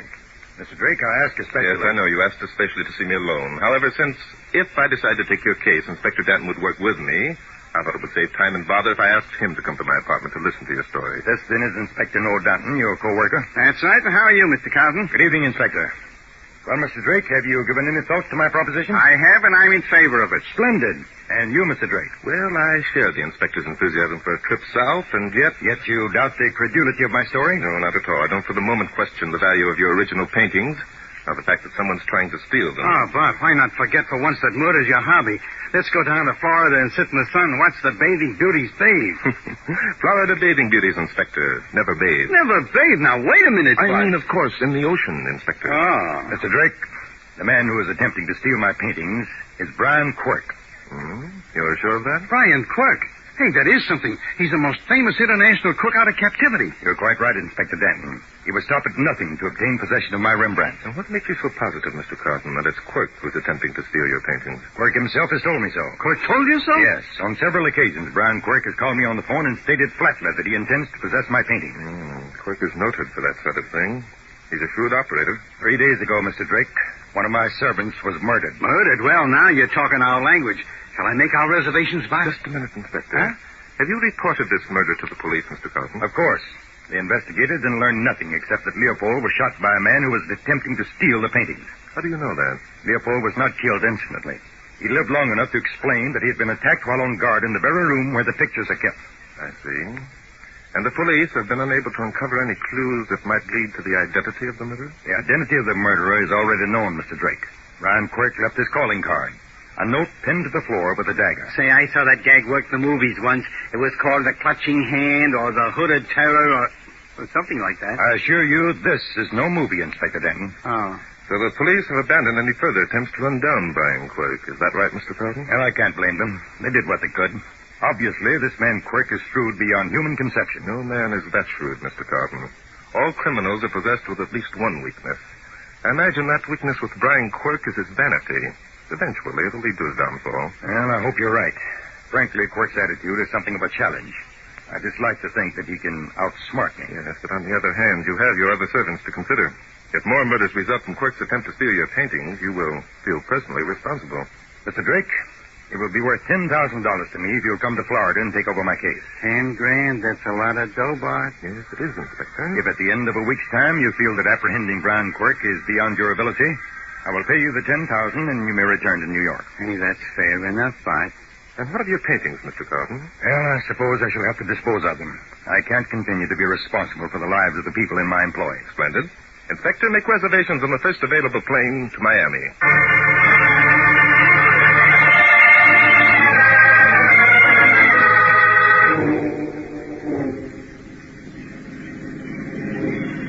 Hey, Bart, for God's sake, can't you drive easier? Sorry, Inspector. These swamp roads here in the Everglades weren't built for automobile travel. Well, what were they built for? And what does Carlton have to live way out here in the jungle for anyway?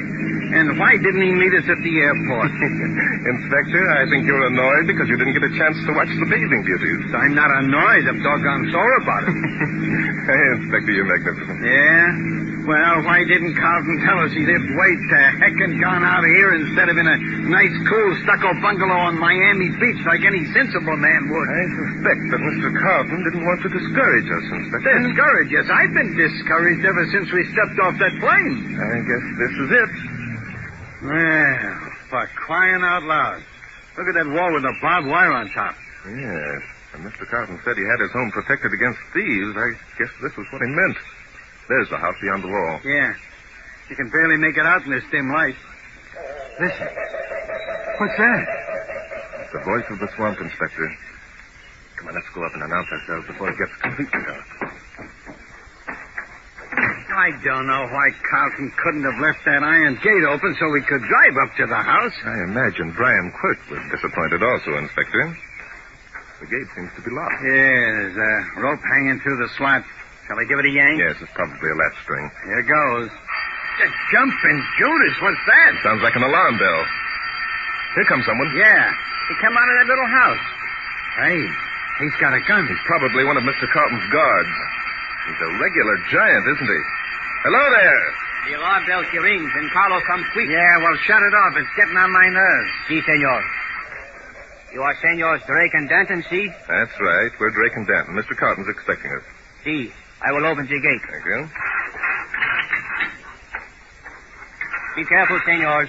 There are many traps about. Traps? What does Carlton take us for, a couple of wolves? The wolves are all over on Miami Beach, Inspector. Very funny. You will follow me, senors, please. Hey, Bart, I don't like this. What don't you like about it, Inspector? It's spooky. Oh? Look at the way those vines are crawling over the house. And listen to those noises. They're not real. Come, Inspector. Let's not allow our imagination to run away with us.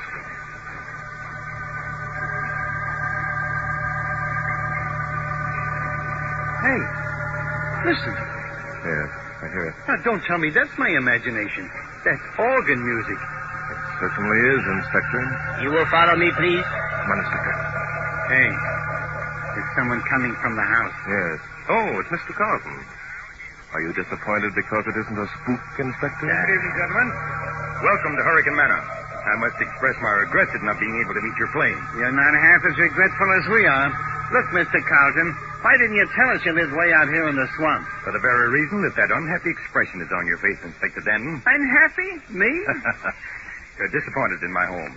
If I'd explained where I'd lived, you might have refused to accept my proposition. The inspector's only disappointed, Mr. Carlton, because he was unable to see the bathing beauties of Miami Beach. Well, that will come later. Very well, Carlos. Return to your post. Si, senor. I'm glad to get rid of that guy. He looks like a zombie. Carlos is my most reliable servant. Come along, gentlemen. Dinner is waiting. And then I want you to see my paintings.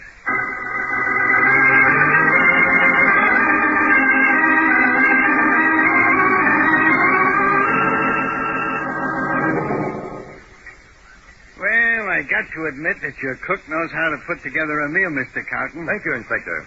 Jose will be pleased.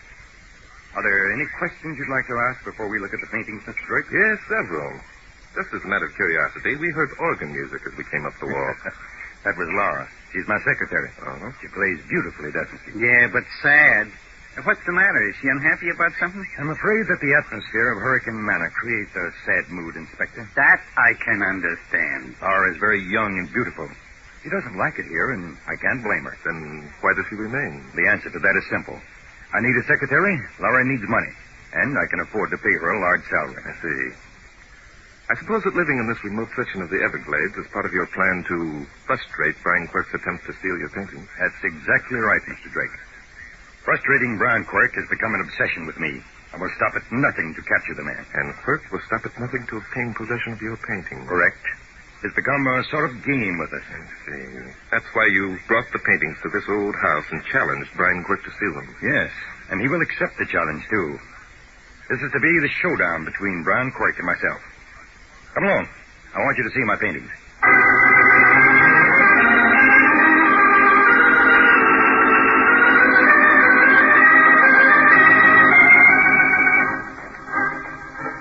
Look, Mr. Carson, how many more of these halls have we got to walk down? I'm getting tired.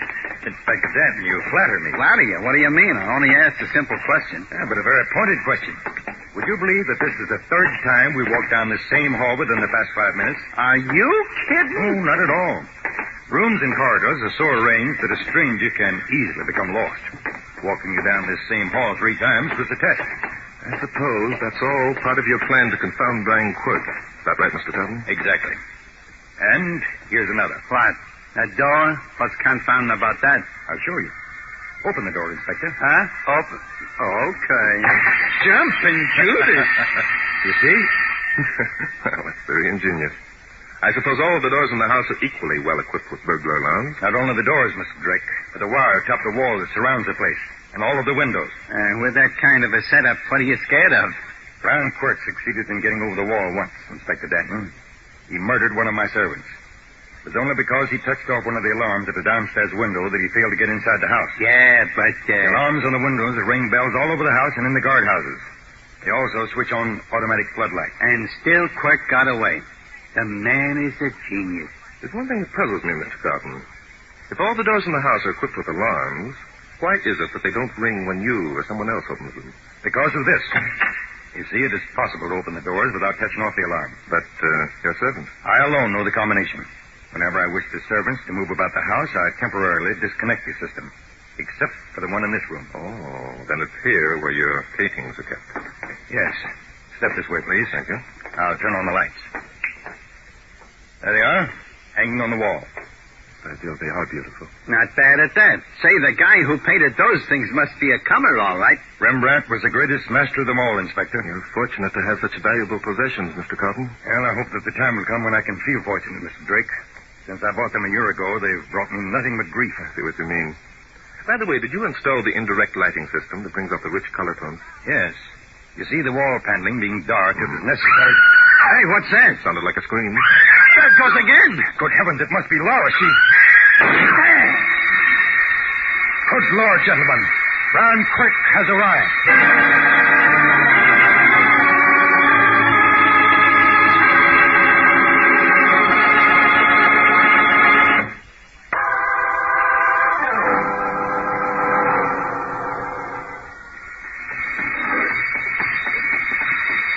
This way.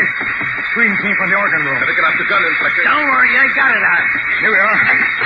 Jumping Judas, there's a girl lying on the floor. It's Laura. Laura! I don't think she's hurt, Mr. Carton. Probably fainted. Yeah, she's breathing all right. Whoever fired the shot must have missed. Lift up her head, Inspector. Okay. Mr. Carton, I think you'd better get back to your paintings of Brian Quirk. George, you're right. What am I thinking of? Take care of Laura. Turn off those goddamn alarm bells. Careful, Inspector.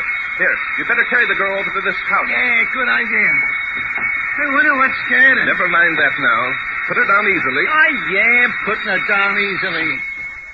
Well, thank gosh those bells are stopped. The girl's eyes are opening, Inspector. Yeah. Hey, she is good looking, isn't she? She's beautiful. Feeling better, Laura? You are Laura, aren't you? Oh. Where am I? What happened? You're safe now. You'd better not try to get up just yet. Just lie back and take it easy, lady. Who are you? What are you doing here? Keep away from me. Just a minute. Don't touch me. Let me go. Don't try to get up, Laura. You're still weak. Let me up. Keep your hands off me. Oh, I hate you. I hate you all. Okay, so you hate us. Now, look. Look out, Inspector. She has a gun. Yeah. Yes, I have. And I know how to use it, too. Now stand back, both of you. Okay. We're not arguing. Don't move. I'll shoot if you do. I promise you I will. Never mind promising, lady. We'll take your word for it. Well, Inspector, she's gone. Yeah, shall we go after her? I don't think it would help much even if we caught her. No. If we found that one bullet had been fired from that gun she was holding, it would. Why? Why? Well, for Guy's sake, we'd know it was her who fired the shot, wouldn't we? And how would that help us? Well, we could ask her questions. Maybe she saw somebody. Maybe firing the shot was a gag. Doubt if it were a gag, Inspector. Obviously, the girl had fainted, and just as obviously, she was frightened of us. I'll say she was. I wonder why. I think I know the answer to that one, Inspector. Come on, let's look around this room a bit. You know the answer to that one. Hey, what the heck do you mean? Here's the organ. It's a beauty, isn't it? Now, wait a minute, Bart. I asked you a question. These windows are all equipped with the burglar alarm system. The wiring is plainly visible up there. Okay, to heck with the alarm system. What do you mean you can answer that one? The windows are all bolted on the inside, Inspector. How do you suppose the person who frightened Laura got into the room? Doggone it, Bart. Now, Or perhaps it wasn't a person. What do you think, Inspector? Bart, for the last time... What'd you say, Bart? I said perhaps it wasn't a person who frightened Laura. Huh? What do you mean, not a person? What else? Spooks, Inspector. Remember you were worried about spooks a little while ago. Mr. Drake! Inspector Danton! My paintings, they're gone! Someone has stolen my paintings!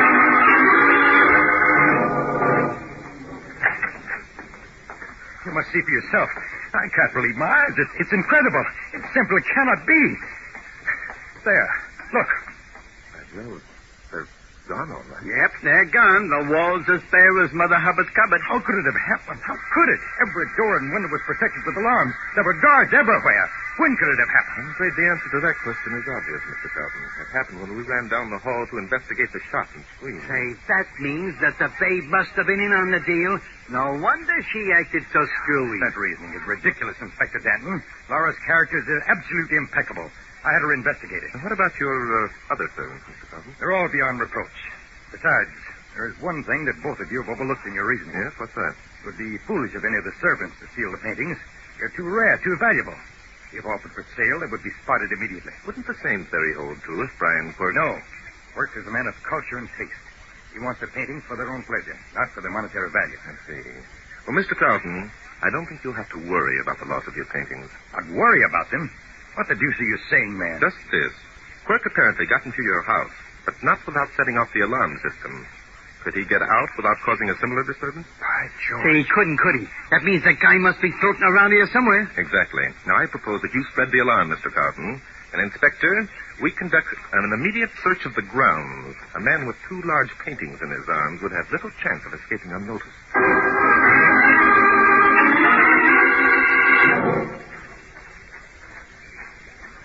Hey, Bart. Yes, Inspector? I thought we were going to hunt for Brian Quirk. Doggone it, all you've done since we got out here is to walk around peering into windows. I'm not peering into windows, No? Inspector. Well, then what are you doing? I'm, checking the burglar alarms, Inspector. The burglar alarms, for God's sake. Why? We know they work. Well, there might be one that doesn't. Suppose one of Carlton's servants were in cahoots with Quirk. He might have disconnected the system on one of the windows. Now, wait a minute, Bart. That isn't what you're doing. It isn't? Why, Inspector? Because we know that one of the servants didn't disconnect the system. How do we know it? Because the whole doggone system went off when Quirk entered the house. You caught up with me that time, didn't you, Inspector? Yeah, I caught up with you. Now, what the heck are you up to? What do you mean, I found it. Found what, for crying out loud? I found it. Inspector. Huh? What's the matter? Someone's coming. Step back into the shadows. Oh, okay. Hey, it's the girl. Yes. She looks more frightened than ever. Yeah, look at the way she's sneaking along. Mr. Drake. Mr. Drake. She's calling you, Bart. All right, Laura. Over here. Oh, Mr. Drake, is that you? Yeah, that's him and me, too. Oh, thank heaven. I've been looking everywhere for you. Now, there's one for the book. The last time we saw you, you couldn't get away fast enough. Oh, I'm sorry. I didn't know. Yeah, we're sorry, too, but look, lady. Inspector. Huh? What was it that you didn't know, Laura? I didn't know who you were, not really. Oh, you didn't? Well, how do you know now? I heard you and Mr. Carlton talking in the room where the paintings were. Oh, eavesdropping, eh? Well... Inspector, will you stop your prattling for a minute and let Laura talk? Now, listen, Bart. Keep quiet. Huh? So when you found out who we were, you came looking for us. Why, Laura? Because... Oh, Mr. Drake, I'm frightened. I want to get away from here. I thought you might help me. What were you frightened of, Laura? I don't know. The very atmosphere of the place. There's something dreadfully wrong. Yes, but something particular must have happened to make you afraid. It did. 2 weeks ago, Leopold was murdered. And then tonight when I was playing the organ. Yes, exactly what happened when you were playing your organ. I'm not sure exactly. I felt that someone was behind me, just standing there, and I was petrified. I didn't know what to do. So I kept on playing with one hand and tried to reach into my pocket for the gun that Mr. Carlton had given me. And just as I turned, the alarm started. I fired the gun and then I fainted. But you didn't actually see anyone. No. Oh, I don't know. There might have been someone. It was terrible. Oh, you poor kid. Now, look, there's just one more question I'd like to ask, Laura. Yes? Why hadn't you given up your job and gone back to Miami before now? I wanted to, but Mr. Carlton begged me to stay. He raised my salary and gave me the gun and showed me how to use it. He was awfully nice. He said that if another attempt were made to steal the paintings, he wouldn't try to hold me any longer. Well, Laura, I think that after tonight, your troubles will be over. Inspector? Inspector? Yeah, what do you want? Well, what the deuce is the matter with you? Oh, you mean I can speak now? Do I mean you could... Inspector, you're magnificent. See here, both of you. Yeah, what is it? This is the spot where the wires connecting Mr. Carlton's alarm system enter the house. So what? So in a minute, Inspector, I want you to get out your jackknife, bare the wires, press them together, and set off the alarm. You want to hear the bells ring again, eh? Get sarcastic, Inspector. Laura, the minute the alarm starts, the guards will come running. I want you and the inspector to pretend that you saw someone running through the shrubbery toward the wall and give chase with them. Well, I'll do my best. Fine. And you, Inspector? Okay. But what is the great Barton Drake going to be doing all this time? Believe it or not, Inspector, the great Barton Drake is going to be returning Ambrose Carlton's paintings to the spot where we first saw them hanging.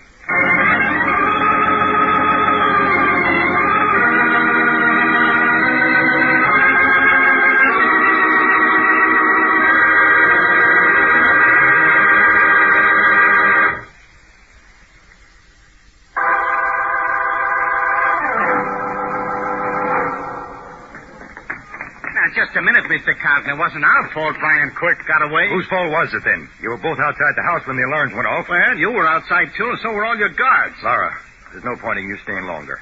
If you'll come up to my study, I'll give you your check. All right, you can ride back to town with us. Oh, thank you, Inspector Danton. Very decent of you, Denton. Thanks. I suppose your Mr. Drake will expect me to pay him the $10,000 I promised, even though my paintings have been stolen. I'll expect you to pay me the $10,000, Mr. Carlton. But not because your paintings have been stolen. Where the devil did you come from, Drake? And what do you mean by that remark? Which remark, Mr. Carlton? About your paintings? They haven't been stolen, you know. Haven't been stolen? Nonsense. You saw with your own eyes. Come in here, please. This is the room where the paintings were kept, isn't it? How the devil did you know? Your complicated system of rooms and hallways isn't as complicated as they at first seemed, Mr. Carlton. Look over there, please. Good heavens. The paintings. Hanging right where they were before. Well, I'll be an oversized crocodile. Bart, how did you do it? Before I answer that, Inspector, I want to explain how I solved the 2-week-old murder of Leopold, Mr. Carlton's servant. Solved? Drake, you don't mean that you know... Yes, I do mean, Mr. Carlton. I'll explain by asking a few questions. First, why didn't Brian Quirk steal the paintings on the day when he gained admission to the grounds and murdered Leopold? Well, I can answer that. I prefer that you didn't, Mr. Carlton. I have my own answer. But look here. The reason he didn't want the paintings stolen is because he couldn't dispose of them if he did steal them. But I've already explained... Not to my satisfaction, you haven't, Mr. Carlton. Second, how did Quirk gain admission to Hurricane Manor? You've made the place impregnable, Mr. Carlton. You were too thorough. What do you mean? The alarms did... The alarms had nothing to do with Quirk's visit. Quirk was already inside. Ridiculous. Not ridiculous, Mr. Carlton. Clever. There's only one man who would benefit by the theft of your paintings. He could do so only if the paintings were insured against burglary. And the only burglar who would attempt to steal them would be a man such as Brian Quirk, who would keep them for their beauty's sake. I see. And I suppose you know the identity of Brian Quirk? Yes, I do, Mr. Carlton. You are Brian Quirk.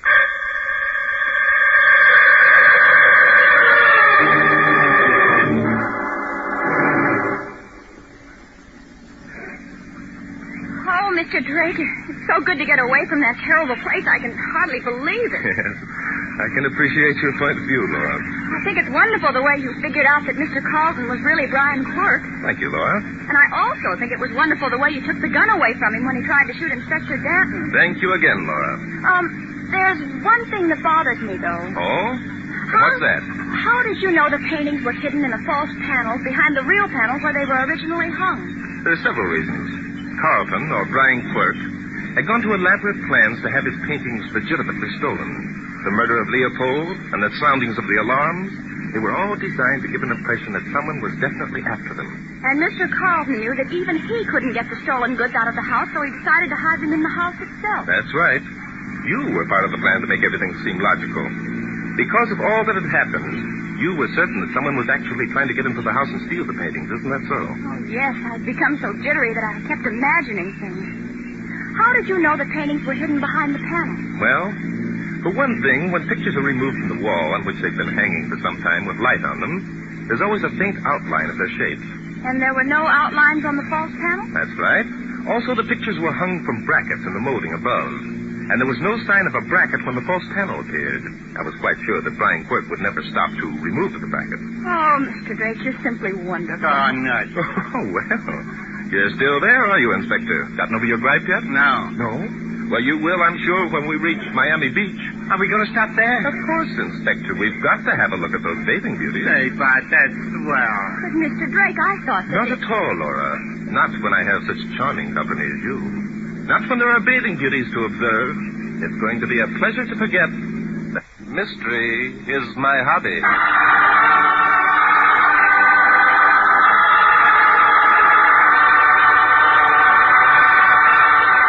We hope that you've enjoyed this recording, and for more happy listening, please visit otrcat.com.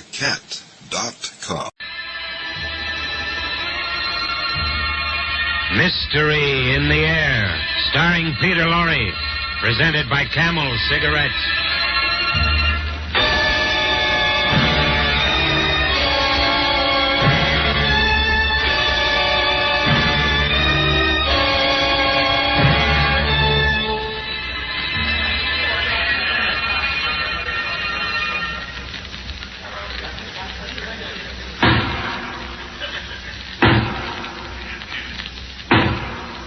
And it is the sentence of this court that you be hanged by the neck until you are dead.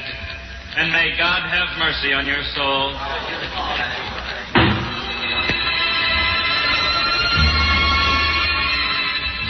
No, I neither expect nor solicit belief for this wild story. I would be mad to expect it yet.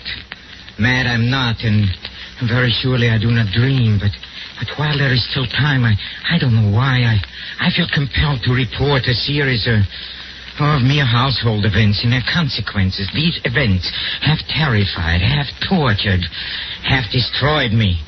Perhaps some are more calm, more logical, but certainly far less excitable than I will be able to explain them. I cannot. I can only tell you the facts, and that I have to do today because tomorrow I die.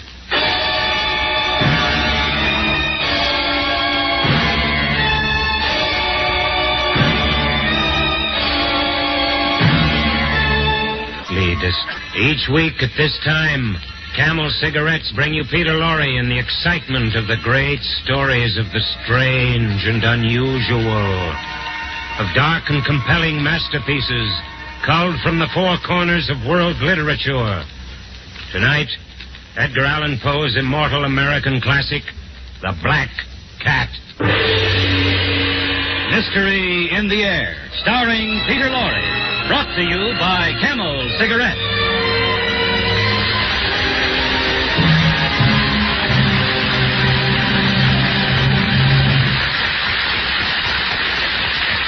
Experience is the best teacher.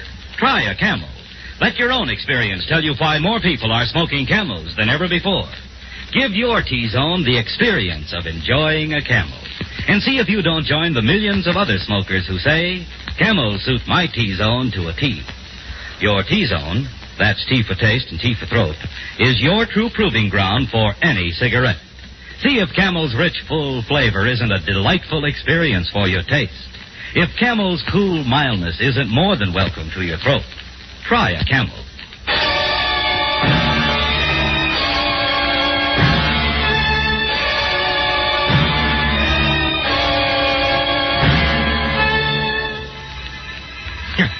No, believe me, that there was nothing, absolutely nothing in my childhood which forecast the terrible events that were to come. No, as a child, I was very gentle. I got along well with everyone, but most I liked animals, yes. All kinds of animals. And then I married quite young, and I was very happy to find that my wife shared my feelings. Very soon we had quite a collection. Oh, we had birds and goldfish. We had a dog and some rabbits, and we had a cat. I'll never forget the day my wife brought it home. Hello. You're home so early. Look, Charles, look. Look what I brought. Oh, look at it. Oh, the little kitty. Where did you get it, darling? Oh, the poor little thing. Some dogs were chasing it, and I just rescued it in time. Yes, it was so frightened. Yes, but it isn't frightened anymore. Oh, it seems to love you, Charles. Then that's not strange. All animals do. Yes. Nobody's going to hurt you, kitty. No. How about some milk, huh? Yes. There, you see? Oh, he must have been very hungry. Yes. Hey, what's your name, huh? I don't suppose he has a name. He is so young. I don't think he belongs to anybody. Well, then we have to give him a name. You mean we can keep him?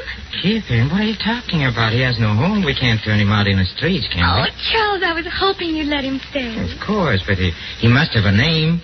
Yes, let's see. Oh, yes, so black, yes. All black. Beautiful. Not a single white mark. Oh, I have it. He's as black as the devil. Let's call him Pluto. Huh? Yes, we'll call you Pluto.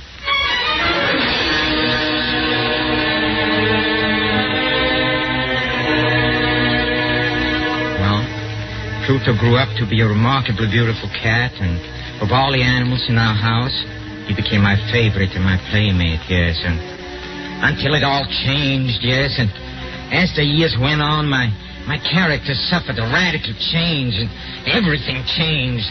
Huh? Why? Well, I'm ashamed. I hate to admit it. Through intemperance, yes, through intemperance. And then as drink became more and more necessary to me, I became more and more moody and irritable.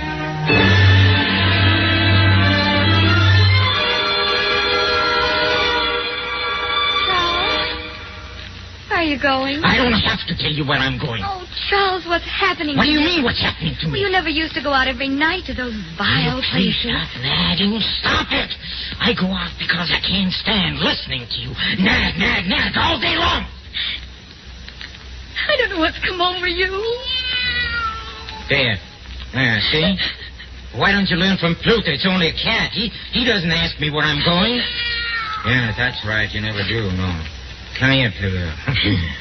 Yes, I like it. Come here. Be careful, Charles. Don't pick him up like that. No, you're hurting him. I never hurt him. He bit me. You devil. I'll show you. Don't, Charles, don't.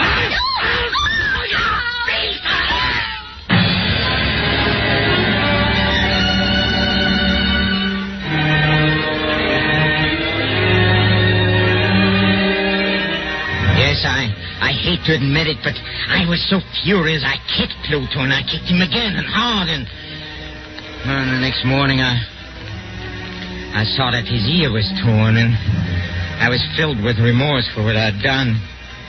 From then on, Pluto ran away in terror whenever I approached, and that in turn made me more and more irritated, and in the end it was sheer perverseness, nothing else, yes.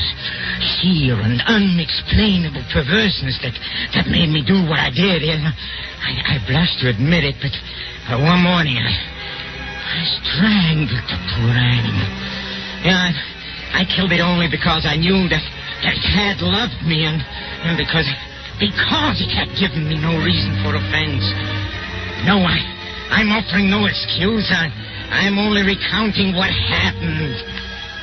Well, in the evening, I went to the inn as usual, and I came home very late, and I fell fast asleep with my clothes on. Then I was awakened suddenly. Hey, what's the matter? Charles, wake up! Charles! What's the matter? There must be a fire. Yes, I smell smoke. Good heavens, it's our house. Oh. Our house is burning. Come on, darling. Come. We'll be glad. Come on, hurry up. Quick. The stairs are on fire. Here we go. I can't. Don't talk, sweetheart. Perhaps I can get you through the flames. Don't breathe, darling.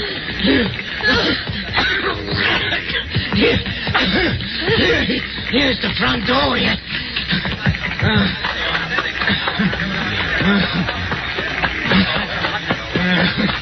We made it.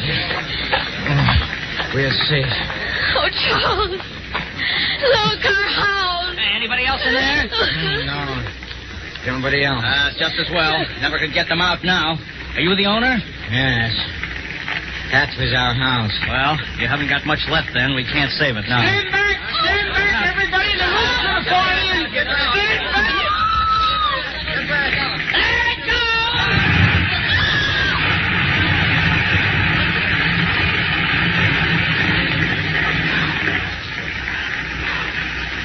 Well, it's down now. Funny, nothing is left but that one wall in the middle. Look at it. What about it? Well, look at it on the wall. Hey, that is strange. What are you talking about? What's strange? There on the wall. It's still standing. Marks on the plaster. Marks?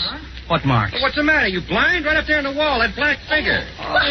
It looks like a cat. Yeah, it does. Smoke must have done it, but it certainly does look like a cat. What looks like a cat? There, and it's got one floppy ear. Who's got floppy ears? Honey, huh? It's not funny. It is not funny at all, you hear? I know what it is. You know who it is? Yes, it's Pluto. I recognize him. Yes, there, see? His ear is torn, huh? Oh, you beast. That hideous beast. It's come back to haunt me. Leave me alone. You hear? I can't stand it. I can't. Get some water, somebody. This man's fainted.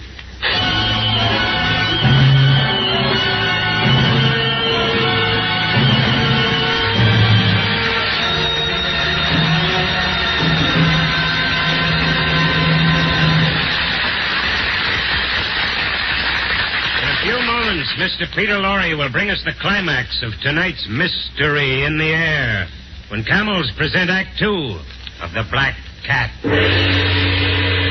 Ask a champion the secret of his success, and no doubt you'll get the same answer every time. Experience is the best teacher. Take Rose Gould, for instance, featured aerialist of Ringling Brothers and Barnum and Bailey Circus. Miss Gould says it took experience to teach her that famous 75-foot dive into space. Mildred O'Donnell, diving champion, thanks experience for her crown.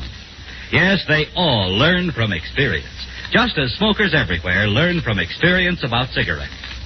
Back in the days of the wartime cigarette shortage, millions of smokers tried brand after brand, smoked whatever they could get. And that experience made people experts in judging the differences in cigarette quality. That was when so many people discovered that Camels suit their T-zones to a T. That Camels give them the rich, full flavor and the cool mildness they've always wanted. As a result, more people are smoking Camels than ever before. Experience is the best teacher. Try a Camel yourself.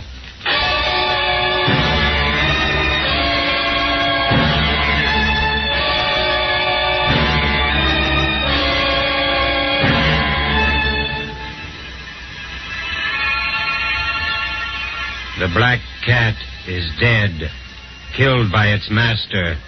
The house is burned to the ground, with everything in it completely destroyed.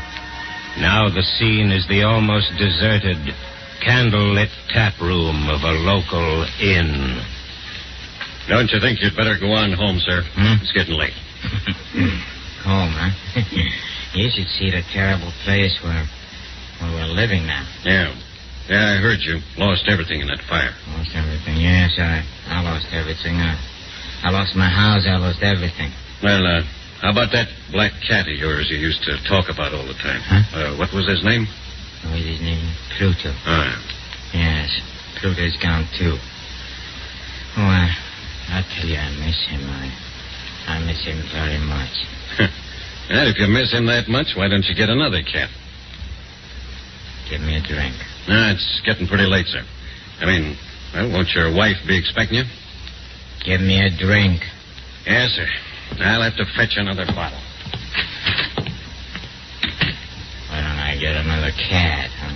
That's what you said. Well, why don't I? No reason I shouldn't.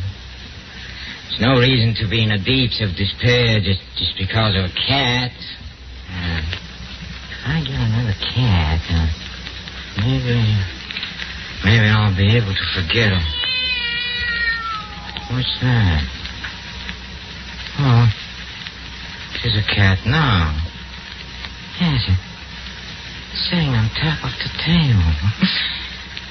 Black cat, huh? That's strange. I've been staring at that table for 5 minutes. I could swear there was no cat on it. Anyway, where did you come from, huh? Oh, you're a beautiful cat, yes. You're just as black as Pluto. Yeah, except you've got a splotch of white on your chest. Yeah. That's right. Yeah. Oh, yes, come sit on my lap, huh? Oh, yeah. Kitty, yes, you're a nice kitty. You're a nice cat. Yeah. I like... Here you are, sir. Where did this cat come from? Cat? Oh, yeah. Yeah, big one, isn't he? I don't know where it came from. Or how it got in, either, for that matter. Never seen it around here before. Don't know who it belongs to? No. No, as far as I'm concerned, it belongs to you if you want it. Can't keep it here. Wife doesn't like cats. Especially black ones. You like cats, huh? How stupid. See, I want it. Yes, I want it very much. I'll take it home with me right now.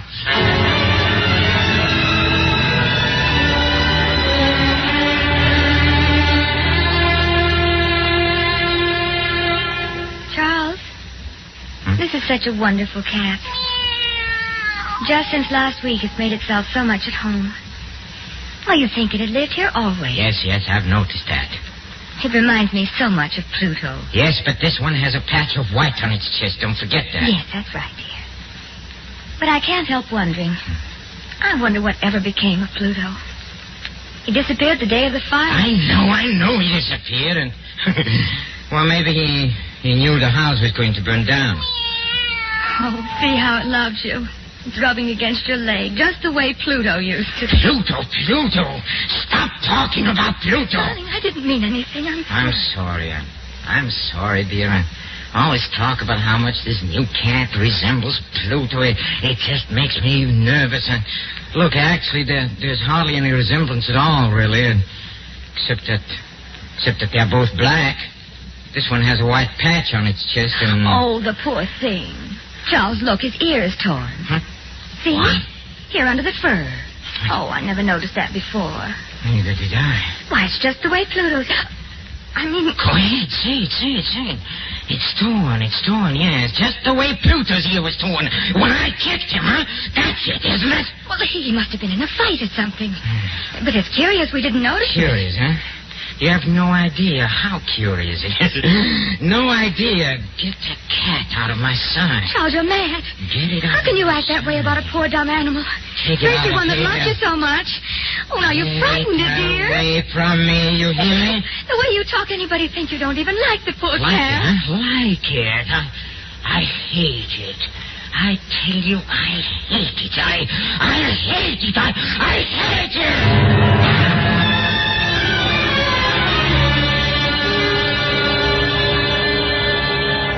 Yes, in a short time the cat had been with us. I'd come to look upon it with unutterable loathing. Why, I don't know yet. The more I hated it, the more affectionate it acted toward me. Wherever I went, it followed. Whenever I sat down, it would spring upon my knees and cover me with its loathsome caresses, as if this were not enough. The white patch on its chest, which originally it had been very indefinite in shape, but gradually it assumed a very definite outline. Yes, the unmistakable and ghastly shape of the gallows. That terrible engine of horror, of agony, and of death. I longed to destroy the beast, but I was prevented by an absolute unreasonable dread. I was sure I was losing my mind.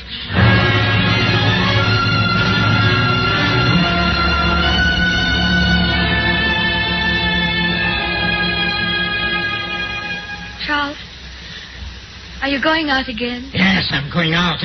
I don't know when I'll be back. Oh. Before you go, do you suppose you... Well, what is it? Will you help me bring up some wood from the cellar? Why do you always want more wood? The house is cold. You know I haven't been feeling well. I'm not strong enough to carry it myself. Strong enough. All right, come on, I'll help you. You might have thought of this before. Look out! Oh, that's Cat. That's that beast again. It's always under my feet.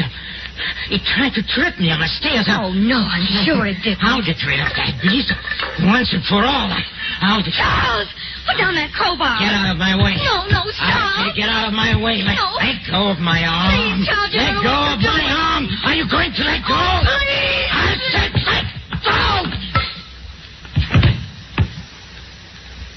Oh. Why didn't you let me go?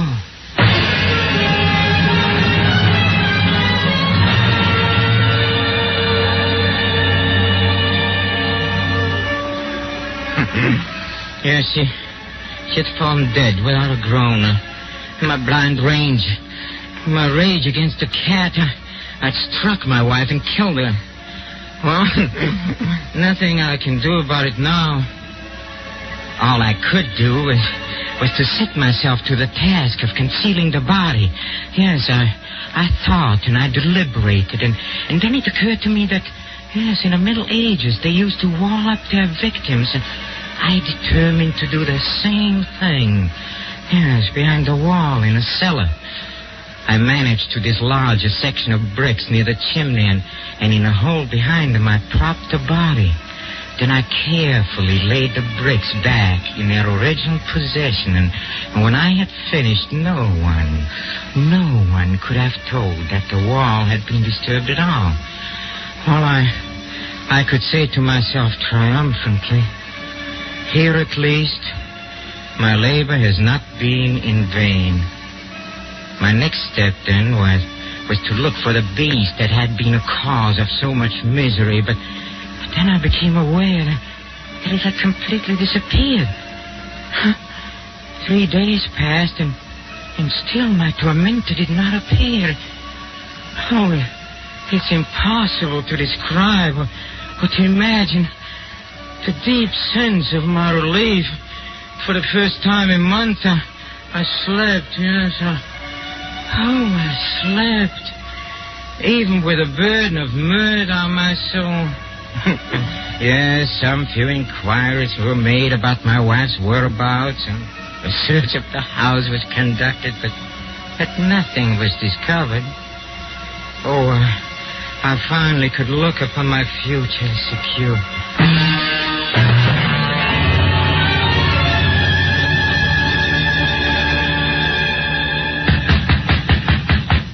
Yes? Good day, sir. Sorry to disturb you again, sir. Oh, it's you, Sergeant. Is there anything I can do for you? Well, they're still puzzled about your wife's disappearance. Puzzled, huh? Well, so am I. Some of her friends have been around to the police station. What's that got to do with me, huh? You've already searched the house twice. What do you want? Oh, I know, sir, but... Well, the captain sent me and the constable here to look around just once more, to be sure there's no clues been overlooked. Mm. This will be the last time, sir. Only a matter of routine. We won't bother you again. All right. Come in. Thank you, sir. Come on, Joe. Right. Where would you like to look first? Well, we might as well begin with the cellar. Cellar, huh? All right, yes. Right down these steps. I'll come with you. Yes, I always say searching a house is like getting ahead in the world. You start at the bottom. Yes, I see. It's very funny. Well, come on, Constable. Get to work. Right. While they searched, I folded my arms and watched. As before, they discovered nothing but As they were about to depart, the glee in my heart was too strong to be restrained. I burned to say but one word, yes, just one word, by way of triumph. And as they started up the steps, I said, say, have you noticed, this is a very well-constructed house, you know. Hey, gentlemen, you're not going, eh? Yes, it's an excellently well-constructed house. You've never seen such a well-constructed house in a frenzy of my bravado upon that very portion of the brickwork behind which stood the corpse of my wife. I rapped with my cane. Let me heaven deliver me from the arch-fiend. What was that?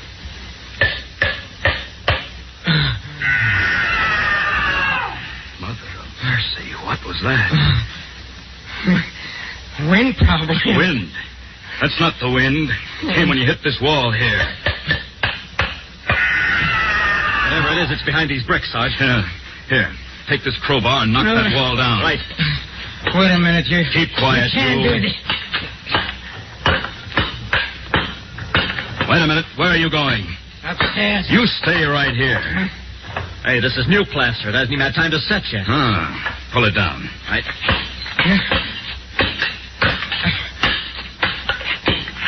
Here she comes. Look out.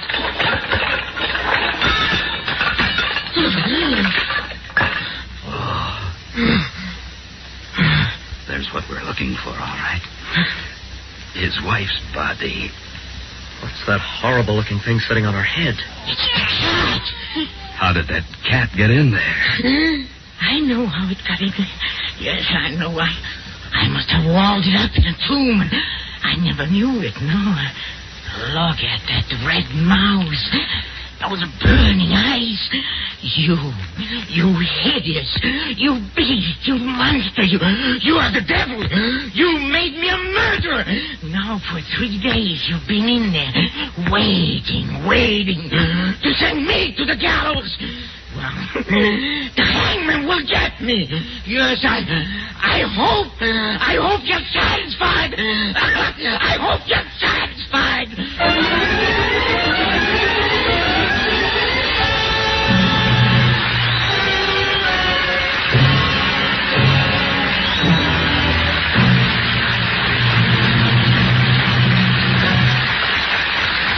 The makers of Camel cigarettes send free Camels to servicemen's hospitals from coast to coast.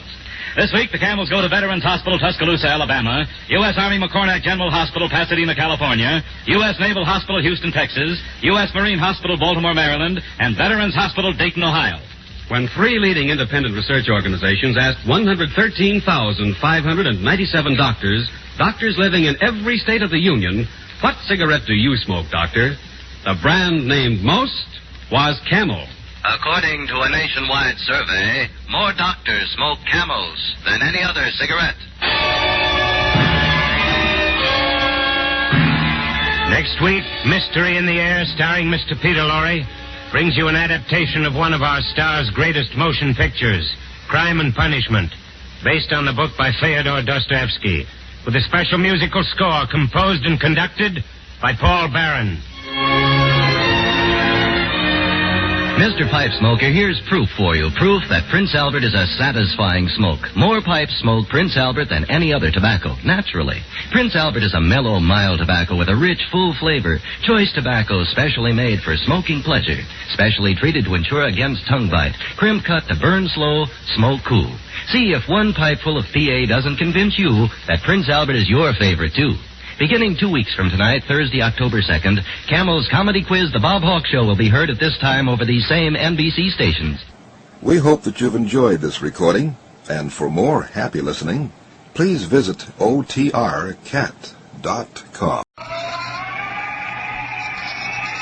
Mystery House.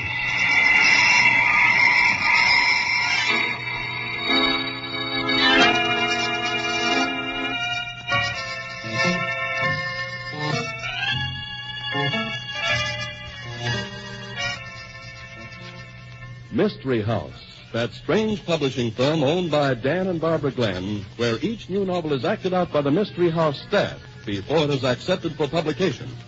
Mystery House.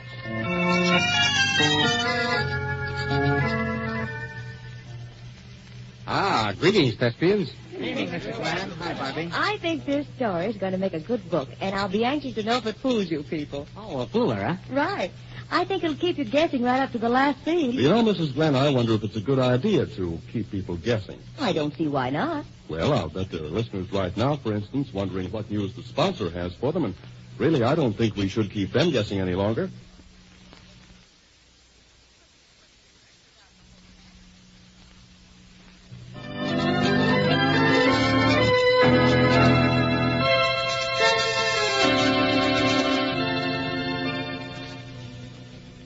Okay, places, everybody. Set the scene, Tom. Well, well, another body. Tonight's story opens in the comfortable office of Lieutenant Morse, a police officer of the modern school.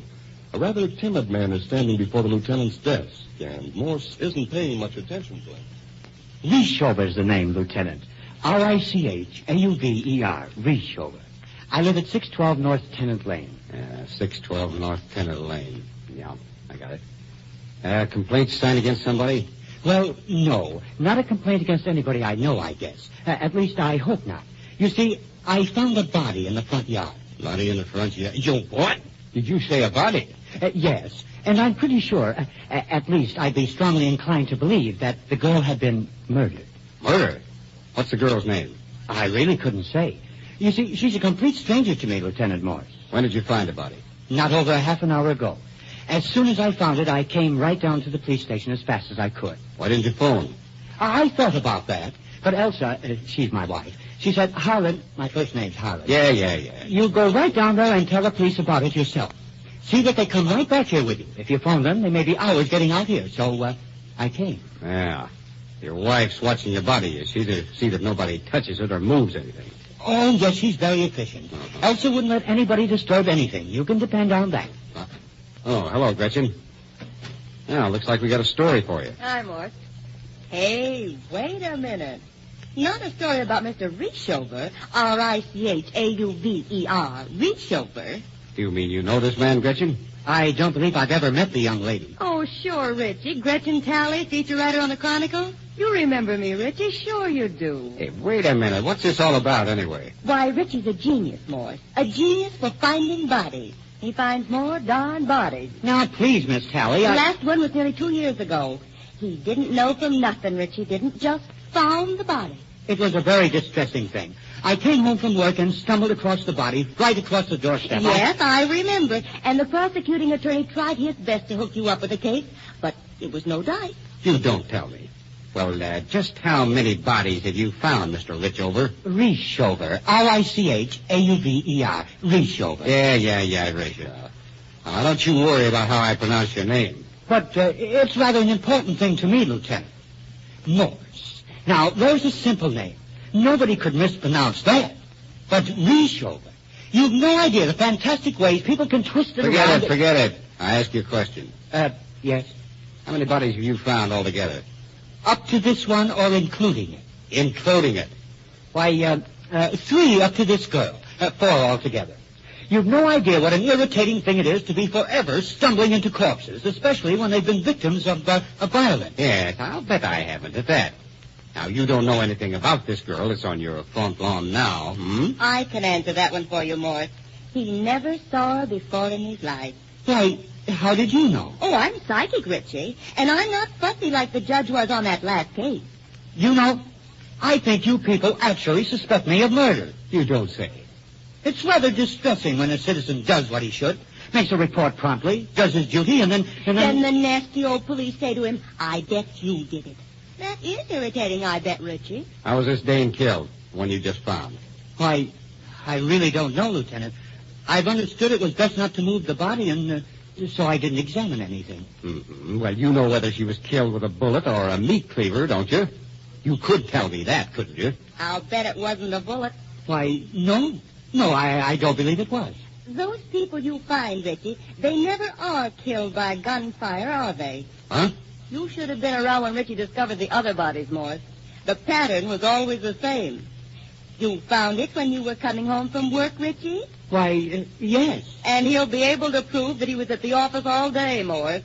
And the coroner will testify that the victim was murdered at least 2 or 3 hours before Richie found the body. See here. I don't have to stand for these insinuations. I'm a respectable citizen. You're a respectable citizen, all right, Richie. You just have one bad habit. Finding bodies.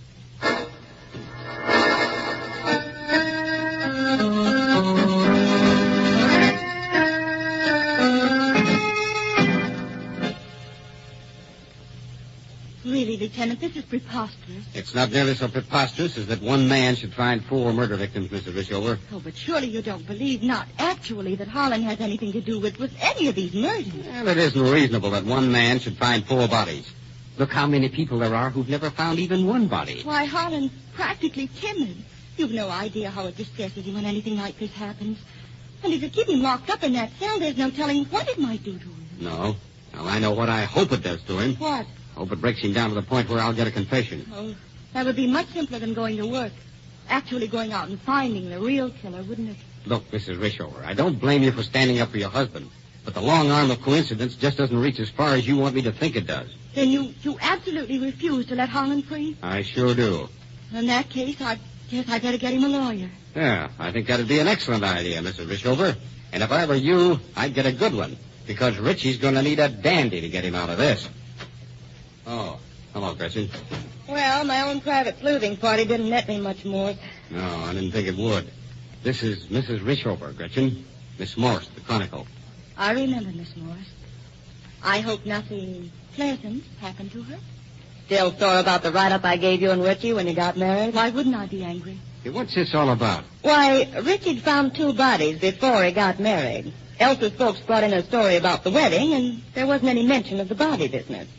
I sort of fixed up the wedding story and gave it a little human interest. You were jealous. You were in love with Holland yourself. You don't make me laugh, Mrs. Rishover. It's true. Holland told me about how you fawned all over him after the second body was discovered, how you brought things to him while he was in jail, and when he got out, you invited him up to your apartment for dinner. A girl has to eat, hasn't she? Richie was darn good copy, and I wasn't passing up any bets.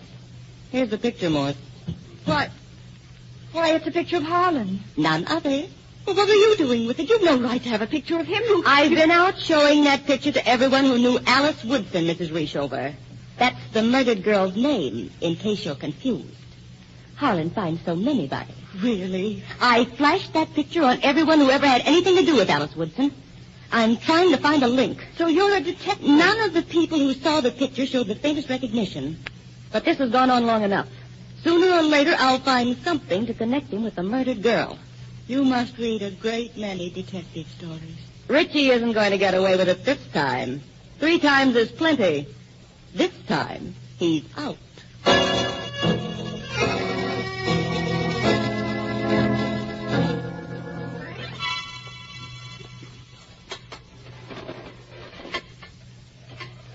Hello, Lieutenant. You ready to start talking yet, Mr. Rishover? Rishover. R-I-C-H-A-U-V-E-R. Rishover. Yeah, Rishover. Gretchen Talley picked up a clue, Richie. A frail, slender clue that most cops wouldn't even bother to follow. And I think she's going to make something out of it, Richie. You know, you can't kill 4 people without making one mistake. What did she find? A girl had a ring in her purse, Richie. A cheap little ring with a rhinestone set in it. I don't know a thing about it. It's the kind of a ring you can buy at any dime store. And there was one just like it on your keychain. I didn't have any cheap ring with a rhinestone in it. Not on my keychain or anywhere else. Yeah? Who are you trying to bluff, Richie? I didn't, and that's the truth. You didn't give the girl that ring and tell her it was an engagement ring? Of course not. I've told you that I never saw the girl before in my life. I know. You're sort of used to telling the police that, Richie. They've been kind of easy on you. But when they get tough, you'd be surprised how tough they can be. You know, they electrocute murderers in this state, Richie. You get out of here. The actual electrocution isn't so bad, I guess, but it's the getting ready for it. You know, when the barber shaves that spot on your head. You get out of here. You can keep me in this cell, but I don't have to listen to you. I don't have to. No, you don't have to listen to me, Richie. But I wish you'd think about it. If you don't get out of here, I'll find another body. Ah, now you're talking, Richie. So if I don't get out, you'll find another body. I've never killed anybody yet, but I'll kill you, so help me. You and that cynical leer on your face. That insolent grin when I tell you the truth. You're driving me crazy. You've been nuts for a long time, Richie. What was the idea of killing those babes, huh? Stepping out on Elsa and afraid you'd get caught? You... I'd like to strangle you. And you might get away with it. You've got away with 4 murders already. But then again, you might be stretching your luck just a little bit. You might... What have you done to me? Listen, Richard. You can't... Oh, dear. I wonder. No pulse beat. Yes, he's dead. Quite dead. I told him he'd get into trouble, but... Suicide. Yes, that's it. He has a gun. You have to be careful. Handkerchief. No fingerprints. Put it in his hand. Like this. And press the finger. So. Help! Somebody help! Hurry! Now I'm done for, I suppose. Still, I wonder.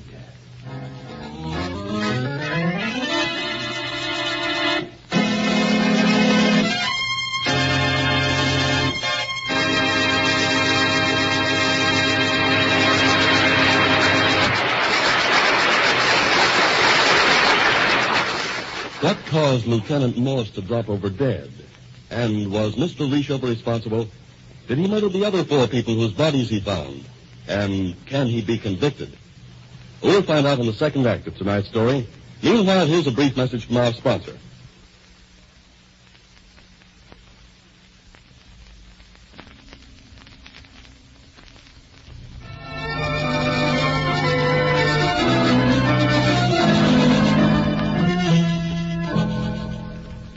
And now, Act 2 of Well, Another Body.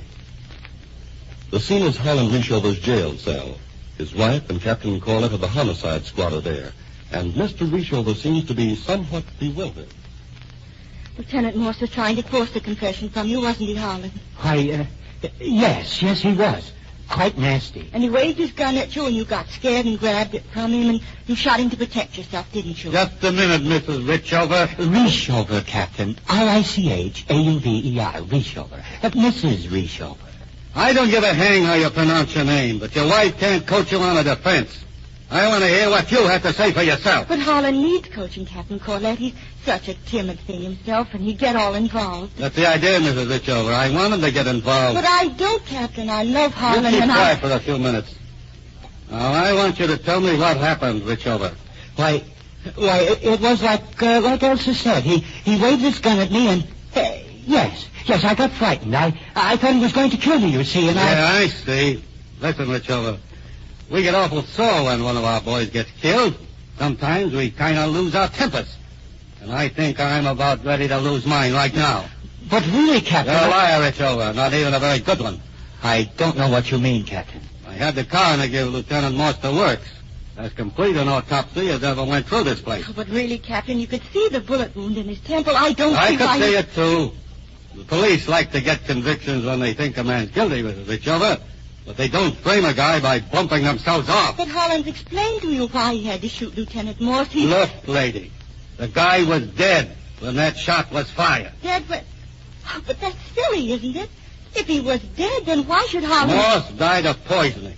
He had a fresh pack of cigarettes in his pocket with only one gone. That one was in his left hand, about 2/3 smoked. Each one of those cigarettes contained enough poison to kill a horse. For heaven's sakes. The way I figure it, Richover gave Morse that package of cigarettes, not figuring he'd light one while he was still in his cell. But, well, that's not right at all, Captain. Morse lit a cigarette and dropped dead right then and there. Richover was panic-stricken because there was another body to chalk up against him. That's why he got out Morse's gun and fixed it up to look like suicide. But it was suicide, Captain Corlett, really. Look, everything about it was phony. The gun wasn't in the right position in Morse's hand. It wasn't held against his head at a natural angle. And part of the powder burn was on this cement floor. You don't think a man lies down on the cement floor to put a bullet through his head, do you? No, I suppose not. Please, Captain, can't he talk to me alone? Just a minute. Yeah, sure he can. I'll leave right away.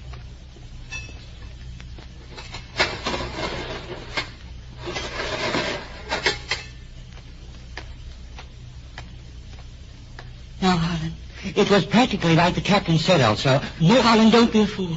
But I have a microphone hidden somewhere in your cell. They're listening to every word you say.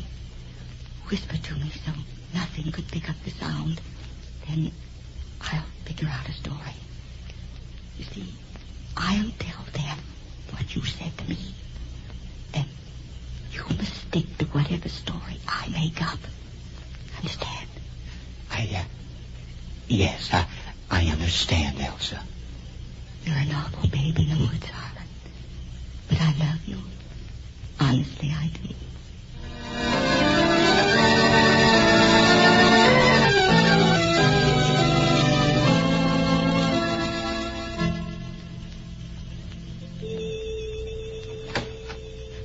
What do you want?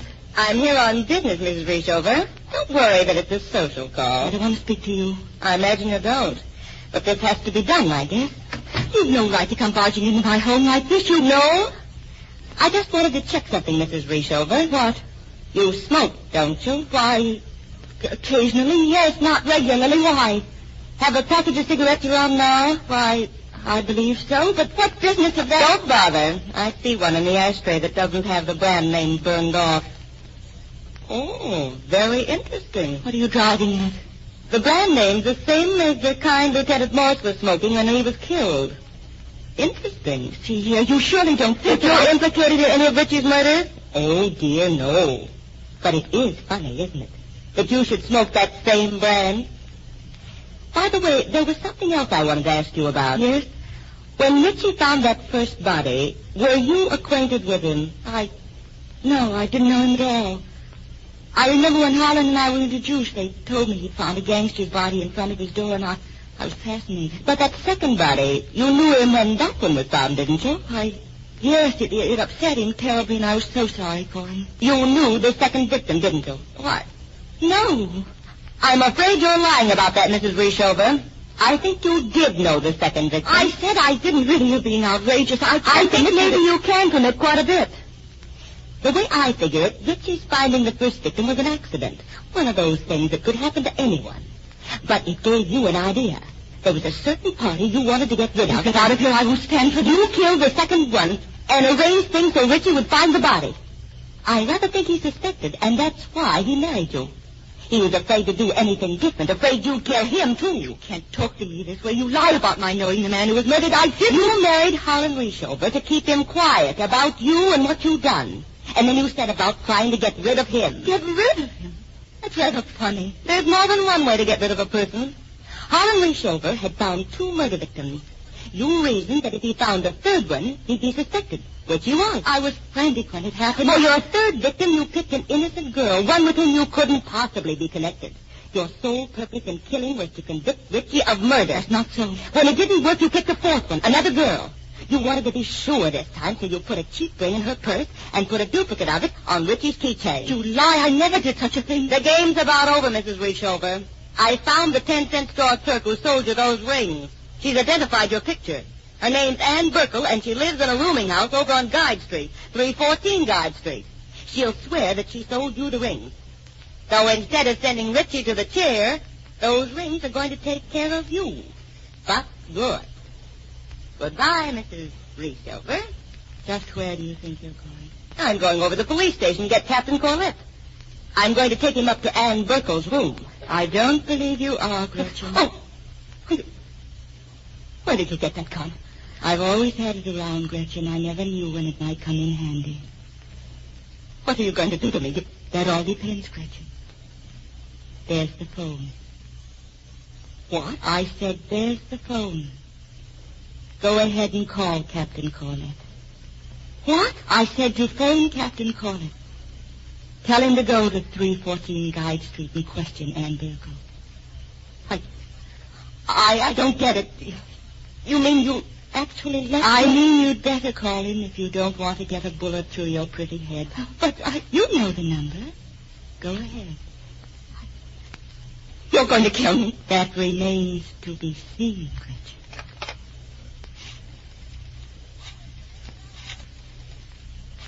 Go ahead.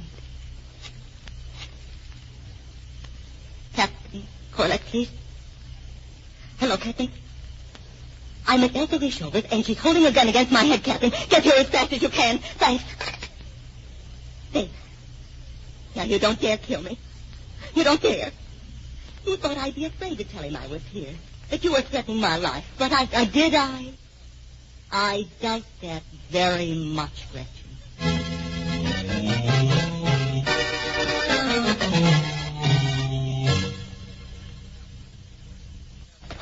All right, Mrs. Richover, drop that gun. No, thank you, Captain. I think I'll just go right on holding it if you don't mind. What? No, don't worry. I won't hurt anybody unless it's necessary. What's this all about, anyway? Gretchen Talley was in love with Holland.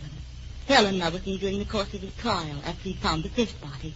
She figured that finding a second body would be serious. You lie. Gotta talk, Gretchen. She arranged for Holland to find a second body, and then she furnished the alibi for him when it looked like he was in a tight spot. It was easy enough for her to do, because she'd committed the murder. I can check the records on the alibi, I guess. I helped him a little in order to get a story, that's all. Gretchen thought he'd be so grateful to her that he'd marry her. But Holland was in love with me, and we were married. And when Holland and I had been married about a year, there was another body, this time a girl. The police hounded him, but his alibi was so perfect they finally had to release him. And then this last one. I went to Lieutenant Morse and told him what I suspected. He began investigating, and he had an accident. But you lie. You never talked to Lieutenant Morse alone. She was in Lieutenant Morse's office when they checked Holland's personal effects. She found the finger ring on Holland's key ring. Nobody else had noticed it. And she said it was a clue she'd like to follow up. How about that, Gretchen? Why, yes.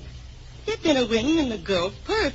Why wouldn't I check a good story? I've never seen the girl she talks about, this Ann Burkle, who was supposed to have sold me the rings. But I'll bet if you'll go to her room, you'll find she's been murdered. If she's dead, you killed her. Doggone if I know what to believe. She never intended to convict Holland. All along, all the murders she committed was supposed to get me out of the picture and get Holland for her. Maybe we better let Mr. Richover get into this conversation. He doesn't seem near as guilty as he did.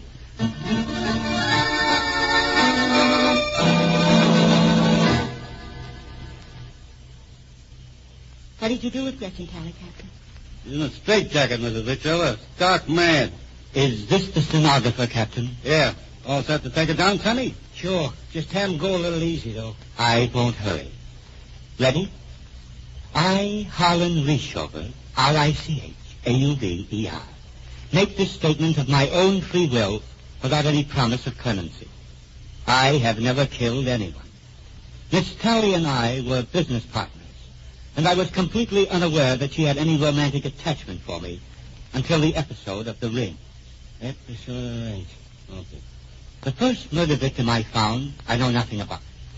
The other three whose bodies I found were killed by three different people, whose names I will give. Miss Talley, through her newspaper connections, had gained an acquaintance with numerous underworld characters. They paid us very handsomely to have me find the bodies.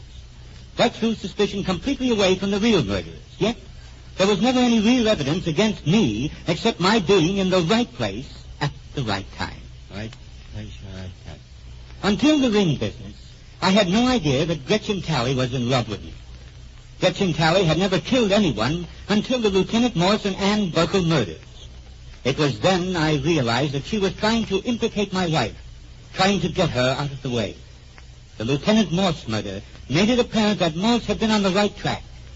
With this finding of Ann Burkle's body, there remains no alternative but to clear my wife from all suspicion, which I gladly do.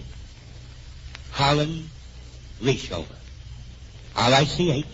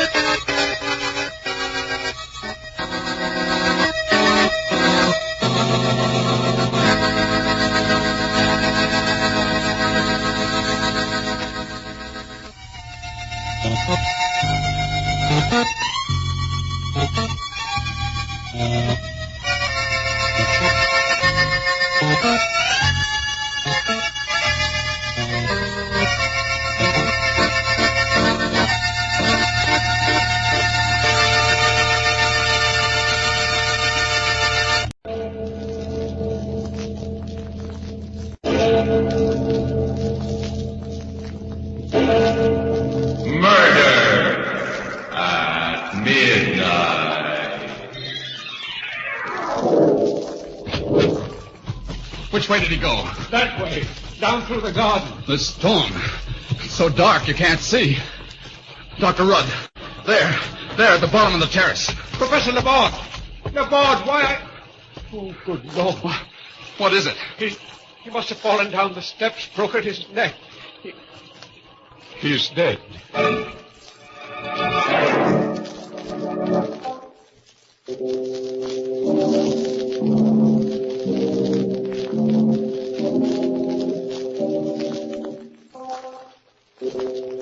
Midnight, the witching hour, when the night is darkest, our fears the strongest, and our strength at its lowest ebb.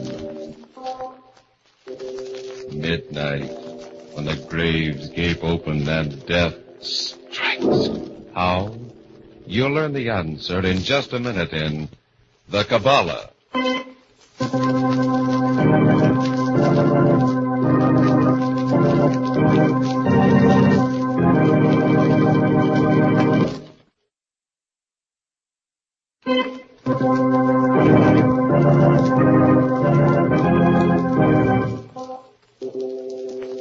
And now, Murder at Midnight. Tales of mystery and terror by radio's masters of the macabre. Our story by Robert Newman is The Kabbalah.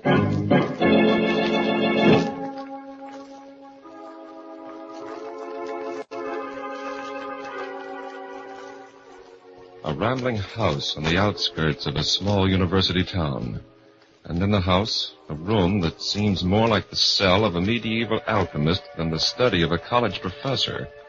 Its walls lined with ancient volumes and astrolabes and other curious instruments. Bent over his desk, Dr. Rudd does not hear the knock on the door at first. But when it's repeated, he says, "Come in." Alan's going, Father. He wanted to say good night to you. Oh, yes, Alan. Good night. I was terribly sorry to hear about the decision of the Board of Trustees, sir. I mean, they're refusing to give you a grant to go on with your research. Oh, that. Well, it doesn't matter. I've about decided to give up the whole project anyway. Your book? Yes. Father, you're not serious. I thought you were almost finished with it. I am. All but the last chapter. I just can't seem to write that without additional research. And without the last chapter, why, the rest of the book is meaningless. Well, isn't there anyone you could talk to about it, sir? Anyone who could help you? I doubt it, Alan. I think I know as much about the occult as anyone in the world, except perhaps one man. Who was that, Father? The man I studied under at the University of Paris. And I haven't heard from him in over 10 years. I'm not even sure that he's still alive. Too bad this is the 20th century, not the 12th. How so, Dr. Rudd? Oh, it would have been very simple then. A pentacle, a pair of corpse candles, and I could summon up someone who would make things very easy for me. Yes, right now I really believe I would sell my soul for the help I need. Father, you mustn't say things like that, even as a joke.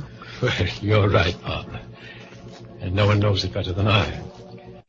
Well, good night, Alan. See you in the morning. Right, Dr. Rudd. Good night.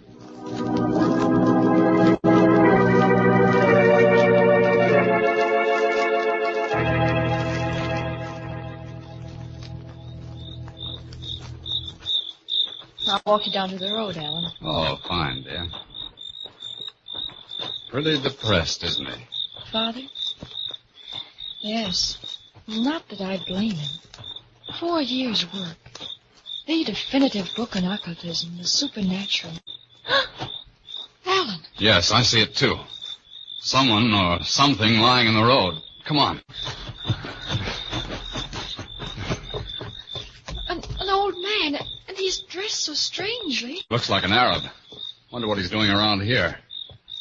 Anyway, he seems in a bad way. Here, I'll carry him into the house. You run ahead and tell your father. All right.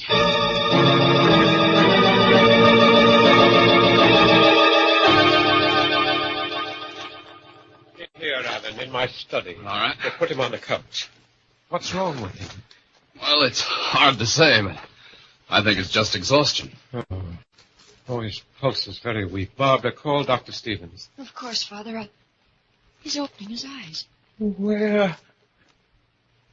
What is this place? No, it's all right. You're among friends. We're sending for a doctor. Doctor? You're kind, but it's too late.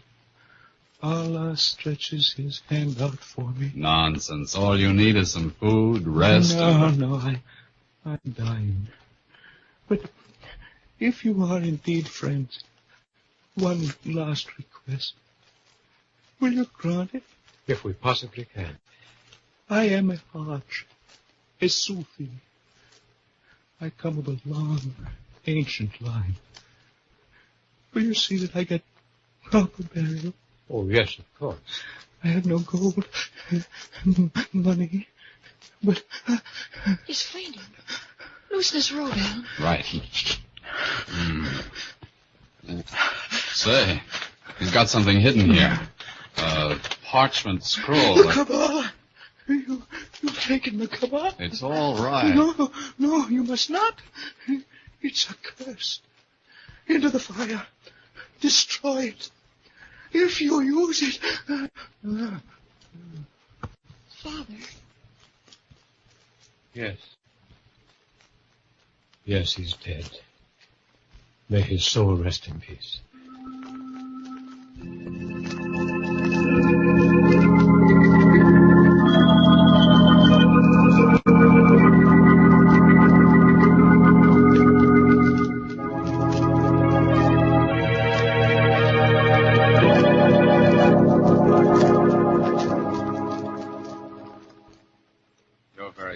Tonight, Dr. Rudd? Thinking about the funeral? Huh? Our Arab friend? Oh, yes, Alan. Partly. And partly about this parchment he had hidden in his robe. It seems to be a form of the Kabbalah. That's right. That's what he called it when he got so excited. Wanted you to destroy it. The Kabbalah is just the science of letters and numbers, isn't it? It's much more than that, Barbara. It's the science of the mystical attributes of letters and numbers, the basis for almost all occultism. But this system is different from any I ever saw before. Different? How? Well, this particular system tells how a question can be written out, the letters changed into numbers and manipulated. And when the numbers are changed back into letters, they would answer the question. Listen, Professor, what do you say we try it? Try it? Sure. Of course, it's a lot of nonsense, but... well, why not? Oh, well, all right. There's paper and pencils on my desk. What are you going to ask, Father? Oh, something simple, something we can check. Me, I'm going to ask something really practical. Okay, Professor, let's go.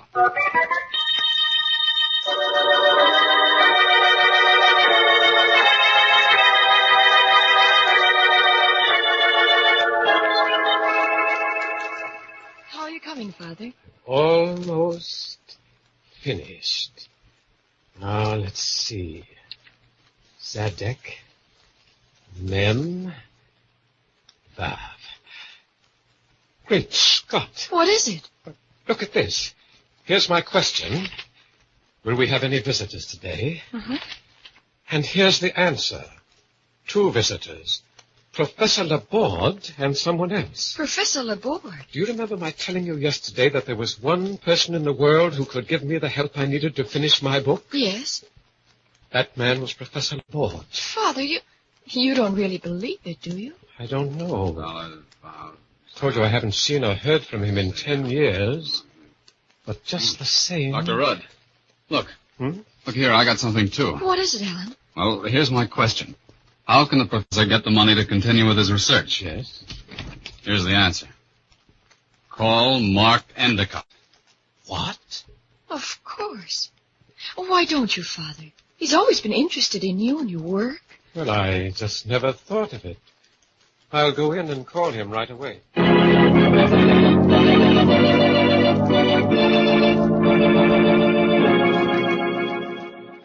Well, Father, did you get him? Yes. Yes, it's very strange. In what way? He said that he'd been thinking about me a good deal lately, and he's driving out here this evening to see me. There. That's the answer to your question. 2 visitors. Professor Laborde and someone else. Well, he must be the someone else. You think so? Oh, of course. Somehow I don't. Well, what do you mean, sir? I don't know.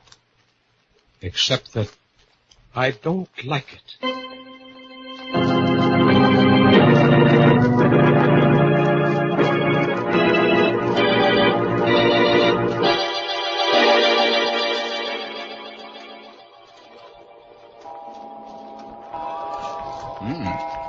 It's beginning to look as if our Kabbalah's a washout after all. What makes you say that? Well, 11 o'clock and no sign of either Laborde or Endicott. I can't understand it. Endicott definitely said that he was driving out here and that he was leaving immediately. He probably changed his mind because of the storm. Well, it's still pretty bad out, isn't it? Yes, but it's not like him. You think he'd phone us and let us know? Oh, perhaps that's he now. Hello? Yes? This is Professor Rudd speaking. Who? Oh, yes. What? But that's impossible. I spoke to him only a few hours ago, and... Why, I can't believe it. You're sure? Oh, I see. But thank you. Thank you very much. Goodbye. Who was it, Father? That was Mark Endicott's attorney. His attorney? What did he want? Mark Endicott was killed at about 6 o'clock this afternoon. Killed? On his way here, an auto accident. His attorney called to tell me Endicott had left me a $5,000 bequest for research. What? Father, the Kabbalah. It said you were to call him for the money to continue your work. It didn't actually say he was coming out here. No. Wait a minute. You mean, you really think that... I don't know, Alan. But I do know that if I hadn't called him, he wouldn't have started driving here in the storm. He wouldn't have had the accident and been killed. And I probably wouldn't have gotten the money. But, Father, if it's true, if it has some sort of supernatural power, then what about Professor Laborde? It did say he was coming. Oh, please, Val, I told you I don't know. Endicott was my friend. Now he's dead. And somehow I feel as if Father, the door. Yes. Yes, let's see who it is. Great Scott, Professor. If it is Laborde, do you realize what this means? Yes, Alan. If it is, why, the thing's priceless. Absolutely priceless. Why, I beg your pardon. I'm sorry to trouble you, but... Come in, Professor Laborde. Come in. We've been expecting you for some time now.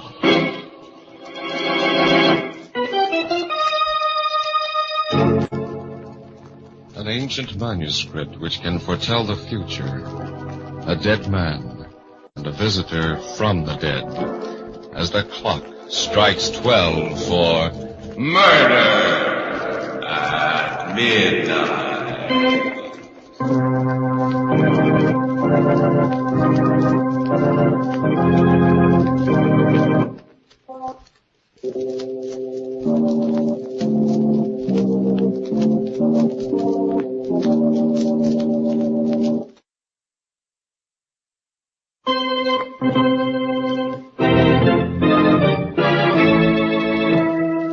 And now, back to Murder at Midnight and the Kabbalah. It's just a moment or two later, and Professor Laborde is being shown into Dr. Rudd's study. In here, Professor Laborde. Barbara, will you take the professor's things? Of course, Father. Thank you, my dear. You're very kind. But there's something I do not understand, Dr. Rudd. When you opened the door, you said you had been expecting me. Since early this afternoon. But that is impossible. Completely impossible. I'm here entirely by accident. I had no idea you lived here, or anywhere near here. I lost my way in the storm, knocked at your particular door by chance to ask for directions. Nevertheless, we've been expecting you. Excuse me, how could you have been? Alan. Yes, sir? Show Professor Laborde the Kabbalah, will you please? Right, Professor. Here you are, sir. Kabbalah? Look at it, Professor. Tell me what you think of it. Interesting. Very interesting. Of course, I cannot be sure without examining it thoroughly. But it appears to be even older than the Black Grimoire. And its form resembles that of the Key of Solomon. Professor Laborde, it's my belief that it is the Key of Solomon. What? But it can't be. It's been written about for centuries, of course, mentioned in hundreds of works, from Trismegistus down. But there's never been any proof that it ever actually existed. And still, where did you get it? From an old Arab who came here last night and died here. The main thing is we tested it. Tested it? Yes, we asked 2 questions. The answer to one of them prophesied your coming here, and the other, well, that came true, too. But this is beyond words. If it's true, then it's the most priceless discovery that has ever... Professor Rudd, may I try it? Use it to ask a question to? Well, I don't know, Professor Laborde. Please. For years now, ever since I began studying the supernatural, there's been something. One thing I've always said I'd give my very life to know. If it can tell me that, you must let me, Rudd. And you must let me do it while I'm alone. Well, all right. Good. Come on, Alan, Barbara. We'll wait outside.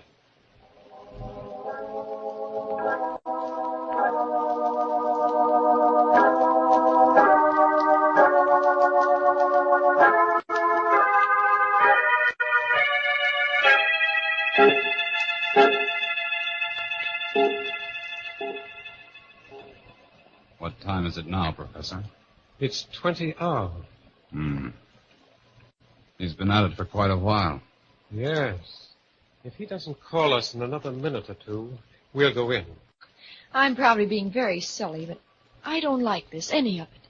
Why not, Barbara? I don't know, but... What's that? Professor Laborde, come on. Professor Laborde, what is it? What's happened? What are you doing? He's burning something in the fire. Father, it's his hands. He's holding them in the fire, burning. Oh, great Scott, Professor Laborde, stop.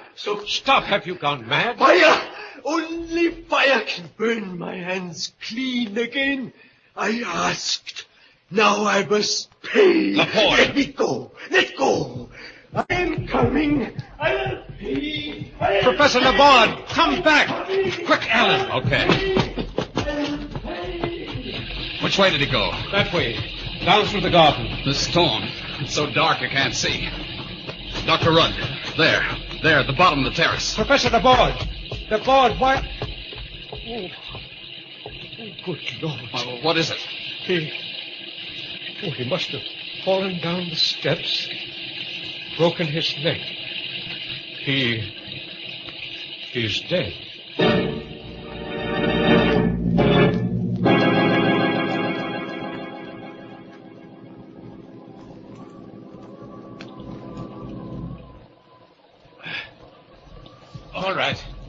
All right now, Alan. Put him down. Oh, gently. Yes, sir. Father, are you sure that... Yes, Barbara, I'm sure. He's dead. But what made him do it? Go running out there that way? It must have been something to do with the Kabbalah. He was going to ask it a question. Yes, Alan, it has something to do with the Kabbalah. And standing there with his hands in the fire, as if he were trying to burn them clean. Father, what was the question he asked? What answer did he get? I think perhaps I can guess. The old Arab, he warned us, remember? He said it was accursed, evil. that if we use it... Wait a minute, Dr. Rudd. The board said he'd give his life to know the answer to that question, and now he's dead. Yes, Alan, that's what was in my mind, too. That and one more thing. Do you remember what I said just before you found the old Arab in the garden? That I'd make a pact with the devil, sell my very soul for the help I needed to finish my book? No, Father, you're not serious. You don't mean you really believe I've that... lived too long, my dear, seen too many strange things to disbelieve anything. If the Kabbalah is everything we think it is, if it is the key to the future, to all knowledge, if it can answer any question we put to it, then there are only two sources from which it can draw its power. One good and one evil. And you think... If God had wished us to be able to foresee the future, we should be able to foresee it. On the other hand, if it's evil, well, there's usually a penalty involved. The board. He said something about paying, too. Who must be paid, and how? There's only one way to find out, through the Kabbalah itself. Give it to me, Alan. No, please, no. I'm sorry, Barbara, I must. There's no need for you to stay here, or Alan. No, Father.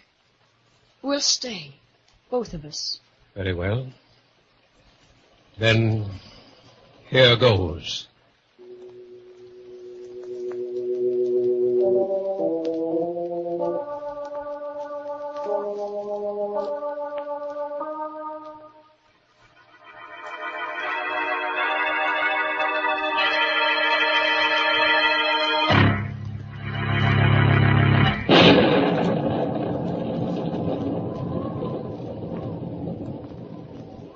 You're shivering, darling. Are you cold? Shall I build up the fire? No, I'm not cold. What was that? It sounded like the outside door opening. Oh, Father, what is it? Are you finished? Yes. Yes, I'm finished. And what? Look. Here's the question. Who must be paid, and how? And here's the answer. Turn around, and you will see.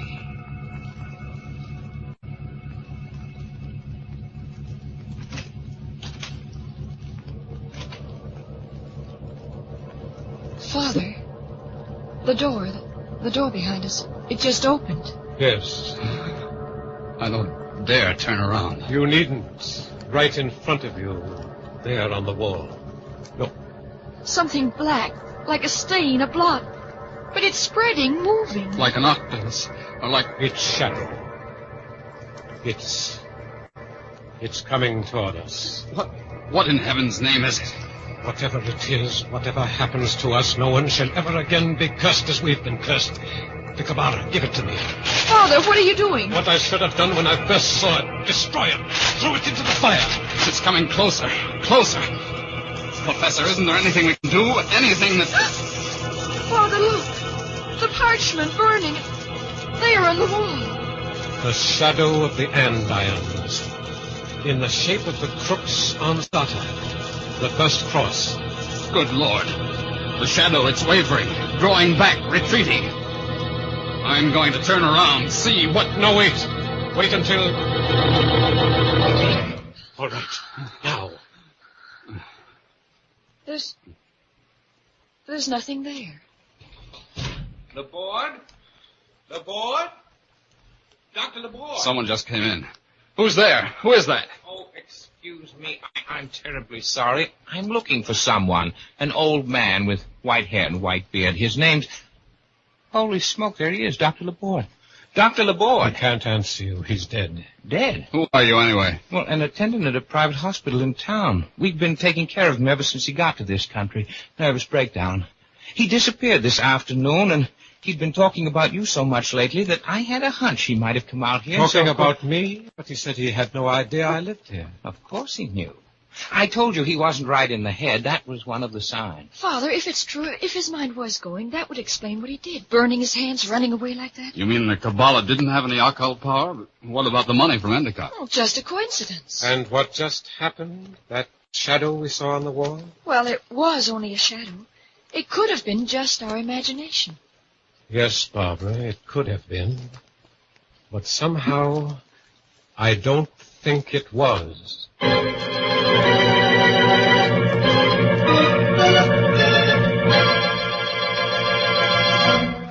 An old professor stands next to the body of his friend, staring at the fireplace where the secret of the ages has gone up in smoke as the clock strikes 12 for Murder at midnight.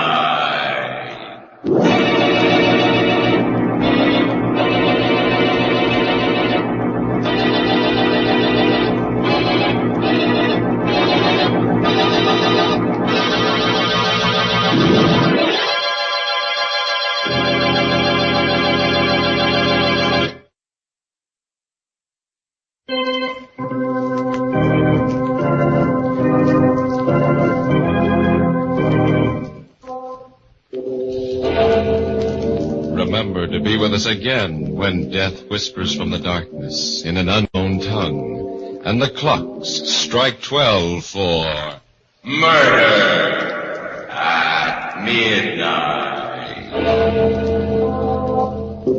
The part of Dr. Rudd was played by James Van Dyke. With music by Bert Berman, Murder at Midnight was directed by Anton M. Leader.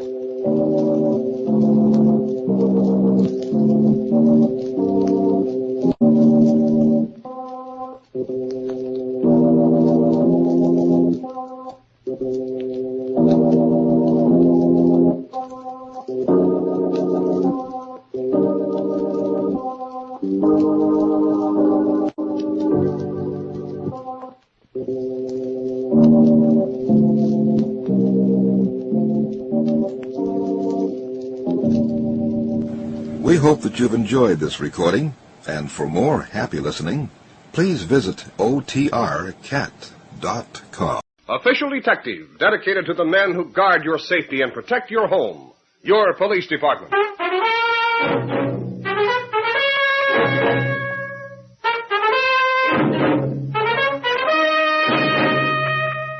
Now, Official Detective.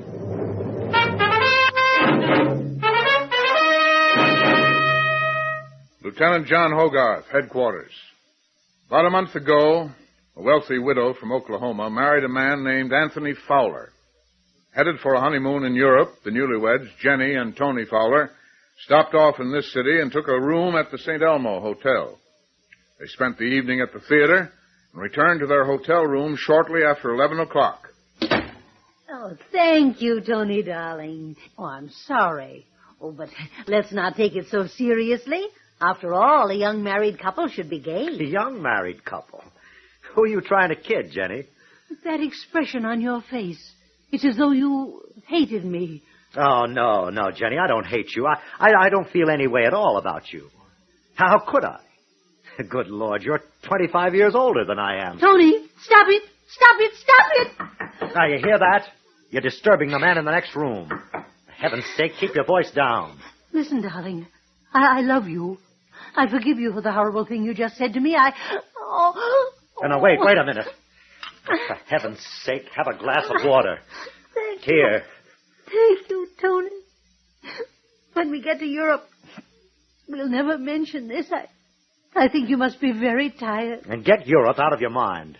I'm not going. Not going on our honeymoon? Honeymoon? Oh, don't be ridiculous. You might as well get it straight, Jenny. I only married you for your money. Tony! Oh, now look what you've done. I've dropped the water glass. I'm sorry. I better take it up off the floor. You might cut your foot. Don't do that with your bare hands. You'll cut yourself. Is that what you really want, Tony? Is money the only thing you want? That's it. I guess it's plain by this time that I'm pretty much of a louse, huh? Well, you're right, Jenny, I am. I always have been. What do you want me to do? Divorce me, of course. And make a nice, fat financial settlement. There'll be no divorce, Tony. That isn't the way our marriage is going to end. Oh, Jenny, stop that. Now, look, you've cut your hand. You've got blood all over your blouse. Oh, that's all right. I'd better put this broken glass in the wastebasket. Oh, for heaven's sakes, go into the bathroom and clean up. You look terrible. Yes, I guess I do. I'm sorry. Tony, Yeah, what? I meant what I said. Our marriage isn't going to end in divorce.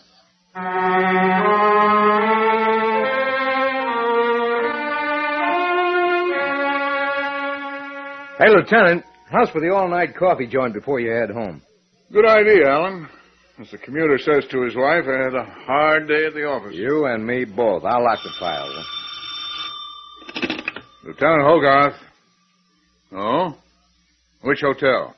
Was it a shooting? Oh. Yes, the blunt instrument always makes it tougher. Listen, nobody's to leave the hotel till further notice. Got that? Yes, we'll see you. Leaving right away. Well, Lieutenant? A murder at the St. Elmo Hotel.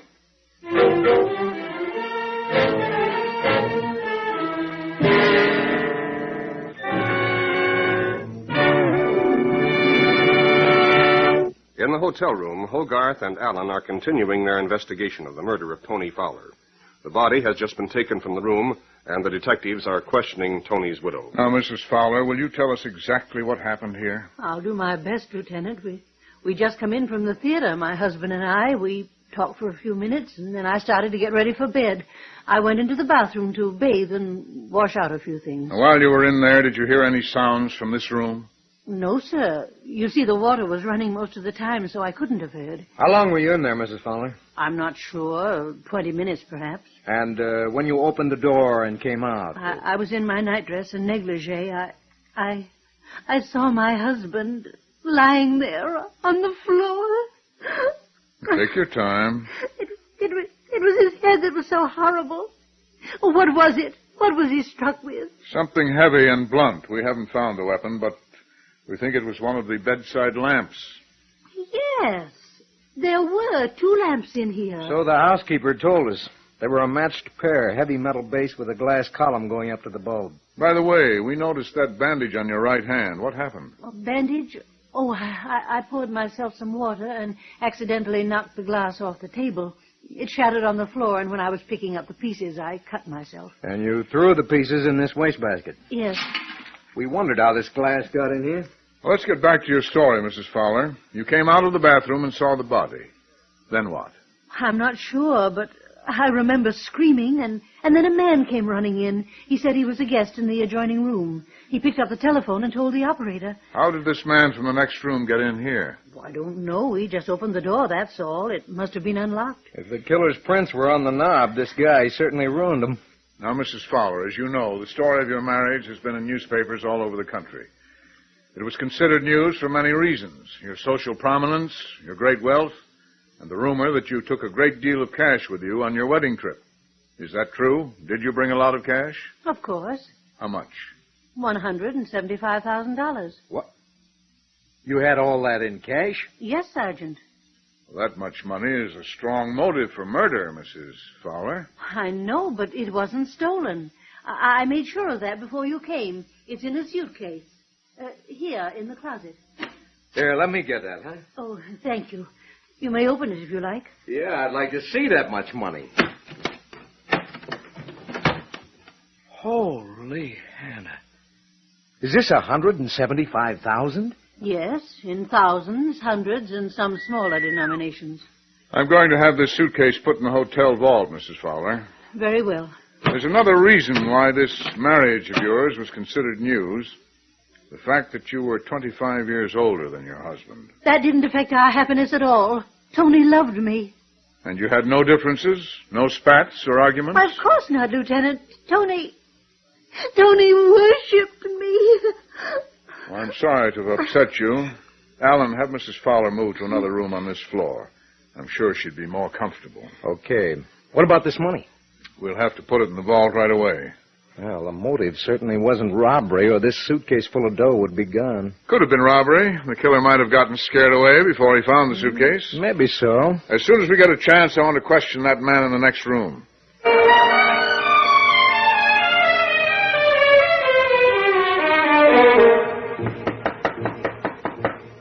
Yeah, who is it? Police officers. Look, I'm sleeping now. Come back in the morning. That'll be too late. We're investigating the murder in the room next to yours. Come on, open up. Okay. Wait a second. Say, I thought you said you were sleeping.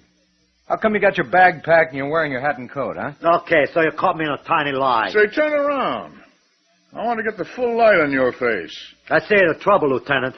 You know this puss all right. I thought so. Mickey Potts. Yeah, that's me. Hey, fill me in, will you, Lieutenant? Mickey Potts is an old-time thief, Alan. You wouldn't remember him.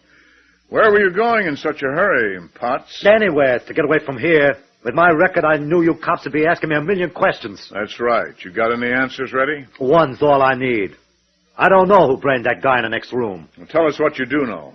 Okay. I hear the old dame let out a scream, and then she screams again, and I run in like a dope. Her door's unlocked. I see the stiff on the floor. So I pick up the phone and holler murder. Well, that's the whole story. Go ahead, send me up for life. Now, don't be impatient. Maybe that'll happen later. Now, tell me this. Did you hear anything in there before Mrs. Fowler screamed? Yeah, I hear somebody sloshing around the bathroom for a long time. And before that?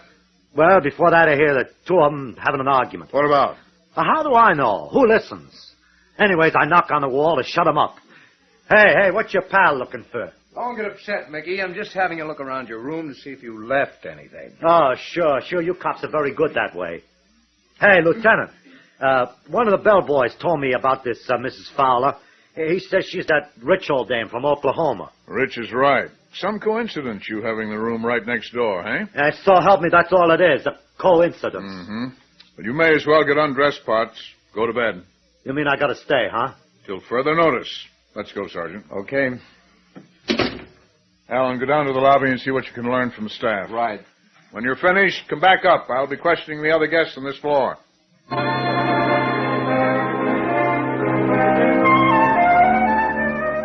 I'm sorry to disturb you at this hour, miss, but I'm talking to all the guests on this floor. Oh, that's okay, Lieutenant. I couldn't sleep anyway. Imagine being this close to a murder. Your name and home address, please. Rose Clark. I'm from Madison, Wisconsin. What are you doing in this city, Miss Clark? Oh, I came to buy clothes. I do that every year. Say, is the dead man really that Tony Fowler like the maid told me? Yes. Did you know him? Me? Gosh, no. But I read about those two in the paper. I was absolutely fascinated. Imagine her being 25 years older. Yes. Miss Clark, this room of yours is directly across the court from the room where the murder was committed. I know, Lieutenant. Gives me goosebumps. From this window, you have a direct view into that room. I was wondering whether you heard anything or saw anything. Well, yes, as a matter of fact, I did. But I don't suppose it means anything. Tell me about it anyway. Well, it was, maybe 11:30. I was at this window looking up to see if the stars were out. That's when I saw this woman. She was at the window over there throwing something out. When I heard it smash down in the courtyard, I knew it was something made of glass. Thought maybe it was a whiskey bottle. Do you think this woman was Mrs. Fowler? Golly, I wouldn't know. It was too dark. I could just see her outline, that's all. Lieutenant, is it true what the paper said about Mrs. Fowler? Does she really have a suitcase full of money? Well, Miss Clark, the newspaper said a lot of things that, Lieutenant, it's me. Come in, Sergeant. The maid told me you were in this room. Oh, excuse me, miss. Certainly. I think I found the murder weapon, Lieutenant. Yes? Somebody reported hearing it crash down in the courtyard around the murder time. I went out just now and looked. It was the lamp, just like you figured. Anything on it? Blood, all over the metal base. That's all that's left of the lamp. The glass is in a million pieces, not a chance of any fingerprints. Is Mrs. Fowler settled in her new room? Yeah, 907. I think we'd better talk to her again. Well, thanks a lot, Miss Clark. I hope you can get some sleep now. I'll try, Lieutenant. Good night.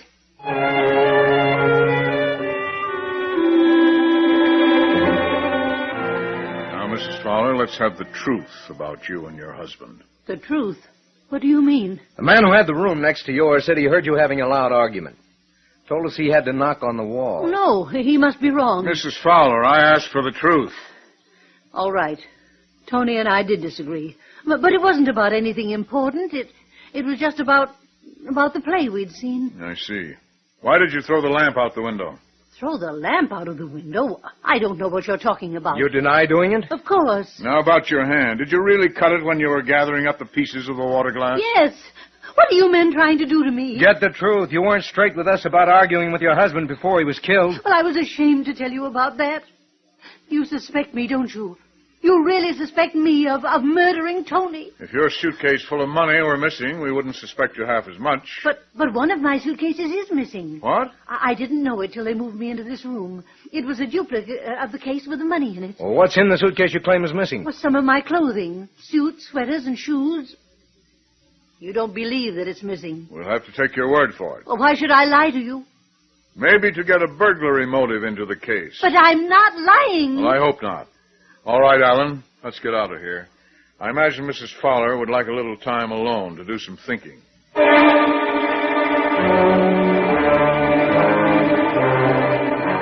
Hey, let me alone. Let go of my arm. Quiet down, Potts. You'll wake everybody in the hotel. What's the idea, you two cops grabbing me like this? I told you to go to bed. Instead, we find you walking around the hall. Now, let's get back to your room. Okay, don't drag me like a drunk. I'm sober and I'm walking. What's the idea of you prowling around? I was getting stir-crazy in my room.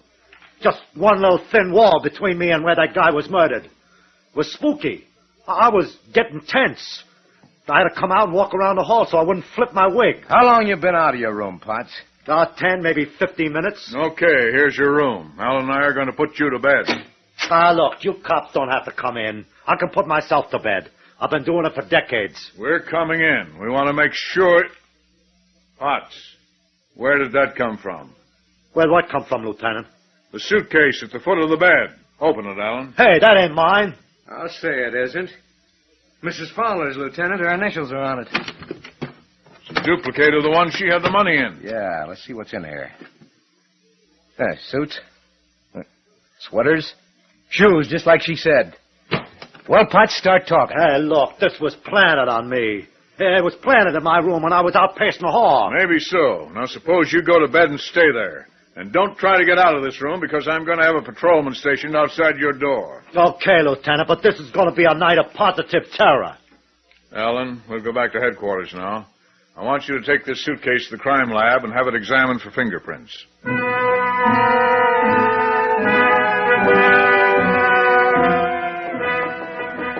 Mrs. Fowler. One moment, please. You are Mrs. Fowler? Yes. My name is Rose Clark. I'm also a guest in the hotel. May I come in and talk to you? Of course. I know it's almost 2:30, but I couldn't sleep. And after your terrible tragedy, I'm sure you can't either. Oh, no, Miss Clark. Of course I can't. I thought maybe there was some way I could comfort you. Oh, that's very thoughtful of you. I've just been sitting here thinking of my poor husband. I know, Mrs. Fowler. I was thinking of Tony myself. You knew him? I knew him rather well. You know, I said maybe there was some way I could comfort you. But you could comfort me even more. How, Miss Clark? By giving me the suitcase. You heard me. I want that suitcase, the one with the money in it. Where is it? Are you a thief? Never mind that. Where is it? Please! Don't scream. You hear me, old woman? Now, don't you make a sound. Where is that suitcase full of money? I haven't got it. Those policemen took it. You're lying. It's true. They put it in the hotel vault. Okay. We'll get it out of the vault. Pick up that phone. Tell the night clerk to get it out of the vault and bring it up here. No. Do as I say. Oh, stop that. Please. I can't stand it. Very few people can, especially old ones like you. So stop kidding yourself, lady. Get on the phone and tell them to bring that suitcase up here. Come on. Tell them now while you can still talk.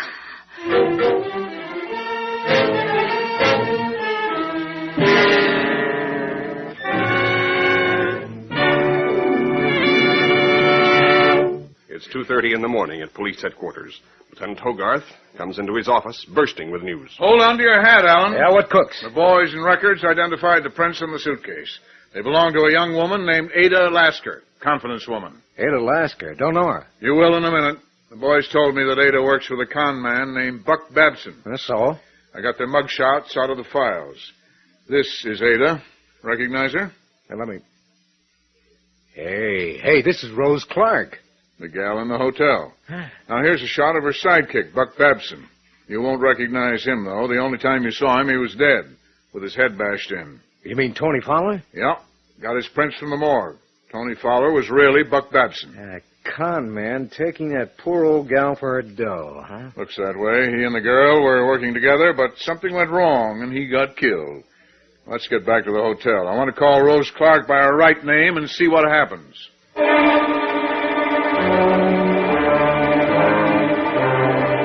Miss Clark. Alan, see if she's in the bathroom. Sure. Miss Clark. Not in there, Lieutenant. Look what I found on the windowsill. Binoculars. Behind the curtain. She had a direct view with the murder room. Yes, she must have been watching for some signal. Her things are still here. Where do you think she went? Out to make another stab at getting that money? Come on, hurry.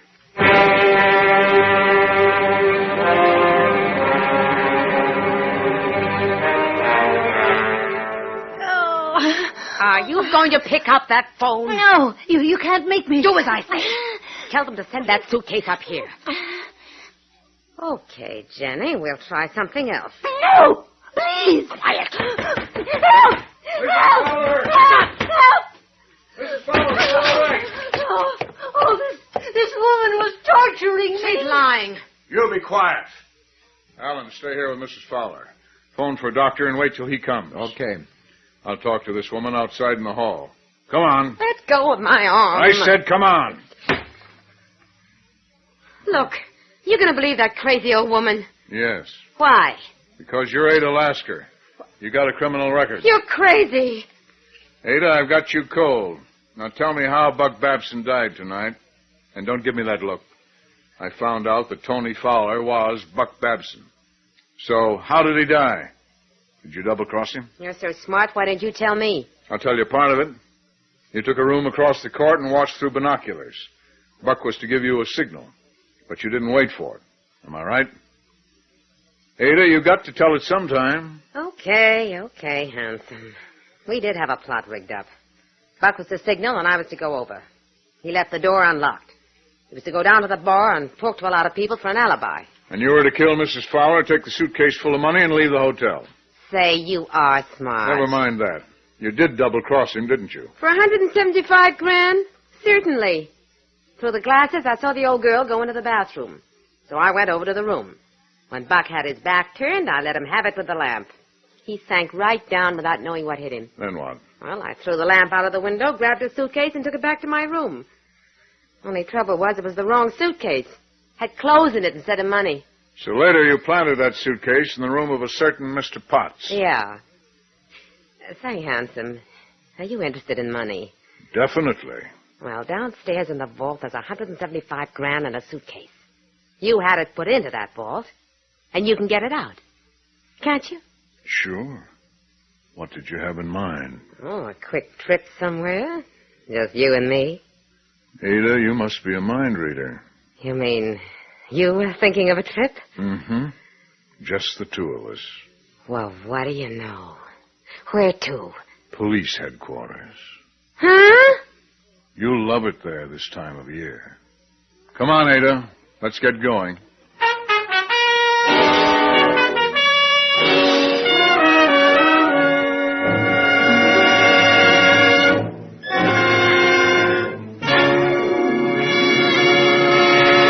In our cast, Sergeant Allen was played by Lawson Zerby, Jenny by Doris Rich, Rose by Kathleen Cordell, and Potts by James Monks.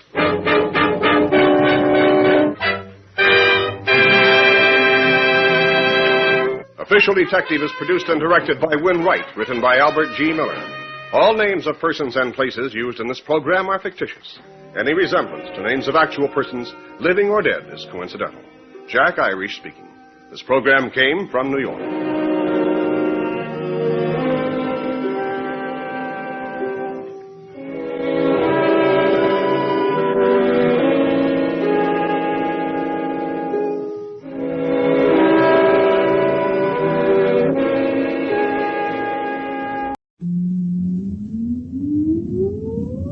Countdown for blast off.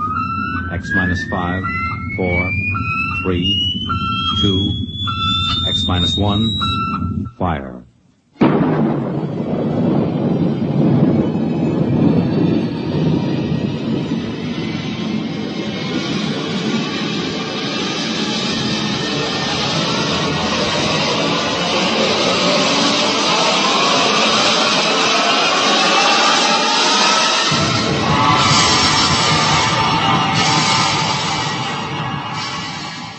From the far horizons of the unknown come transcribed tales of new dimensions in time and space.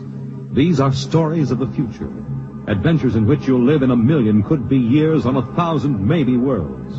The National Broadcasting Company, in cooperation with Street and Smith, publishers of astounding science fiction, presents X minus 1.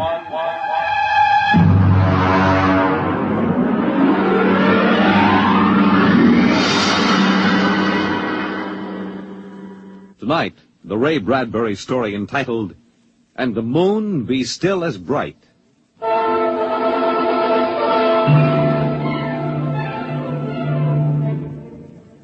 The first 3 expeditions for Mars left Earth in a mushroom of flame, arced through the atmosphere, and finally dwindled to tiny specks in the big eye of the Mount Palomar telescope, and then were lost to sight forever.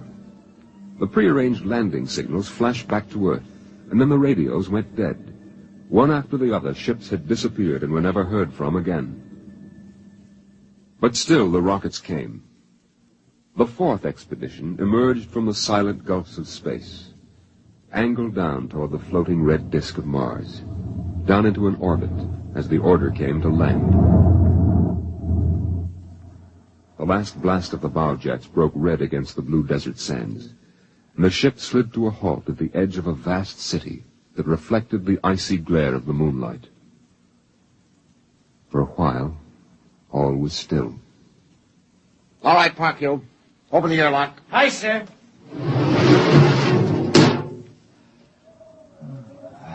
Fresh air. Hey, it's cold out here. Who cares? We got here. I thought I'd never hit solid ground again. Hey, how about a fire, Captain Wiley? It's freezing. Later. We have work to do. Oh, smell that air. Why, you could get drunk on it.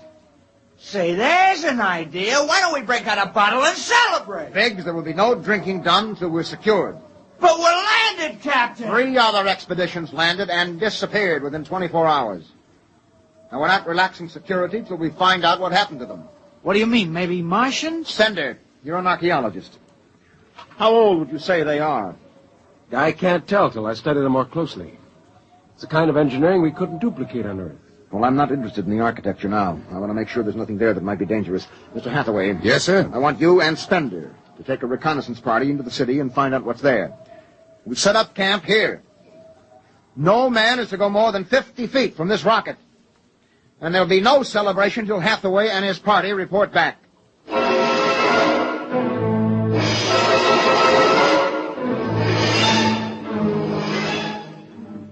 In the sea bottoms, the wind stirred along faint vapors, and from the mountains, great stone visages looked upon the silvery rocket and the small fire. The sky was black overhead, as the 2 racing moons threw knife-edged double shadows on the desert.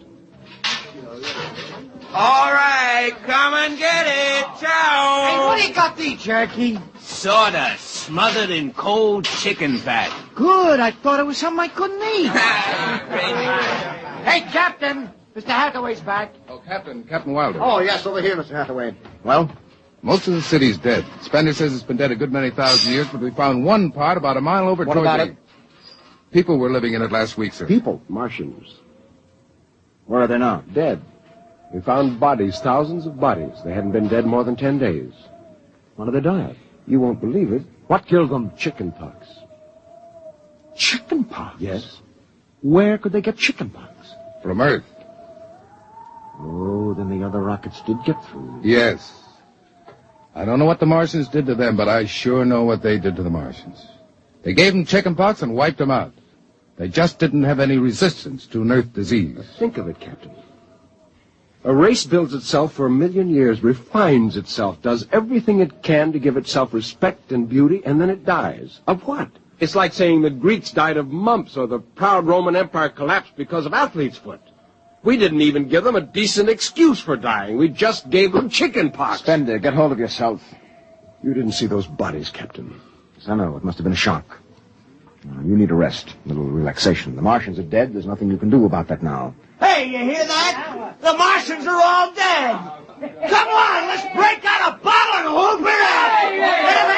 How about a case, eh? Oh, good Lord. They have to do that now? Isn't there time later to throw old beer cans into the canals? Bender, you're an idealist. They're not. All they know now is that they're safe. Little shouting won't hurt. You think too much. I was safe on Mars. The first Earthmen on Mars. We're going to celebrate.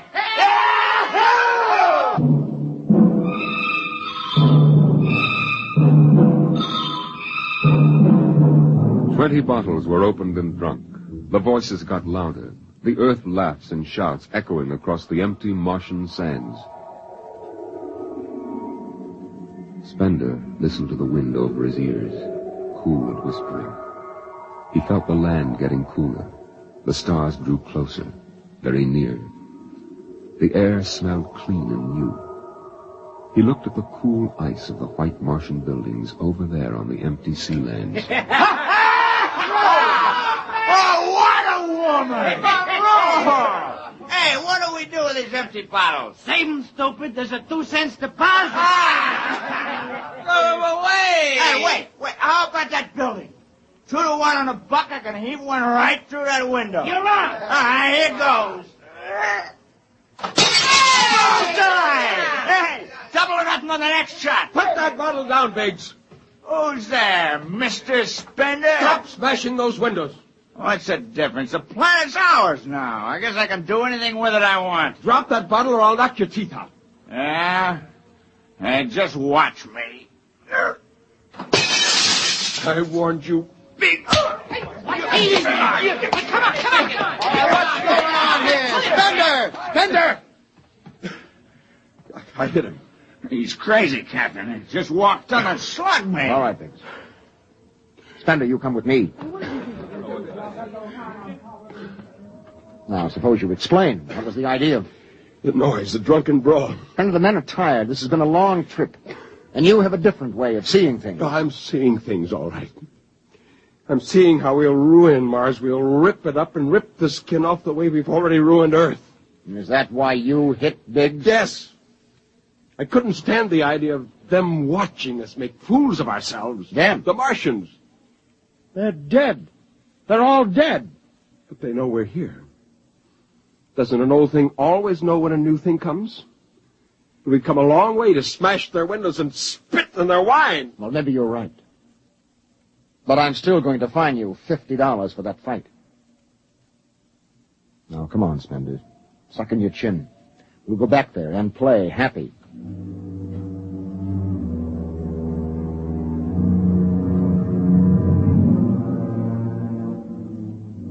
Now they moved out into the moonlight across the desert.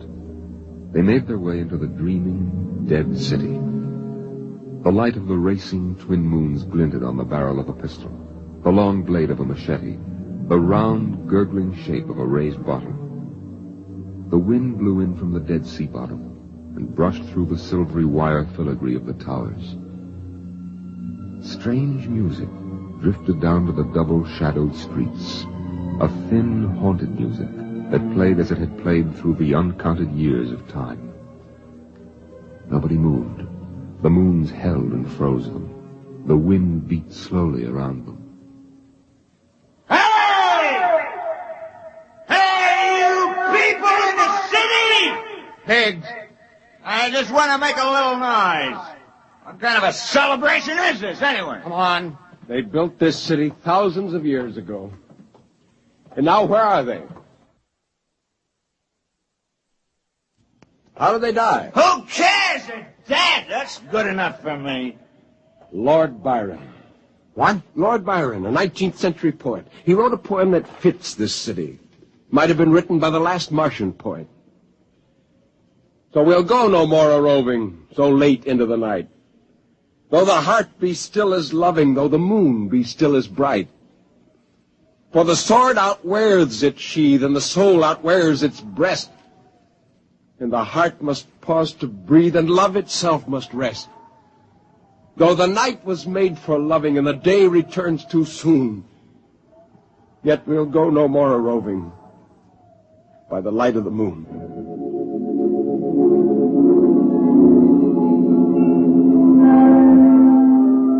Without a word, the Earthmen stood in the center of the city. It was a clear night. There was not a sound except the music of the wind.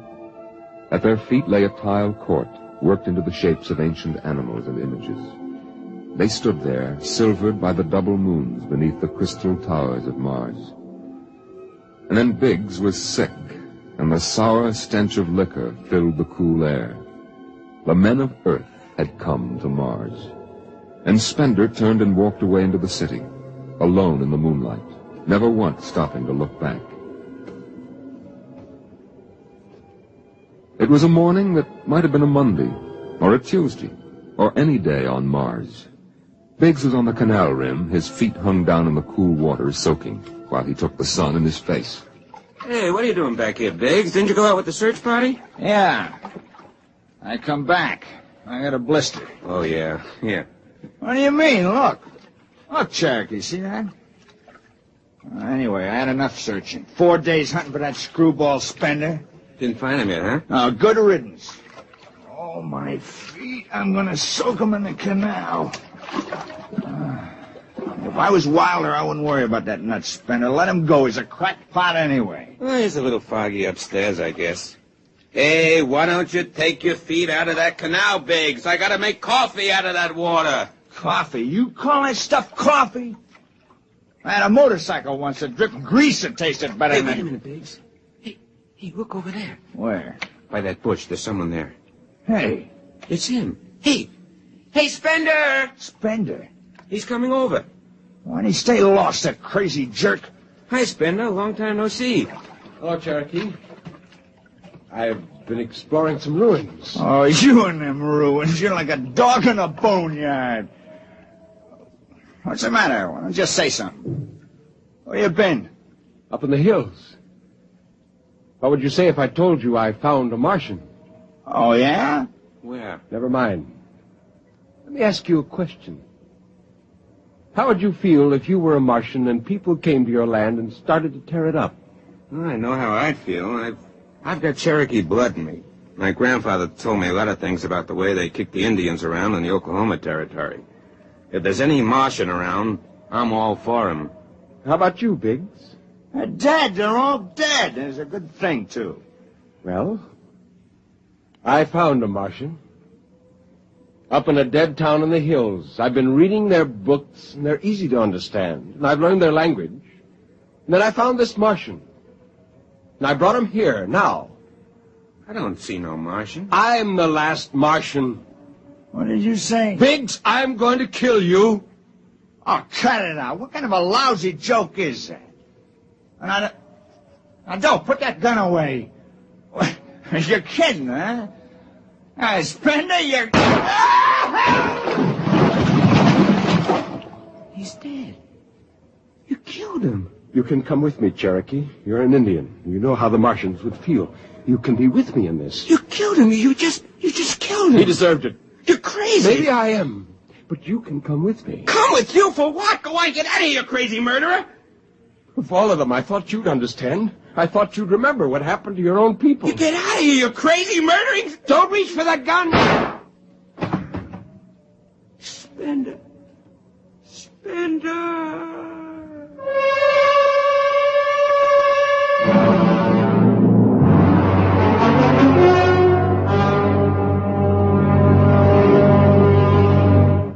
Hathaway, break out the arms locker. Issue pistols, rifles, and grenades. Yes, sir. And you'd better get the Bible out of the navigation chest. We have to bury these two. Parker, you start digging a grave.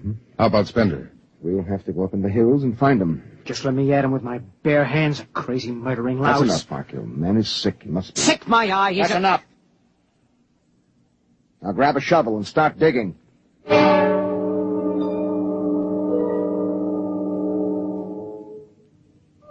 Spender saw the thin dust rising in the valley, and he knew the pursuit was beginning. The sun burned farther up the sky, and the blue sand drifted lazily across the sea bottom below. He sat beside a quiet pool 10,000 years old and held the silver book. Through the house played the strange wind music of ancient Mars, and he heard voices whisper in his mind.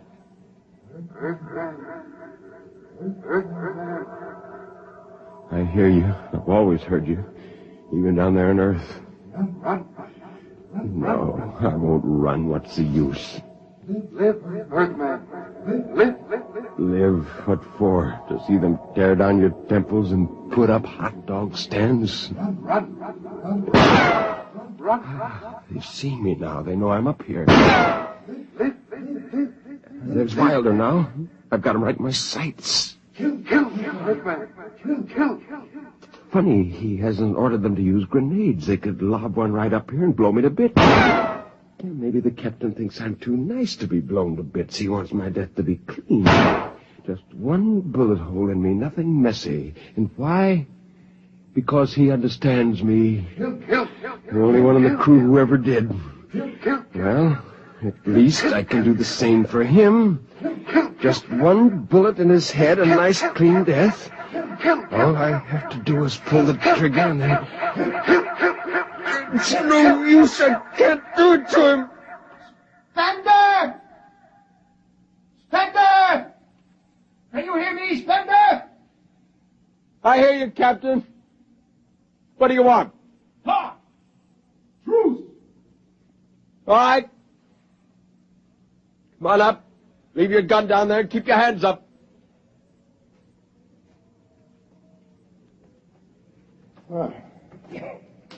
That's quite a climb. You mind if I sit down? How long do you think you can hold out? Until you're all dead. Now, why didn't you kill all of us this morning when you had the chance? You could have. I know. I got sick. After I started killing people, I realized they were just fools and I shouldn't be killing them, but it was too late. So I came up here where I could get angry again. Why did you do it? When I was a kid, my folks took me to visit Mexico City. Now, always remember the way my father acted, loud and big. And my mother didn't like the people because she thought they didn't wash enough. I can see my mother and my father coming to Mars and acting the same way. Anything that's strange is no good to us. We aren't fit to take over this planet. But to kill 2 men. How would you feel if a Martian spit on the White House floor? You know, you haven't acted very civilized yourself. I'll kill you all off, Wilder. That'll delay the next rocket 5 years, and then I'll kill them too. And if I'm lucky, I'll live to be 60. And I'll meet every expedition that lands on Mars. Oh, I'll be very friendly. I'll explain our rocket blew up one day. And then I'll kill them off. I'll save Mars for half a century. And by then, maybe the Earth people will give up. And yet you're outnumbered. We already have you surrounded. In an hour, you will be dead. I found an underground passage that'll take me back in the hills, Wilder. I'll go back there. And then I'll pick you off one by one. We'll see. Well, it's a nice town you've got here, Spender. It's beautiful. I'd like to live here. You can. Join me. You're not like them. Why go back to them, Captain? I'll show you what a good life these people had. No, there's too much Earth blood in me. I may even agree with you about all this, but that does not change what I must do. You won't stay? No. This is your last chance, Spender. Look, you're sick. Now come along with me quietly. No. One last thing. If you win, do me a favor. Try to see that they don't tear this planet apart. Right. And if it helps, just think of me as a very crazy fellow who went berserk one summer day. Be easier on you that way. Now I'll think that over. So long, Spender. Bye, Captain. Good luck.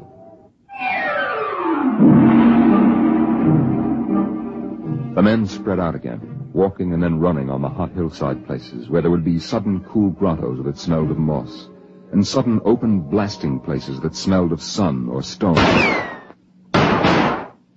The men ran and ducked and ran and squatted in the shadows. I'll blow his brains! Captain Wilder hugged the rock warmed by the sun. He gasped, for the air was thin and not meant for running. Spender lay at the top of the hill, and a gap in the rocks showed the white of his shirt against the shadows. Wilder looked at the towers of the little, clean Martian village, like sharply carved chess pieces lying in the afternoon. He saw the rocks, and the interval between, where Spender's chest was revealed.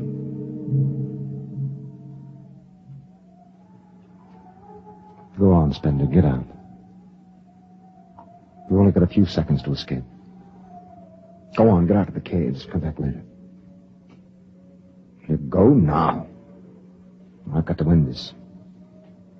I've got to think that I'm right. Pull this trigger. Go now. Get out. I'll get him! A slug in the head, I'll blow his bloody brains! No, Parkhill! Put down that gun. I'll do this myself. Spender. Why didn't you get out? Why? Why? Why?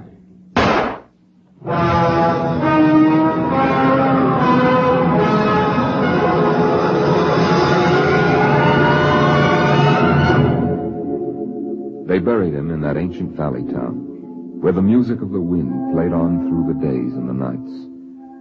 They laid him in an ancient silver sarcophagus with waxes and wines which were 10,000 years old, his hands folded on his chest. The last they saw of him was his peaceful face in the cold silver light of the racing twin moons.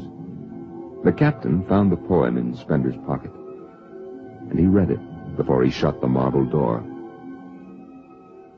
So we'll go no more a-roving so late into the night. Though the heart be still as loving, and the moon be still as bright. Though the night was made for loving, and the day returns too soon, yet we'll go no more a-roving by the light of the moon.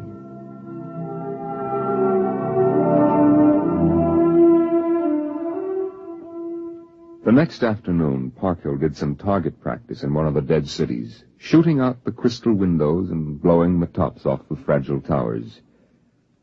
Captain Wilder caught Parkhill and nearly knocked his teeth out.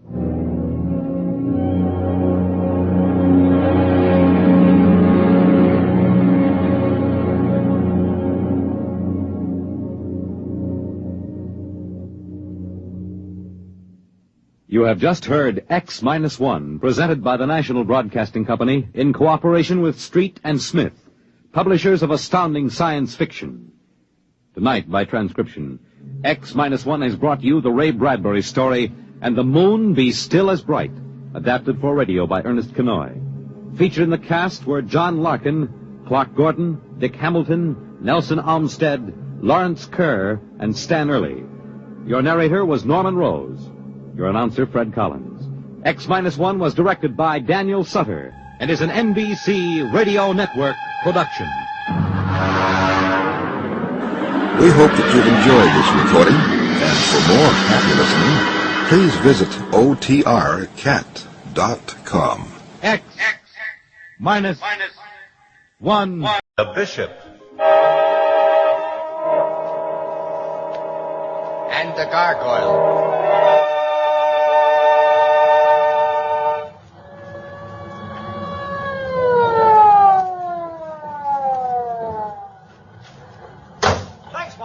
Take care of yourself, Danny.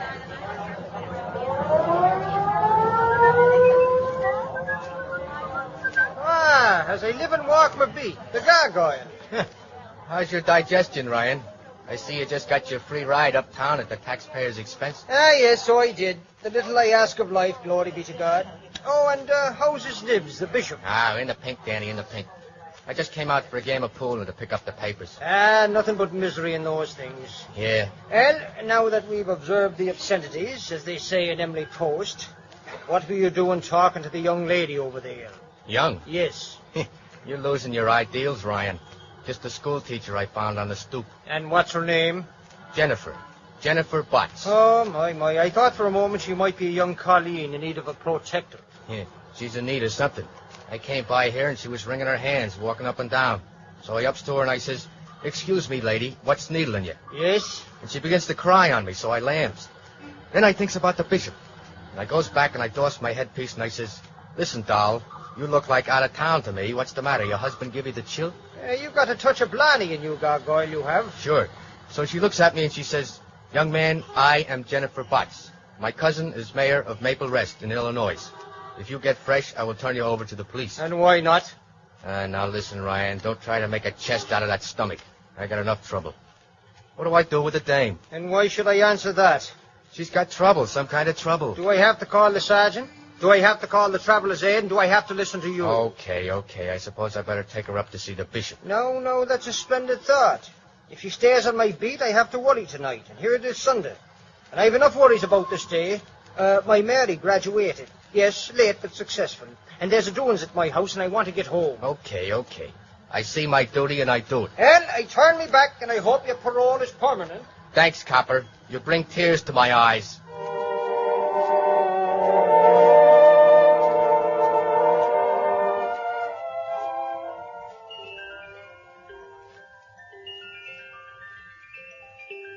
Gee, Bishop, where did you get the midget jukebox? My little music box has been with me for 20 years. It has relieved my boredom in the silent watches of my missionary work all around the world. Well, my jewel of great price, my laborer worthy of his hire, sit down. Yeah, Bishop. What's wrong? Gargoyle, you are really worthy of your name. Why? You're so obvious. Okay, I'm a sucker. Make me know it. A gargoyle is an architectural whimsy, a stony decoration in a profane manner to relieve the austerity of a saintly structure. But obviously obvious. Yeah. You know how I got that name? The sob sister at my last trial. He sits on the stand like a gargoyle, she says. Well, how was the pool game? Okay. How was Ryan? Okay. How did you know? He goes on duty about this time. Well, what have you got to tell me? Well, to make the thing simple, I brought a lady home. Huh? Well, you have my permission to make yourself a Jamaica Rum Collins double strength. These malted milks are going to your head. I'm leveling, Bishop. She's out there. Oh, I see. My. I never thought I'd live to see this. Well, bring her in. Hey, Jennifer, it's okay. Come on in. So this is your young lady. I'm not any young lady, sir. I beg your pardon. I am Bishop Morris. I am Jennifer Botts. Lovely name. Thank you. Had a Jennifer Woods as my assistant out in the Congo 15 years ago. Oh, dear me. That was during my active life as a bishop. I'm retired now. I see you're already acquainted with my friend, the gargoyle. The gargoyle? That's a strange name. He's a strange young man. He's been very kind. Oh, I'm afraid, Bishop, that I'm presuming in... Not at all. Oh, please don't be kind. I've really made a terrible fool of myself, and I can't... Well, I don't know where to turn, especially back at Maple Rest. I told them to go to... Well, I burnt my bridge behind me. Rightly so. Without being trite, I hope, I can say that Maple Rest's loss is New York's gain. Oh, they were kind, but I always had dreams. Well, you see, I was a star in our college musical comedies, and I thought I'd go on the stage. But I had to work, and then years went by, so many of them. But I saved my money, and when my father died last spring, I knew that I just had to come here and get the grease paint out of my system. Here's tea, boss. Oh. Here you are, Jennifer. Don't mind my finger for a spoon. It's got calluses and don't burn easy. Thank you. Well, so much for the dreams, Jennifer. What happened? I met a man. I went to the Capitol Theater by myself, and then I went to that penny arcade, you know. Oh, yeah, the place that's got the turtles with the autographed backs. Yes. I wandered around, and I tried the shooting gallery. There was a very nice man with a cane that showed me how to shoot. He wasn't fresh or anything. Well, we talked, and he said he was a producer. Okay, Bishop. She went home with a baby doll. Oh, please, Well, he was with other people, and I don't know, somehow he asked me if I cared to go with them. We went to a nightclub, and the other people left. Oh, it was wonderful. He danced so beautifully, and he was such a gentleman. I told him about myself. I told him all about my ambition, and he was very sympathetic. Yeah, sure. Then he asked you up to see his printing press. Oh, no, nothing so melodramatic as that, I'm afraid. He was quite helpful. He said that naturally the going would be tough, and I agreed. Then he said that he'd be able to do something for me if I had $200. Ah, I see.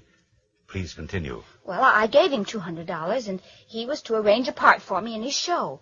It was almost time for me to go back to my hotel when a man came in. What kind of a man? A man with large yellow eyes. Yellow eyes. Yes, he didn't say anything. He came near us and he looked at Mr. Simpson. Mr. Simpson got up and they went into the back of the club. Uh-huh. Well, I waited and waited, but he didn't come back. I went back to my hotel and then... Yes? What happened? Then I found that the billfold I'd given Mr. Simpson had all my money. I thought that I'd left $700 at the hotel, but it was all in the fold. Everything I have is gone. Oh, dear, dear. I couldn't stay at the hotel, and I can't go back to Maple Rest. I can't do anything. There. I'm so sorry. If you need money to go back, Please, I'm terribly sorry I bothered you, but I don't want any money. Ah, Bishop, listen, it's ABC. Let's fix up the little woman. She don't want to go back to no sticks. She's big time. Oh, dear, dear. All right, Gargoyle. We'll do what we can, Jennifer. Do you remember the name of this nightclub where you last saw Mr. Simpson? Yes, it had a white door. It was called the 89 Club. Oh, I think I know that dump, Bishop. Over on West 48th. Very good. Well, Miss Jennifer, we're not all the same breed of cats here in the city. Perhaps we can right a wrong without having a drop of that printer's ink spilled to betray your embarrassment. Oh, you think you really can, Bishop? Oh, I'd be so eternally grateful. We'll do our best, my dear. The Gargoyle and I need a stroll anyway. Now, you stay here, make yourself at home, rest your mind. We'll be back within the hour. Thank you, Bishop. I'll wait. Oh, I'll wait like a church mouse with a troubled conscience.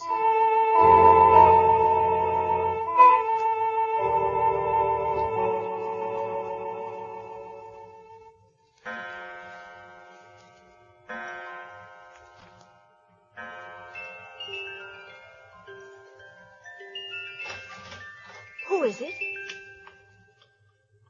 Who's there? Is that you, Bishop? Oh, who is it? Please. You sure, Rocky? You sure this is the dame that was with him? Yeah, sure, Snap. I was in the back, looking right at her. I'm good on faces. Okay, Rocky. Don't smother her. She's got enough of that stuff to hold her. Now, let's get out of here. Okay. How? Where did you leave the car? In the alley. You carry her, Rocky. I'll go ahead. We'll take the stairs. It'll be safer. Whose dump do you think this is? I don't know. That ain't important. Right now, we got to get this gal out of circulation. You think she talked? What could she say? About you, I mean, Snap. That's why we're here. Come on. And put down that ashtray. How many times I got to tell you we ain't collecting souvenirs?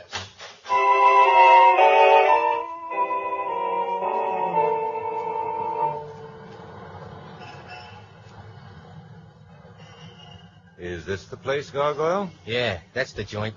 The Club 89 seems closed. Yeah, they closed down early, Bishop. I guess their customer went home. Well, that doesn't help us. Oh, there's apartments above. Yes, that will be the entrance to the left. Yeah. What's that mean? We might find our Mr. Simpson living here. This seems to be a neighborhood which might be favored by his colorful presence. It's a walk-up, Bishop. The door is locked. Riggs, Byrne, Hyman, Redding, Simpson, Chalmers, E. Simpson. Well, very simple. Press the button.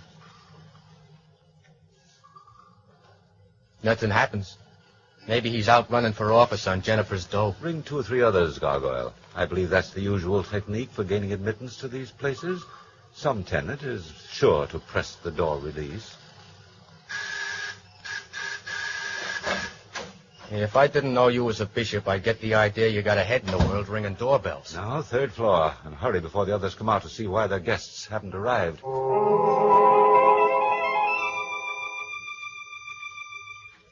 B. Simpson. Chalmers E. Simpson. Press the buzzer.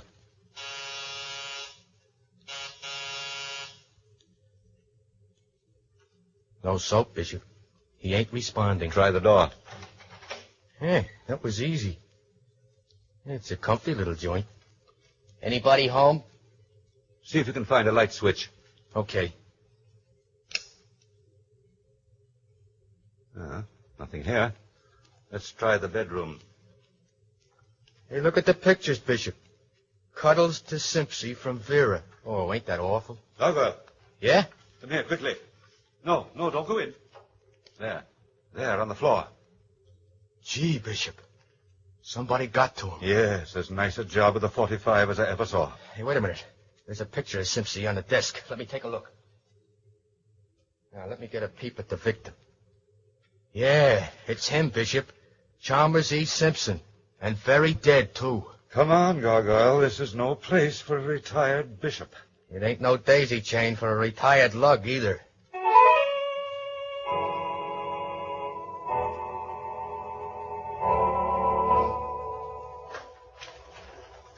What are we going to tell Jennifer?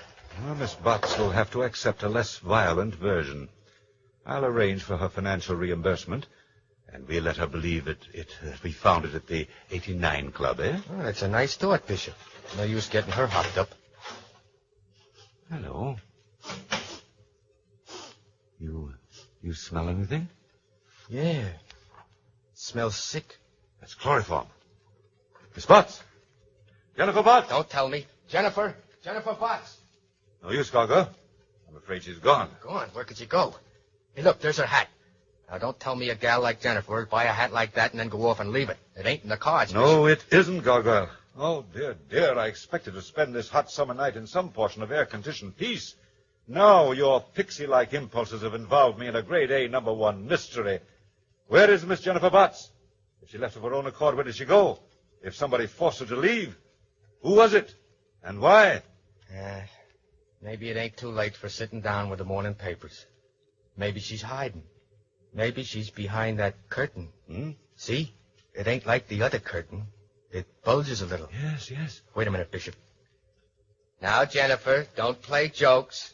Come out of there. Get back. You get back. You put up your hands. Both of you.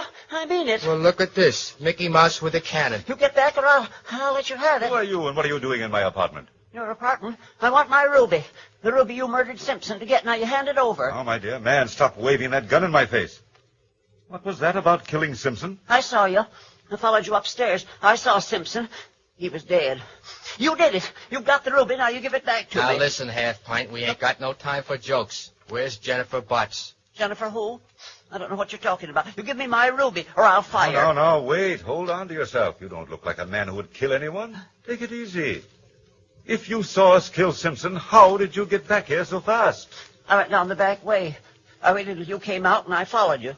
When you were opening your door, I went around to the service entrance. It was open, and I got in all right. Now, you give me that ruby. I suppose you put down that gun and let's talk this over, huh? We didn't kill Simpson. We went to his house and found him on the floor, dead. Then who did it? Who's got my ruby? I've got to get it back. It's everything to me. Look out, there at the window. Oh, nice work, Gargoyle, but couldn't you have found a less expensive vase to hit him with? Sorry, Bishop. I was in a hurry. Oh, my head.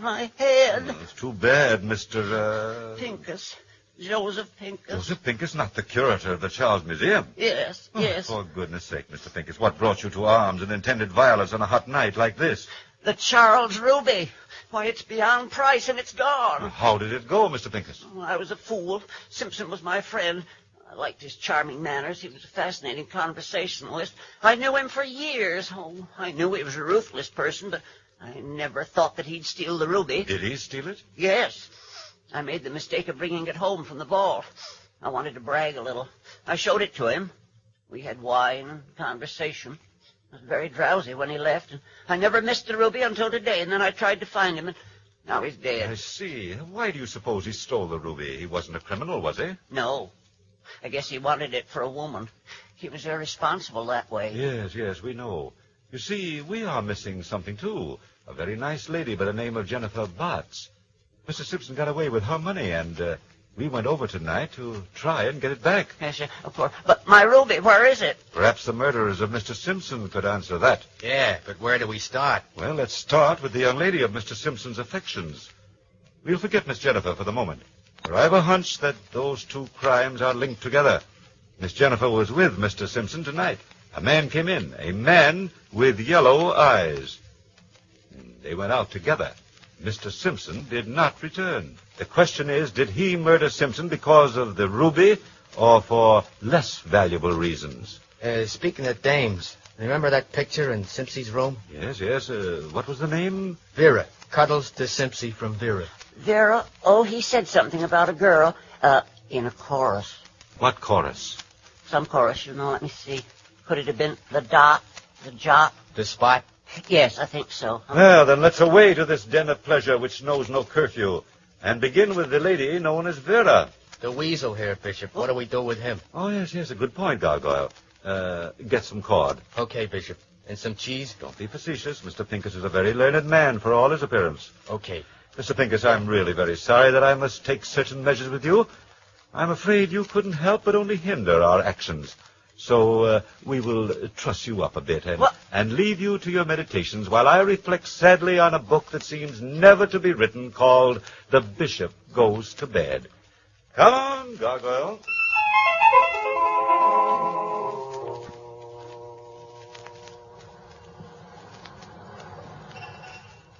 Well, that's all the Veras we got, Governor. Ain't 3 in one course enough? Too many.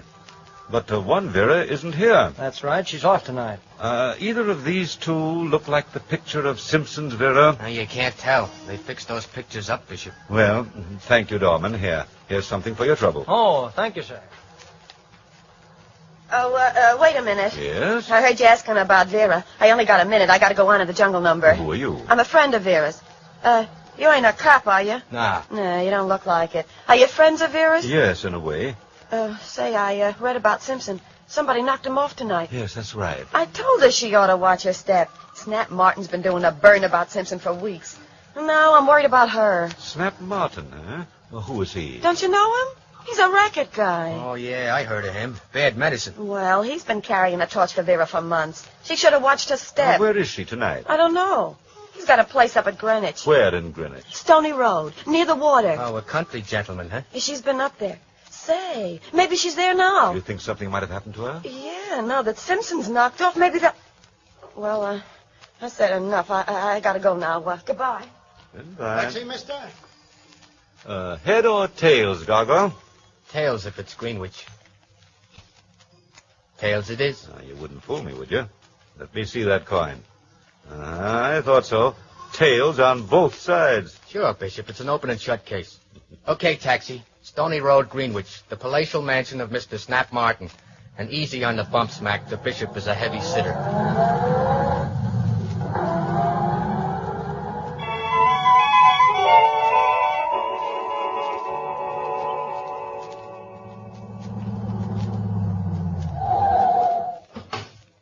There's your dough. Okay, so.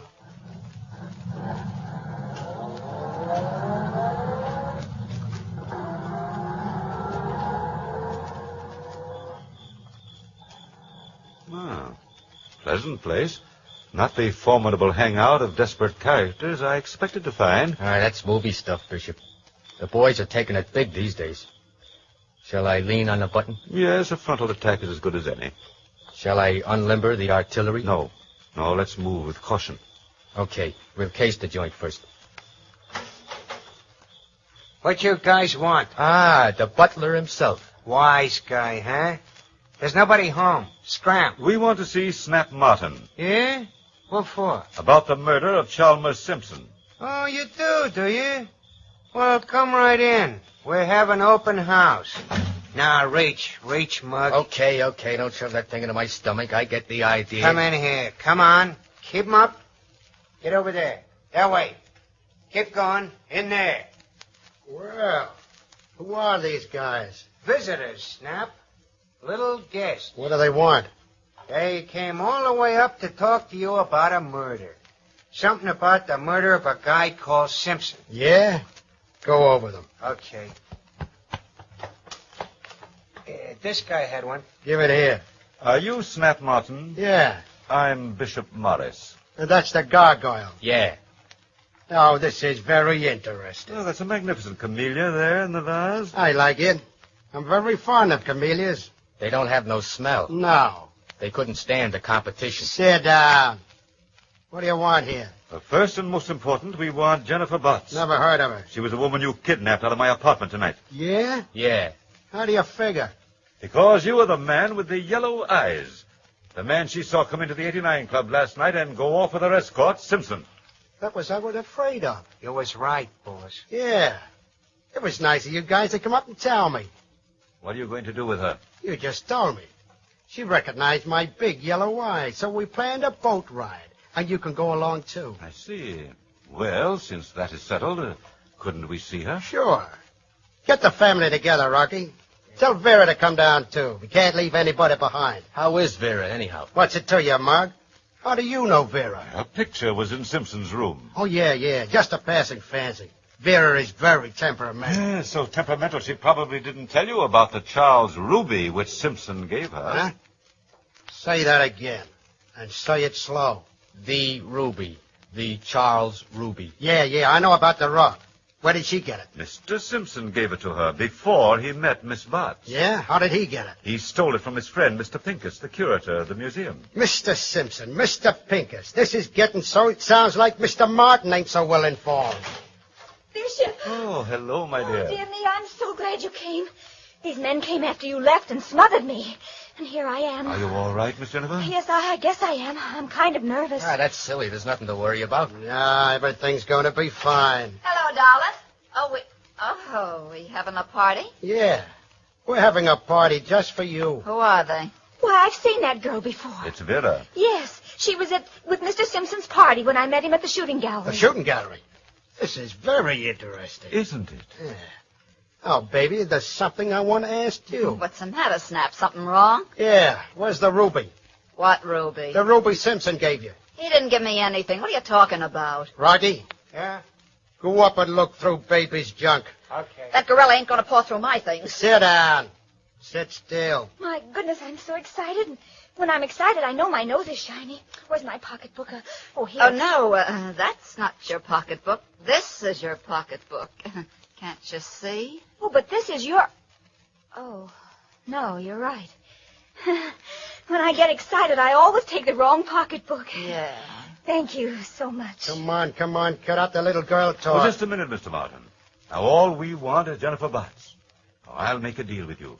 Let her go, and we'll forget all about the whole incident. Sure we will. We'll all take a nice little boat ride and forget it. Ain't nothing like a ruby up there in baby's room. Of course not, Sugar. You know me better than that. What was Simpson to me? I thought I had that figured. What I didn't know about the ruby, come on, hand it over. Hey, stop it, will you? Stop looking at me. I ain't got it. Hand over the pocketbook. Sure, there's nothing in it. Give it here. Nothing but junk. Oh, baby, I'm sorry. You're sorry. Gee, what a fool I was to get mixed up with a cheap, suspicious rat like you. Now, listen, baby, listen to me. I'll make it up, but not right now. What's that? Get out there, Rocky. Gee, Bishop, look, it's Pincus. Little tag-along himself. More visitors. That's fine. Get away from that window, Lug. Sure. Don't get excited. Bishop, look, that little person at the window. There, you didn't think I'd find you, did you now? Now, where's my ruby? Why, you little twerp, I'm going to let you have it right now. Oh, my goodness, I did it. I shot Come him. on, Miss Jennifer. This is our chance to get out. Scram, Pinky. There's another gorilla out there. I won't go a step until I get my ruby. No, sir. Brother, you're a hero, but I ain't got time to argue. Come on, Gargoyle. Drag Pincus along. We're headed for the boat. Hey, where's that dang with my pocketbook? Listen, you mugs, you don't get away without me. Oh, yes, we do. Get in there. Here we go, Pinky. Piggy back for our boat ride.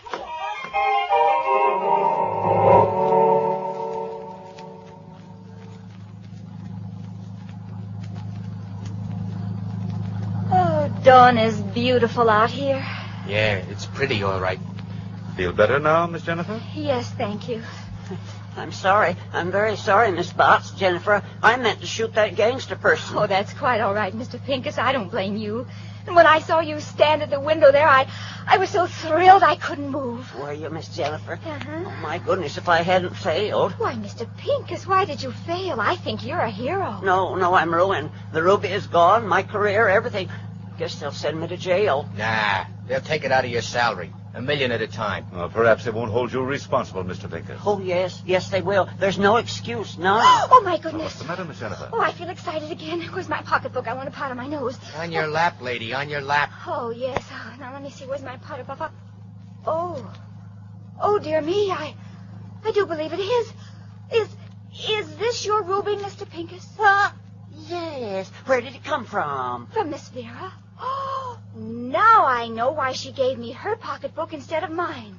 Goodness, she really loves that awful person, Snap. And she didn't want him to know she had the ruby. Wasn't that sweet? That was just dandy. Miss Jennifer. Oh, my dear Miss Jennifer. Miss Jennifer, do you still want to have your fling at the stage? Oh, my, no.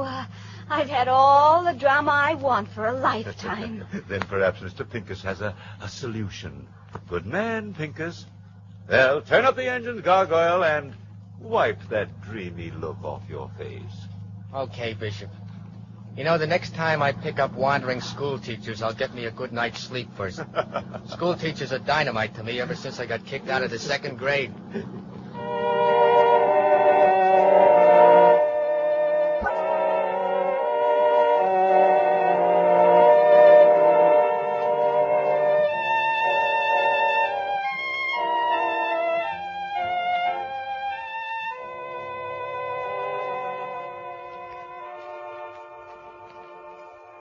The Bishop and the Gargoyle, by Francis Wilson, will be heard in another thrilling adventure next Sunday night at the same time. Our cast this evening included Richard Gordon as the Bishop and Kenneth Lynch as the Gargoyle, Walter Kinsella as Ryan, Elizabeth Morgan as Jennifer Butts, Charles Jordan as Snap, Johnny Gibson as Rocky, Arthur Allen as Pincus, Jean Ellen as Mary, and Eleanor Audley as Vera.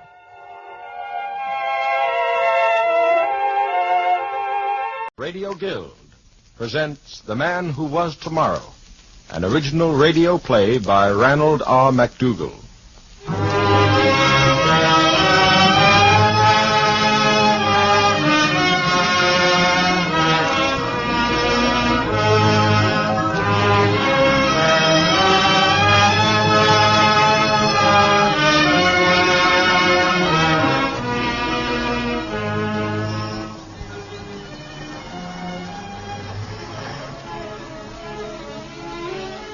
Good morning, Gateman. Morning, sir. You're a bit late today. Yes, I am. Very busy morning. Very busy indeed. Oh, dear me, it's almost 12. Is he here yet? Yes, sir. I've been here all morning, sir. I believe he's with the young lady, sir. You remember her? Yes, of course. A lovely girl. A wonderful girl. Saw her the other day looking beautiful as always. She was asking for him. Oh, that reminds me, I'd better hurry. I meant to meet him at 12. I've got to see him before the boy comes to take him home. Oh, dear me. The son will be here at 12. He mustn't get here It's before... striking 12 now, sir. I know. I'll have to stop it. I don't like to, but I must. Clock, I'd appreciate your stopping for a while. Thank you, Clock. Gateman, how many did it strike? 9, sir. 9. You mustn't forget that. Must remember to start the clock again with 3 strokes. 3 strokes, mustn't forget. You won't forget, sir. You've never forgotten anything that I know of, sir. Kind of you to say so. Concentration does it. Concentration. Well, at any rate, now that the clock is stopped, I needn't hurry so much. No, sir. Now about Charles. Been here all morning, you said? That's right, sir. How old is he now? Well, he was wandering a bit when I first came on duty, sir. First he'd be 50, then 30, and then 10, sir. Went so fast you could hardly follow him. But I think he's settled down now, sir, to about 21, sir. 21. This would be his 3rd time in the park, eh? You have an excellent memory, sir. Well, let's see if I have. The first time he came to the park was in 1936. He was 18 then, am I right? Exactly, sir. Then he came again when he was 20. In 1938 it was. That was when he met the girl. I remember the day very well. It was raining, am I right? Splendid, sir. And now he's 21. That would make it the year 1939. Oh, the year of the first quarrel. I mustn't miss that. I'd better hurry after all. He's over by the lilac tree, sir. You can do what you like. I don't care anymore. I didn't think you did. You're darn tootin' I don't. Why should I? You think just because I've been taking you around all the time, that means I'm Well, I'm not, see? I know plenty of girls. Pretty girls, too, and they're crazy about me. Maybe you'd rather go out with them. Yeah, maybe I would. Don't think I won't, either. You wait and see. I'm no sap. I never said you were. No, but you thought I was, didn't you? I bet you and Ed Mitchell laughed about me all the time you was out together. I bet you told him all about the things I used to say to you, didn't you? Didn't you? You were taking me for granted. You thought you owned me. I was trying to make you jealous. Well, it didn't work, see? I just don't care one way or the other. Now, I know what you like, that's all. Charlie, I don't know what to say. There's nothing to say. Rennie, you and I are through. Done. Washed up. Charlie. What? Charlie, listen to me. I love you. You love me. You told me so. I know you do. Oh, yeah? That's what you think. Oh, Charlie, I don't know how to talk to you when you're like this. You're just trying to hurt me. You want to hurt me. I don't know why. You make me feel as if I'd done something terrible. A crime or something. I feel dirty all over. Why don't you leave me alone? And that's what I'm going to do from now on. Leave you alone. I can do without you, and don't you forget it. All those things I said to you the other night about when we was married and everything, that was just a lie, and I was trying to rope you in. And I guess I did, too. Now, why don't you go on home? Charlie, I'll go on, beat it. Go on home. I'm sick of seeing you around. I guess you are, Charlie. Well, that's done with. I can be proud of myself now, all right.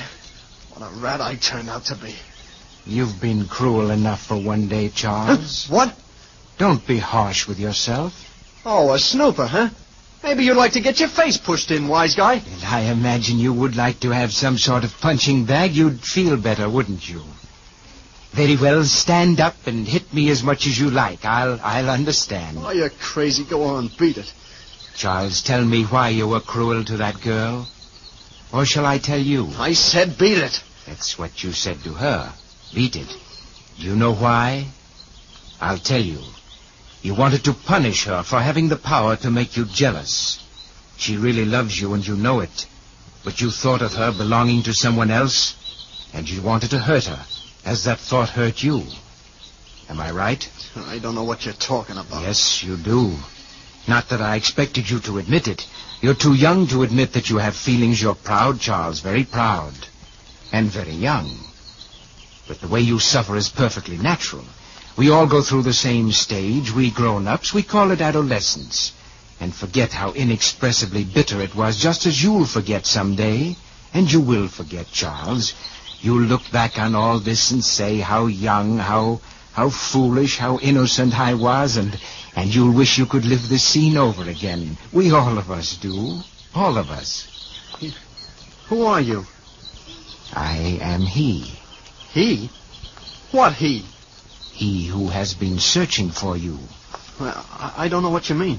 I didn't expect you to. All that you need to know about me is that I've been searching for you just as you were for me. I searched for you? Well, I don't even know you. No, not until today. And that, too, troubled you while you searched for me. You wondered what it was you wanted, but you couldn't puzzle it out. You merely knew that you wanted something. Something. It was me you wanted. And I'm here. But who are you? I am tomorrow. What? At least, I was tomorrow, yesterday. Today is yesterday's tomorrow, you know. But tomorrow never comes. So they say, but I am tomorrow, and I have come. Tomorrow is here today, so they must be mistaken. Well, somebody's mistaken, I'll grant you that. You know, I like you. I like you fine, even if you are crazy. Well, I am happy that you're no longer sad, but I'm sorry that it is because you think I'm insane. Charles, you must believe that I am yesterday's tomorrow. It is very important that you believe so. I'll prove it to you. Look. There is someone coming along the path. You see him? Sure, what about him? It's only some high school kid. Oh, he doesn't consider himself a kid. He's 19. The fellow's practically a man at 19. He looks... His face is like... Hey, you, boy! He can't hear you. He's too far away. 3 years away, to be exact. He's coming over here with his books. He's going to sit on this bench. Yes, but you needn't move over for him. Just stay as you are. He's sitting in my lap. Don't sit here, you fool. Can't you see there's somebody sitting here? What? He's gone. He sat in my lap and disappeared. No, he didn't disappear. He's still there. 3 years older, but much the same as he was. That means that... Yes, that boy was yourself, as you were 3 years ago. For a brief moment you saw yourself, as I saw you 3 years ago. But he was me? I saw myself? No, not exactly yourself. You merely saw this park as it was on a certain day at a certain time 3 years ago. But time can't be brought back. The very second it takes me to say this is gone forever. Oh, you're wrong, Charles. Time is a plaything for those who know how to play. You must think of this park as a series of pictures, like a photograph album, where yesterday, today, and tomorrow are all the same. A photograph album? Yes. This park remains the same year after year, only the scenes are different. Time here is like a succession of pictures. By turning back the pages, we see the things that were, just as you saw. Yeah, but I still don't understand. You see this earth beneath your feet? It's been there always. It will be there always. It has no time. Oh, but the earth is dead. It has no life. What do you mean by... You will know very soon now. But let me show you another picture of you and that girl you were speaking to. A happier picture than the one that you've just made. Watch.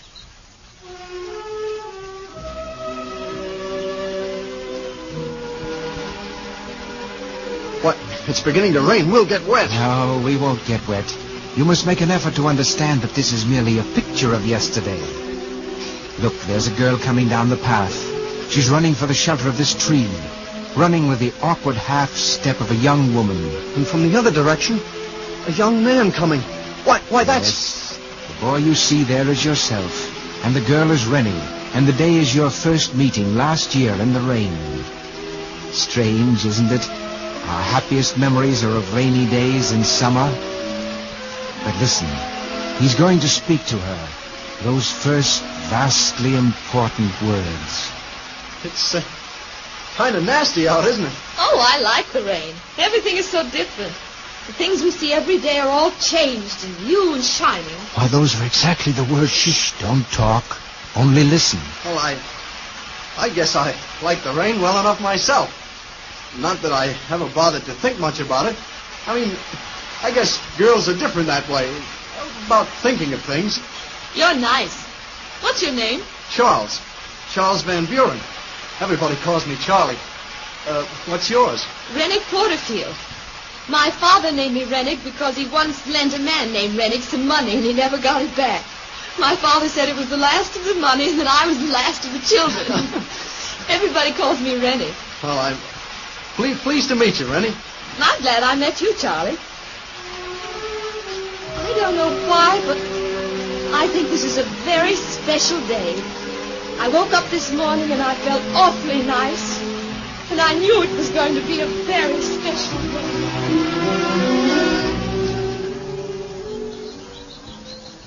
Oh, she was swell. The way she talked, like she'd known you a long time. I was crazy about her right away. My heart was pumping away like a sledgehammer. I couldn't talk to her, so I tried to pretend I really didn't care if I did or not. It was nice. Nicer than quarreling, do you mean? What? Oh, the quarrel. You shouldn't have reminded me. I was a heel. Yes, I suppose you were, but you'll forget. And so will she, because your quarrel was caused by love, and so means nothing. It's only the quarrel of hate that leaves a bitter memory. I wish I thought so. I mean, about forgetting the things I said to her. I don't expect Rennie to ever forget. But you're hoping right now that she will. And she will forget. I know. How do you know? I will show you. It's another page in the picture book. A summer day. Something like this. Warm and warming. Look. Where did all the children come from? They're a part of the scene. The wind is strong. They've come to fly their kites and be happy as only children are. They're so young, so sure that the world is nice. They're children.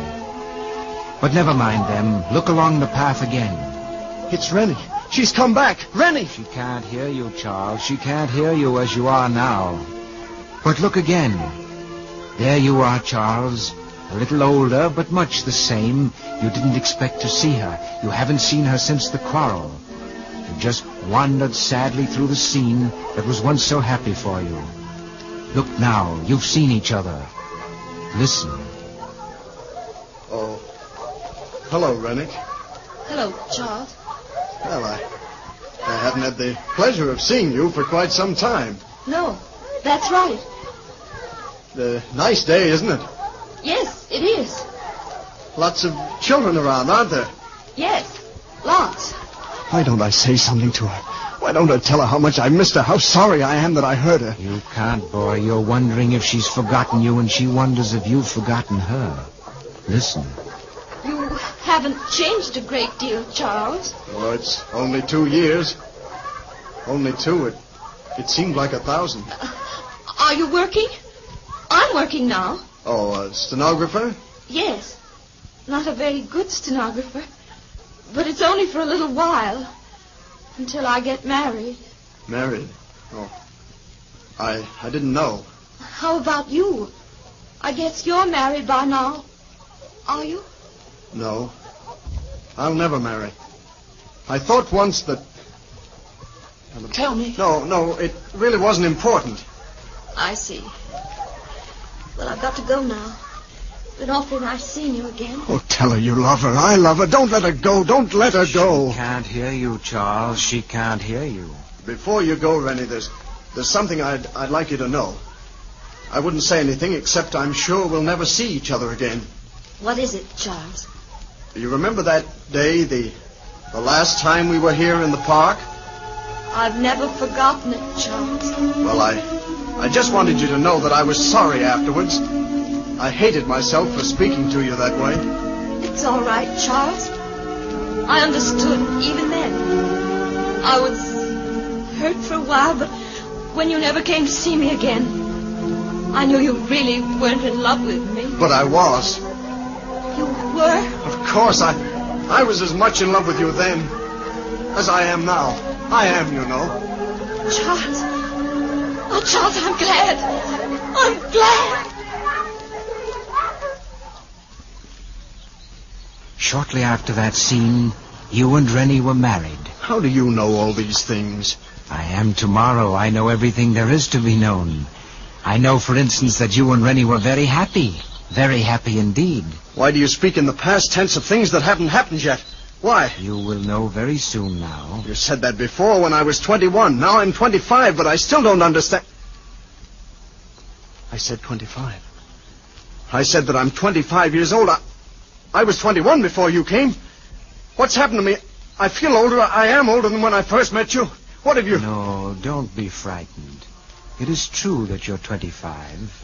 However, let me show you a picture that was your tomorrow then. No, I don't want to see any more. I won't look. I won't listen. Yes, you will. You must. This time the park is somewhat changed. The trees are bare and bleak. It's cold, and there's a wind blowing. It is late at night. And there you are, Charles, walking up and down, up and down. You're alone, Charles. All alone. Hello? What are you doing here at this hour? Huh? What? Oh, hello, Capeman. Oh, it's you, sir. Well, what are you doing here? Praying, I guess. Whatever it is, I'm finding it difficult. What's the matter? Some kind of trouble? Oh, it's my wife. She's in the hospital across the street. Oh, is that so? Sick? No. Oh, now I get you. Well, that's different, that is. What do you know about that? Well, sit down now, son, and tell me all about it. When's she expecting? Tonight. Oh, I can't stand it. It's my fault, all my fault. If she gets through all right, I swear that never as long as I live... That's what they all say. That's what I said the first time. But I've got 3 now. You have? 3? Well, was it bad the first time? Sure it was bad. For me, the old lady didn't mind much. Neither will yours, son. She'll be all right. Now, don't you worry. Oh, do you think so? Do you really think it'll be all right? Sure it will. Now, come on now. Sit down and take it easy, Daddy.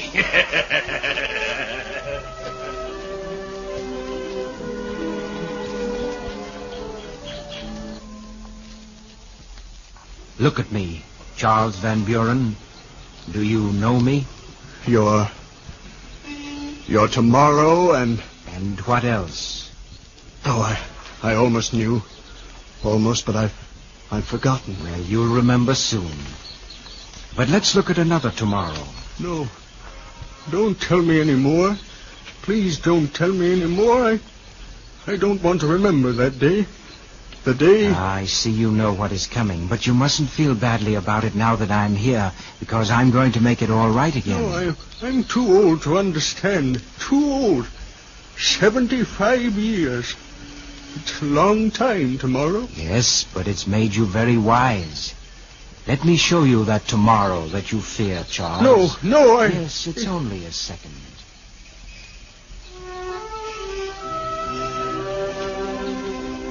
Autumn in the park. The leaves are turning color. A slushy snow is falling. An old man is coming along the path, leaning on the arm of his son. They stop by this bench. Look. Yes, this is the place, William. Let's stop here. Yes, Father. I want to sit down, son. Well, the bench is wet. It doesn't matter. It's a good bench. Solid oak. Very hard to carve initials in it, but I was young and strong. Look there, son. R.P. C.V.B. 1939. Why, that's 40 years ago. Yes, son, I carved it there the day of our first quarrel. Your mother was a Porterfield, you know. That's why the initials are different than mine. I understand, Father. Yes, of course you do. I didn't need to explain. I guess I'm tired, son. We've had a hard day. Very hard day. But let's not talk about that. Marjorie looked mighty pretty today. Pretty as those red flowers on the... What were they? Roses? Yes, roses. When are you and Marjorie getting married? Well, we talked it over last night and... Well, we thought we might wait a while. No, don't do that, boy. Your mother wouldn't like it if she knew. I guess she wouldn't. She was always saying that I was just, well, stubborn, like my father. Like you, Dad. Yes. Yes, that's what she'd say, all right. That's what the gateman used to say, too. You remember the gateman, William? Oh, yes, Father. Nice old fella. Yes. 5 years ago it was when he... maybe I'll be seeing him and your mother soon. I hope so.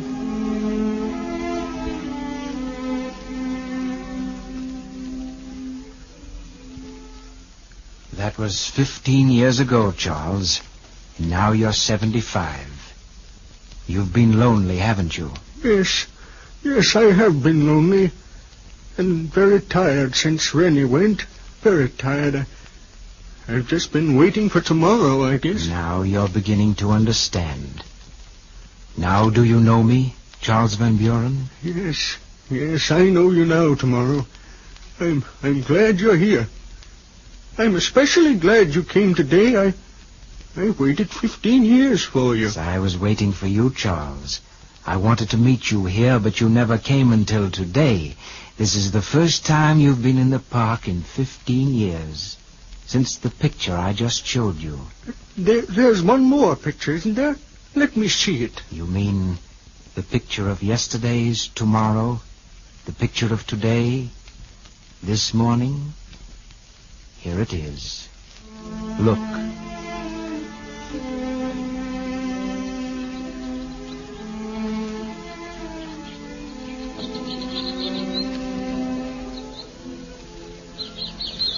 There you are, Charles, with your son again. You walk more slowly now, but the warm sun delights you. And there's William. He's middle-aged now and very prosperous. A fine, strong boy, William. Here you are, Father. Your old bench. It hasn't changed a bit. No. Help me sit down. Can't see so well, seems like. There now, sit there. That's it. Now, you run along, boy. You've got work to do. Well, I don't like to leave you here all alone, Father. It might start to rain. Nonsense. I can tell when it's going to rain. It won't rain today. Well, maybe not, but I still don't understand why you were so dead set on coming here. Why, this is the first time you've been in the park for 15 years. I've got to meet somebody. Who, Father? Never you mind. Just leave me be. I'll take care of myself. All right, Father, if that's the way you want it. Boy, don't go away. Come back here. Come, I want to speak to you. Yes, Father? Don't be angry with me, William. I didn't mean to be so harsh. You understand? Oh, I think so, Father. Yes, I just want to think about things, you know. Of course. Your mother and I, our young days. You understand, boy? Yes, Father. I'll come back for you at 12 o'clock. All right. 12 o'clock. 12 o'clock. Was just about that when Rennie and I started our first quarrel. I was sitting right here, and she was next to me. Yes, I was about 21, I guess. But I was young and foolish. I turned around and said... And that's when I came to meet you, while you were dreaming of your first quarrel. Yes, I was young for a little while. Now I'm old again. Tomorrow has come. Yes, tomorrow has come. But not the ultimate tomorrow, Charles, not the last tomorrow. That is not to be found here in the park. But before we go, I'd like to show it to you. Look, Charles, and understand tomorrow. Look.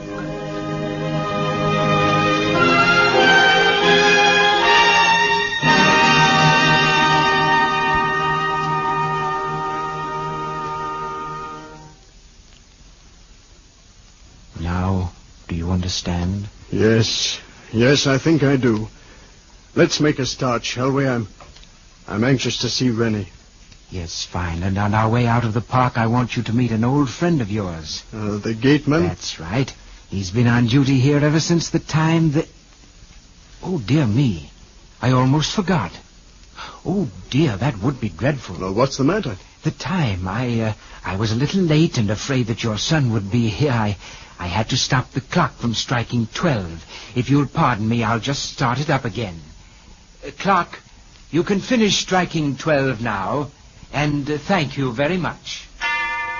Papers here, get your papers here. While you read all about it. While you read it, get your papers here. Well, here I am, Father, right on time. Are you ready to go home now? I said, are you ready to go home now, Father? Father! Oh, Father!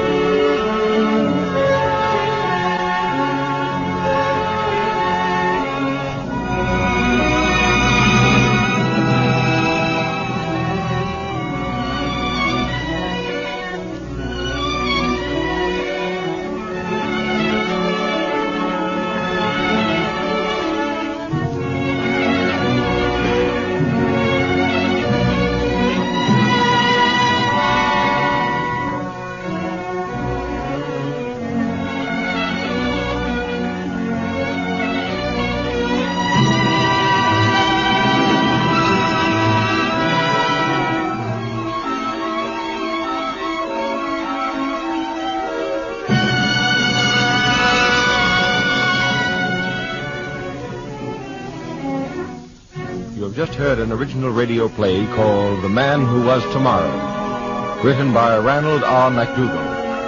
The cast was as follows. The part of Tomorrow was played by Eric Dressler. Charles, Peter Donald. Rennie, Barbara Weeks.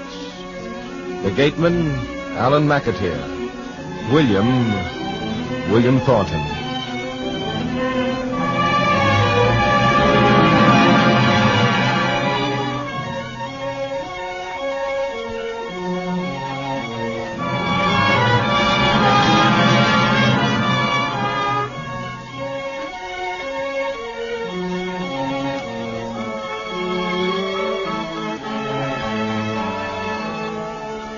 Next Sunday at this time, the Radio Guild will present Fish Widowers by Merritt P. Allen, featuring Parker Fenley and Arthur Allen.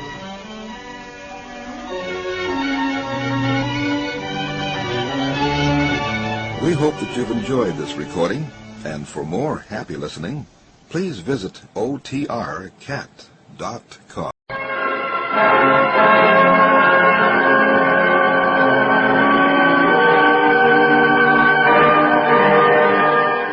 Peril. Stories of suspense.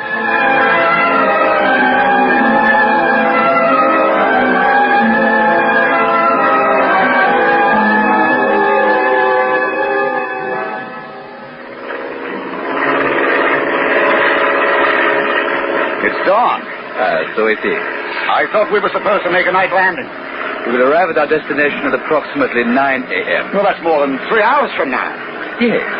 I don't get this. It's supposed to be a 7-hour flight to our Xander. If we land at 9, it means we've been up in the air for almost 12 hours. Yes, you see, we're not going to our Xander. We're not going. We're not going. Look, mister, whatever your name is, we paid you to have us flown to our Xander and nowhere else. You may have your money back if you like, but I'm afraid that where you're going, it will not do you any good. And where are we supposed to be going? A small island.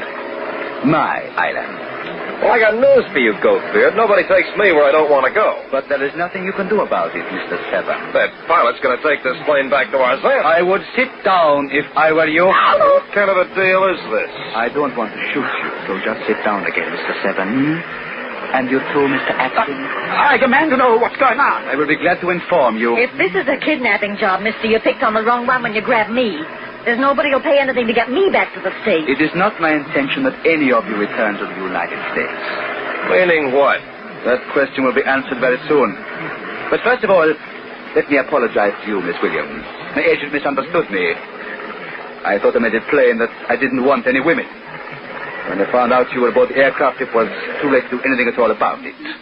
You'd seen these two, and so I decided to take you along with me rather than have you make trouble for me. Hey, get to the point. Why are you taking us to this island of yours? For the hunting, my friend.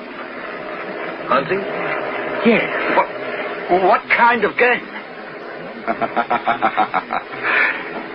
You.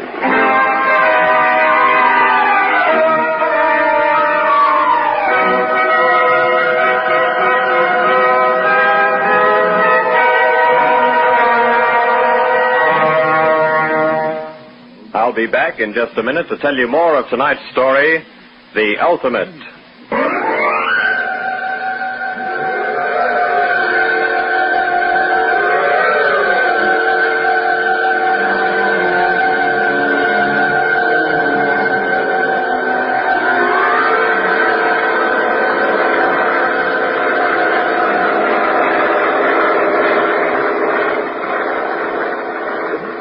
You can't be serious. Oh, but I am. You're taking us there to murder us? Murder? I am a sportsman, Mr. Atkins. You're a crackpot. Crazy. I suppose doctors would call me insane, but you'll observe that I am speaking quite rationally. Who are you? My real name is David Shanoff. Shanoff? Yeah, I know that name. I'm not surprised. Some years ago, I was quite famous. You drove racing cars all over the world, sports planes, speedboats, gliders. Yes, too. yes. Danger was my one passion. It was a bad wreck. You piled up a racing car. Yes, but they thought you were going to die. Your neck was broken and your face was smashed. They gave me a new face, but certain reflexes were destroyed. I could not drive or flag. However, I am still an expert with a hunting lance. Lance? A 7-foot hunting lance with a steel tip. I can throw it with great accuracy, up to a distance of 30 yards. You'll be throwing it at us, huh? Yes. You can't get away with it, Shana. And why not? This isn't the first time I've stopped my island with game. The police, they'll be searching for us. Only thieves and murderers try to leave the country without a passport. Eventually the police will come to the conclusion that you've escaped them, but they won't worry too much about you. What happens to the lady? Thanks for the lady part. I have not made up my mind what I will do with Miss Williams. Perhaps I will leave her to George. George? Yes, my assistant. You'll meet him on the island. Don't expect too much of George. You see, at one time he was a homicidal maniac. Doctors operated on his brain, and George is now docile, but quite simple. However, he is indispensable to me. He does exactly what I say, at all times. Yes, but he will like you very much, Miss Williams. Mr. Chalmers, listen, I've got some money in a South American bank. I have all the money I want. Hunting is my only pleasure. Please, Nothing you say or do can alter things. I will hunt, and you will use all your cunning to escape. I tell you, you can't do anything. But I have often, and I will continue to do so. No. Please get control of yourself, Mr. Atkins. A man who lets his nerves break has no chance in the hunt. He provides me with a very poor score. The police better. No. Everything taken care of. The agent who supplies me with game is well paid. Besides, I have certain evidence that will send him to prison for life. The man who pilots this seaplane is entirely dependent upon me. You see, he is a drug addict. I provide him with money and ample supplies of his favorite narcotic. Yes. It looks as though it will be a beautiful day. A perfect day for a hunt.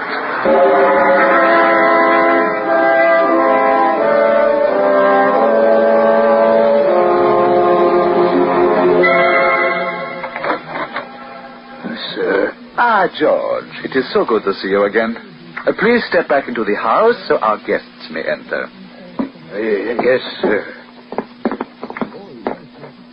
Well, I hope you approve of my island home. All the furnishings came from Europe. Pretty lady. Get him away from me. Nice lady. Shut up. Get him away. That shining hair. Please. Shut up. Pretty lady. Touch me. No, George. Please. Do not touch the lady's hair. Oh, it's so nice. It shines. Oh, yes, George. But you must leave the lady alone. Nice lady. Later, perhaps, George. Later? Yes, George. If you please me. I will please you, sir. Fine. Now, lead us down to the cell.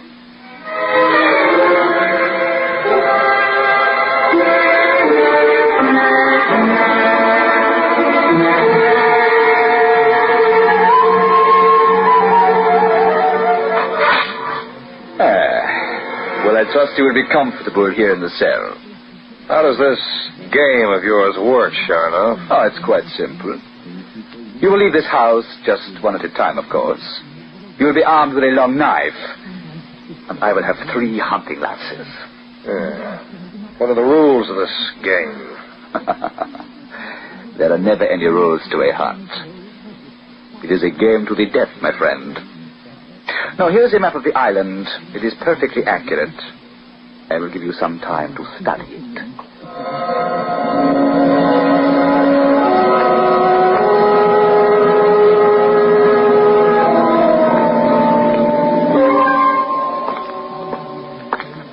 Well, gentlemen, have you studied the map? Well, there's not very much to study. The island's only half a mile wide, less than a mile long. It's big enough for my purposes. But now, let us begin. No, please, no. Get control of yourself, Mr. Atkins. I won't take part in this. I won't. I warn you. If you refuse to provide my sport... I can't. I tell you I can't. Very well. Then I will give you to George. George has some rather strange ideas of amusement. For instance, he catches houseflies. First the wings, then the legs. He is amused to see how long they can live. Yes, Yes, I will get you. No. Then you will take part in I can't. George! No, please. All right, John. Good. Now, the question is, who will be the first? We will leave that to fate, eh? Yes. This coin, who would like to call you, Mr. Seven? Okay, toss it. I'll call when it's in the air. Very well. Heads. You were called correctly. You are first. Open the cell door, George.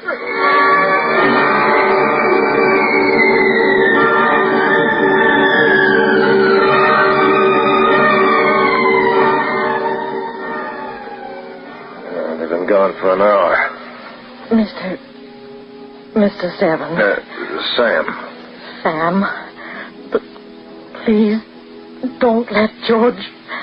I'll do my best for you. See, I've been thinking about you, and I've got a deal to offer Sharnoff. He won't let me live. Maybe not, but... Well, if he accepts my deal, there won't be George. You can't make a deal with a man like Sharnoff. But I got it figured out. So have I. Kill me. What? Knock me unconscious and then finish me. You don't talk like that. Please. It's the only way. I can't stand the thought of... Hey, easy there, huh? Take it easy. Come here. That's better. I never got your first name. Peggy. Well, I'm going to stick with you, Peggy. I promise you that it won't be George. But I can't promise you that you'll live. As long as it's not George. No, it won't be. Listen, all my life I've been a gambler. Got so I could read a guy's mind at a poker table. With some men, poker is their passions, mistress, food, and drink. Well, this game of death is Sharnoff's passion. He wants me out there so he can hunt me down. Well, he can have me. There's going to be a string attached. Poison for you. Poison? Before I'll leave this cell for the hunt, he'll have to present you with it. What if he refuses? No, he won't. But if he does? If he refuses, it'll take a while to unlock that cell door and get in here. I'll be quick. George won't get you. Just trust me, Peggy. I won't let you down. Thanks, Sam. Now let's talk about something else, huh? Anything that comes to your mind. All right, but keep holding me. Sure. It's funny. I forgot that a man could be gentle. You've been knocked around, haven't you? Yeah. I've been knocked around. Why'd you leave the States? There are oil wells in Ozanda. Plenty of men. Lots of money. No women. Did you get the picture? Yeah, I think so. Not a very pretty one, is it? You're okay, Peggy. You're okay. Easy now, easy. I'm not scared now, Sam. That isn't what's making me cry. It's when you said, I'm okay. You sounded like you meant it. I do mean it. I'm no choir boy, Peggy. With all the wrong things I've done, I could fill a telephone book.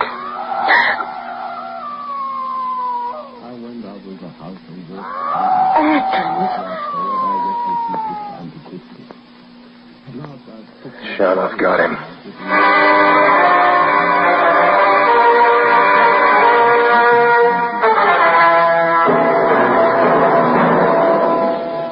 In just a moment, we return with our story, The Ultimate.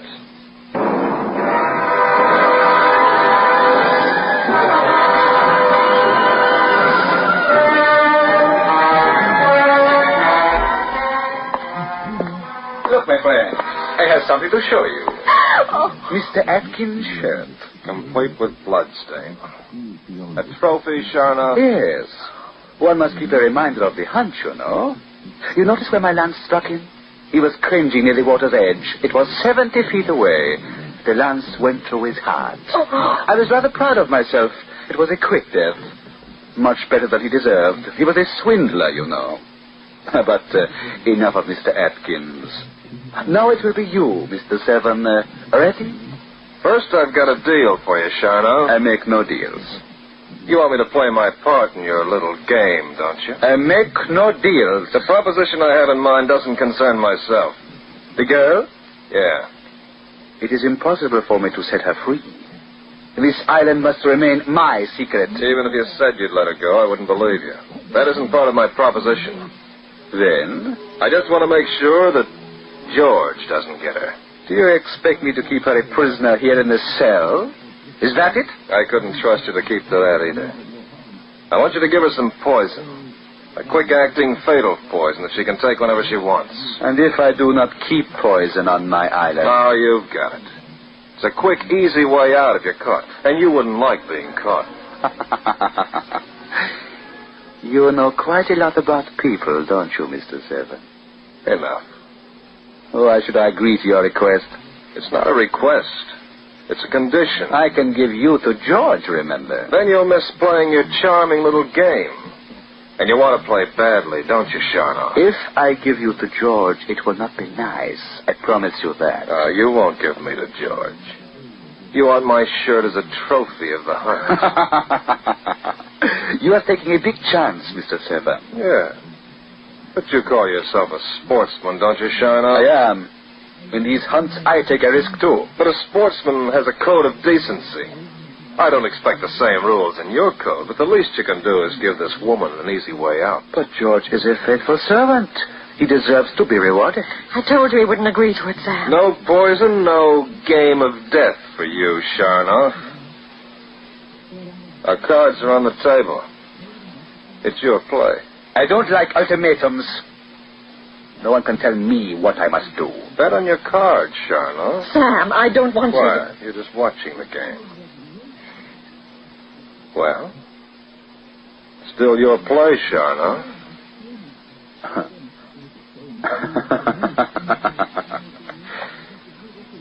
You are a good poker player, Mr. Seven. Upstairs I have some cyanide. I will get it.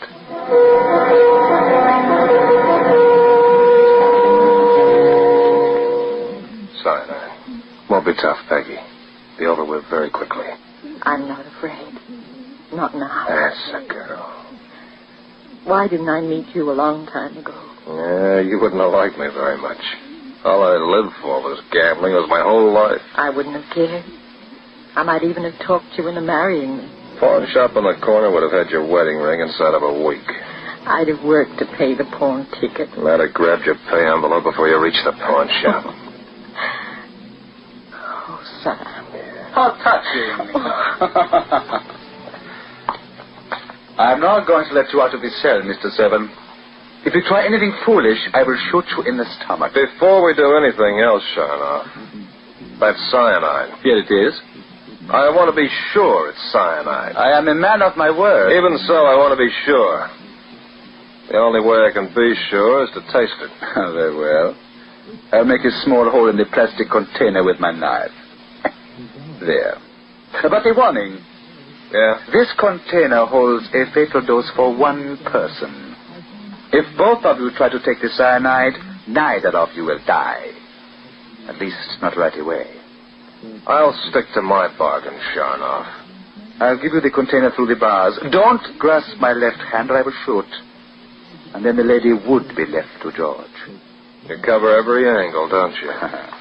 Everyone. Come forward. Here. Thanks. Well? Yeah, it's cyanide. You are a man of much knowledge, Mr. Seven. And you're going to make a worthwhile opponent, I think. Well, it's time to go upstairs. There you are, the cyanide, Peggy. Sam, I'm so glad I finally met you. Even if... Oh, Sam. Hey, chin up, honey. Come on, Mr. Seven. I'm impatient for the game.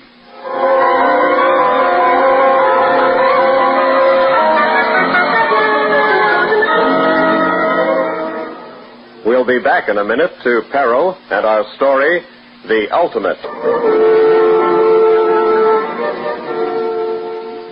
Well, open the door for Mr. Seven, George. Yes, sir. You have 10 minutes, Mr. Seven. And then I will come after you armed with 3 hunting lances. You said I'd have a knife. Yes. Well?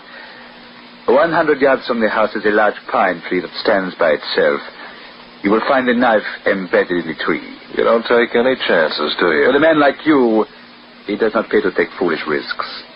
Good luck, Mr. Seven. I think we shall have thrilling sport together. Maybe I'll be giving that knife back to you, Shawno. Well, we have 10 minutes, George. Let us go down to the cell and look at the pretty lady. Pretty lady? Yes, come, George.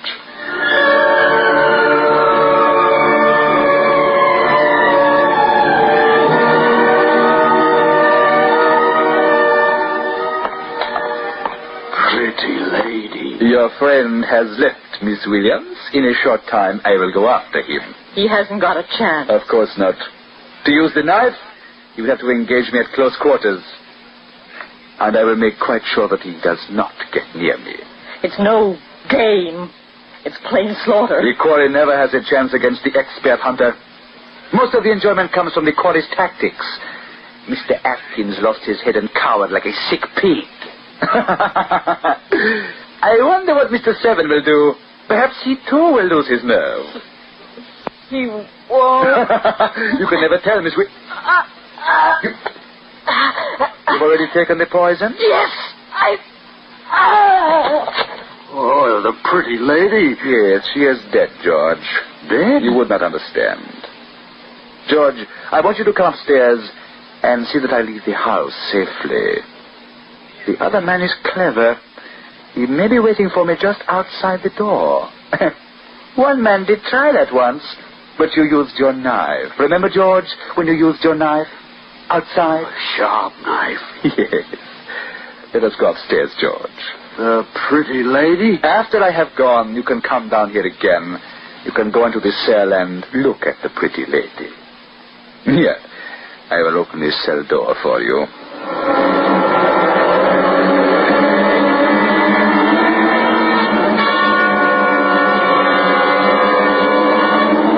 Now to get down this tree. There.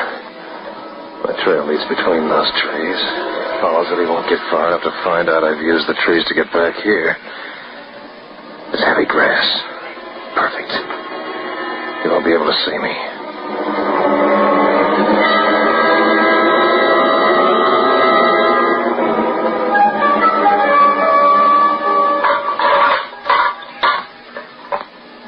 Pretty lady. So pretty. You do not move. Your hair, it shines so. It would be nice to touch your hair. It's so nice to hold your shining hair in my hands. My knife, you have my knife?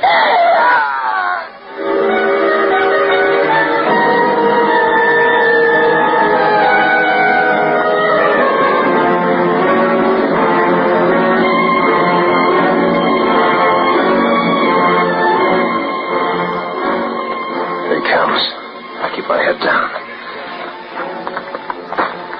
Keep coming. He stopped.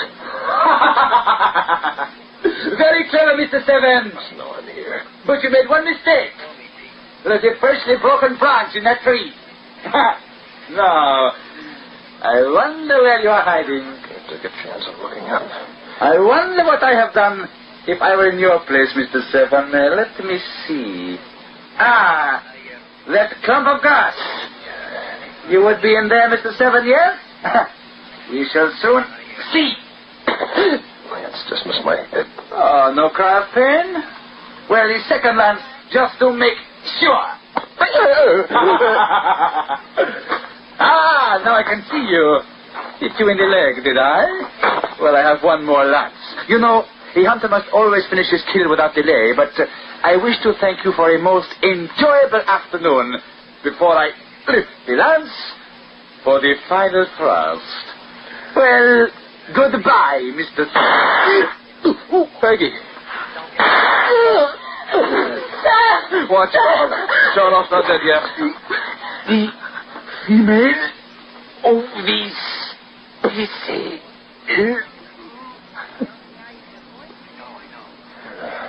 Now he is. Your leg, Sam. Oh, it's not that bad. But the rifle, I found the rifle in the house. But George. I pretended to take the poison. He came into the cell.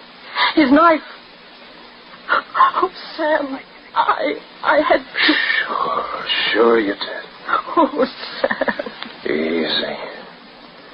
Easy, it's gonna be all right, kid. For both of us.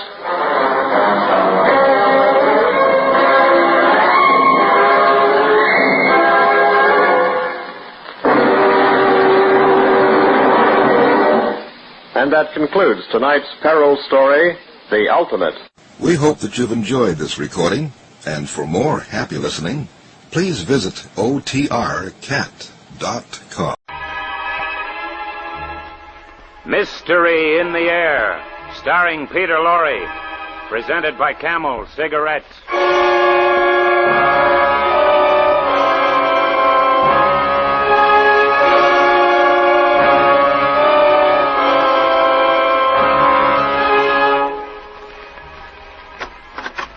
Yes? You're Mr. Amos G. Hall, aren't you? Yes, I am. Who are you? I'm Barastro, the hypnotist and magician. They call me the marvelous Barastro. What do you want? How did you get in my office? I said I was a magician. I do such things. Well, why have you come to see me? Why? 'Cause you're a great lawyer, and I'll have need of your services soon. Indeed. Yes, indeed. 'Cause tonight I shall commit a murder.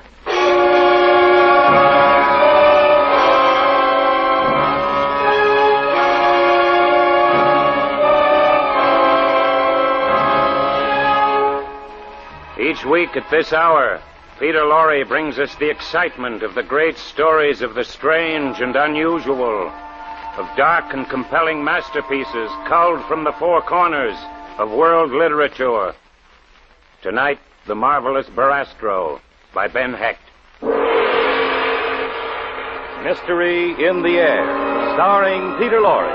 Brought to you by Camel Cigarettes.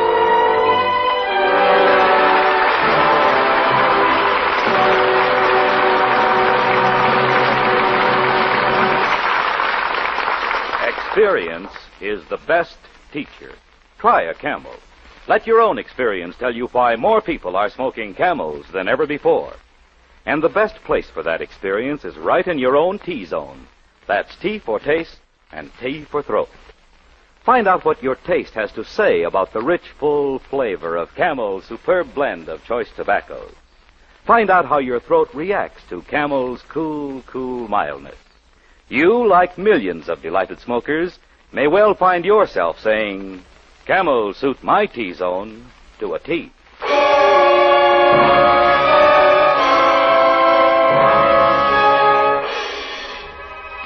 The famous criminal lawyer Amos G. Hall sits staring into the hypnotic eyes of the marvelous Barastro, who has just announced that tonight he will commit murder. Yes, Mr. Hall, for a long time, I have dreamed only one dream, to kill this man. Why? Who is he? Rico Sansoni. Have you heard of him? No, can't say that I have. Well, he's a great magician, a great hypnotist, yes. He's clever, he's too clever. I've hunted him from country to country, from city to city, all over the world. Sometimes I've almost caught him.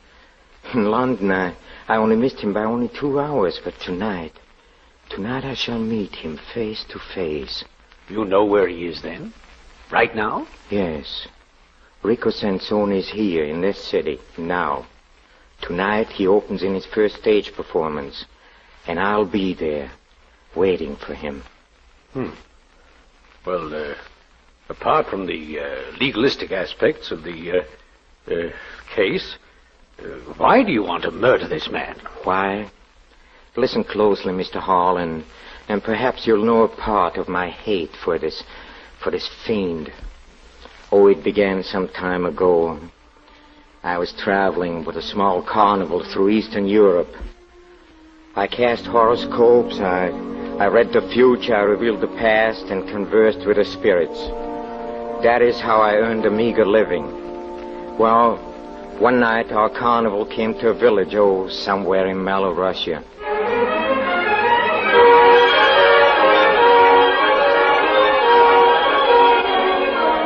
Peasants and the villagers gathered around our tents and wagons, and through a hole in a black box where I stood, I watched the crowd while a barker made his speed. Arastro, the magician who speaks with the dead, tells the future, reads the secrets of life. Arastro, who reveals the past. Then I saw her. She had a young and gentle face. She was beautiful. Oh, so beautiful. I couldn't take my eyes away, and then to my indescribable joy, a peasant led her in, and I saw at once the girl was blind.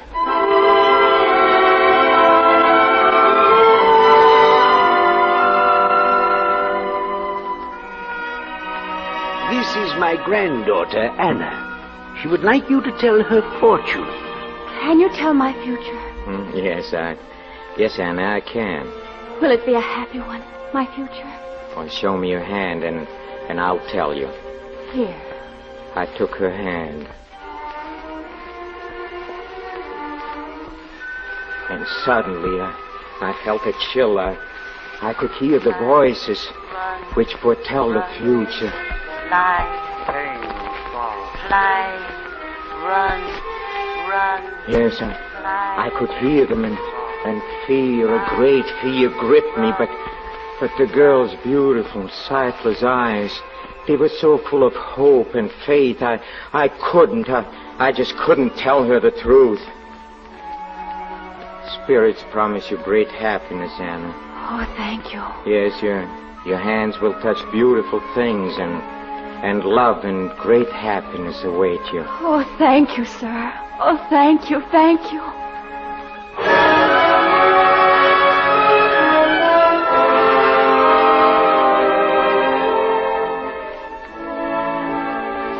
That was the beginning. Her face never left me that night, and I couldn't sleep. The next morning I looked for her, and I found her. We walked through the hills, and she spoke of the trees she could not see. I call that tree Lullaby, because it sings when it sways in the wind. Yes. And this other I call Prayer. They told me its branches open toward heaven.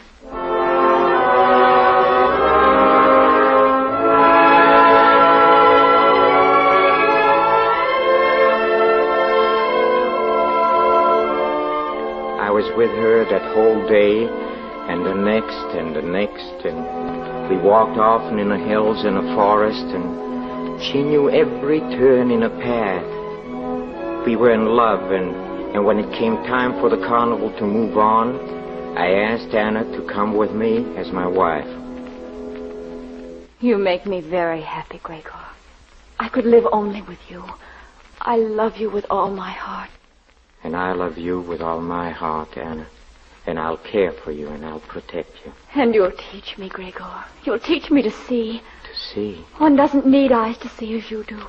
No, one does not. Oh, please, Gregor. Teach me to see beyond the horizon.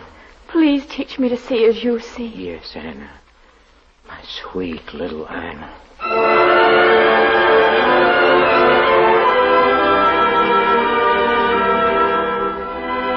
And the day we were married, we rode together in a gilded wagon, and our vows were taken under a clear sky. But immediately after, the sky suddenly changed. realized what I had done. It was I who was carrying out the terrible message of the stars. For it was I that fate had selected to destroy her.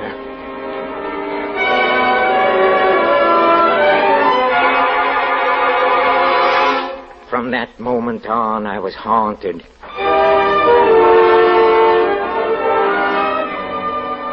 One evening, it was less than a month later, I stood in a black box outside my tent, and I knew it had come. That graceful, smiling man who stood before the tent, he was studying Anna. Not once did he take his eyes from her. Hey, you, why do you stare at her? Let go of my arm. I don't want you to stare at her. Who are you? That makes no difference. She's my wife. Oh, I most humbly beg your pardon, sir.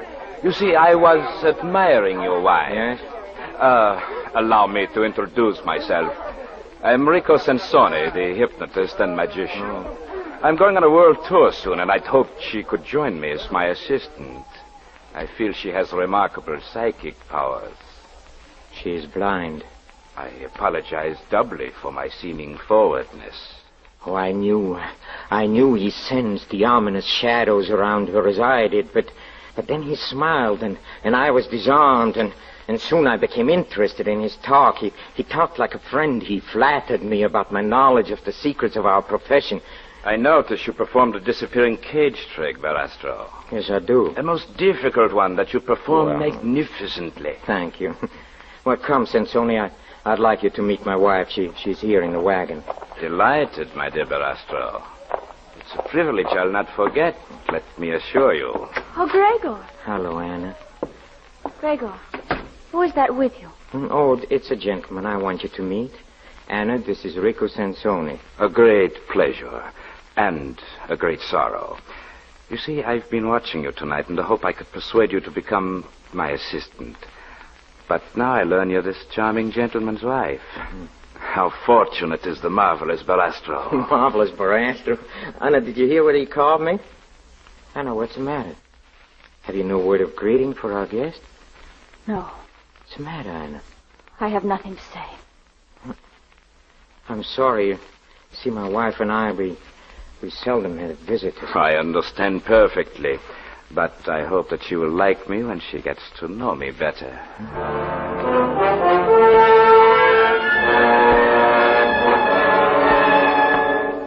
And so, Rico Sansoni entered our lives.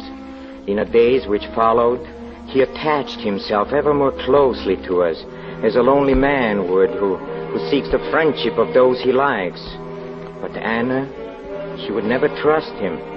Sometimes after he would leave at night, she'd whisper, I don't like him, Gregor. I don't like... Why? I feel something strange from him.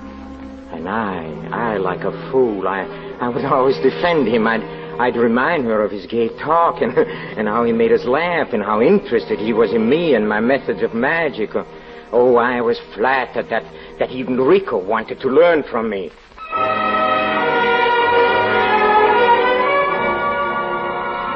One night, Anna and I had just finished our dinner. She turned to me. She had a troubled expression on her beautiful face. Gregor, there's something I must tell you. What, my sweet? Are you getting tired of this kind of life, huh? Oh, no, Gregor. It's this afternoon. What about this afternoon? What about it, Anna? Rico. What about Rico? This afternoon, Rico came here and talked to me as he always does. Yes? I suspected nothing.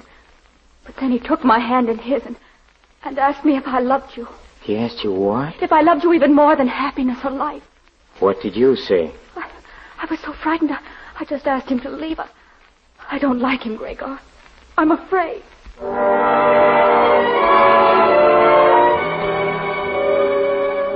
Again, I reassured Anna. After all, what had happened? Nothing. Well, our friendship continued. Weeks passed. The carnival had moved to Hamburg, and we'd taken an apartment in the city. We spent the days together, He was more and more interested in my every word and thought and mood, and as always, I was flattered by him. You have a funny way of saying beautiful, my friend. How is it again? Beautiful. Yes. Yes, that's it. Beautiful. Look, Rico, you were telling me about that. Beautiful. Oh, I like you, Gregor. I like you very much.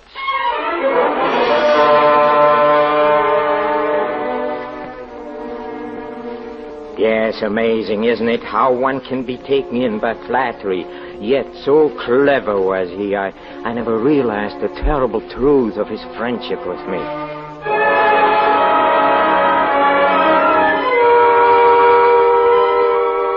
I was in my tent one afternoon when a warning swept over me.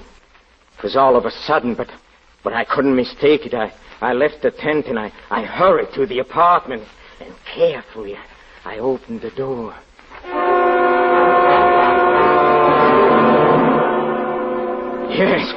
Yes, there was Rico, standing with his arms around my wife, her face raised to his lips. She kissed him. And then I heard him talk. It was my voice he was using. My voice, completely mine.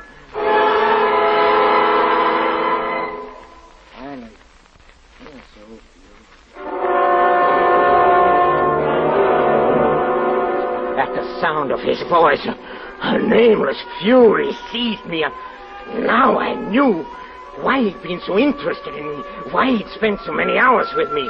He'd learned to perfection how to use my voice. Now his words seemed to come from my own throat. I sprang forward, shouting, Rico, Anna, don't touch him! Don't get him!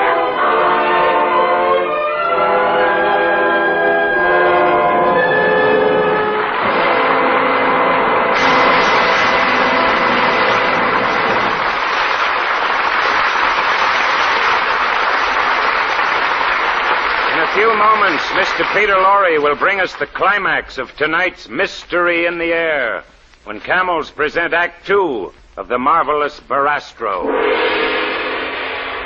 You know, it's getting to be like a chorus as one champion after another joins in with the same words. Those true words. Experience is the best teacher. Yes, Cecil Smith states that it's experience that counts in polo. Mildred O'Donnell says the same thing about diving, and Don Whitfield about racing outboard motorboats. And they all say that when it comes to choosing a cigarette, experience is the best teacher, too. Like all of us, they had the experience of smoking anything they could get during the wartime cigarette shortage. They compared the differences in cigarette quality, really became experts, you could say. That's when experience really taught them all about the rich, full flavor and the cool mildness of Camel's great blend of choice, properly aged tobaccos. And it taught so many other people, too, that, well, more people are smoking Camels than ever before. Experience is the best teacher. Try a Camel yourself.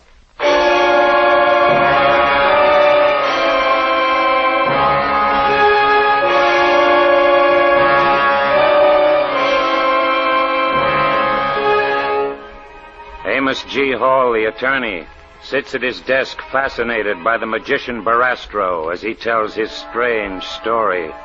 Now the attorney leans forward. That is incredible. Yes. You mean this Sansoni had studied your speech and mannerisms so perfectly that he was able to deceive your wife? Yes, incredible as it may seem. Well, go on. What? I hardly remember rushing across the room. All I could think of was to kill this man, to kill him. Anna screamed, and he and I, we struggled across the room over chairs and tables, against the walls and the window. I saw him through my rage.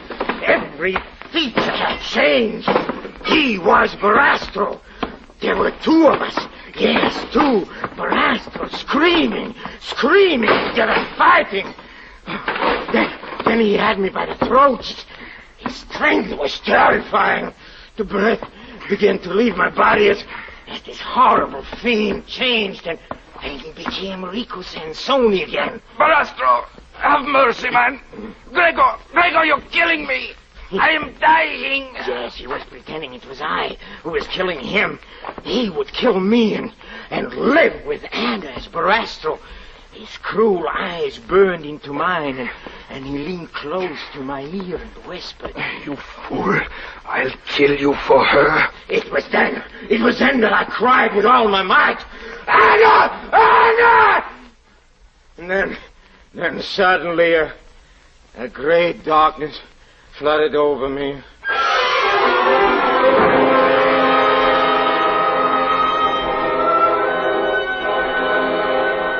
I don't know how much time had gone by when I opened my eyes.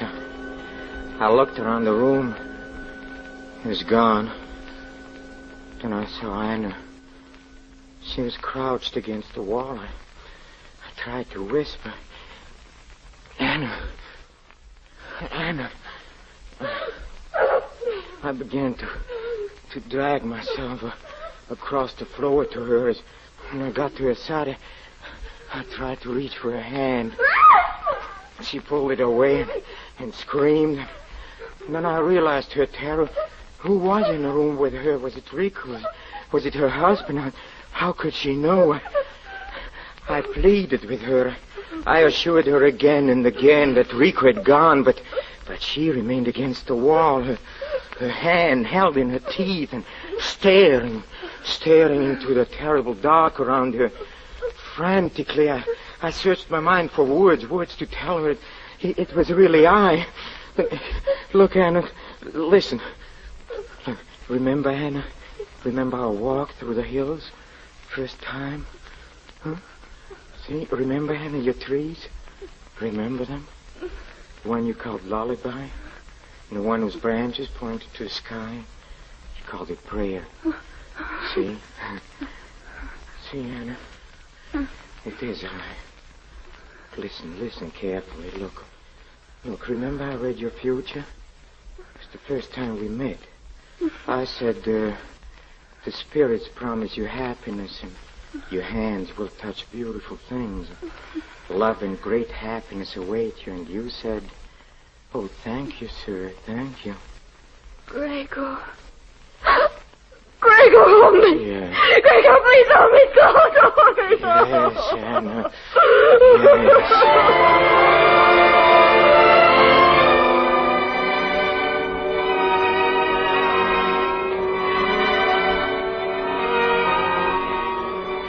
Rico had disappeared, but from that day on, I had only one thought: to guard against the day I knew must come.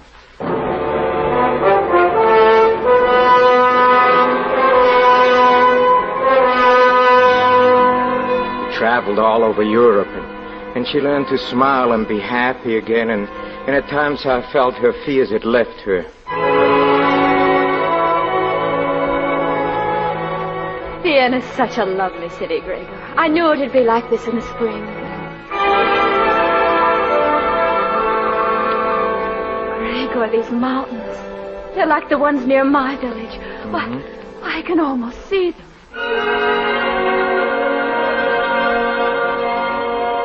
Oh, it's wonderful to be home, Gregor. Yes, To walk in our hills and over the old paths again.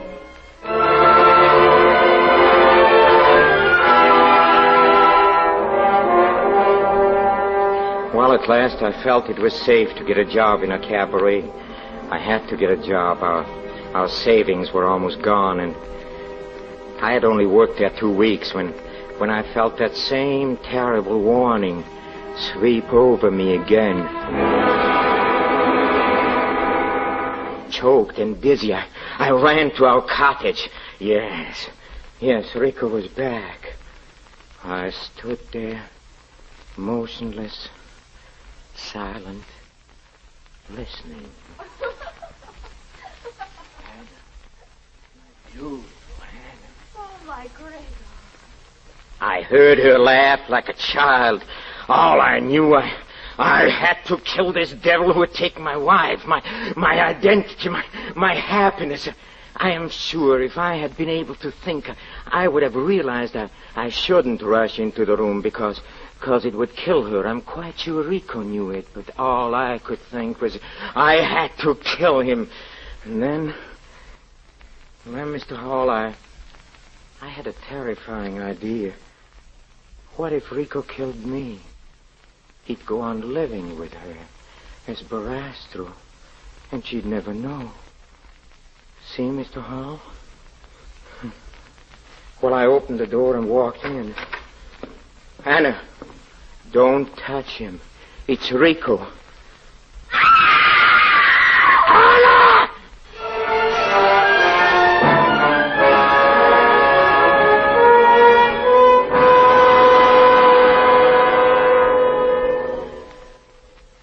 Well, this, is my memory of Anna. She tore at her eyes with her hands as if to tear away the darkness. As I rushed to her, she fell. She didn't speak again, and the next morning she died. Huh? Sansoni. I think you understand now, Mr. Hall, why I'll kill Rico Sansoni tonight.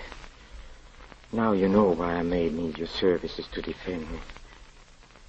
No, not my life, but my name and my honor. Good night, Mr. Hall.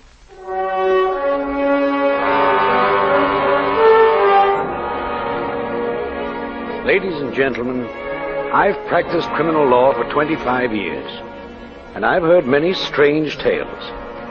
But that night, I couldn't sleep. The next morning, there was an item in the paper. A train had hit a car in which two magicians were riding. One was killed, his body so badly cut up as to be unidentifiable. The other was in the hospital. I hurried over there, made inquiries, and went to the room. I quickly told the nurse my business, and she led me to the bed. Two burning eyes, all that was left of a face, stared out through a mass of bandages as the nurse leaned over close to him. Your attorney, Mr. Hall, is here. Yes. Well, I guess you will not have any need of my services after all. The police haven't placed a charge against you, have they? Police? Why should they? It was an accident. Just a bad accident. Well, it must have been perfectly done. You know, the only thing I don't understand, how could you have killed him in the accident and not be killed yourself? Well, I'm the marvelous Barastro, am I not? Or don't you believe me?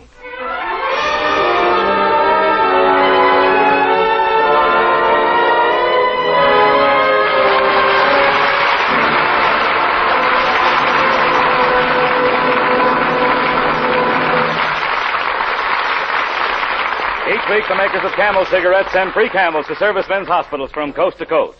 This week, the Camels go to Veterans Home, Yountville, California, Lockbourne Army Air Base Hospital, Columbus, Ohio, U.S. Naval Hospital, Great Lakes, Illinois, U.S. Marine Hospital, Fort Stanton, New York, and Veterans Hospital, Staten Island, New York. The makers of Camels take great pride in the fact that among the millions of smokers who enjoy Camels, there are many doctors. 113,597 doctors in every state of the Union were queried by 3 leading independent research organizations. What cigarette do you smoke, Doctor? That was the question. The brand named most was Camel. According to a nationwide survey, more doctors smoke Camels than any other cigarette.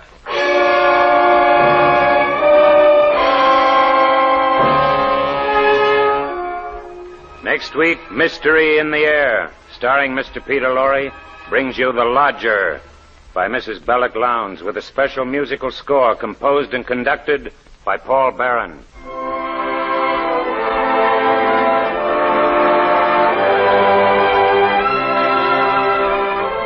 How about it, mister? Have you tried mild Prince Albert in your pipe? More pipes smoke Prince Albert than any other tobacco. See if you don't like that extra rich, full flavor, too. Like Prince Albert more than any other tobacco you've ever smoked.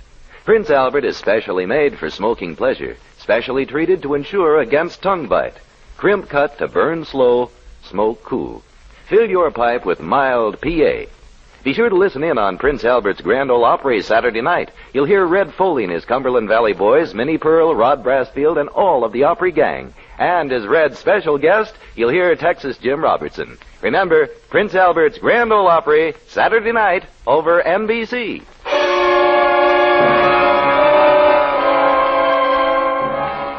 Listen again next week at this same time when the makers of Camel Cigarettes present Mr. Peter Lorre in Mystery in the Air. The artists supporting Mr. Lorre were Henry Morgan, John Brown, Barbara Eiler, Howard Culver, Jane Morgan, and Russell Thorson. This is Michael Roy in Hollywood wishing you all a pleasant good night for Camels.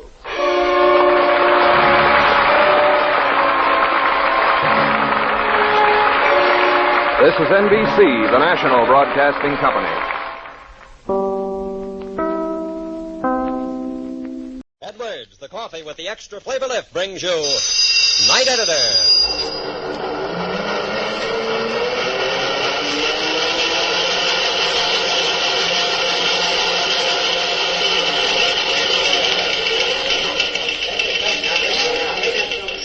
Night Editor, starring Hal Burdick, in tonight's story from behind the headlines, titled Schedule Subject to Change. Down the mountain grade in the big truck, Condera's mind was far from dinner and girls. His big hands gripped the wheel until they almost bit into it. His face was white, his body tense. And sometimes he took his eyes from the winding road to dart swift glances at the man beside him in the cab, the man who sat watching him. An automatic cradled lightly in one hand. Well, it's the hour between editions in the newsroom, and things have quieted down for a few minutes. Some of the desk men and reporters have gone out for a late evening snack, but Bobby has left his desk and strolled over to the night editor's office in the far corner. And there he walks. Just locking up the late mail edition, Hal. Oh, all right, Bobby. Now, as soon as the press run starts and we give the paper a quick once-over, let's see what our friend Charlie down at the corner lunchroom can do by way of some of that good Edwards coffee he deals out. Okay, boss. Though I should feel guilty. Guilty? Well, about what in particular and for instance? Well, I took an extra hour for dinner at the girl's house tonight. Oh. Well, the way to a man's heart, so they say. Oh, boy. Hal, what a dinner. I'm telling you, fried chicken that was out of this world, French fries, salad. And an apple pie that she baked with her own little hand. How did you know? Well, it's partly guesswork, Bobby. And partly because I saw a little item in the proofs tonight about the state planning improvement work on Highway 48 over the mountain. Huh? Now, look, what's a highway job got to do with my girl having me out to dinner? It reminded me of another girl who once prepared a chicken dinner for a man with startling results. All right, so you got me curious. So let's hear the yarn. Well, you may recall that just over the summit on the east side, there's a nice little eating place and service station. Used to be operated by a chap named Bill Donovan and his sister Kathleen. Bill left to join the Army in 1942, but Kathleen stayed there to keep the place going. It was about a year later that this incident took place. The purple darkness of a summer night had slipped down across the ridge and into the valley to the east, faintly silvered by a rising moon, and the world was as right as a girl could wish for. Standing by the window of the lunchroom, Kathleen could see the beam of headlights far below, Condera's truck, making the slow, tortuous climb to the summit. As always on these trips over the mountains, he'd stop for supper. But this night it was to be no hamburger affair at the counter. In the kitchen, a great pan of fried chicken awaited the final heating. The strips of potato were ready to be popped into the kettle of deep fat. And on the table was the apple pie she'd baked that afternoon. They would have dinner together in the little garden back of the kitchen, with the full moon for their only light. And maybe Con would put into words the things he'd been hinting more and more in these past few meetings. True, other drivers sometimes kidded her boisterously about Con's interest in a certain black-haired girl named Camilla who lived in the valley city of Corbin to the west. And it could be. But Kathleen smiled and thought of dinner in the garden under the full moon, and cared not a toss of her red gold hair for all the Camillas in the world. But down the grade in the big covered truck, Condera's mind was far from dinner and girls. His big hands gripped the wheel until they almost bit into it. His face was white, his body tense. And sometimes he took his eyes from the road to dart swift glances at the man beside him in the cab, an automatic cradled lightly in one hand. Con had heard the news coming through Granville to the east. Bank robbery, cashier fatally wounded.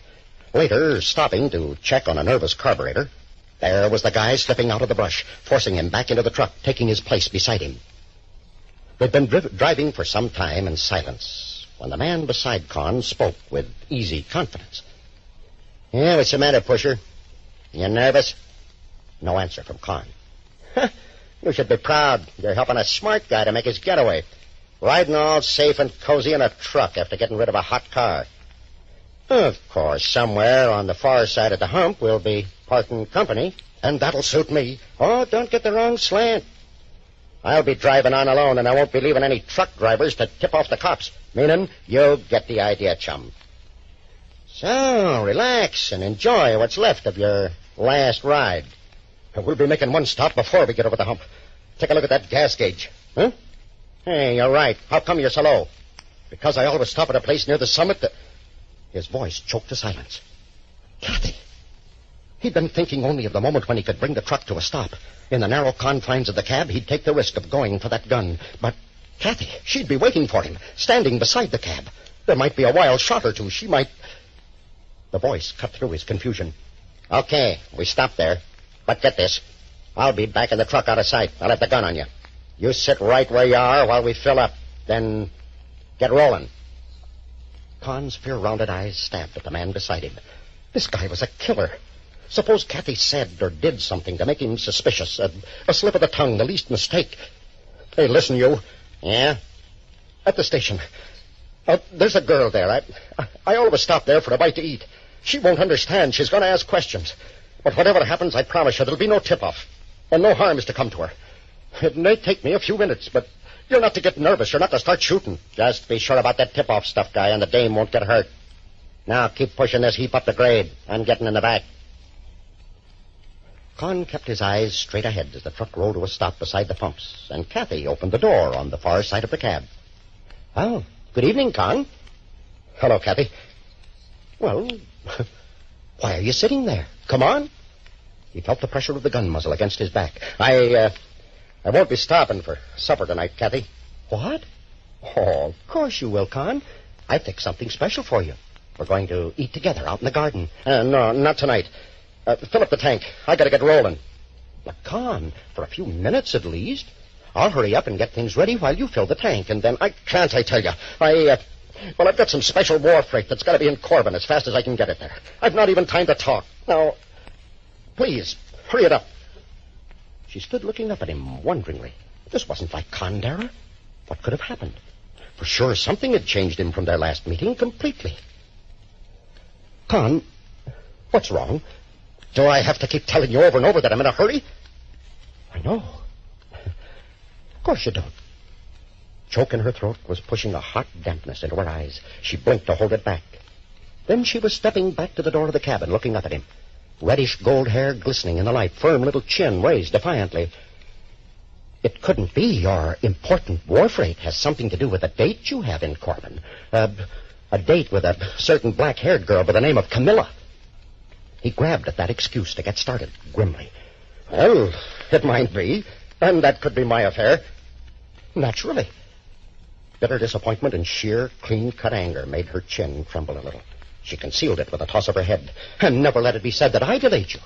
Sit right where you are, Mr. Dara. I'll fill the tank so you can get started. She moved along the side of the truck to the tank inlet. Con heard the rattle of the cap being removed, the hose nozzle inserted. He hated himself for hurting her like this, but at least she was safe. Behind him he heard the whispered, "You're doing all right, chum.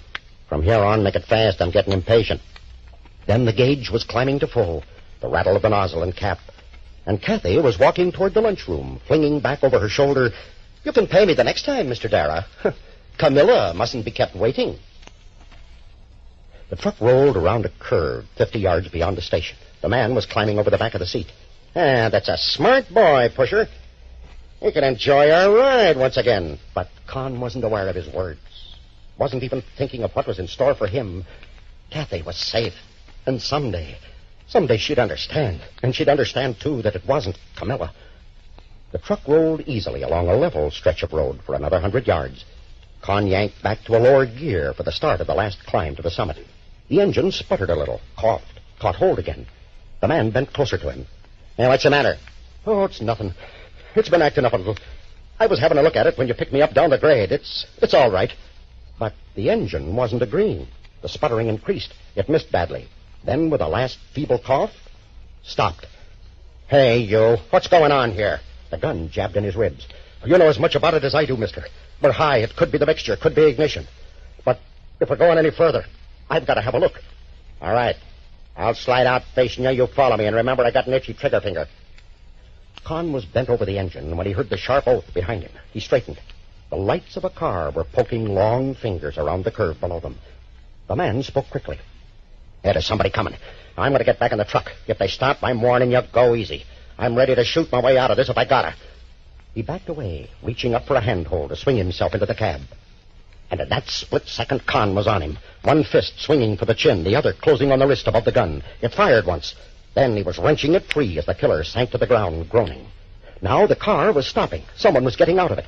And he heard Kathy's frightened cry as she ran toward him. He answered it with a shout.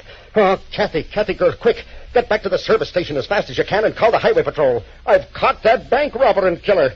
But Con, dear, are you all right? All right as I ever was. And don't you be afraid for me. If this monkey makes another move, I'll bury my fist in him up to the elbow. Now, Kathy, get going. They stood there by the truck some time later, watching the patrol car as it headed back down the hill with its prisoner. And Con didn't realize his arm was around Kathy's waist, though her awareness of it was enough for both of them.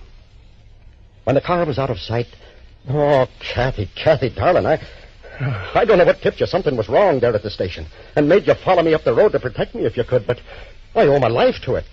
The arm tightened. The red gold hair pressed harder against the shoulder. Whatever made you suspect, Kathy? Did you know he was in there, or was it you heard the truck stopping and came along to see what was wrong? Neither, Con. It was Camilla. Huh? Camilla? What's Camilla got to do with it? You'll hate me if I tell you. You'll think I'm a jealous cat. Hating isn't what I feel toward you now, Kathy. Well, she kept her eyes from his intent gaze. I thought you were giving me the brush off to keep a date with her, and I was determined you shouldn't do it. I'm a Donovan, and Donovan girls fight for their men, and if you wouldn't stop to eat the fine dinner I'd fixed for you, I was going to make sure she didn't see you tonight either. So, well... Yes, Miss Donovan, who fights for her man. So what? So I made up my mind you'd get no further from me than the gas in the carburetor would take you, and you'd have to come back to me, and... Oh, Con, you just gotta forgive me, but... Well, when I filled the tank, I... Yes, Kathy? I filled it with water. Going back to that fine dinner Kathy had all prepared for Con, that was a meal she knew he'd enjoy, because it included delicious Edwards coffee, which seriously is a good way to make any and every meal a success. For Edwards is really marvelous coffee, blended in small batches from the very finest hand-selected Central and South American coffee beans under Mr. Dwight Edwards' own personal supervision. Blended according to flavor instead of by weight for extra richness, vigor, and full strength. Then roasted by the modern controlled thermal process. Edwards, too, is ground only at your order at the store. Your guarantee of absolute freshness. Try Edwards coffee, won't you? We feel certain you'll like it because Edwards brings you an extra flavor lift. Get a pound tomorrow. Your money will be refunded if you don't enjoy every sip. Edwards coffee, remember, is featured at all Safeway stores. Well, I'm sure all of us enjoyed your story of Kathleen, who fought for her man. Hal, can you give us a hint about next week, Sean? Doc Carlton was old and tired and didn't want to take the call that would send him out into the stormy night. But a photograph of his soldier son, whose place he had come back from retirement to fill, and a telegram from across the seas, changed his mind and brought him a greater glory than he ever had known. It's a human interest yarn about an unsung hero of the home front titled Big Day Tomorrow, one I think you'll all like. Join us for the telling of it next week, won't you? Good night. This is Bill Baldwin reminding you to be with us next week at this same time when Edwards Coffee opens the door to the newsroom and another of Hal Burdick's stories.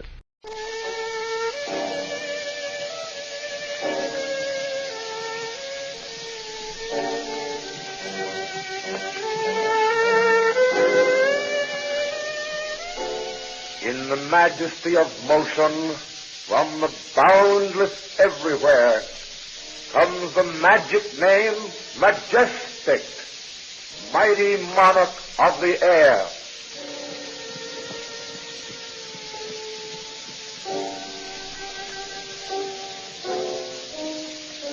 In just a few seconds, you will hear the next episode of that thrilling story, Phantom Spoilers, as related by Majestic's Master of Mystery. He is brought to you through the courtesy of the manufacturers of Majestic radios. Until you have actually heard the new Majestic radio, until you yourself have tuned in your favorite program, you can't realize what a tremendous difference there is in radio reception. You will understand when you hear the Majestic why 3.5 million people have chosen this radio for their home. Because Majestic has led in every major radio improvement for the past 5 years.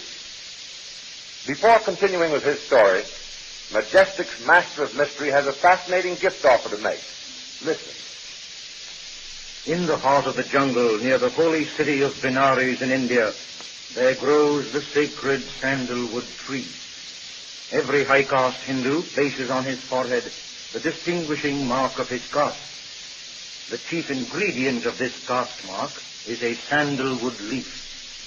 And what is even more interesting is the fact that for hundreds of years the sandalwood itself has been carved out by devout Hindus into swastika charms, the oldest good luck emblem known to man. When I left India, I brought away with me quite a number of these sacred swastikas carved out of sandalwood. Expert craftsmen in this country have fashioned unique replicas of these sacred swastikas, which will be equally prized by both men and women. Though far removed from the country of their origin, these sacred swastikas in sandalwood still retain the famous scent of the sandalwood tree, and they will bring to you all the romance, all the glamour and mystery that is the East. I want you to have a swastika absolutely free. You will be proud to own it, proud to display it. Who knows, but all the good luck associated for 3,000 years with this historic emblem may be yours when you possess it. At the close of my program today, your announcer will tell you how you may secure one of these sacred sandalwood swastikas absolutely free. Majestic's Master of Mystery is on the trail of the murderers of his friend, Professor André Charlot. On board ship returning to India, he finds 3 persons involved. One of them is a mysterious woman. Another is Randall Crawford, fiancé of the murdered man's daughter. And the third is an aviator named Choroff, who takes the name of James Barry. In the last episode, the Master of Mystery is thrown overboard by his assailants. Now the story will be resumed by the Master of Mystery himself. I shot out into space, into blackness. Instinctively my body arced, relaxed. There was a sickening sense of falling. Then a terrific splash as I struck the water. It closed over me. My senses reeled with the shock, but I dared not give up. Split seconds were precious. My arched body would soon carry me back to the surface. I had to hold on. Suddenly, man overboard! I heard a quick, sharp cry of man overboard. My plunge had been heard. I was up. I could breathe again. I could see the lights of the ship, the great black hull slipping away into the darkness of the night. Instantly, that floating world sprang into life. Staccato orders spat like rifle shots. Alarm bells sounded. I could hear the rushing of footsteps on deck as the crew whipped into action. The hum of the great motors mounted in a swift crescendo, then stopped. An instant of silence. The giant propellers reversed. There was a tremendous roar of churning, whirling spray. The black sea became white with foam. Then a strange quiet. It would take too long to swing the boat about. Yet it was too far away to throw a rope or a life preserver. The wound in my shoulder was throbbing again. I could keep afloat easily enough, but swimming taxed my strength. I waited for the next move aboard ship. Excited voices were clearly audible. Lights appeared everywhere, snapping on like signal buttons on a giant switchboard. Hello! Someone was calling to me through a megaphone. My answering call rolled away over the surface of the water. The response was immediate. Two brilliant beams of light shot into darkness. The searchlight, their fiery fingers bent down, peeked into the night, searching the black waters. I waved my arm aloft, hoping to strike the path of light hovering just above me. I could see the great white patch not 10 feet away. It swung closer, closer. For a moment it hesitated above me, then moved on. The awkward gray-white fingers seemed to mock me. There was a new sound now, the creaking of ropes through pulleys. Against the brilliant background of the searchlight, I could see the davits swing out. They were going to lower a boat. Rescue was just a matter of minutes. The lights were still stabbing wildly all around. Would these searching beams never find me? Suddenly, the great shaft of light blazed directly at me. I blinked my eyes. I was in the very center of the brilliant white circle. The searchlights had found their mark. A great shout went up from the excited passengers and crowded against the rails. I had been seen. Faintly I heard the oars being thrust into oarlocks. The lifeboat was on its way. My startled ears heard a new sound, a low whine overhead. Before I could grasp its import, there was another, closer this time. Bullets. Someone was shooting at me from the boat. But there was no report. What could it mean? I jerked sideways out of the glare of the searchlight. In that circle of light, I was a perfect target. I turned my eyes away from the light that was gassing me. Suddenly, from a dark flare in the ship's side came a burst of flame. A third bullet whistled past. The silencer had stopped the report of the gun, but not its deadliness. I breathed a little easier. I was in the dark now, out of sight of my assailant. But my respite was for a moment only. The zealous searchlight operator sought me out again.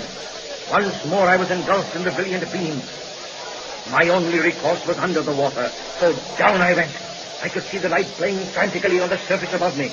I swam in the water. When there was darkness again, I emerged. I dared not even call out to explain my maneuver. The lifeboat was getting closer now. I could see it clearly, silhouetted against the other searchlight. I swam towards it, being careful to remain in the darkness. The boat was now about 50 feet away.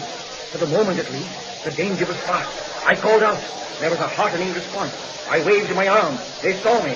A man stood up on the bow. His arm swung over his head. There was a threshing sound as the rope played out, followed by a splash not 10 feet away. A few more strokes, and I had grasped the life preserver. The white circle was pulled rapidly through the water.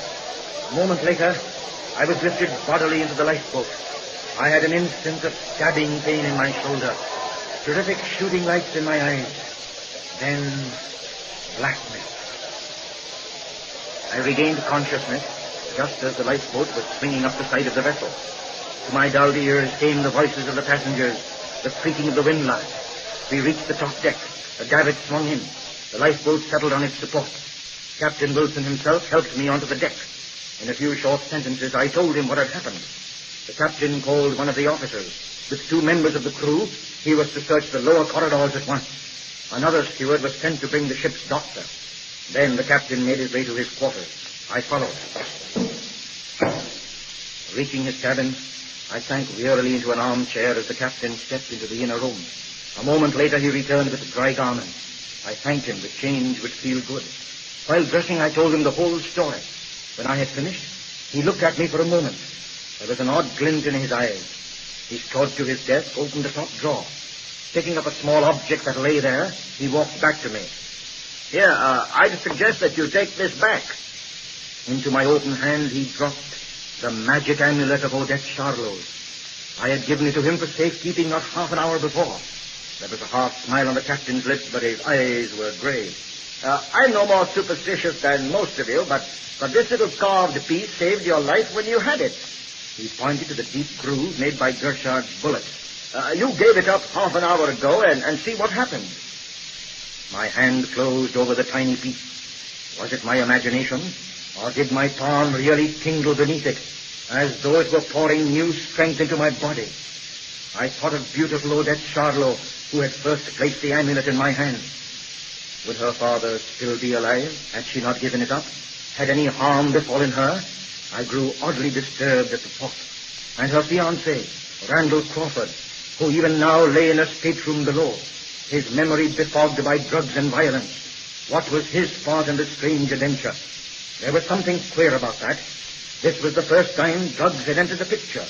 Such an unusual drug, too. Scopolamine, extract of a plant, oddly enough known as deadly nightshade. Scopolamine and hashish. By George, the result alone should have given me the answer. Loss of memory. That's what it was. Something Crawford knew, no doubt about it. Professor Charlot had been killed to take something he knew from him. Crawford was drugged to keep something he knew from being told. But drugs wear off. Someday Crawford's memory would return. There was apparently but one answer. It would return too late. Too late to keep the gang from using the secret which was now locked in his dull brain. My thoughts were interrupted by a quick knock. The door pushed open. A short, heavy-set man in officer's uniform stepped in. The captain greeted him warmly, then turned to me. Say, this is the ship's doctor. He'll fix up that arm of yours. I couldn't refuse, though I chafed at the delay. Oh, please hurry, Doctor. I've got to get downstairs at once. The little man opened his case quickly and set to work. My thoughts turned to Crawford. I had to see him. Some way must be found to clear his mind. There must be some antidote, something. Perhaps the doctor could help. I thought of Gershard, the French detective. He had stayed behind in Crawford's stateroom. Had he learned anything? I recalled his evident suspicions of the drug use, his belief that Crawford was shamming. He might try to arouse Crawford to get him to talk. There was a reassuring rip of adhesive tape. The bandaging was finished. I stood up. Come on, Doctor. I've got another patient for you downstairs. I looked at Captain Wilson. Now, you'll come too, Captain, won't you? He smiled. A moment later, the three of us were hurrying down the lower corridor towards Crawford's room. Suddenly we heard a short, terrified gasp, a muttered scream. I raced to Crawford's door, flung it open, then started back in horror. On the floor, lying on his back in a pool of blood, was Gershard, the French detective. Standing over him with a wild look in his eyes, a dripping red blade clenched in his upraised hand, was Randall Crawford. Did Randall Crawford kill the detective? The veil of mystery will undoubtedly be lifted when Majestic's Master of Mystery returns to the air with the next episode. The radio set of last year, the year before last, and even older sets with a record of many months of operation behind them, all take on new life when retubed with Majestic tubes. Of course, you will always use Majestic match tubes and Majestic radios. But remember this, they will improve the all-round performance of any make of radio receiver. At the first sign of faulty reception, install Majestic tubes. And now, to secure the sandalwood swastika. When you purchase a Majestic tube, cut off the top and bottom flaps of the carton. Mail the two pieces, together with your name and address, to Majestic's Master of Mystery in care of this station. Then you will receive the sacred emblem, symbolic of good luck, absolutely free. We hope that you've enjoyed this recording, and for more happy listening, please visit otrcat.com.